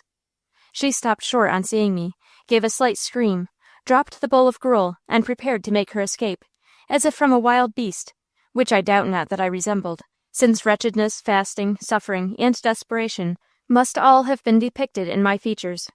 I placed myself in her path, and compelled her to stop and listen to me. But before my eager questions could find utterance, an outburst from her confirmed my worst fears. "Let me go!" she exclaimed. "You villain, you will be putting my eyes out next." "Where is Emily?" I cried. "Let me see her." "See her?" replied she. "You horrid wretch! No, she has suffered enough from you. She has satisfied herself now, so let her alone." "What do you mean?" shouted I, shaking the housekeeper violently by the shoulder, for her words seared my very soul, and I was frantic. "Mean?" continued she. "I mean that Emily will never see anybody again, and if she had 1,000 eyes, you are the last person upon whom she would wish to look." "Does Emily hate me too?" burst from me then, in the form of a soliloquy rather than a question. The reply was ready, however. "Hate you? Yes, more than that. She cannot find words that are bad enough for you. She mutters, even in her pain, 'Cruel, wicked,' and so on. She even shudders at the sound of your name, and we are all forbidden to speak it in her presence." I waited to hear no more, but turning, rushed out of the house. That moment was the crisis of my life. The thunderbolt had fallen upon and crushed me. My hopes, my happiness, my fortune, my good name, had gone before, but one solitary light had, until now, glimmered in the darkness. It was Emily's love. I had trusted in that only. It had passed away, and with it my youth, my faith, my hope of heaven. I was a blank on the earth, and cared not whither I went, or what became of me. From that moment I ceased to be myself. Then fell upon me the cloud in which I have ever since been shrouded, and under the shadow of which you have seen and known me. In that instant the blight had come, under the gnawing influence of which my happy laugh changed to the bitter smile, my frank and pleasant speech to tones of ill-concealed irony and sarcasm. My hair became prematurely gray, my features sharp, and oftentimes severe. My fellow men, to whom it had been my noblest hope to prove some day a benefactor, were henceforth the armed hosts of antagonists, with whom I would wage endless war, and the God whom I had worshipped, whom I had believed in, as a just and faithful friend and avenger. Who was he? Where was he? And why did he not rate my cause? What direful and premeditated deed of darkness had I been guilty of, that he should thus desert me? Alas, greatest of all misfortunes, I lost my faith in heaven. I know not what direction I took on leaving Mr. Graham's house. I have no recollection of any of the streets through which I passed, though doubtless they were all familiar, but I paused not, until, having reached the end of a wharf, I found myself gazing down into the deep water, longing to take one mad leap and lose myself in everlasting oblivion. But for this final blow, beneath which my manhood had fallen, I would have cherished my life, at least until I could vindicate its fair name. I would never have left a blackened memory for men to dwell upon, and for Emily to weep over. But now what cared I for my fellow men? And Emily, she had ceased to love, and would not mourn, and I longed for nothingness and the grave. There are moments in human life when a word, a look, or a thought may weigh down the balance in the scales of fate and decide a destiny. So it was with me. I was incapable of forming any plan for myself, but accident, as it were, decided for me. I was startled from the apathy into which I had fallen by the sudden splashing of oars in the water beneath, and in a moment a little boat was moored to a pier within a rod of the spot where I stood. At the same instant I heard quick footsteps on the wharf, and turning, saw by the light of the moon, which was just appearing from behind a heavy cloud, a stout seafaring man, with a heavy pea-jacket under one arm, and an old-fashioned carpet-bag in his left hand. He had a ruddy, good-humored face, and as he approached, and was about to pass me and leap into the boat, where 2 sailors, with their oars dipped and ready for motion, were awaiting him, he slapped me heartily on the shoulder and exclaimed, "Well, my fine fellow, will you ship with us?" I answered as readily in the affirmative, and with one look in my face and a glance at my dress, which seemed to assure him of my station in life, and probable ability to make compensation for the passage, he said in a laughing tone, "In with you, then." To his astonishment, for he had scarcely believed me in earnest, I sprang into the boat, and in a few moments was on board of a fine bark, bound I knew not whither. The vessel's destination proved to be Rio Janeiro, a fact which I did not learn, however, till we had been 2 or 3 days at sea, and to which, even then, I felt wholly indifferent. There was one other passenger beside myself, the captain's daughter, Lucy Gray, whom during the first week I scarcely noticed, but who appeared to be as much at home, whether in the cabin or on deck, as if she had passed her whole life at sea. I might, perhaps, have made the entire passage without giving another thought to this young girl, half child, half woman, had not my strange and mysterious behavior led her to conduct in a manner which at first surprised and finally interested me. My wild and excited countenance, my constant restlessness, avoidance of food, and apparent indifference to everything that went on about me, excited her wonder and sympathy to the utmost. She at first believed me partially deranged, and treated me accordingly. She would take a seat on deck directly opposite mine, look in my face for an hour, either ignorant or regardless of my observing her, and then walk away with a heavy sigh. Occasionally she would come and offer me some little delicacy, begging that I would try and eat, and as, touched by her kindness, I took food more readily from her hand than any other, these little attentions became at last habitual. As my manners and looks grew calmer, however, and I settled into a melancholy, which, though equally deep, was less fearful than the feverish torment under which I had labored, she became proportionately reserved, and when at last I began to appear somewhat like my fellow men, went regularly to the table, and instead of pacing the deck all night, spent a part of it, at least, quietly in my stateroom, Lucy absented herself wholly from that part of the vessel where I passed the greater portion of the day, and I seldom exchanged a word with her, unless I purposely sought her society. We experienced much stormy weather, however, which drove me to the cabin, where she usually sat on the transom, reading or watching the troubled waves, and as the voyage was very long, we were necessarily thrown much in each other's way, especially as Captain Gray, the same individual who had invited me to ship with him, and who seemed still to take an interest in my welfare, good-naturedly encouraged an intercourse by which he probably hoped I might be won from a state of melancholy that seemed to astonish and grieve the jolly shipmaster almost as much as it did his kind-hearted, sensitive child. Lucy's shyness, therefore, wore gradually away, and before our tedious passage was completed, I ceased to be a restraint upon her. She talked freely with, or rather to me, for while, notwithstanding her occasional intimations of curiosity, I maintained a rigid silence concerning my own past experiences, of which I could scarcely endure to think, much less to speak, she exerted herself freely for my entertainment, and related, with simple frankness, almost every circumstance of her past life. Sometimes I listened attentively. Sometimes, absorbed in my own painful reflections, I would be deaf to her voice, and forgetful of her presence. In the latter case, I would often observe, however, that she had suddenly ceased speaking, and starting from my reverie, and looking quickly up, would find her eyes fixed upon me so reproachfully, that rallying my self-command, I would endeavor to appear, and not unfrequently really became, seriously interested in the artless narratives of my little entertainer. She told me that until she was 14 years old she lived with her mother in a little cottage on Cape Cod, their home being only occasionally enlivened by the return of her father from his long absences at sea. They would then usually make a visit to the city where his vessel lay, pass a few weeks in uninterrupted enjoyment, and at length return home to mourn the departure of the cheerful, light-hearted sea captain, and patiently count the weeks and months until he would come back again. She told me how her mother died at last, how bitterly she mourned her loss, and how her father wept when he came home and heard the news, how she had lived on shipboard ever since, and how sad and lonely she felt in time of storms, when, the master at his post of duty, she sat alone in the cabin, listening to the roar of wind and waves. Tears would come into her eyes when she spoke of these things, and I would look upon her with pity, as one whom sorrow made my sister. Trial, however, had not yet robbed her of an elastic, buoyant spirit, and when, 5 minutes after the completion of some eloquent little tale of early grief, the captain would approach unseen, and surprise her by a sudden joke, exclamation, or sly piece of mischief, thus provoking her to retaliate, she was always ready and alert for a war of wits, a laughing frolic, or even a game of romps. Her sorrow forgotten, and her tears dried up, her merry voice and her playful words would delight her father, and the cabin or the deck would ring with his joyous peals of laughter, while I, shrinking from a mirth and gaiety sadly at variance with my own unhappiness, and the sound of which was discordant to my sensitive nerves, would retire to brood over miseries for which it was hopeless to expect sympathy, which could not be shared, and with which I must dwell alone.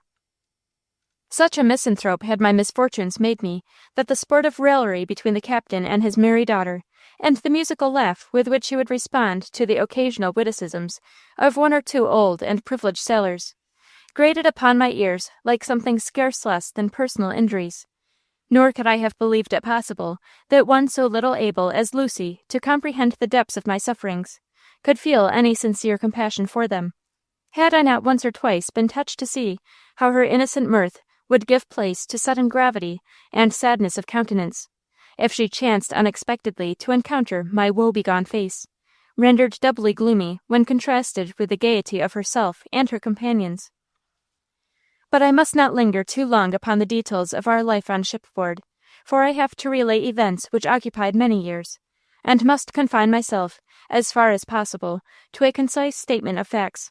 I must forbear giving any account of a terrific gale that we encountered, during which, for 2 days and a night, poor Lucy was half frantic with fear, while I, careless of outward discomforts, and indifferent to personal danger, was afforded an opportunity to requite her kindness by such protection and encouragement as I was able to render. But this, and various other incidents of the voyage, all bore a part in inspiring her with a degree of confidence in me, which by the time we arrived in port was put to a severe and somewhat embarrassing test. Chapter 47. Do not spurn me in my prayer, for this wandering ever longer, evermore, hath overworn me, and I know not on what shore I may rest from my despair. E.B. Browning. Captain Gray died. We were within a week's sail of our destination when he was taken ill, and 3 days before we were safely anchored in the harbor of Rio, he breathed his last. I shared with Lucy the office of ministering to the suffering man, closed his eyes at last, and carried the fainting girl in my arms to another part of the vessel. With kind words and persuasions, I restored her to her senses, and then, as the full consciousness of her desolation rushed upon her, she sunk at once into a state of hopeless despondency, more painful to witness than her previous condition of utter insensibility. Captain Gray had made no provision for his daughter. Indeed, it would have been impossible for him to do so, as the state of his affairs afterwards proved. Well might the poor girl lament her sad fate, for she was without a relative in the world, penniless, and approaching a strange shore, which afforded no refuge to the orphan. We buried her father in the sea, and, that sad office fulfilled, I sought Lucy, and endeavored, as I had several times tried to do without success, to arouse her to a sense of her situation, and advise with her concerning the future, for we were now so near our port that in a few hours we might be compelled to leave the vessel and seek quarters in the city. She listened to me without replying.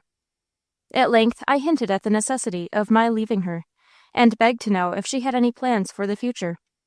She answered me only by a burst of tears.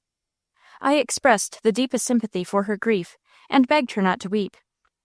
And then, with many sobs, and interrupting herself by frequent outbreaks and exclamations of vehement sorrow, she threw herself upon my compassion, and with unaffected simplicity and childlike artlessness, entreated me not to leave, or, as she termed it, to desert her.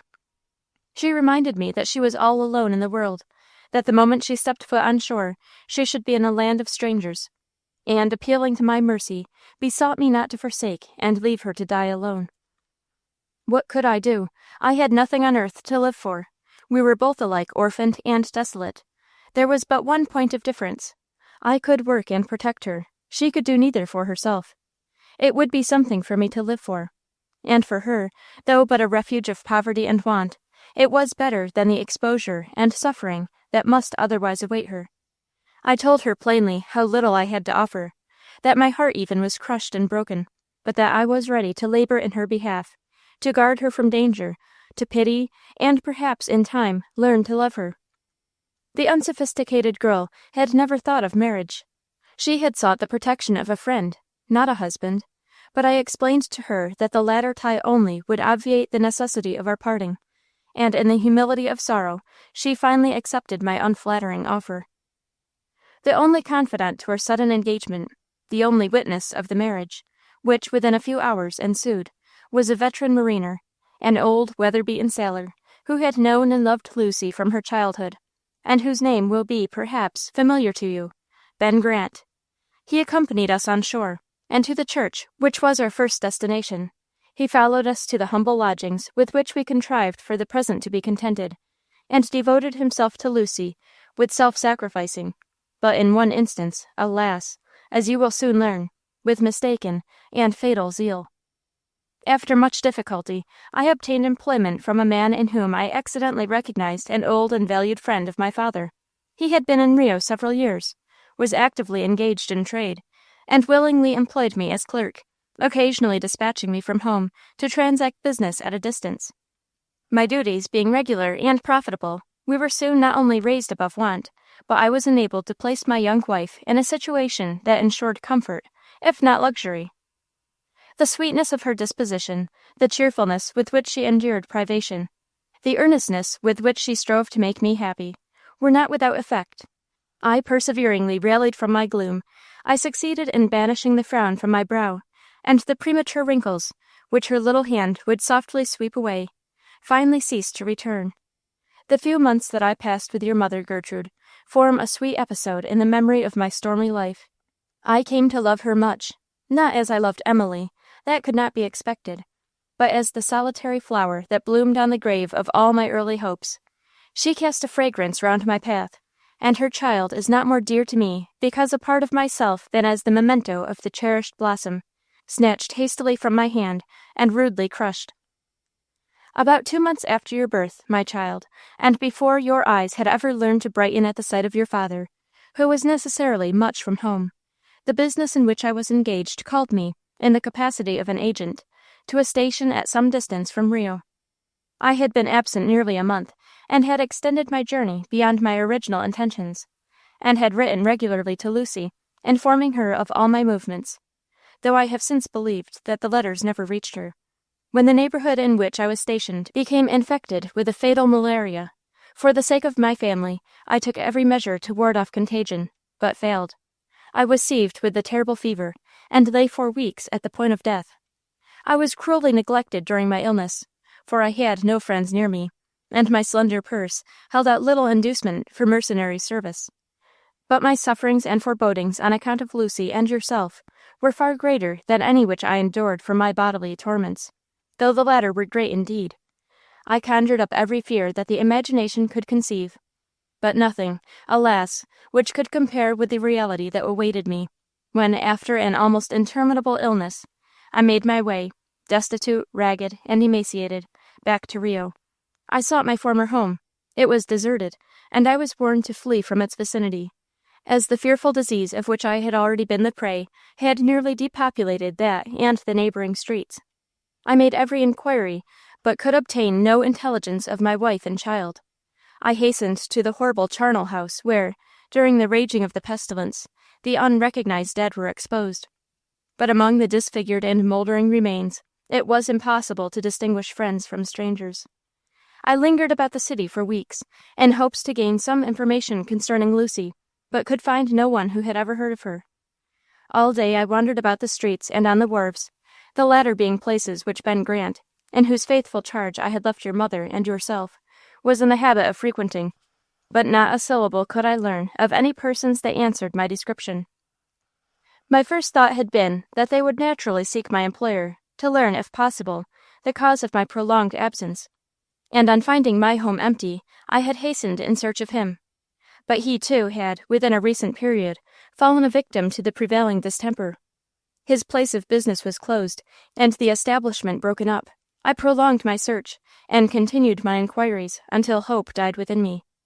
I was assured that scarce an inmate of the fatal neighborhood where I had left my family had escaped the withering blast, and convinced finally that my fate was still pursuing me with an unmitigated wrath, of which this last blow was but a single expression, that I might have foreseen and expected, I madly agreed to work my passage in the first vessel which promised me an escape from scenes so fraught with harrowing recollections. And now commenced in truth that course of wretched wandering, which, knowing neither pause nor cessation, has made up the sum of my existence. With varied ends in view, following strongly contrasted employments, and with fluctuating fortune, I have traveled over the world. My feet have trodden almost every land, I have sailed upon every sea, and breathed the air of every clime. I am familiar with the city and the wilderness, the civilized man and the savage. I have learned the sad lesson that peace is nowhere, and friendship for the most part but a name. If I have taught myself to hate, shun, and despise humanity, it is because I know it well. Once, during my wanderings, I visited the home of my boyhood.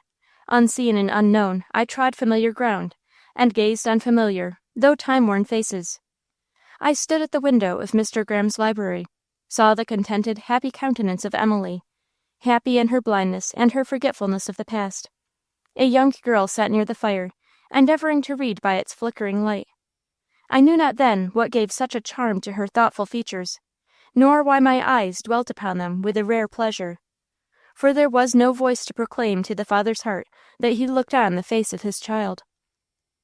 I am not sure that the strong impulse which prompted me then to enter, acknowledge my identity, and beg Emily to speak to me a word of forgiveness, might not have prevailed over the dread of her displeasure.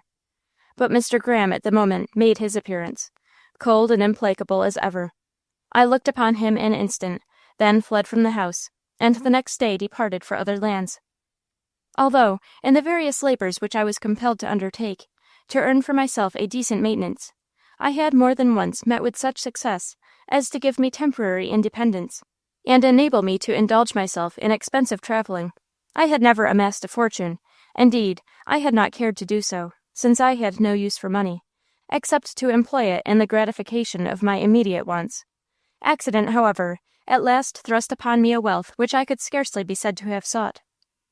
After a year spent in the wilderness of the West, amid adventures the relation of which would seem to you almost incredible, I gradually continued my retreat across the country, and after encountering innumerable hardships in a solitary journey, which had in it no other object than the indulgence of my vagrant habits, I found myself in that land which has recently been termed the land of promise, but which has proved to many a greedy emigrant a land of falsehood and deceit. For me, however, who sought it not, it showered gold. I was among the earliest discoverers of its treasure vaults, one of the most successful, though the least laborious of the seekers after gain. Nor was it merely, or indeed chiefly, at the mines that fortune favored me.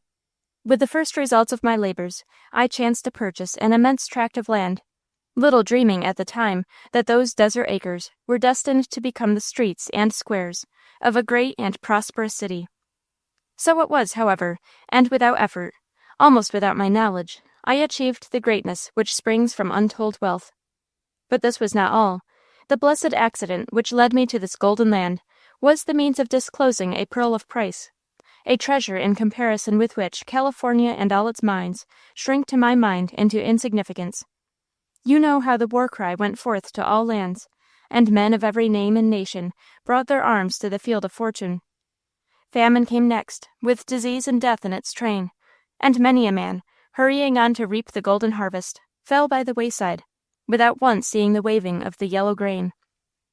Half scorning the greedy rabble, I could not refuse, in this my time of prosperity, to minister to the wants of such as fell in my way, and now for once my humanity found its own reward. A miserable, ragged, half-starved, and apparently dying man crept to the door of my tent, for these were the primitive days, when that land afforded no better habitation, and asked in a feeble voice for charity. I did not refuse to admit him into my narrow domicile, and to the extent of my ability relieve his suffering condition. He proved to be the victim of want rather than disease, and, his hunger appeased, the savage brutality of his coarse nature soon manifested itself in the dogged indifference with which he received a stranger's bounty, and the gross ingratitude with which he abused my hospitality. A few days sufficed to restore him to his full strength, and then, anxious to dismiss my visitor, whose conduct had already excited suspicions of his good faith, I gave him warning that he must depart, at the same time placing in his hands a sufficient amount of gold to ensure his support until he could reach the mines, which were his professed destination. He appeared dissatisfied, and begged permission to remain until the next morning, as the night was near, and he had no shelter provided. To this I made no objection, little imagining how base a serpent I was harboring. At midnight, I was awakened from my light and easily disturbed sleep, to find my lodger busily engaged in rifling my property, and preparing to take an unceremonious leave of my dwelling. Nor did his villainy end here. Upon my seizing and charging him with the theft, he snatched a weapon which lay near at hand, and attempted the life of his benefactor. I was prepared, however, to ward off the stroke, and by means of my superior strength, succeeded in a few moments in subduing and mastering my desperate antagonist. He now crouched at my feet in such abject and mean submission as might have been expected from so contemptible a knave. Well might he tremble with fear, for the lynch law was then in full force, and summary in its execution of justice upon criminals like him. I should probably have handed the traitor over to his fate, but ere I had time to do so, he by chance held out to my cupidity a bribe so tempting that I forgot the deserving of my knavish guest in the eagerness with which I bartered his freedom as the price of its possession. He freely emptied his pockets at my bidding, and restored to me the gold, for the loss of which I never should have repined. As the base metal rolled at my feet, however, there glittered among the coins a jewel as truly mine as any of the rest, but which, as it met my sight, filled me with greater surprise and rapture than if it had been a new-fallen star. It was a ring of peculiar design and workmanship, which had once been the property of my father, and after his death had been worn by my mother until the time of her marriage with Mr. Graham, when it was transferred to myself. I had ever prized it as a precious heirloom, and it was one of the few valuables which I took with me when I fled from my stepfather's house. The ring, with a watch and some other trinkets, had been left in the possession of Lucy when I parted with her at Rio, and the sight of it once more seemed to me like a voice from the grave. I eagerly sought to learn from my prisoner the source whence it had been obtained, but he maintained an obstinate silence. It was now my turn to plead, and at length the promise of instant permission to depart, unwhipped by justice, at the conclusion of his tale, wrung from him a secret fraught to me with vital interest. What I learned from him, in disjointed and often incoherent phrases, I will relate to you in few words. This man was Stephen Grant, the son of my old friend Ben. He had heard from his father's lips the story of your mother's misfortunes, and the circumstance of a violent quarrel which arose between Ben and his vixen wife, at the young stranger's introduction to their household, impressed the tale upon his recollection. From his account, it appeared that my long-continued absence from Lucy, during the time of my illness, was construed by her honest but distrustful counselor and friend into voluntary and cruel desertion. The poor girl, to whom my early life was all a mystery which she had never shared, and to whom much of my character and conduct was consequently inexplicable, began soon to feel convinced of the correctness of the old sailor's suspicions and fears. She had already applied to my employer for information concerning me, but he, who had heard of the pestilence to which I was exposed, and fully believed me to be among the dead, forbore to distress her by communication of his belief, and replied to her questionings with an obscurity which served to give new force to her hitherto vague and uncertain surmises. She positively refused, however, to leave our home, and clinging to the hope of my final return thither, remained where I had left her until the terrible fever began its ravages. Her small stock of money was by this time consumed. Her strength both of mind and body gave way, and Ben, becoming every day more confident that the simple-hearted Lucy had been betrayed and forsaken, persuaded her at last to sell her fortune, and with the sum thus raised flee the infected country before it should be too late. She sailed for Boston in the same vessel in which Ben shipped before the mast, and on reaching that port her humble protector took her immediately to the only home he had to offer. There your mother's sad fate found a mournful termination, and you, her infant child, were left to the mercy of the cruel woman, who, but for her consciousness of guilt and her fear of its betrayal, would doubtless have thrust you at once from the miserable shelter her dwelling afforded. This guilt consisted in a foul robbery committed by Nan and her already infamous son upon your innocent and hapless mother, now rendered, through her feebleness, an easy prey to their rapacity. The fruits of this vile theft, however, were never participated in by Nan, whose promising son so far exceeded her in duplicity and craft, that having obtained possession of the jewels for the alleged purpose of bartering them away, he reserved such as he thought proper, and appropriated to his own use the proceeds of the remainder. The antique ring which I now hold in my possession, the priceless relic of a mournful tragedy, would have shared the fate of the rest, but for its apparent worthlessness. To the luckless Stephen, however, it proved at last a temporary salvation from the felon's doom which must finally await that hardened sinner. And to me, to me, it remains to be proved whether the knowledge of the secrets to which it has been the key will bless my future life, or darken it with a heavier curse. Notwithstanding the information thus gained, and the exciting idea to which it gave rise, that my child might be still living and finally restored to me, I could not yet feel any security that these daring hopes were not destined to be crushed in their infancy, and that my newly found treasure might not again elude my eager search. To my inquiries concerning you, Gertrude, Stephen, who had no longer any motives for concealing the truth, declared his inability to acquaint me with any particulars of a later period than the time of your residence with Trueman Flint. He knew that the Lamplighter had taken you to his home, and was accidentally made aware, a few months later, of your continuance in that place of refuge, from the old man's being, to use my informant's expression, such a confounded fool as to call upon his mother and voluntarily make compensation for injury done to her windows in your outburst of childish revenge. Further than this I could learn nothing, but it was enough to inspire all my energies, and fill me with one desire only, the recovery of my child. I hastened to Boston, had no difficulty in tracing your benefactor, and though he had been long since dead, found many a truthful witness to his well-known virtues. Nor, when I asked for his adopted child, did I find her forgotten in the quarter of the city where she had passed her childhood. More than one grateful voice was ready to respond to my questioning, and to proclaim the cause they had to remember the girl who, having experienced the trials of poverty, made it both the duty and the pleasure of her prosperity to administer to the wants of a neighborhood whose sufferings she had aforetime both witnessed and shared. But alas, to complete the sum of sad vicissitudes with which my unhappy destiny was already crowded, at the very moment when I was assured of my daughter's safety, and my ears were drinking in the sweet praises that accompanied the mention of her name, there fell upon me, like a thunderbolt, the startling words, "She is now the adopted child of sweet Emily Graham, the blind girl." Oh, strange coincidence!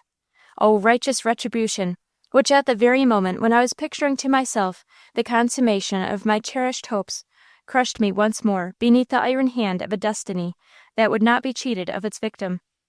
My child, my only child, bound by the gratitude and love of years to one in whose face I scarcely dared to look, lest my soul should be withered by the expression of condemnation which the consciousness of my presence would inspire. The seas and lands, which had hitherto divided us, seemed not to my tortured fancy so insurmountable a barrier between myself and my long-lost daughter, as the dreadful reflection that the only earthly being whose love I had hoped in time to win had been reared from her infancy in a household where my very name was a thing abhorred. stung to the quick by the harrowing thought that all my prayers, entreaties, and explanations could never undo her early impressions, and that all my labors and all my love could never call forth other than a cold and formal recognition of my claims, or, worse still, a feigned and hypocritical pretense of filial affection. I half resolved to leave my child in ignorance of her birth, and never seek to look upon her face, rather than subject her to the terrible necessity of choosing between the friend whom she loved and the father from whose crimes she had learned to shrink with horror and dread. After wrestling and struggling long with contending and warring emotions, I resolved to make one endeavor to see and recognize you, Gertrude, and at the same time guard myself from discovery. I trusted, and as it proved, not without reason, to the immense change which time had wrought in my appearance, to conceal me effectually from all eyes but those which had known me intimately, and therefore approached Mr. Graham's house without the slightest fear of betrayal. I found it empty, and apparently deserted. I now directed my steps to the well-remembered counting-room, and here learned from a clerk, who was, as it proved, but ill-informed concerning the movements of his master's family, that the whole household, including yourself, had been passing the winter in Paris, and were at present at a German watering-place. Without hesitation or further inquiry, I took the steamer to Liverpool, and from thence hastened to Baden-Baden, a trifling excursion in the eyes of a traveler of my experience. Without risking myself in the presence of my stepfather, I took an early opportunity to obtain an introduction to Mrs. Graham, and thanks to her unreserved conversation, made myself master of the fact that Emily and yourself were left in Boston, and were at that time under the care of Dr. Gerty. It was on my return voyage, which was immediately undertaken, that I made the acquaintance of Dr. Grisworth and his daughter, an acquaintance which accidentally proved of great value in facilitating my intercourse with yourself. Once more in Boston, Dr. Jeremy's house also wore a desolate appearance, and looked as if closed for the season. There was a man, however, making some repairs about the doorstep, who informed me that the family were absent from town. He was not himself aware of the direction they had taken, but the servants were at home, and could, no doubt, acquaint me with their route. Upon this, I boldly rung the doorbell. It was answered by Mrs. Ellis, the woman who, nearly 20 years before, had cruelly and unpityingly sounded in my ears the death knell of all my hopes in life. I saw at once that my incognito was secure, as she met my keen and piercing glance without quailing, shrinking, or taking flight, as I fully expected she would do at the sight of the ghost of my former self. She replied to my queries as coolly and collectedly as she had probably done during the day to some dozen of the doctor's disappointed patients, telling me that he had left that very morning for New York, and would not be back for 2 or 3 weeks. Nothing could have been more favorable to my wishes than the chance thus afforded of overtaking your party, and in the character of a traveling companion, introduced myself gradually to your notice. You know how this purpose was effected, how now in the rear and now in advance, I nevertheless maintained a constant proximity to your footsteps. To add one particle to the comfort of yourself and Emily, to learn your plans, forestall your wishes, secure to your use the best of rooms, and bribe to your service the most devoted of attendants, I spared myself neither pains, fatigue, trouble, nor expense. For much of the freedom with which I approached you, and made myself an occasional member of your circle, I was indebted to Emily's blindness, for I could not doubt that otherwise time and its changes would fail to conceal from her my identity, and I should meet with a premature recognition. Nor, until the final act of the drama, when death stared us all in the face, and concealment became impossible, did I once trust my voice to her hearing. How closely, during those few weeks, I watched and weighed your every word and action, seeking even to read your thoughts in your face. None can tell whose acuteness is not sharpened and vivified by motives so all-engrossing as mine, and who can measure the anguish of the fond father, who day by day, learning to worship his child with a more absorbing idolatry, and yet not dared to clasp her to his heart. Especially when I saw you the victim of grief and trouble, did I long to assert a claim to your confidence, and more than once my self-control would have given way, but for the dread inspired by the gentle Emily, gentle to all but me. I could not brook the thought that with my confession I should cease to be the trusted friend, and become the abhorred parent. I preferred to maintain my distant and unacknowledged guardianship of my child, rather than that she should behold in me the dreaded tyrant who might tear her from the home from which he had himself been driven, and the hearts which, though warm with love for her, were ice and stone to him. And so I kept silent, and sometimes present to your sight, but still oftener hid from view. I hovered around your path, until that dreadful day, which you will long remember, when, everything forgotten but the safety of yourself and Emily, my heart spoke out and betrayed my secret. And now you know all, my follies, misfortunes, sufferings, and sins. Can you love me, Gertrude? It is all I ask. I seek not to steal you from your present home, to rob poor Emily of a child whom she values perhaps as much as I. The only balm my wounded spirit seeks is the simple, guileless confession that you will at last try to love your father. I have no hope in this world, and none, alas, beyond, but in yourself. Could you feel my heart now beating against its prison bars, you would realize, as I do, that unless soothed it will burst ere long. Will you soothe it by your pity, my sweet, my darling child? Will you bless it by your love? If so, come clasp your arms around me, and whisper to me words of peace. Within sight of your window, and the old summer house at the end of the garden, with straining ear, I wait listening for your footsteps. Chapter 48. Around her path a vision's glow is cast. Back, back her loved one comes in hues of morn. For her the gulf is filled, the dark night fled, whose mystery parts the living and the dead. Hemans. As Gertrude's eyes, after greedily devouring the manuscript, fell upon its closing words, she sprung to her feet, and the next instant her little room, the floor strewed with the scattered sheets, which had dropped from her lap as she rose, is left vacant. She has flown down the staircase, escaped through the hall door, and bounding over a lawn at the back of the house, now wet with the evening dew, she approaches the summer house from the opposite entrance to that at which Mr. Amory, with folded arms and a fixed countenance, is watching for her coming. So noiseless is her light step, that before he is conscious of her presence, she has thrown herself upon his bosom, and her whole frame trembling with the vehemence of long suppressed, and now uncontrolled agitation, she bursts into a torrent of passionate tears, interrupted only by frequent sobs, so deep and so exhausting that her father, with his arms folded tightly around her, and clasping her so closely to his heart that she feels its irregular beating, endeavors to still the tempest of her grief, whispering softly, as to an infant, "Hush, hush, my child, you frighten me." And gradually, soothed by his gentle caresses, her excitement subsides, and she is able to lift her face to his and smile upon him through her tears. They stand thus for many minutes, in a silence that speaks far more than words.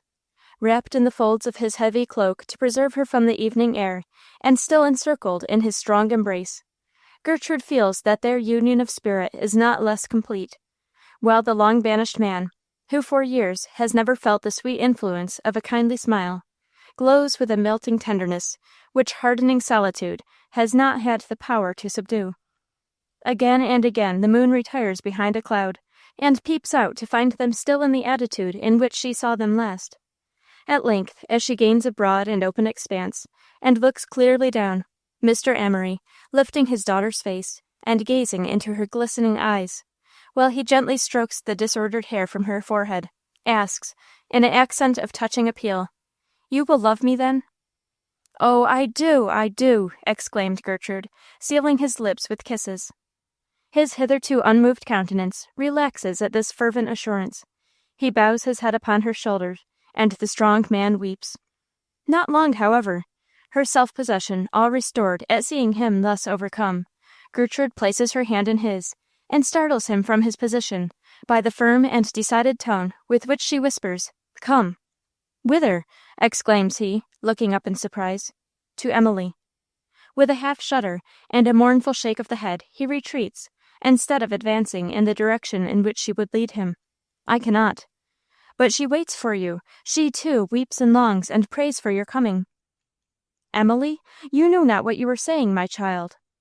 Indeed, my father, it is you who are deceived. Emily does not hate you. She never did. She believed you dead long ago, but your voice, though heard but once, has half robbed her of her reason. So wholly, so entirely does she love you still. Come, and she will tell you, better than I, what a wretched mistake has made martyrs of you both."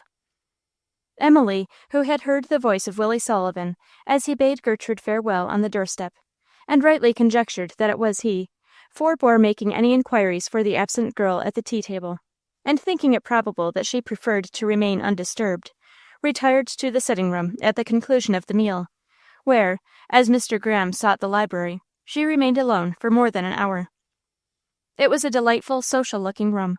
The fire still burned brightly, sending forth a ruddy glow, and, as the evening was unusually chilly for the season, rendering the temperature of the great old-fashioned parlor highly agreeable. There were candles under the mirror, but they did not give light enough to destroy the pleasant effect of the shadows which the firelight made upon the wall and about the couch where Emily was reclining.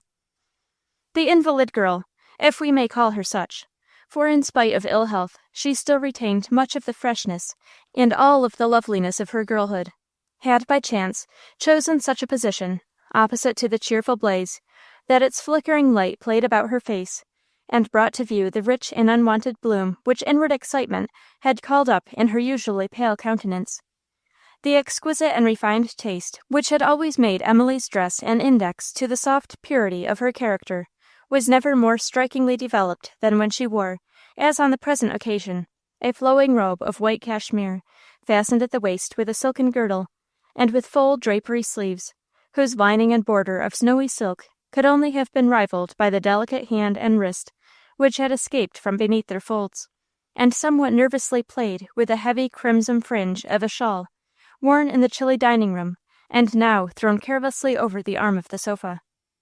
Supporting herself upon her elbow, she sat with her head bent forward, and as she watched the images reflected in the glass of memory, one who knew her not, and was unaware of her want of sight, might have believed that, looking forth from her long drooping eyelashes, she were tracing imaginary forms among the shining embers, so intently was her face bent in that direction.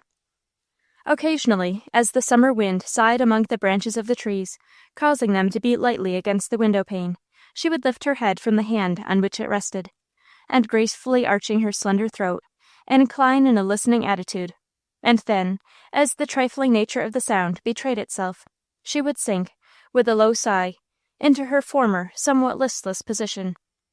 Once Mrs. Prime opened the door, looked around the room in search of the housekeeper, and not finding her, retreated across the passage, saying to herself as she did so, "Law, dear sakes alive, I wish she only had eyes now, to see how like a picture she looks."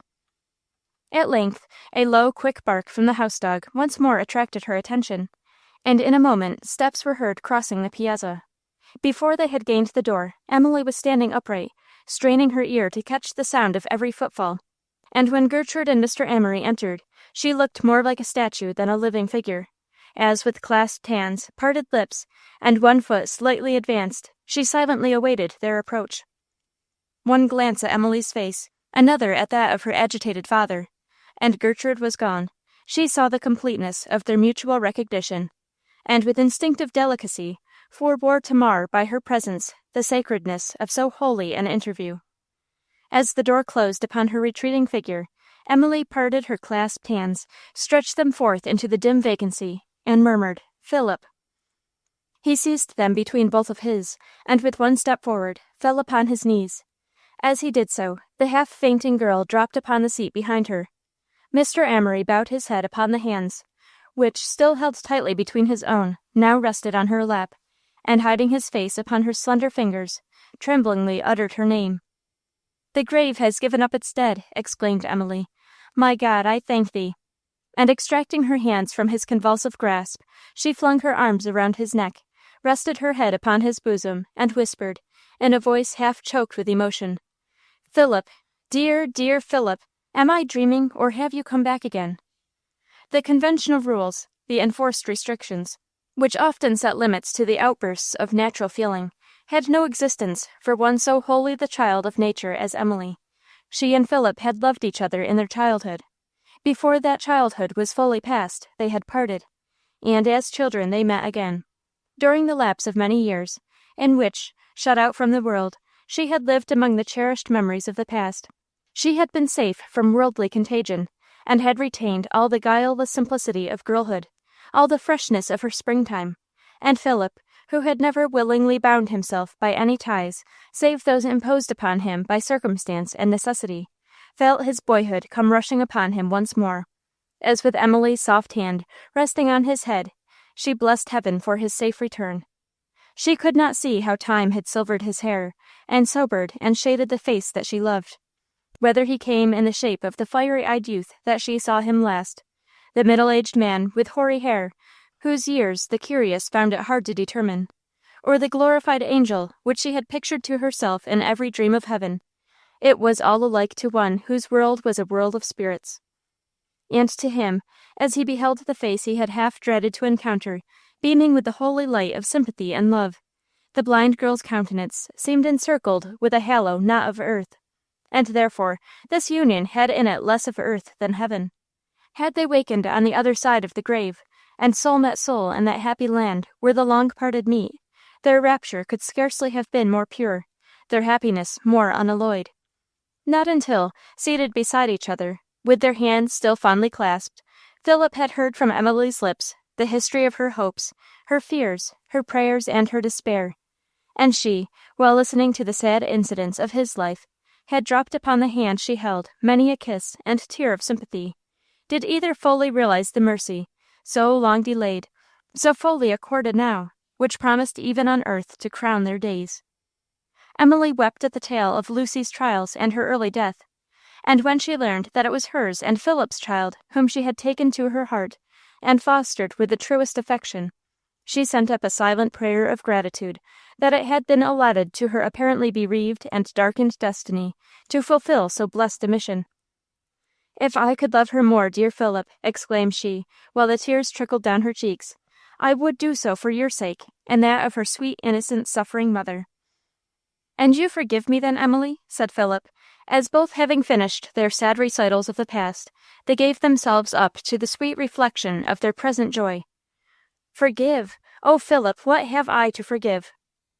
"The deed that locked you in prison darkness," he mournfully replied. "Philip," exclaimed Emily, in a reproachful tone, "could you for one moment believe that I attributed that to you, that I blamed you for an instant even in my secret thought?"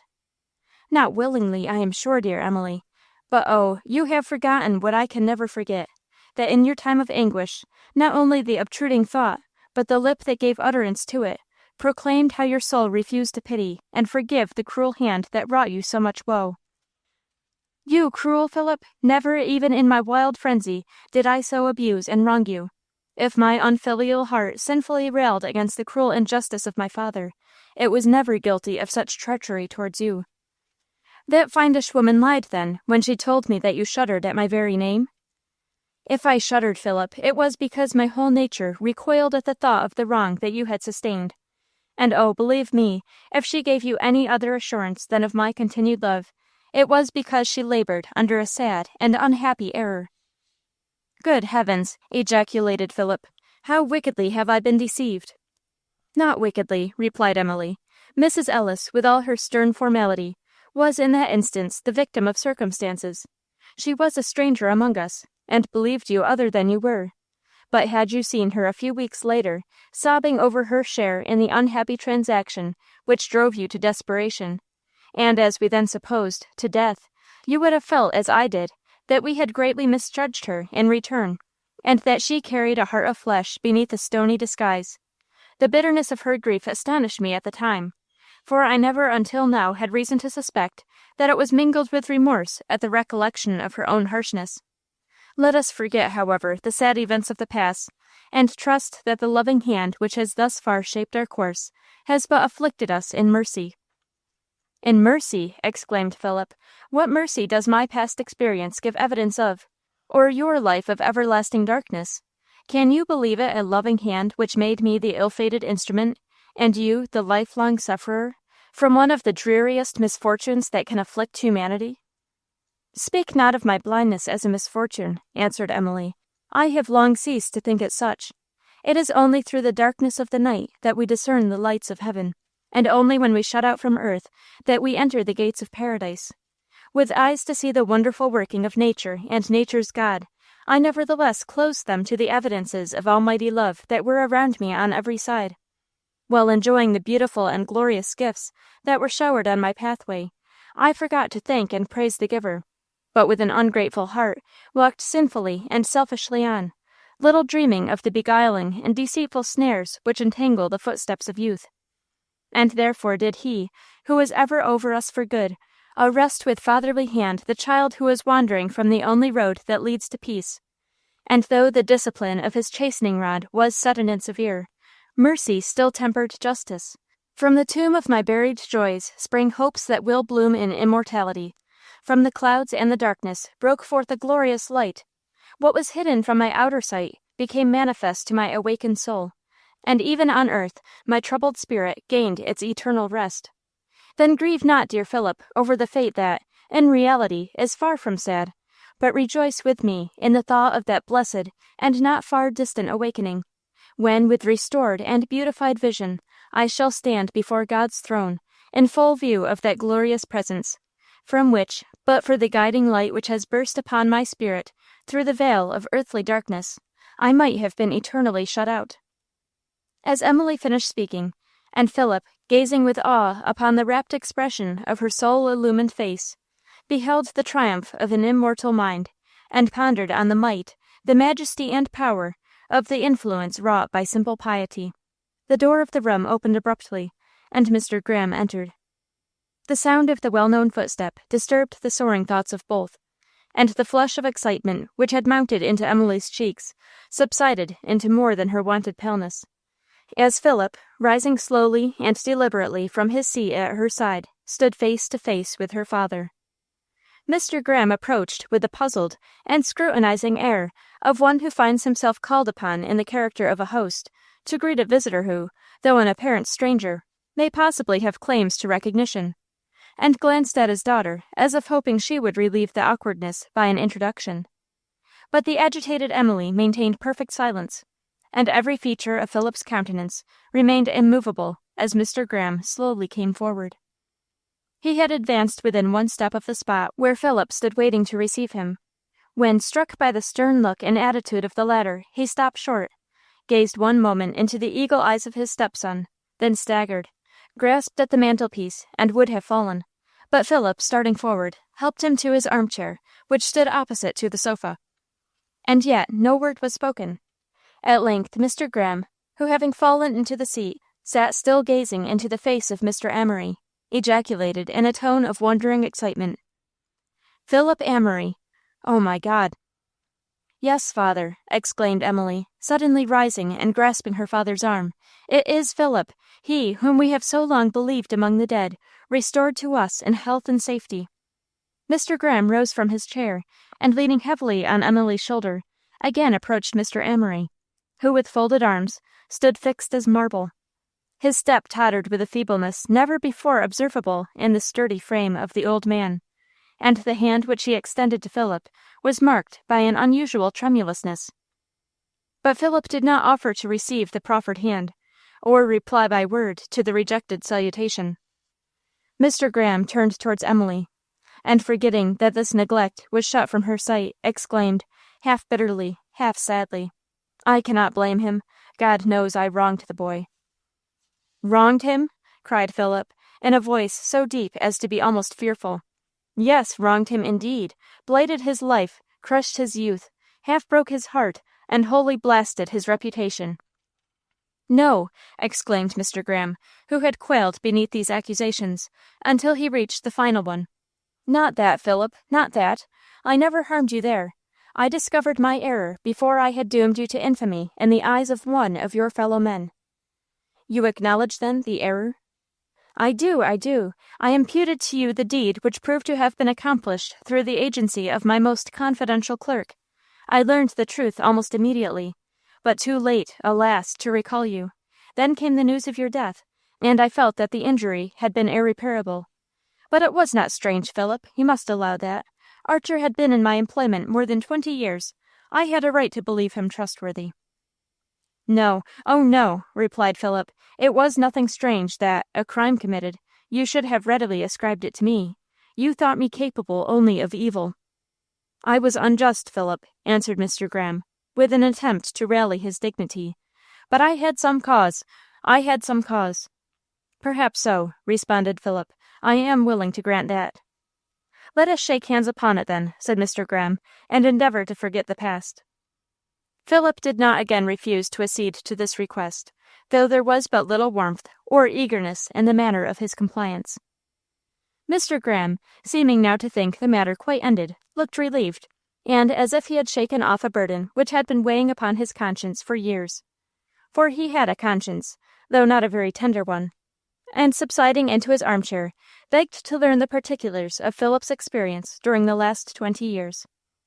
The outline of the story was soon told, Mr. Graham listening to it with attention, and inquiring into its particulars with an interest which proved that, during a lengthened period of regret and remorse, his feelings had sensibly softened towards the stepson, with every memory of whom there had come to his heart a pang of self-reproach. Mr. Amory was unable to afford any satisfactory explanation of the report of his own death, which had been confidently affirmed by Dr. Jeremy's correspondent at Rio. Upon a comparison of dates, however, it seemed probable that the doctor's agent had obtained this information from Philip's employer, who for some weeks previous to his own death had every reason to believe that the young man had perished of the infection prevailing in the low and unhealthy region to which he had been dispatched. To Philip himself it was an almost equal matter of wonder that his friends should ever have obtained knowledge of his flight and destination. But this was more easily accounted for, since the vessel in which he had embarked returned directly to Boston, and there were among her crew and officers those who had ample means of replying to the inquiries which the benevolent doctor had set on foot some months before, and which, being accompanied by the offer of a liberal reward, had not yet ceased to attract the attention of the public. Notwithstanding the many strange and romantic incidents which were unfolding themselves, none seemed to produce so great an impression upon Mr. Graham's mind as the singular circumstance that the child who had been reared under his roof, and endeared herself to him in spite of some clashing of interests and opinions, should prove to be Philip's daughter. As he left the room at the conclusion of the tale, and again sought the solitude of his library, he muttered to himself more than once, "Singular coincidence! Very singular, very!" Hardly had he departed, before another door was timidly opened, and Gertrude looked cautiously in. Her father went quickly towards her, and passing his arm around her waist, drew her towards Emily, and clasped them both in a long and silent embrace. "Philip," exclaimed Emily, "can you still doubt the mercy and love which have spared us for such a meeting?" "Oh, Emily," replied he, "I am deeply grateful. Teach me how and where to bestow my tribute of praise." On the hour of sweet communion which succeeded we forbear to dwell, the silent rapture of Emily, the passionately expressed joy of Philip, or the trusting, loving glances which Gertrude cast upon both. It was nearly midnight when Mr. Amory rose and announced his intention to depart. Emily, who had not thought of his leaving the spot which she hoped he would now consider his home, entreated him to remain, and Gertrude with her eyes joined in the eager petition. But he persisted in his resolution with a firmness and seriousness which proved how vain would be the attempt to shake it. "Philip," said Emily, at length, laying her hand upon his arm, "you have not yet forgiven my father." She had divined his thoughts. He shrank under her reproachful tones, and made no answer. "But you will, dear Philip, you will?" continued she, in a pleading voice. He hesitated, then glanced at her once more, and replied, "I will, dearest Emily, I will, in time." When he had gone, Gertrude lingered a moment at the door to watch his retreating figure, just visible in the light of the waning moon, then returned to the parlor, drawing a long breath and saying, "Oh, what a day this has been!" but checked herself at the sight of Emily, who, kneeling by the sofa, with clasped hands, uplifted face, and with her white garments sweeping the floor, looked the very impersonation of purity and prayer. Throwing one arm around her neck, Gertrude knelt on the floor beside her, and together they sent up to the throne of God the incense of thanksgiving and praise. Chapter 49. Thee I have loved, thou gentlest, from a child, and borne thine image with me o'er the sea. Thy soft voice in my soul, speak. Oh, yet live for me. Hemans. When Uncle True died, Mr. Cooper reverently buried his old friend in the ancient graveyard which adjoined the church where he had long officiated as sexton. It was a dilapidated-looking place, whose half-fallen and moss-grown stones proclaimed its recent neglect and disuse. But long before the adjacent and time-worn building gave place to a more modern and more imposing structure, the hallowed remains of Uncle True had found a quieter resting place.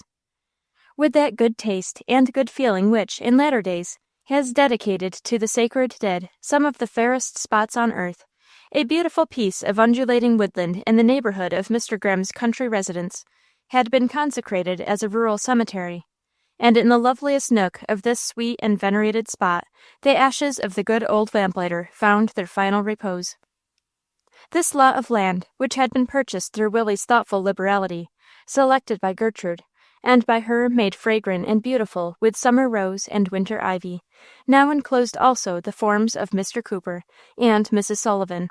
And over these 3 graves Gertrude had planted many a flower, and watered it with her tears. Especially did she view it as a sacred duty and privilege to mark the anniversary of the death of each by a tribute of fresh garlands. And with this pious purpose in view, she left Mr. Graham's house one beautiful afternoon, about a week after the events took place which are narrated in the previous chapter. She carried on her arm a basket, which contained her offering of flowers, and as she had a long walk before her, started at a rapid pace. Let us follow her, and briefly pursue the train of thought which accompanied her on her way. She had left her father with Emily. She would not ask him to join her in her walk, though he had once expressed a desire to visit the grave of Uncle True, for he and Emily were talking together so contentedly it would have been a pity to disturb them. And for a few moments Gertrude's reflections were engrossed by the thought of their calm and tranquil happiness.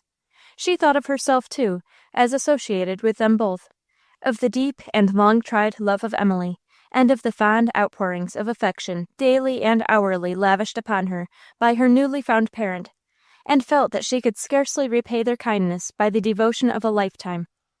Now and then, as she dwelt in her musings upon the sweet tie between herself and Emily, which had gained strength with every succeeding year, and the equally close and kindred union between father and child, which, though recent in its origin, was scarcely capable of being more firmly cemented by time, her thoughts would, in spite of herself, wander to that earlier formed and not less tender friendship, now, alas, sadly ruptured and wounded, if not wholly uprooted and destroyed. She tried to banish the remembrance of Willie's faithlessness and desertion, deeming it the part of an ungrateful spirit to mourn over past hopes, regardless of the blessings that yet remained. She tried to keep in mind the resolutions lately formed to forget the most painful feature in her past life, and consecrate the remainder of her days to the happiness of her father and Emily. But it would not do. The obtruding and painful recollection presented itself continually, notwithstanding her utmost efforts to repress it, and at last, ceasing the struggle, she gave herself up for the time to a deep and saddening reverie. She had received 2 visits from Willie since the one already mentioned, but the second meeting had been in its character very similar to the first, and on the succeeding occasion the constraint had increased instead of diminishing. Several times Willie had made an apparent effort to break through this unnatural barrier, and speak and act with the freedom of former days, but a sudden blush, or sign of confusion and distress on Gertrude's part, deterred him from any further attempt to put to flight the reserve and want of confidence which subsisted in their intercourse. Again Gertrude, who had resolved, previous to his last visit, to meet him with the frankness and cordiality which he might reasonably expect, smiled upon him affectionately at his coming, and offered her hand with such sisterly freedom that he was emboldened to take and retain it in his grasp, and was evidently on the point of unburdening his mind of some weighty secret, when she turned abruptly away, took up some trivial piece of work, and while she seemed wholly absorbed in it, addressed to him an unimportant question, a course of conduct which put to flight all his ideas, and disconcerted him for the remainder of his stay. As Gertrude pondered the awkward and distressing results of every visit he had made her, she half hoped he would discontinue them altogether, believing that the feelings of both would be less wounded by a total separation than by interviews which must leave on the mind of each a still greater sense of estrangement. Strange as it may seem, She had not yet acquainted him with the event so deep in its interest to herself, the discovery of her dearly loved father. Once she tried to speak of it, but found herself so overcome at the very idea of imparting to the confidant of her childhood an experience of which she could scarcely yet think without emotion, that she paused in the attempt, fearing that, should she, on any topic, give way to her sensibilities, she should lose all restraint over her feelings, and lay open her whole heart to Willie. But there was one thing that distressed her more than all others. In his first vain attempt to throw off all disguise, Willie had more than intimated to her his own unhappiness, and ere she could find an opportunity to change the subject, and repel a confidence for which she still felt herself unprepared, he had gone so far as to speak mournfully of his future prospects in life. The only construction which Gertrude could give to this confession was that it had reference to his engagement with Isabel, and it gave rise at once to the suspicion that, infatuated by her beauty, he had impulsively and heedlessly bound himself to one who could never make him wholly happy. The little scenes to which she had herself been a witness corroborated this idea, as, on both occasions of her seeing the lovers and overhearing their words, some cause of vexation seemed to exist on Willie's part. He loves her, thought Gertrude, and is also bound to her in honor, but he sees already the want of harmony in their natures. Poor Willie, it is impossible he should ever be happy with Isabel. And Gertrude's sympathizing heart mourned not more deeply over her own grief than over the disappointment that Willie must be experiencing, if he had ever hoped to find peace in a union with so overbearing, ill-humored, and unreasonable a girl. Wholly occupied with these and similar musings, she walked on with a pace of whose quickness she was scarcely herself aware, and soon gained the shelter of the heavy pines which bordered the entrance to the cemetery. Here she paused for a moment to enjoy the refreshing breeze that played beneath the branches, and then, passing through the gateway, entered a carriage road at the right, and proceeded slowly up the gradual ascent. The place, always quiet and peaceful, seemed unusually still and secluded, and save the occasional carol of a bird, there was no sound to disturb the perfect silence and repose. As Gertrude gazed upon the familiar beauties of those sacred grounds, which had been her frequent resort during several years, as she walked between beds of flowers, inhaled the fragrant and balmy air, and felt the solemn appeal, the spiritual breathings, that haunted the holy place, every emotion that was not in harmony with the scene gradually took its flight, and she experienced only that sensation of sweet and half-joyful melancholy which was awakened by the thought of the happy dead. After a while, she left the broad road which she had been following, and turned into a little by-path. This she pursued for some distance, and then, again diverging through another and still narrower foot-track, gained the shady and retired spot which, partly from its remoteness to the public walks, and partly from its own natural beauty, had attracted her attention and recommended itself to her choice. It was situated on the slope of a little hill.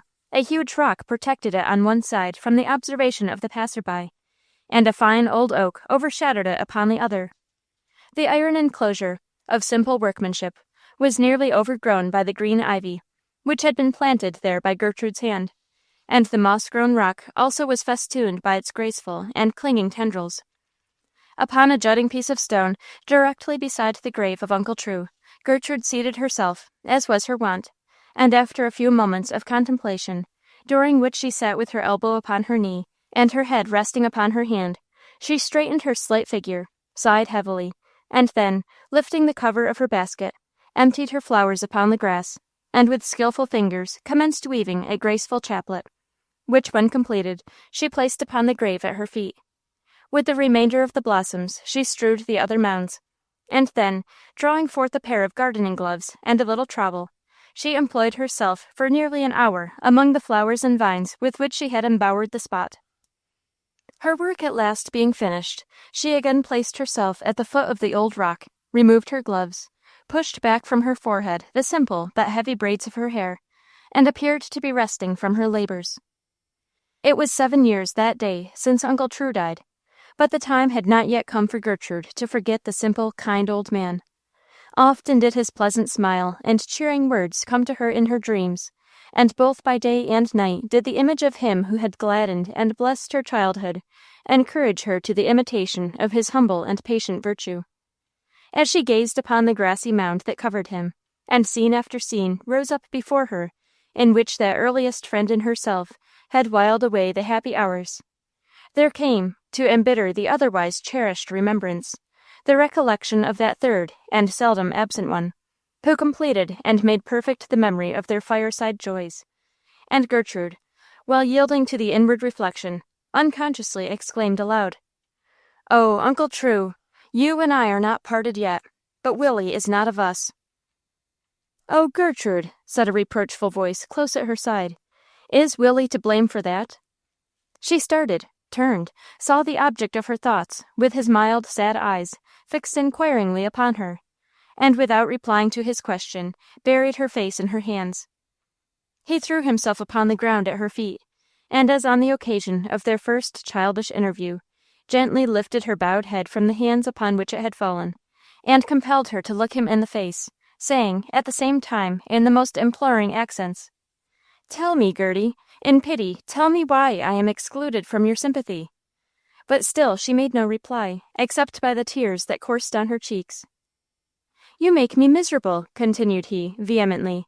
"What have I done that you have so shut me out of your affection? Why do you look so coldly upon me, and even shrink from my sight?" added he, as Gertrude, unable to endure his steadfast, searching look, turned her eyes in another direction, and strove to free her hands from his grasp.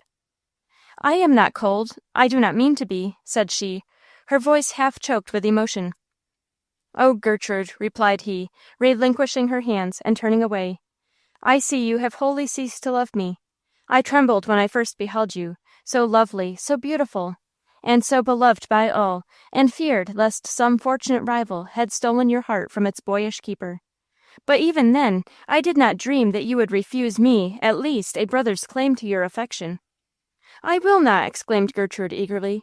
"Oh, Willie, you must not be angry with me. Let me be your sister." He smiled a most mournful smile.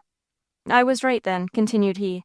"You feared lest I should claim too much, and discouraged my presumption by awarding me nothing. Be it so. Perhaps your prudence was for the best. But, oh, Gertrude, it has made me heartbroken."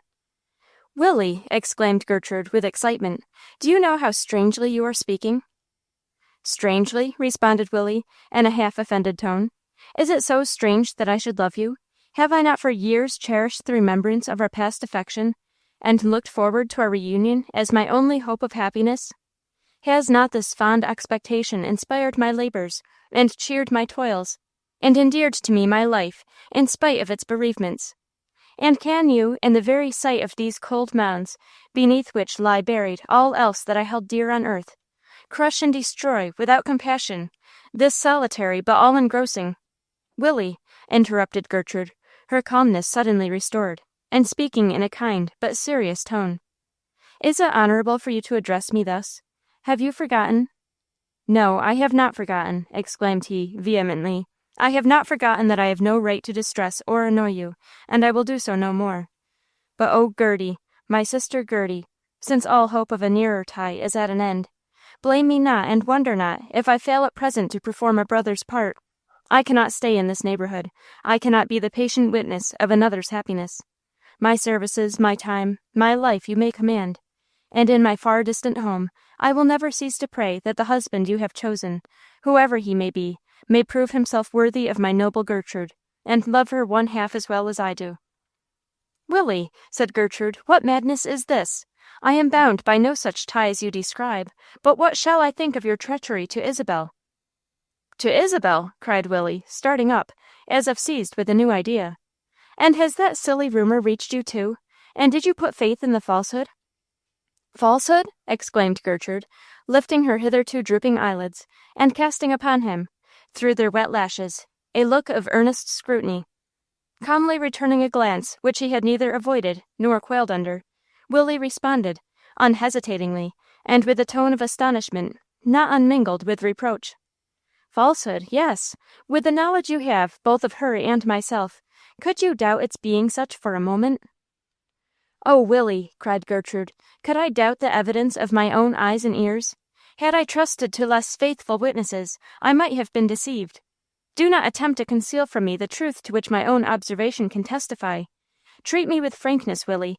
Indeed, indeed, I deserve it at your hands. Frankness, Gertrude, it is you only who are mysterious. Could I lay my whole soul bare to your gaze, you would be convinced of its truth, its perfect truth, to its first affection. And as to Isabel Clinton, if it is to her that you have reference, your eyes and your ears have both played you false. If— "Oh, Willie, Willie!" exclaimed Gertrude, interrupting him. "Have you so soon forgotten your devotion to the belle of Saratoga, your unwillingness to sanction her temporary absence from your sight, the pain which the mere suggestion of the journey caused you, and the fond impatience which threatened to render those few days an eternity?" "Stop, stop!" cried Willie, a new light breaking in upon him, "and tell me where you learned all this." "In the very spot where you spoke and acted. Mr. Graham's parlor did not witness our first meeting. In the public promenade ground, on the shore of Saratoga Lake, and on board the steamboat at Albany, did I both see and recognize you, myself unknown. There, too, did your own words serve to convince me of the truth of that which from other lips I had refused to believe. The sunshine which gilds the morning is scarcely more bright and gladsome than the glow of rekindled hope which now animated the face of Willie. Listen to me, Gertrude," said he, in a fervent and almost solemn tone, "and believe that in sight of my mother's grave, and in the presence of that pure spirit," and he looked reverently upward, "who taught me the love of truth, I speak with such sincerity and candor as are fitting for the ears of angels. I do not question the accuracy with which you overheard my expostulations and entreaties on the subject of Miss Clinton's proposed journey, or the impatience I expressed at parting for her speedy return. I will not pause, either, to inquire where the object of all my thoughts could have been at the time, that notwithstanding the changes of years, she escaped my eager eyes. Let me first clear myself of the imputation under which I labor, and then there will be room for all further explanations. I did, indeed, feel deep pain at Miss Clinton's sudden departure for New York, under pretext which ought not to have weighed with her for a moment.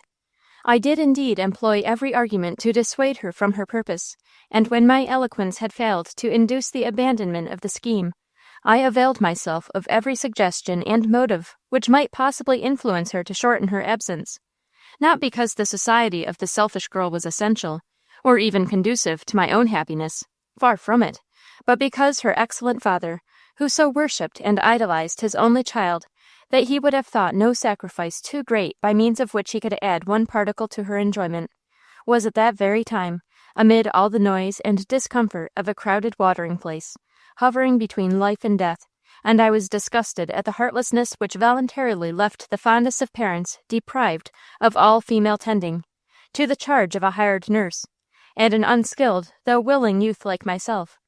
That eternity might, in Miss Clinton's absence, set a seal to the life of her father, was a thought which, in my indignation, I was on the point of uttering. But I checked myself, unwilling to interfere too far in a matter which came not within my rightful province, and perhaps excite unnecessary alarm in Isabel. If selfishness mingled at all in my views, dear Gerty, and made me over-impatient for the return of the daughter to her post of duty, it was that I might be released from almost constant attendance upon my invalid friend, and hasten to her from whom I hoped such warmth of greeting as I was only too eager to bestow. Can you wonder, then, that your reception struck cold upon my throbbing heart? But you understand the cause of that coldness now, said Gertrude, looking up at him through a rain of tears, which like a summer sun-shower reflected itself in rainbow smiles upon her happy countenance. You know now why I dared not let my heart speak out. And this was all, then? Cried Willie. And you are free, and I may love you still? Free from all bonds, dear Willie, but those which you yourself clasped around me, and which have encircled me from my childhood. And now, with heart pressed to heart, they pour in each other's ear the tale of a mutual affection, planted in infancy, nourished in youth, fostered and strengthened amid separation and absence, and perfected through trial, to bless and sanctify every year of their after-life. But Gerty, exclaimed Willie, as confidence restored, they sat side by side, conversing freely of the past. How could you think, for an instant, that Isabel Clinton would have power to displace you in my regard? I was not guilty of so great an injustice towards you, for even when I believed myself supplanted by another, I fancied that other some hero of such shining qualities as could scarcely be surpassed. And who could surpass Isabel? Inquired Gerty. Can you wonder that I trembled for your allegiance, when I thought of her beauty, her fashion, her family, and her wealth, and remembered the forcible manner in which all these were presented to your sight and knowledge? But what are all these, Gerty, to one who knows her as we do? Do not a proud eye and a scornful lip destroy the effect of beauty? Can fashion excuse rudeness, or noble birth cover natural deficiencies? And as to money, what did I ever want of that, except to employ it for the happiness of yourself and them? And he glanced at the graves of his mother and grandfather. Oh, Willie, you are so disinterested. Not in this case. Had Isabel possessed the beauty of a Venus and the wisdom of a Minerva, I could not have forgotten how little happiness there could be with one who, while devoting herself to the pursuit of pleasure, had become dead to natural affections, and indifferent to the holiest of duties. Could I see her flee from the bedside of her father to engage in the frivolities and drink in the flatteries of an idle crowd, or, when unwillingly summoned thither, shrink from the toils and the watchings imposed by his feebleness, and still imagining that such a woman could bless and adorn a fireside? Could I fail to contrast her unfeeling neglect, ill-concealed petulance, flagrant levity, and irreverence of spirit, with the sweet and loving devotion, the saintly patience, and the deep and fervent piety of my own Gertrude? I should have been false to myself, as well as to you, dearest, if such traits of character as Miss Clinton constantly evinced could have weakened my love and admiration for yourself. And now, to see the little playmate whose image I cherished so fondly matured into the lovely and graceful woman, her sweet attractions crowned by so much beauty as almost to place her beyond recognition, and still her heart as much my own as ever. Oh, Gerty, it is too much happiness. Would that I could impart a share of it to those who loved us both so well. And who can say that they did not share it, that the spirit of Uncle True was not there to witness the completion of his many hopeful prophecies, that the old grandfather was not there to see all his doubts and fears giving place to joyful certainties, and that the soul of the gentle mother, whose rapt slumbers had, even in life, foreshadowed such a meeting, and who, by the lessons she had given to her child in his boyhood, the warning spoken to his later years, and the ministering guidance of her disembodied spirit, had fitted him for the struggle with temptation, sustained him through its trials, and restored him triumphant to the sweet friend of his infancy. Who shall say that, even now, she hovered not over them with parted wings, realizing the joy prefigured in that dreamy vision, which pictured to her sight the union between the son and daughter of her love, when the one, shielded by her fond care from every danger, and snatched from the power of temptation, should be restored to the arms of the other, who, by long and patient continuance in well-doing, had earned so full a recompense, so all-sufficient a reward. Chapter 50. Through night to light, in every stage, from childhood's morn to hoary age, what shall illume the pilgrimage by mortals trod? There is a pure and heavenly ray, that brightest shines in darkest day. When earthly beams are quenched for aye, 'tis lit by God.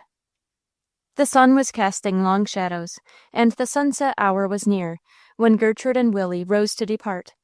They left the cemetery by a different gateway, and in the opposite direction to that by which Gertrude had entered.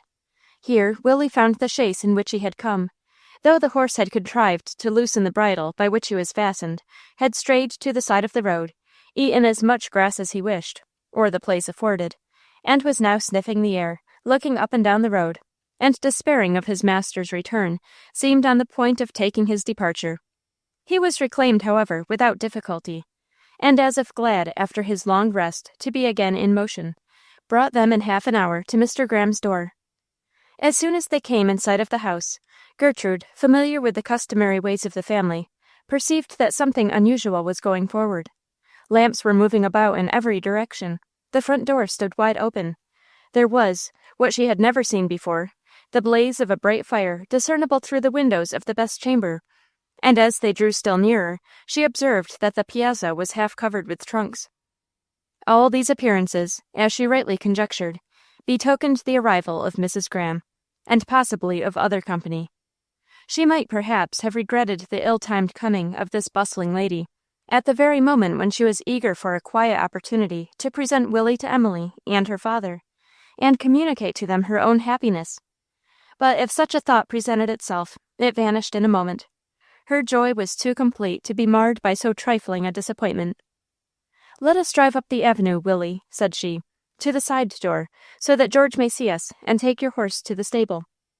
"No," said Willie, as he stopped opposite the front gate. "I can't come in now. There seems to be a house full of company. And besides, I have an appointment in town at 8 o'clock, and promised to be punctual." He glanced at his watch as he spoke, and added, "It is near that already. I did not think of its being so late. But I shall see you tomorrow morning, may I not?" She looked her assent, and with the warm grasp of the hand as he helped her from the chaise, and a mutual smile of confidence and love, they separated. He drove rapidly towards Boston, and she, opening the gate, found herself in the arms of Fanny Bruce, who had been impatiently awaiting the departure of Willie to seize her dear Miss Gertrude, and between tears and kisses pour out her congratulations and thanks for her happy escape from that horrid steamboat, for this was the first time they had met since the accident. "Has Mrs. Graham come, Fanny?" asked Gertrude, as, the first excitement of the meeting over, they walked up to the house together.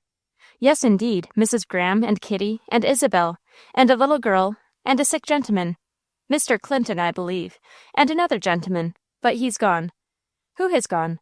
"Oh, a tall, dignified-looking man, with black eyes and a beautiful face, and hair as white as if he were old, and he isn't old either." "And you say he has gone?" "Yes, he didn't come with the rest. He was here when I came, and he went away about an hour ago. I heard him tell Miss Emily that he had agreed to meet a friend in Boston, but perhaps he'll come back this evening. I hope he will, Miss Gertrude. You ought to see him." They had now reached the house, and through the open door Gertrude could plainly distinguish the lone tones of Mrs. Graham's voice proceeding from the parlor on the right. She was talking to her husband and Emily, and was just saying, as Gertrude entered, "Oh, it was the most awful thing I ever heard of in my life, and to think, Emily, of your being on board, and our Isabel. Poor child, she hasn't got her color back yet, after her fright. And Gertrude Flint, too. By the way, they say Gertrude behaved very well. Where is the child?" Turning round, she now saw Gertrude, who was just entering the room, and going towards her, she kissed her with considerable heartiness and sincerity. For Mrs. Graham, though somewhat coarse and blunt, was not without good feelings when the occasion was such to awaken them. Gertrude's entrance having served to interrupt the stream of exclamatory remarks in which the excitable lady had been indulging for 10 minutes or more, she now bethought herself of the necessity of removing her bonnet and outside garments, a part of which, being loosed from their fastenings, she had been dragging after her about the floor. "Well," exclaimed she, "I suppose I had better follow the girl's example, and go and get some of the dust off from me. I'm half buried, I believe. But there, that's better than coming in on the horrid steamboat, last night, as my brother Clinton was so crazy as to propose. Where's Bridget? I want her to take up some of my things." "I will assist you," said Gertrude, taking up a little carpet-bag, throwing a scarf which had been stretching across the room over her arm, and then following Mrs. Graham closely, in order to support the heavy traveling shawl which was hanging half off that lady's shoulders. At the first landing-place, however, she found herself suddenly encircled in Kitty's warm embrace, and laying down her burdens, gave herself up for a few moments to the hugging and kissing that succeeded. At the head of the staircase she met Isabel, wrapped in a dressing-gown, with a large pitcher in her hand, and a most discontented and dissatisfied expression of countenance. She set the pitcher on the floor, however, and saluted Gertrude with a good grace. "I'm glad to see you alive," said she, "though I can't look at you without shuddering. It reminds me so of that dreadful day when we were in such frightful danger. How lucky we were to be saved, when there were so many drowned. I've wondered ever since, Gertrude, how you could be so calm. I'm sure I shouldn't have known what to do if you hadn't been there to suggest. But oh dear, don't let us speak of it. It's a thing I can't bear to think of." And with a shudder and a shrug of the shoulders, Isabel dismissed the subject, and called somewhat pettishly to Kitty. "Kitty, I thought you went to get our pitcher filled." Kitty, who, in obedience to a loud call and demand from her aunt, had hastily run to her room with the little traveling bag which Gertrude had dropped on the staircase, now came back quite out of breath, saying, "I did ring the bell twice. Hasn't anybody come?" "No," replied Belle, "and I should like to wash my face and curl my hair before tea, if I could." "Let me take the pitcher," said Gertrude. "I am going downstairs, and will send Jane up with the water." "Thank you," said Belle, rather feebly. Well, Kitty exclaimed, "No, no, Gertrude, I'll go myself." But it was too late. Gertrude had gone. Gertrude found Mrs. Ellis full of troubles and perplexities. "Only think," said the astonished housekeeper, "of their coming, 5 of them, without the least warning in the world. And here I've nothing in the house fit for tea, not a bit of rich cake, not a scrap of cold ham. And of course they're hungry after their long journey, and will want something nice." "Oh, if they are very hungry, Mrs. Ellis, they can eat dried beef and fresh biscuit and plain cake, and if you will give me the keys, I will get out the preserves and the best silver, and see that the table is set properly." Nothing was a trouble to Gertrude that night. Everything that she touched went right. Jane caught her spirit, and became astonishingly active, and when the really bountiful table was spread, and Mrs. Ellis, after glancing around, and seeing that all was as it should be, looked into the beaming eyes, and observed the glowing cheek and sunny smile of the happy girl, she exclaimed in her ignorance, "Good gracious, Gertrude, anybody would think you were overjoyed to see all these folks back again." It wanted but a few moments to tea time, and Gertrude was selecting fresh napkins from a drawer in the china closet, when Kitty Ray peeped in at the door, and finally entered, leading by the hand a little girl, neatly dressed in black. Her face was, at first, full of smiles, but the moment she attempted to speak, she burst into tears, and throwing her arms round Gertrude's neck, whispered in her ear, "Oh, Gertrude, I'm so happy, I came to tell you." "Happy?" replied Gertrude. "Then you mustn't cry." Upon this Kitty laughed, and then cried again, and then laughed once more, and in the intervals explained to Gertrude that she was engaged, had been engaged a week, to the best man in the world, and that the child she held by the hand was his orphan niece, and just like a daughter to him. "And only think," continued she, "it's all owing to you." "To me?" said the astonished Gertrude. "Yes, because I was so vain and silly, you know, and liked folks that were not worth liking, and didn't care much for anybody's comfort but my own. And if you hadn't taught me to be something better than that, and set me a good example, which I've tried to follow ever since, he never would have thought of looking at me, much less loving me, and believing I should be a fit mother for little Gracie here." And she looked down affectionately at the child, who was clinging fondly to her. "He is a minister, Gertrude, and very good. Only think of such a childish creature as I am being a minister's wife." The sympathy which Kitty came to claim was not denied her, and Gertrude, with her own eyes brimming with tears, assured her of her full participation in her joy. In the meantime, little Grace, who still clung to Kitty with one hand, had gently inserted the other within that of Gertrude, who, looking down upon her for the first time, recognized the child whom she had rescued from persecution in the drawing-room at Saratoga. Kitty was charmed with the coincidence, and Gertrude, as she remarked the happy transformation which had already been effected in the countenance and dress of the little girl, who had been so sadly in want of female superintendence, felt an added conviction of the wisdom of the young clergyman's choice. Kitty was eager to give Gertrude a description of her lover, but a summons to the tea-table compelled her to postpone all further communications. Mr. Graham's cheerful parlor had never looked so cheerful as on that evening. The weather was mild, but a light fire, which had been kindled on Mr. Clinton's account, did not render the room too warm. It had, however, driven the young people into a remote corner, leaving the neighborhood of the fireplace to Mrs. Graham and Emily, who occupied the sofa, and Mr. Clinton and Mr. Graham, whose armchairs were placed on the opposite side. This arrangement enabled Mr. Graham to converse freely and uninterruptedly with his guest upon some grave topic of interest, while his talkative wife entertained herself and Emily by a recapitulation of her travels and adventures. On a table, at the further extremity of the room, was placed a huge portfolio of beautiful engravings, recently purchased and brought home by Mr. Graham, and representing a series of European views.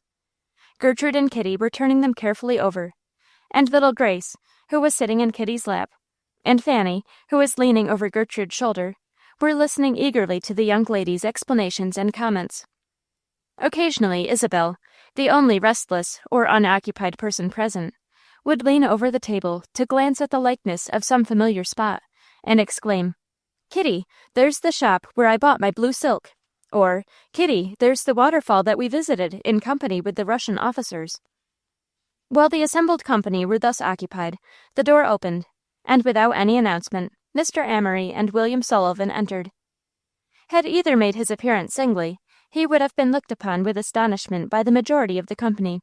But coming as they did, together, and with an apparently good understanding existing between them, there was no countenance present, save the children's, which expressed any emotion but that of utter surprise. Mr. and Mrs. Graham, however, were too much accustomed to society to betray any further evidence of that sentiment than was contained in a momentary glance, and rising, received their visitors with due politeness and propriety.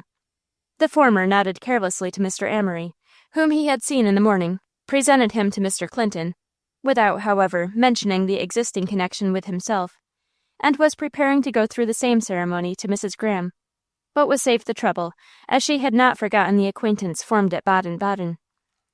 Willie's knowledge of the company also spared the necessity of introduction to all but Emily, and that being accidentally omitted, he gave an arch glance at Gertrude, and taking an offered seat near Isabel, entered into conversation with her, Mr. Amory being in like manner engrossed by Mrs. Graham. "Miss Gertrude," whispered Fanny, as soon as the interrupted composure of the party was once more restored, and glancing at Willie as she spoke, "that's the gentleman you were out driving with this afternoon. I know it is," continued she, as she observed Gertrude change color, and endeavored to hush her, while she looked anxiously round, as if fearful the remark had been overheard. "Is it Willie, Gertrude? Is it Mr. Sullivan?" Gertrude became more and more embarrassed, while the mischievous Fanny continued to ply her with questions, and Isabel, who had jealously noticed that Willie's eyes wandered more than once to the table, turned on her such a scrutinizing look as rendered her confusion distressing.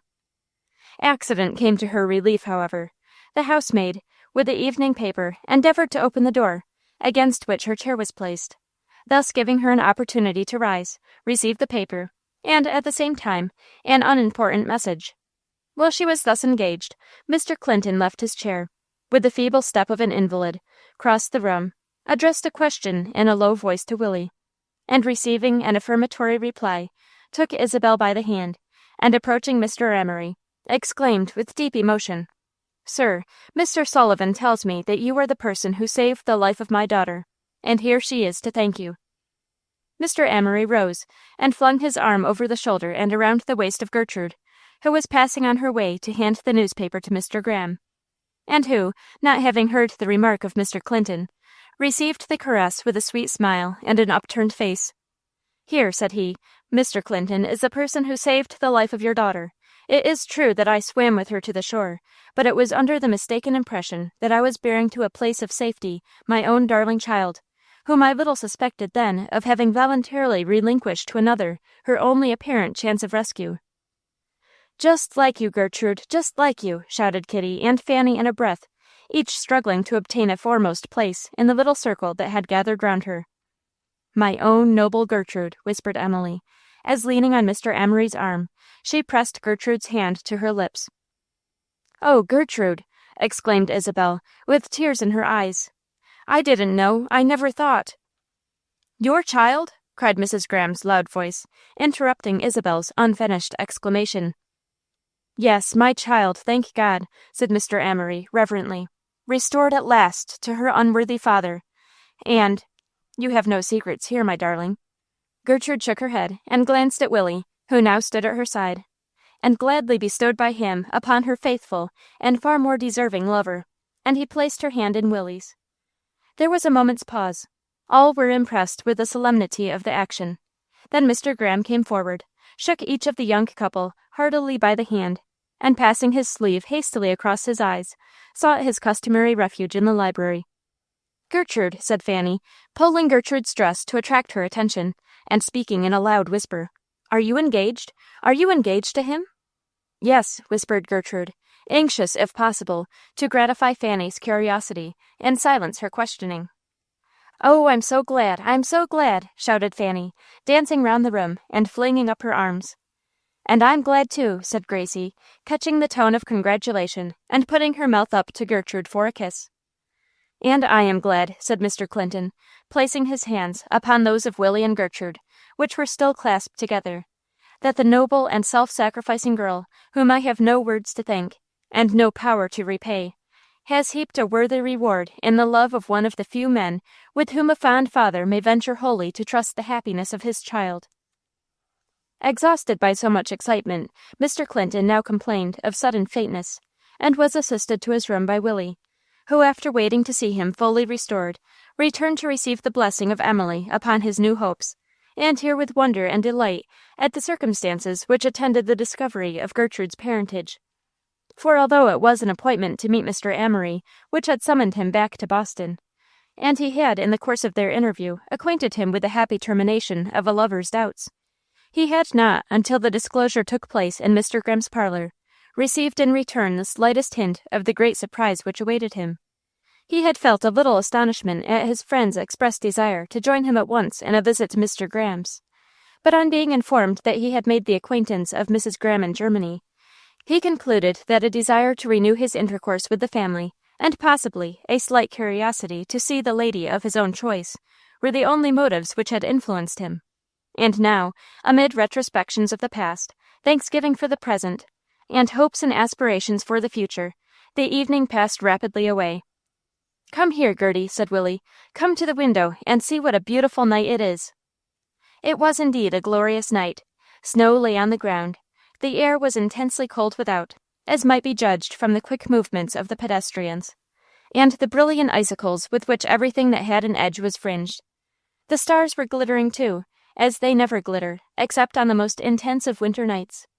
The moon was just peeping above an old brown building, the same old corner building which had been visible from the doorstep where Willie and Gerty were wont to sit in their childhood, and from behind which they had often watched the coming of that same round moon. Leaning on Willie's shoulder, Gertrude stood gazing until the full circle was visible in a space of clear and cloudless ether. Neither of them spoke, but their hearts throbbed with the same emotion as they thought of the days that were past. Just then the gas man came quickly up the street, lit, as by an electric touch, the bright burners that in close ranks lined either sidewalk, and in a moment more was out of sight. Gertrude sighed. "It was no such easy task for poor old Uncle True," said she. "There have been great improvements since his time." "There have indeed," said Willie, glancing round the well-lit, warm and pleasantly furnished parlor of his own and Gertrude's home, and resting his eyes at last upon the beloved one by his side, whose beaming face but reflected back his own happiness. "Such improvements, Gerty, as we only dreamt of once. I wish the dear old man could be here to see and share them." A tear started to Gertrude's eye, but pressing Willie's arm, she pointed reverently upward to a beautiful bright star, just breaking forth from a silvery film, which had hitherto half overshadowed it. The star through which Gertrude had ever fancied she could discern the smile of the kind old man. "Dear Uncle True," said she, "his lamp still burns brightly in heaven, Willie, and its light is not yet gone out on earth." In a beautiful town, about 30 miles from Boston, and on the shore of one of those hill-embosomed ponds which would be immortalized by the poet in a country less rich than ours, with such sheets of blue, transparent water, there stood a mansion house of solid, though ancient architecture. It had been the property of Philip Amory's paternal grandparents, and the early home and sole inheritance of his father, who so cherished the spot that it was only with great reluctance, when he was driven to the act by the spur of poverty, that he was induced to part with the much-valued estate. To reclaim the venerable homestead, repair and judiciously modernize the house, and fertilize and adorn the grounds, was now a favorite scheme with Philip. His ample means now rendering it practicable, he lost no time in putting it into execution, and the spring after he returned from his wanderings saw the work in a fair way to be speedily completed. In the meantime, Gertrude's marriage had taken place. The Grahams had removed to their house in town, which, out of compliment to Isabel, who was passing the winter with her aunt, was more than ever crowded with gay company, and the bustling mistress was already projecting changes in her husband's country seat.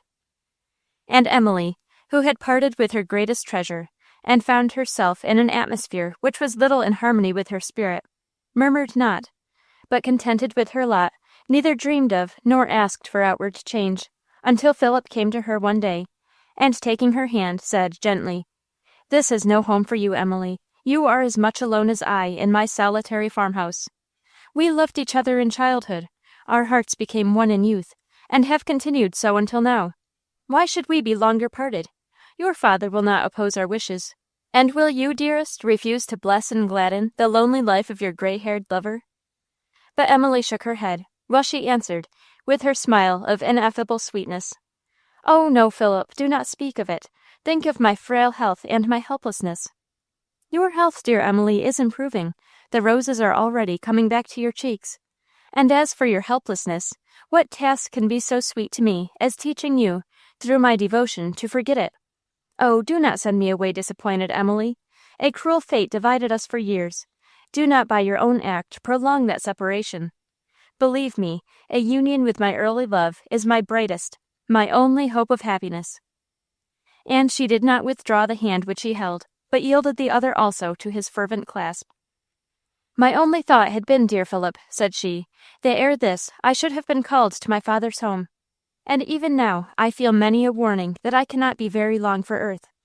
But while I stay, be it longer or shorter, it shall be as you wish.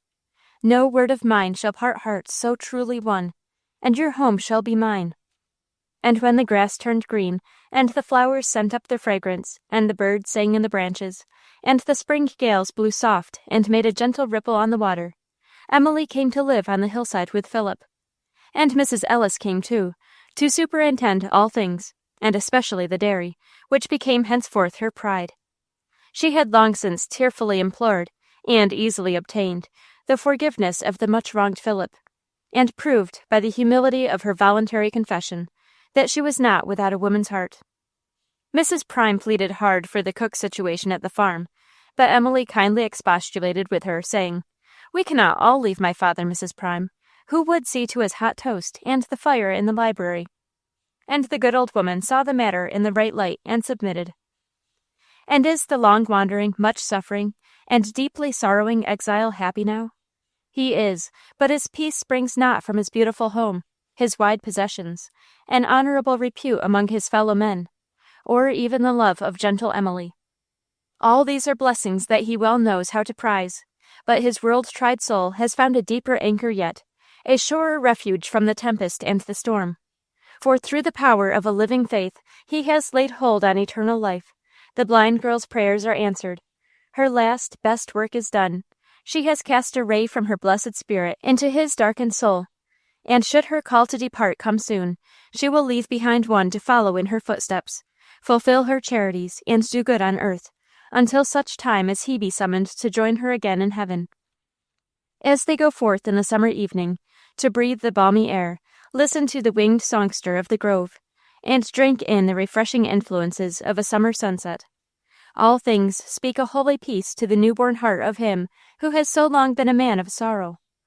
As the sun sinks among gorgeous clouds, as the western lights grow dim, and the moon and the stars come forth in their solemn beauty, they utter a lesson to his awakened soul, and the voice of nature around, and the still small voice within, whisper, in gentlest, holiest accents, "The sun shall be no more thy light by day, neither for brightness shall the moon give light unto thee, but the Lord shall be unto thee an everlasting light, and thy God thy glory. Thy sun shall go down no more, neither shall thy moon withdraw itself, for the Lord shall be thine everlasting light, and the days of thy mourning shall be ended." End of The Lamplighter by Maria Susanna Cummins.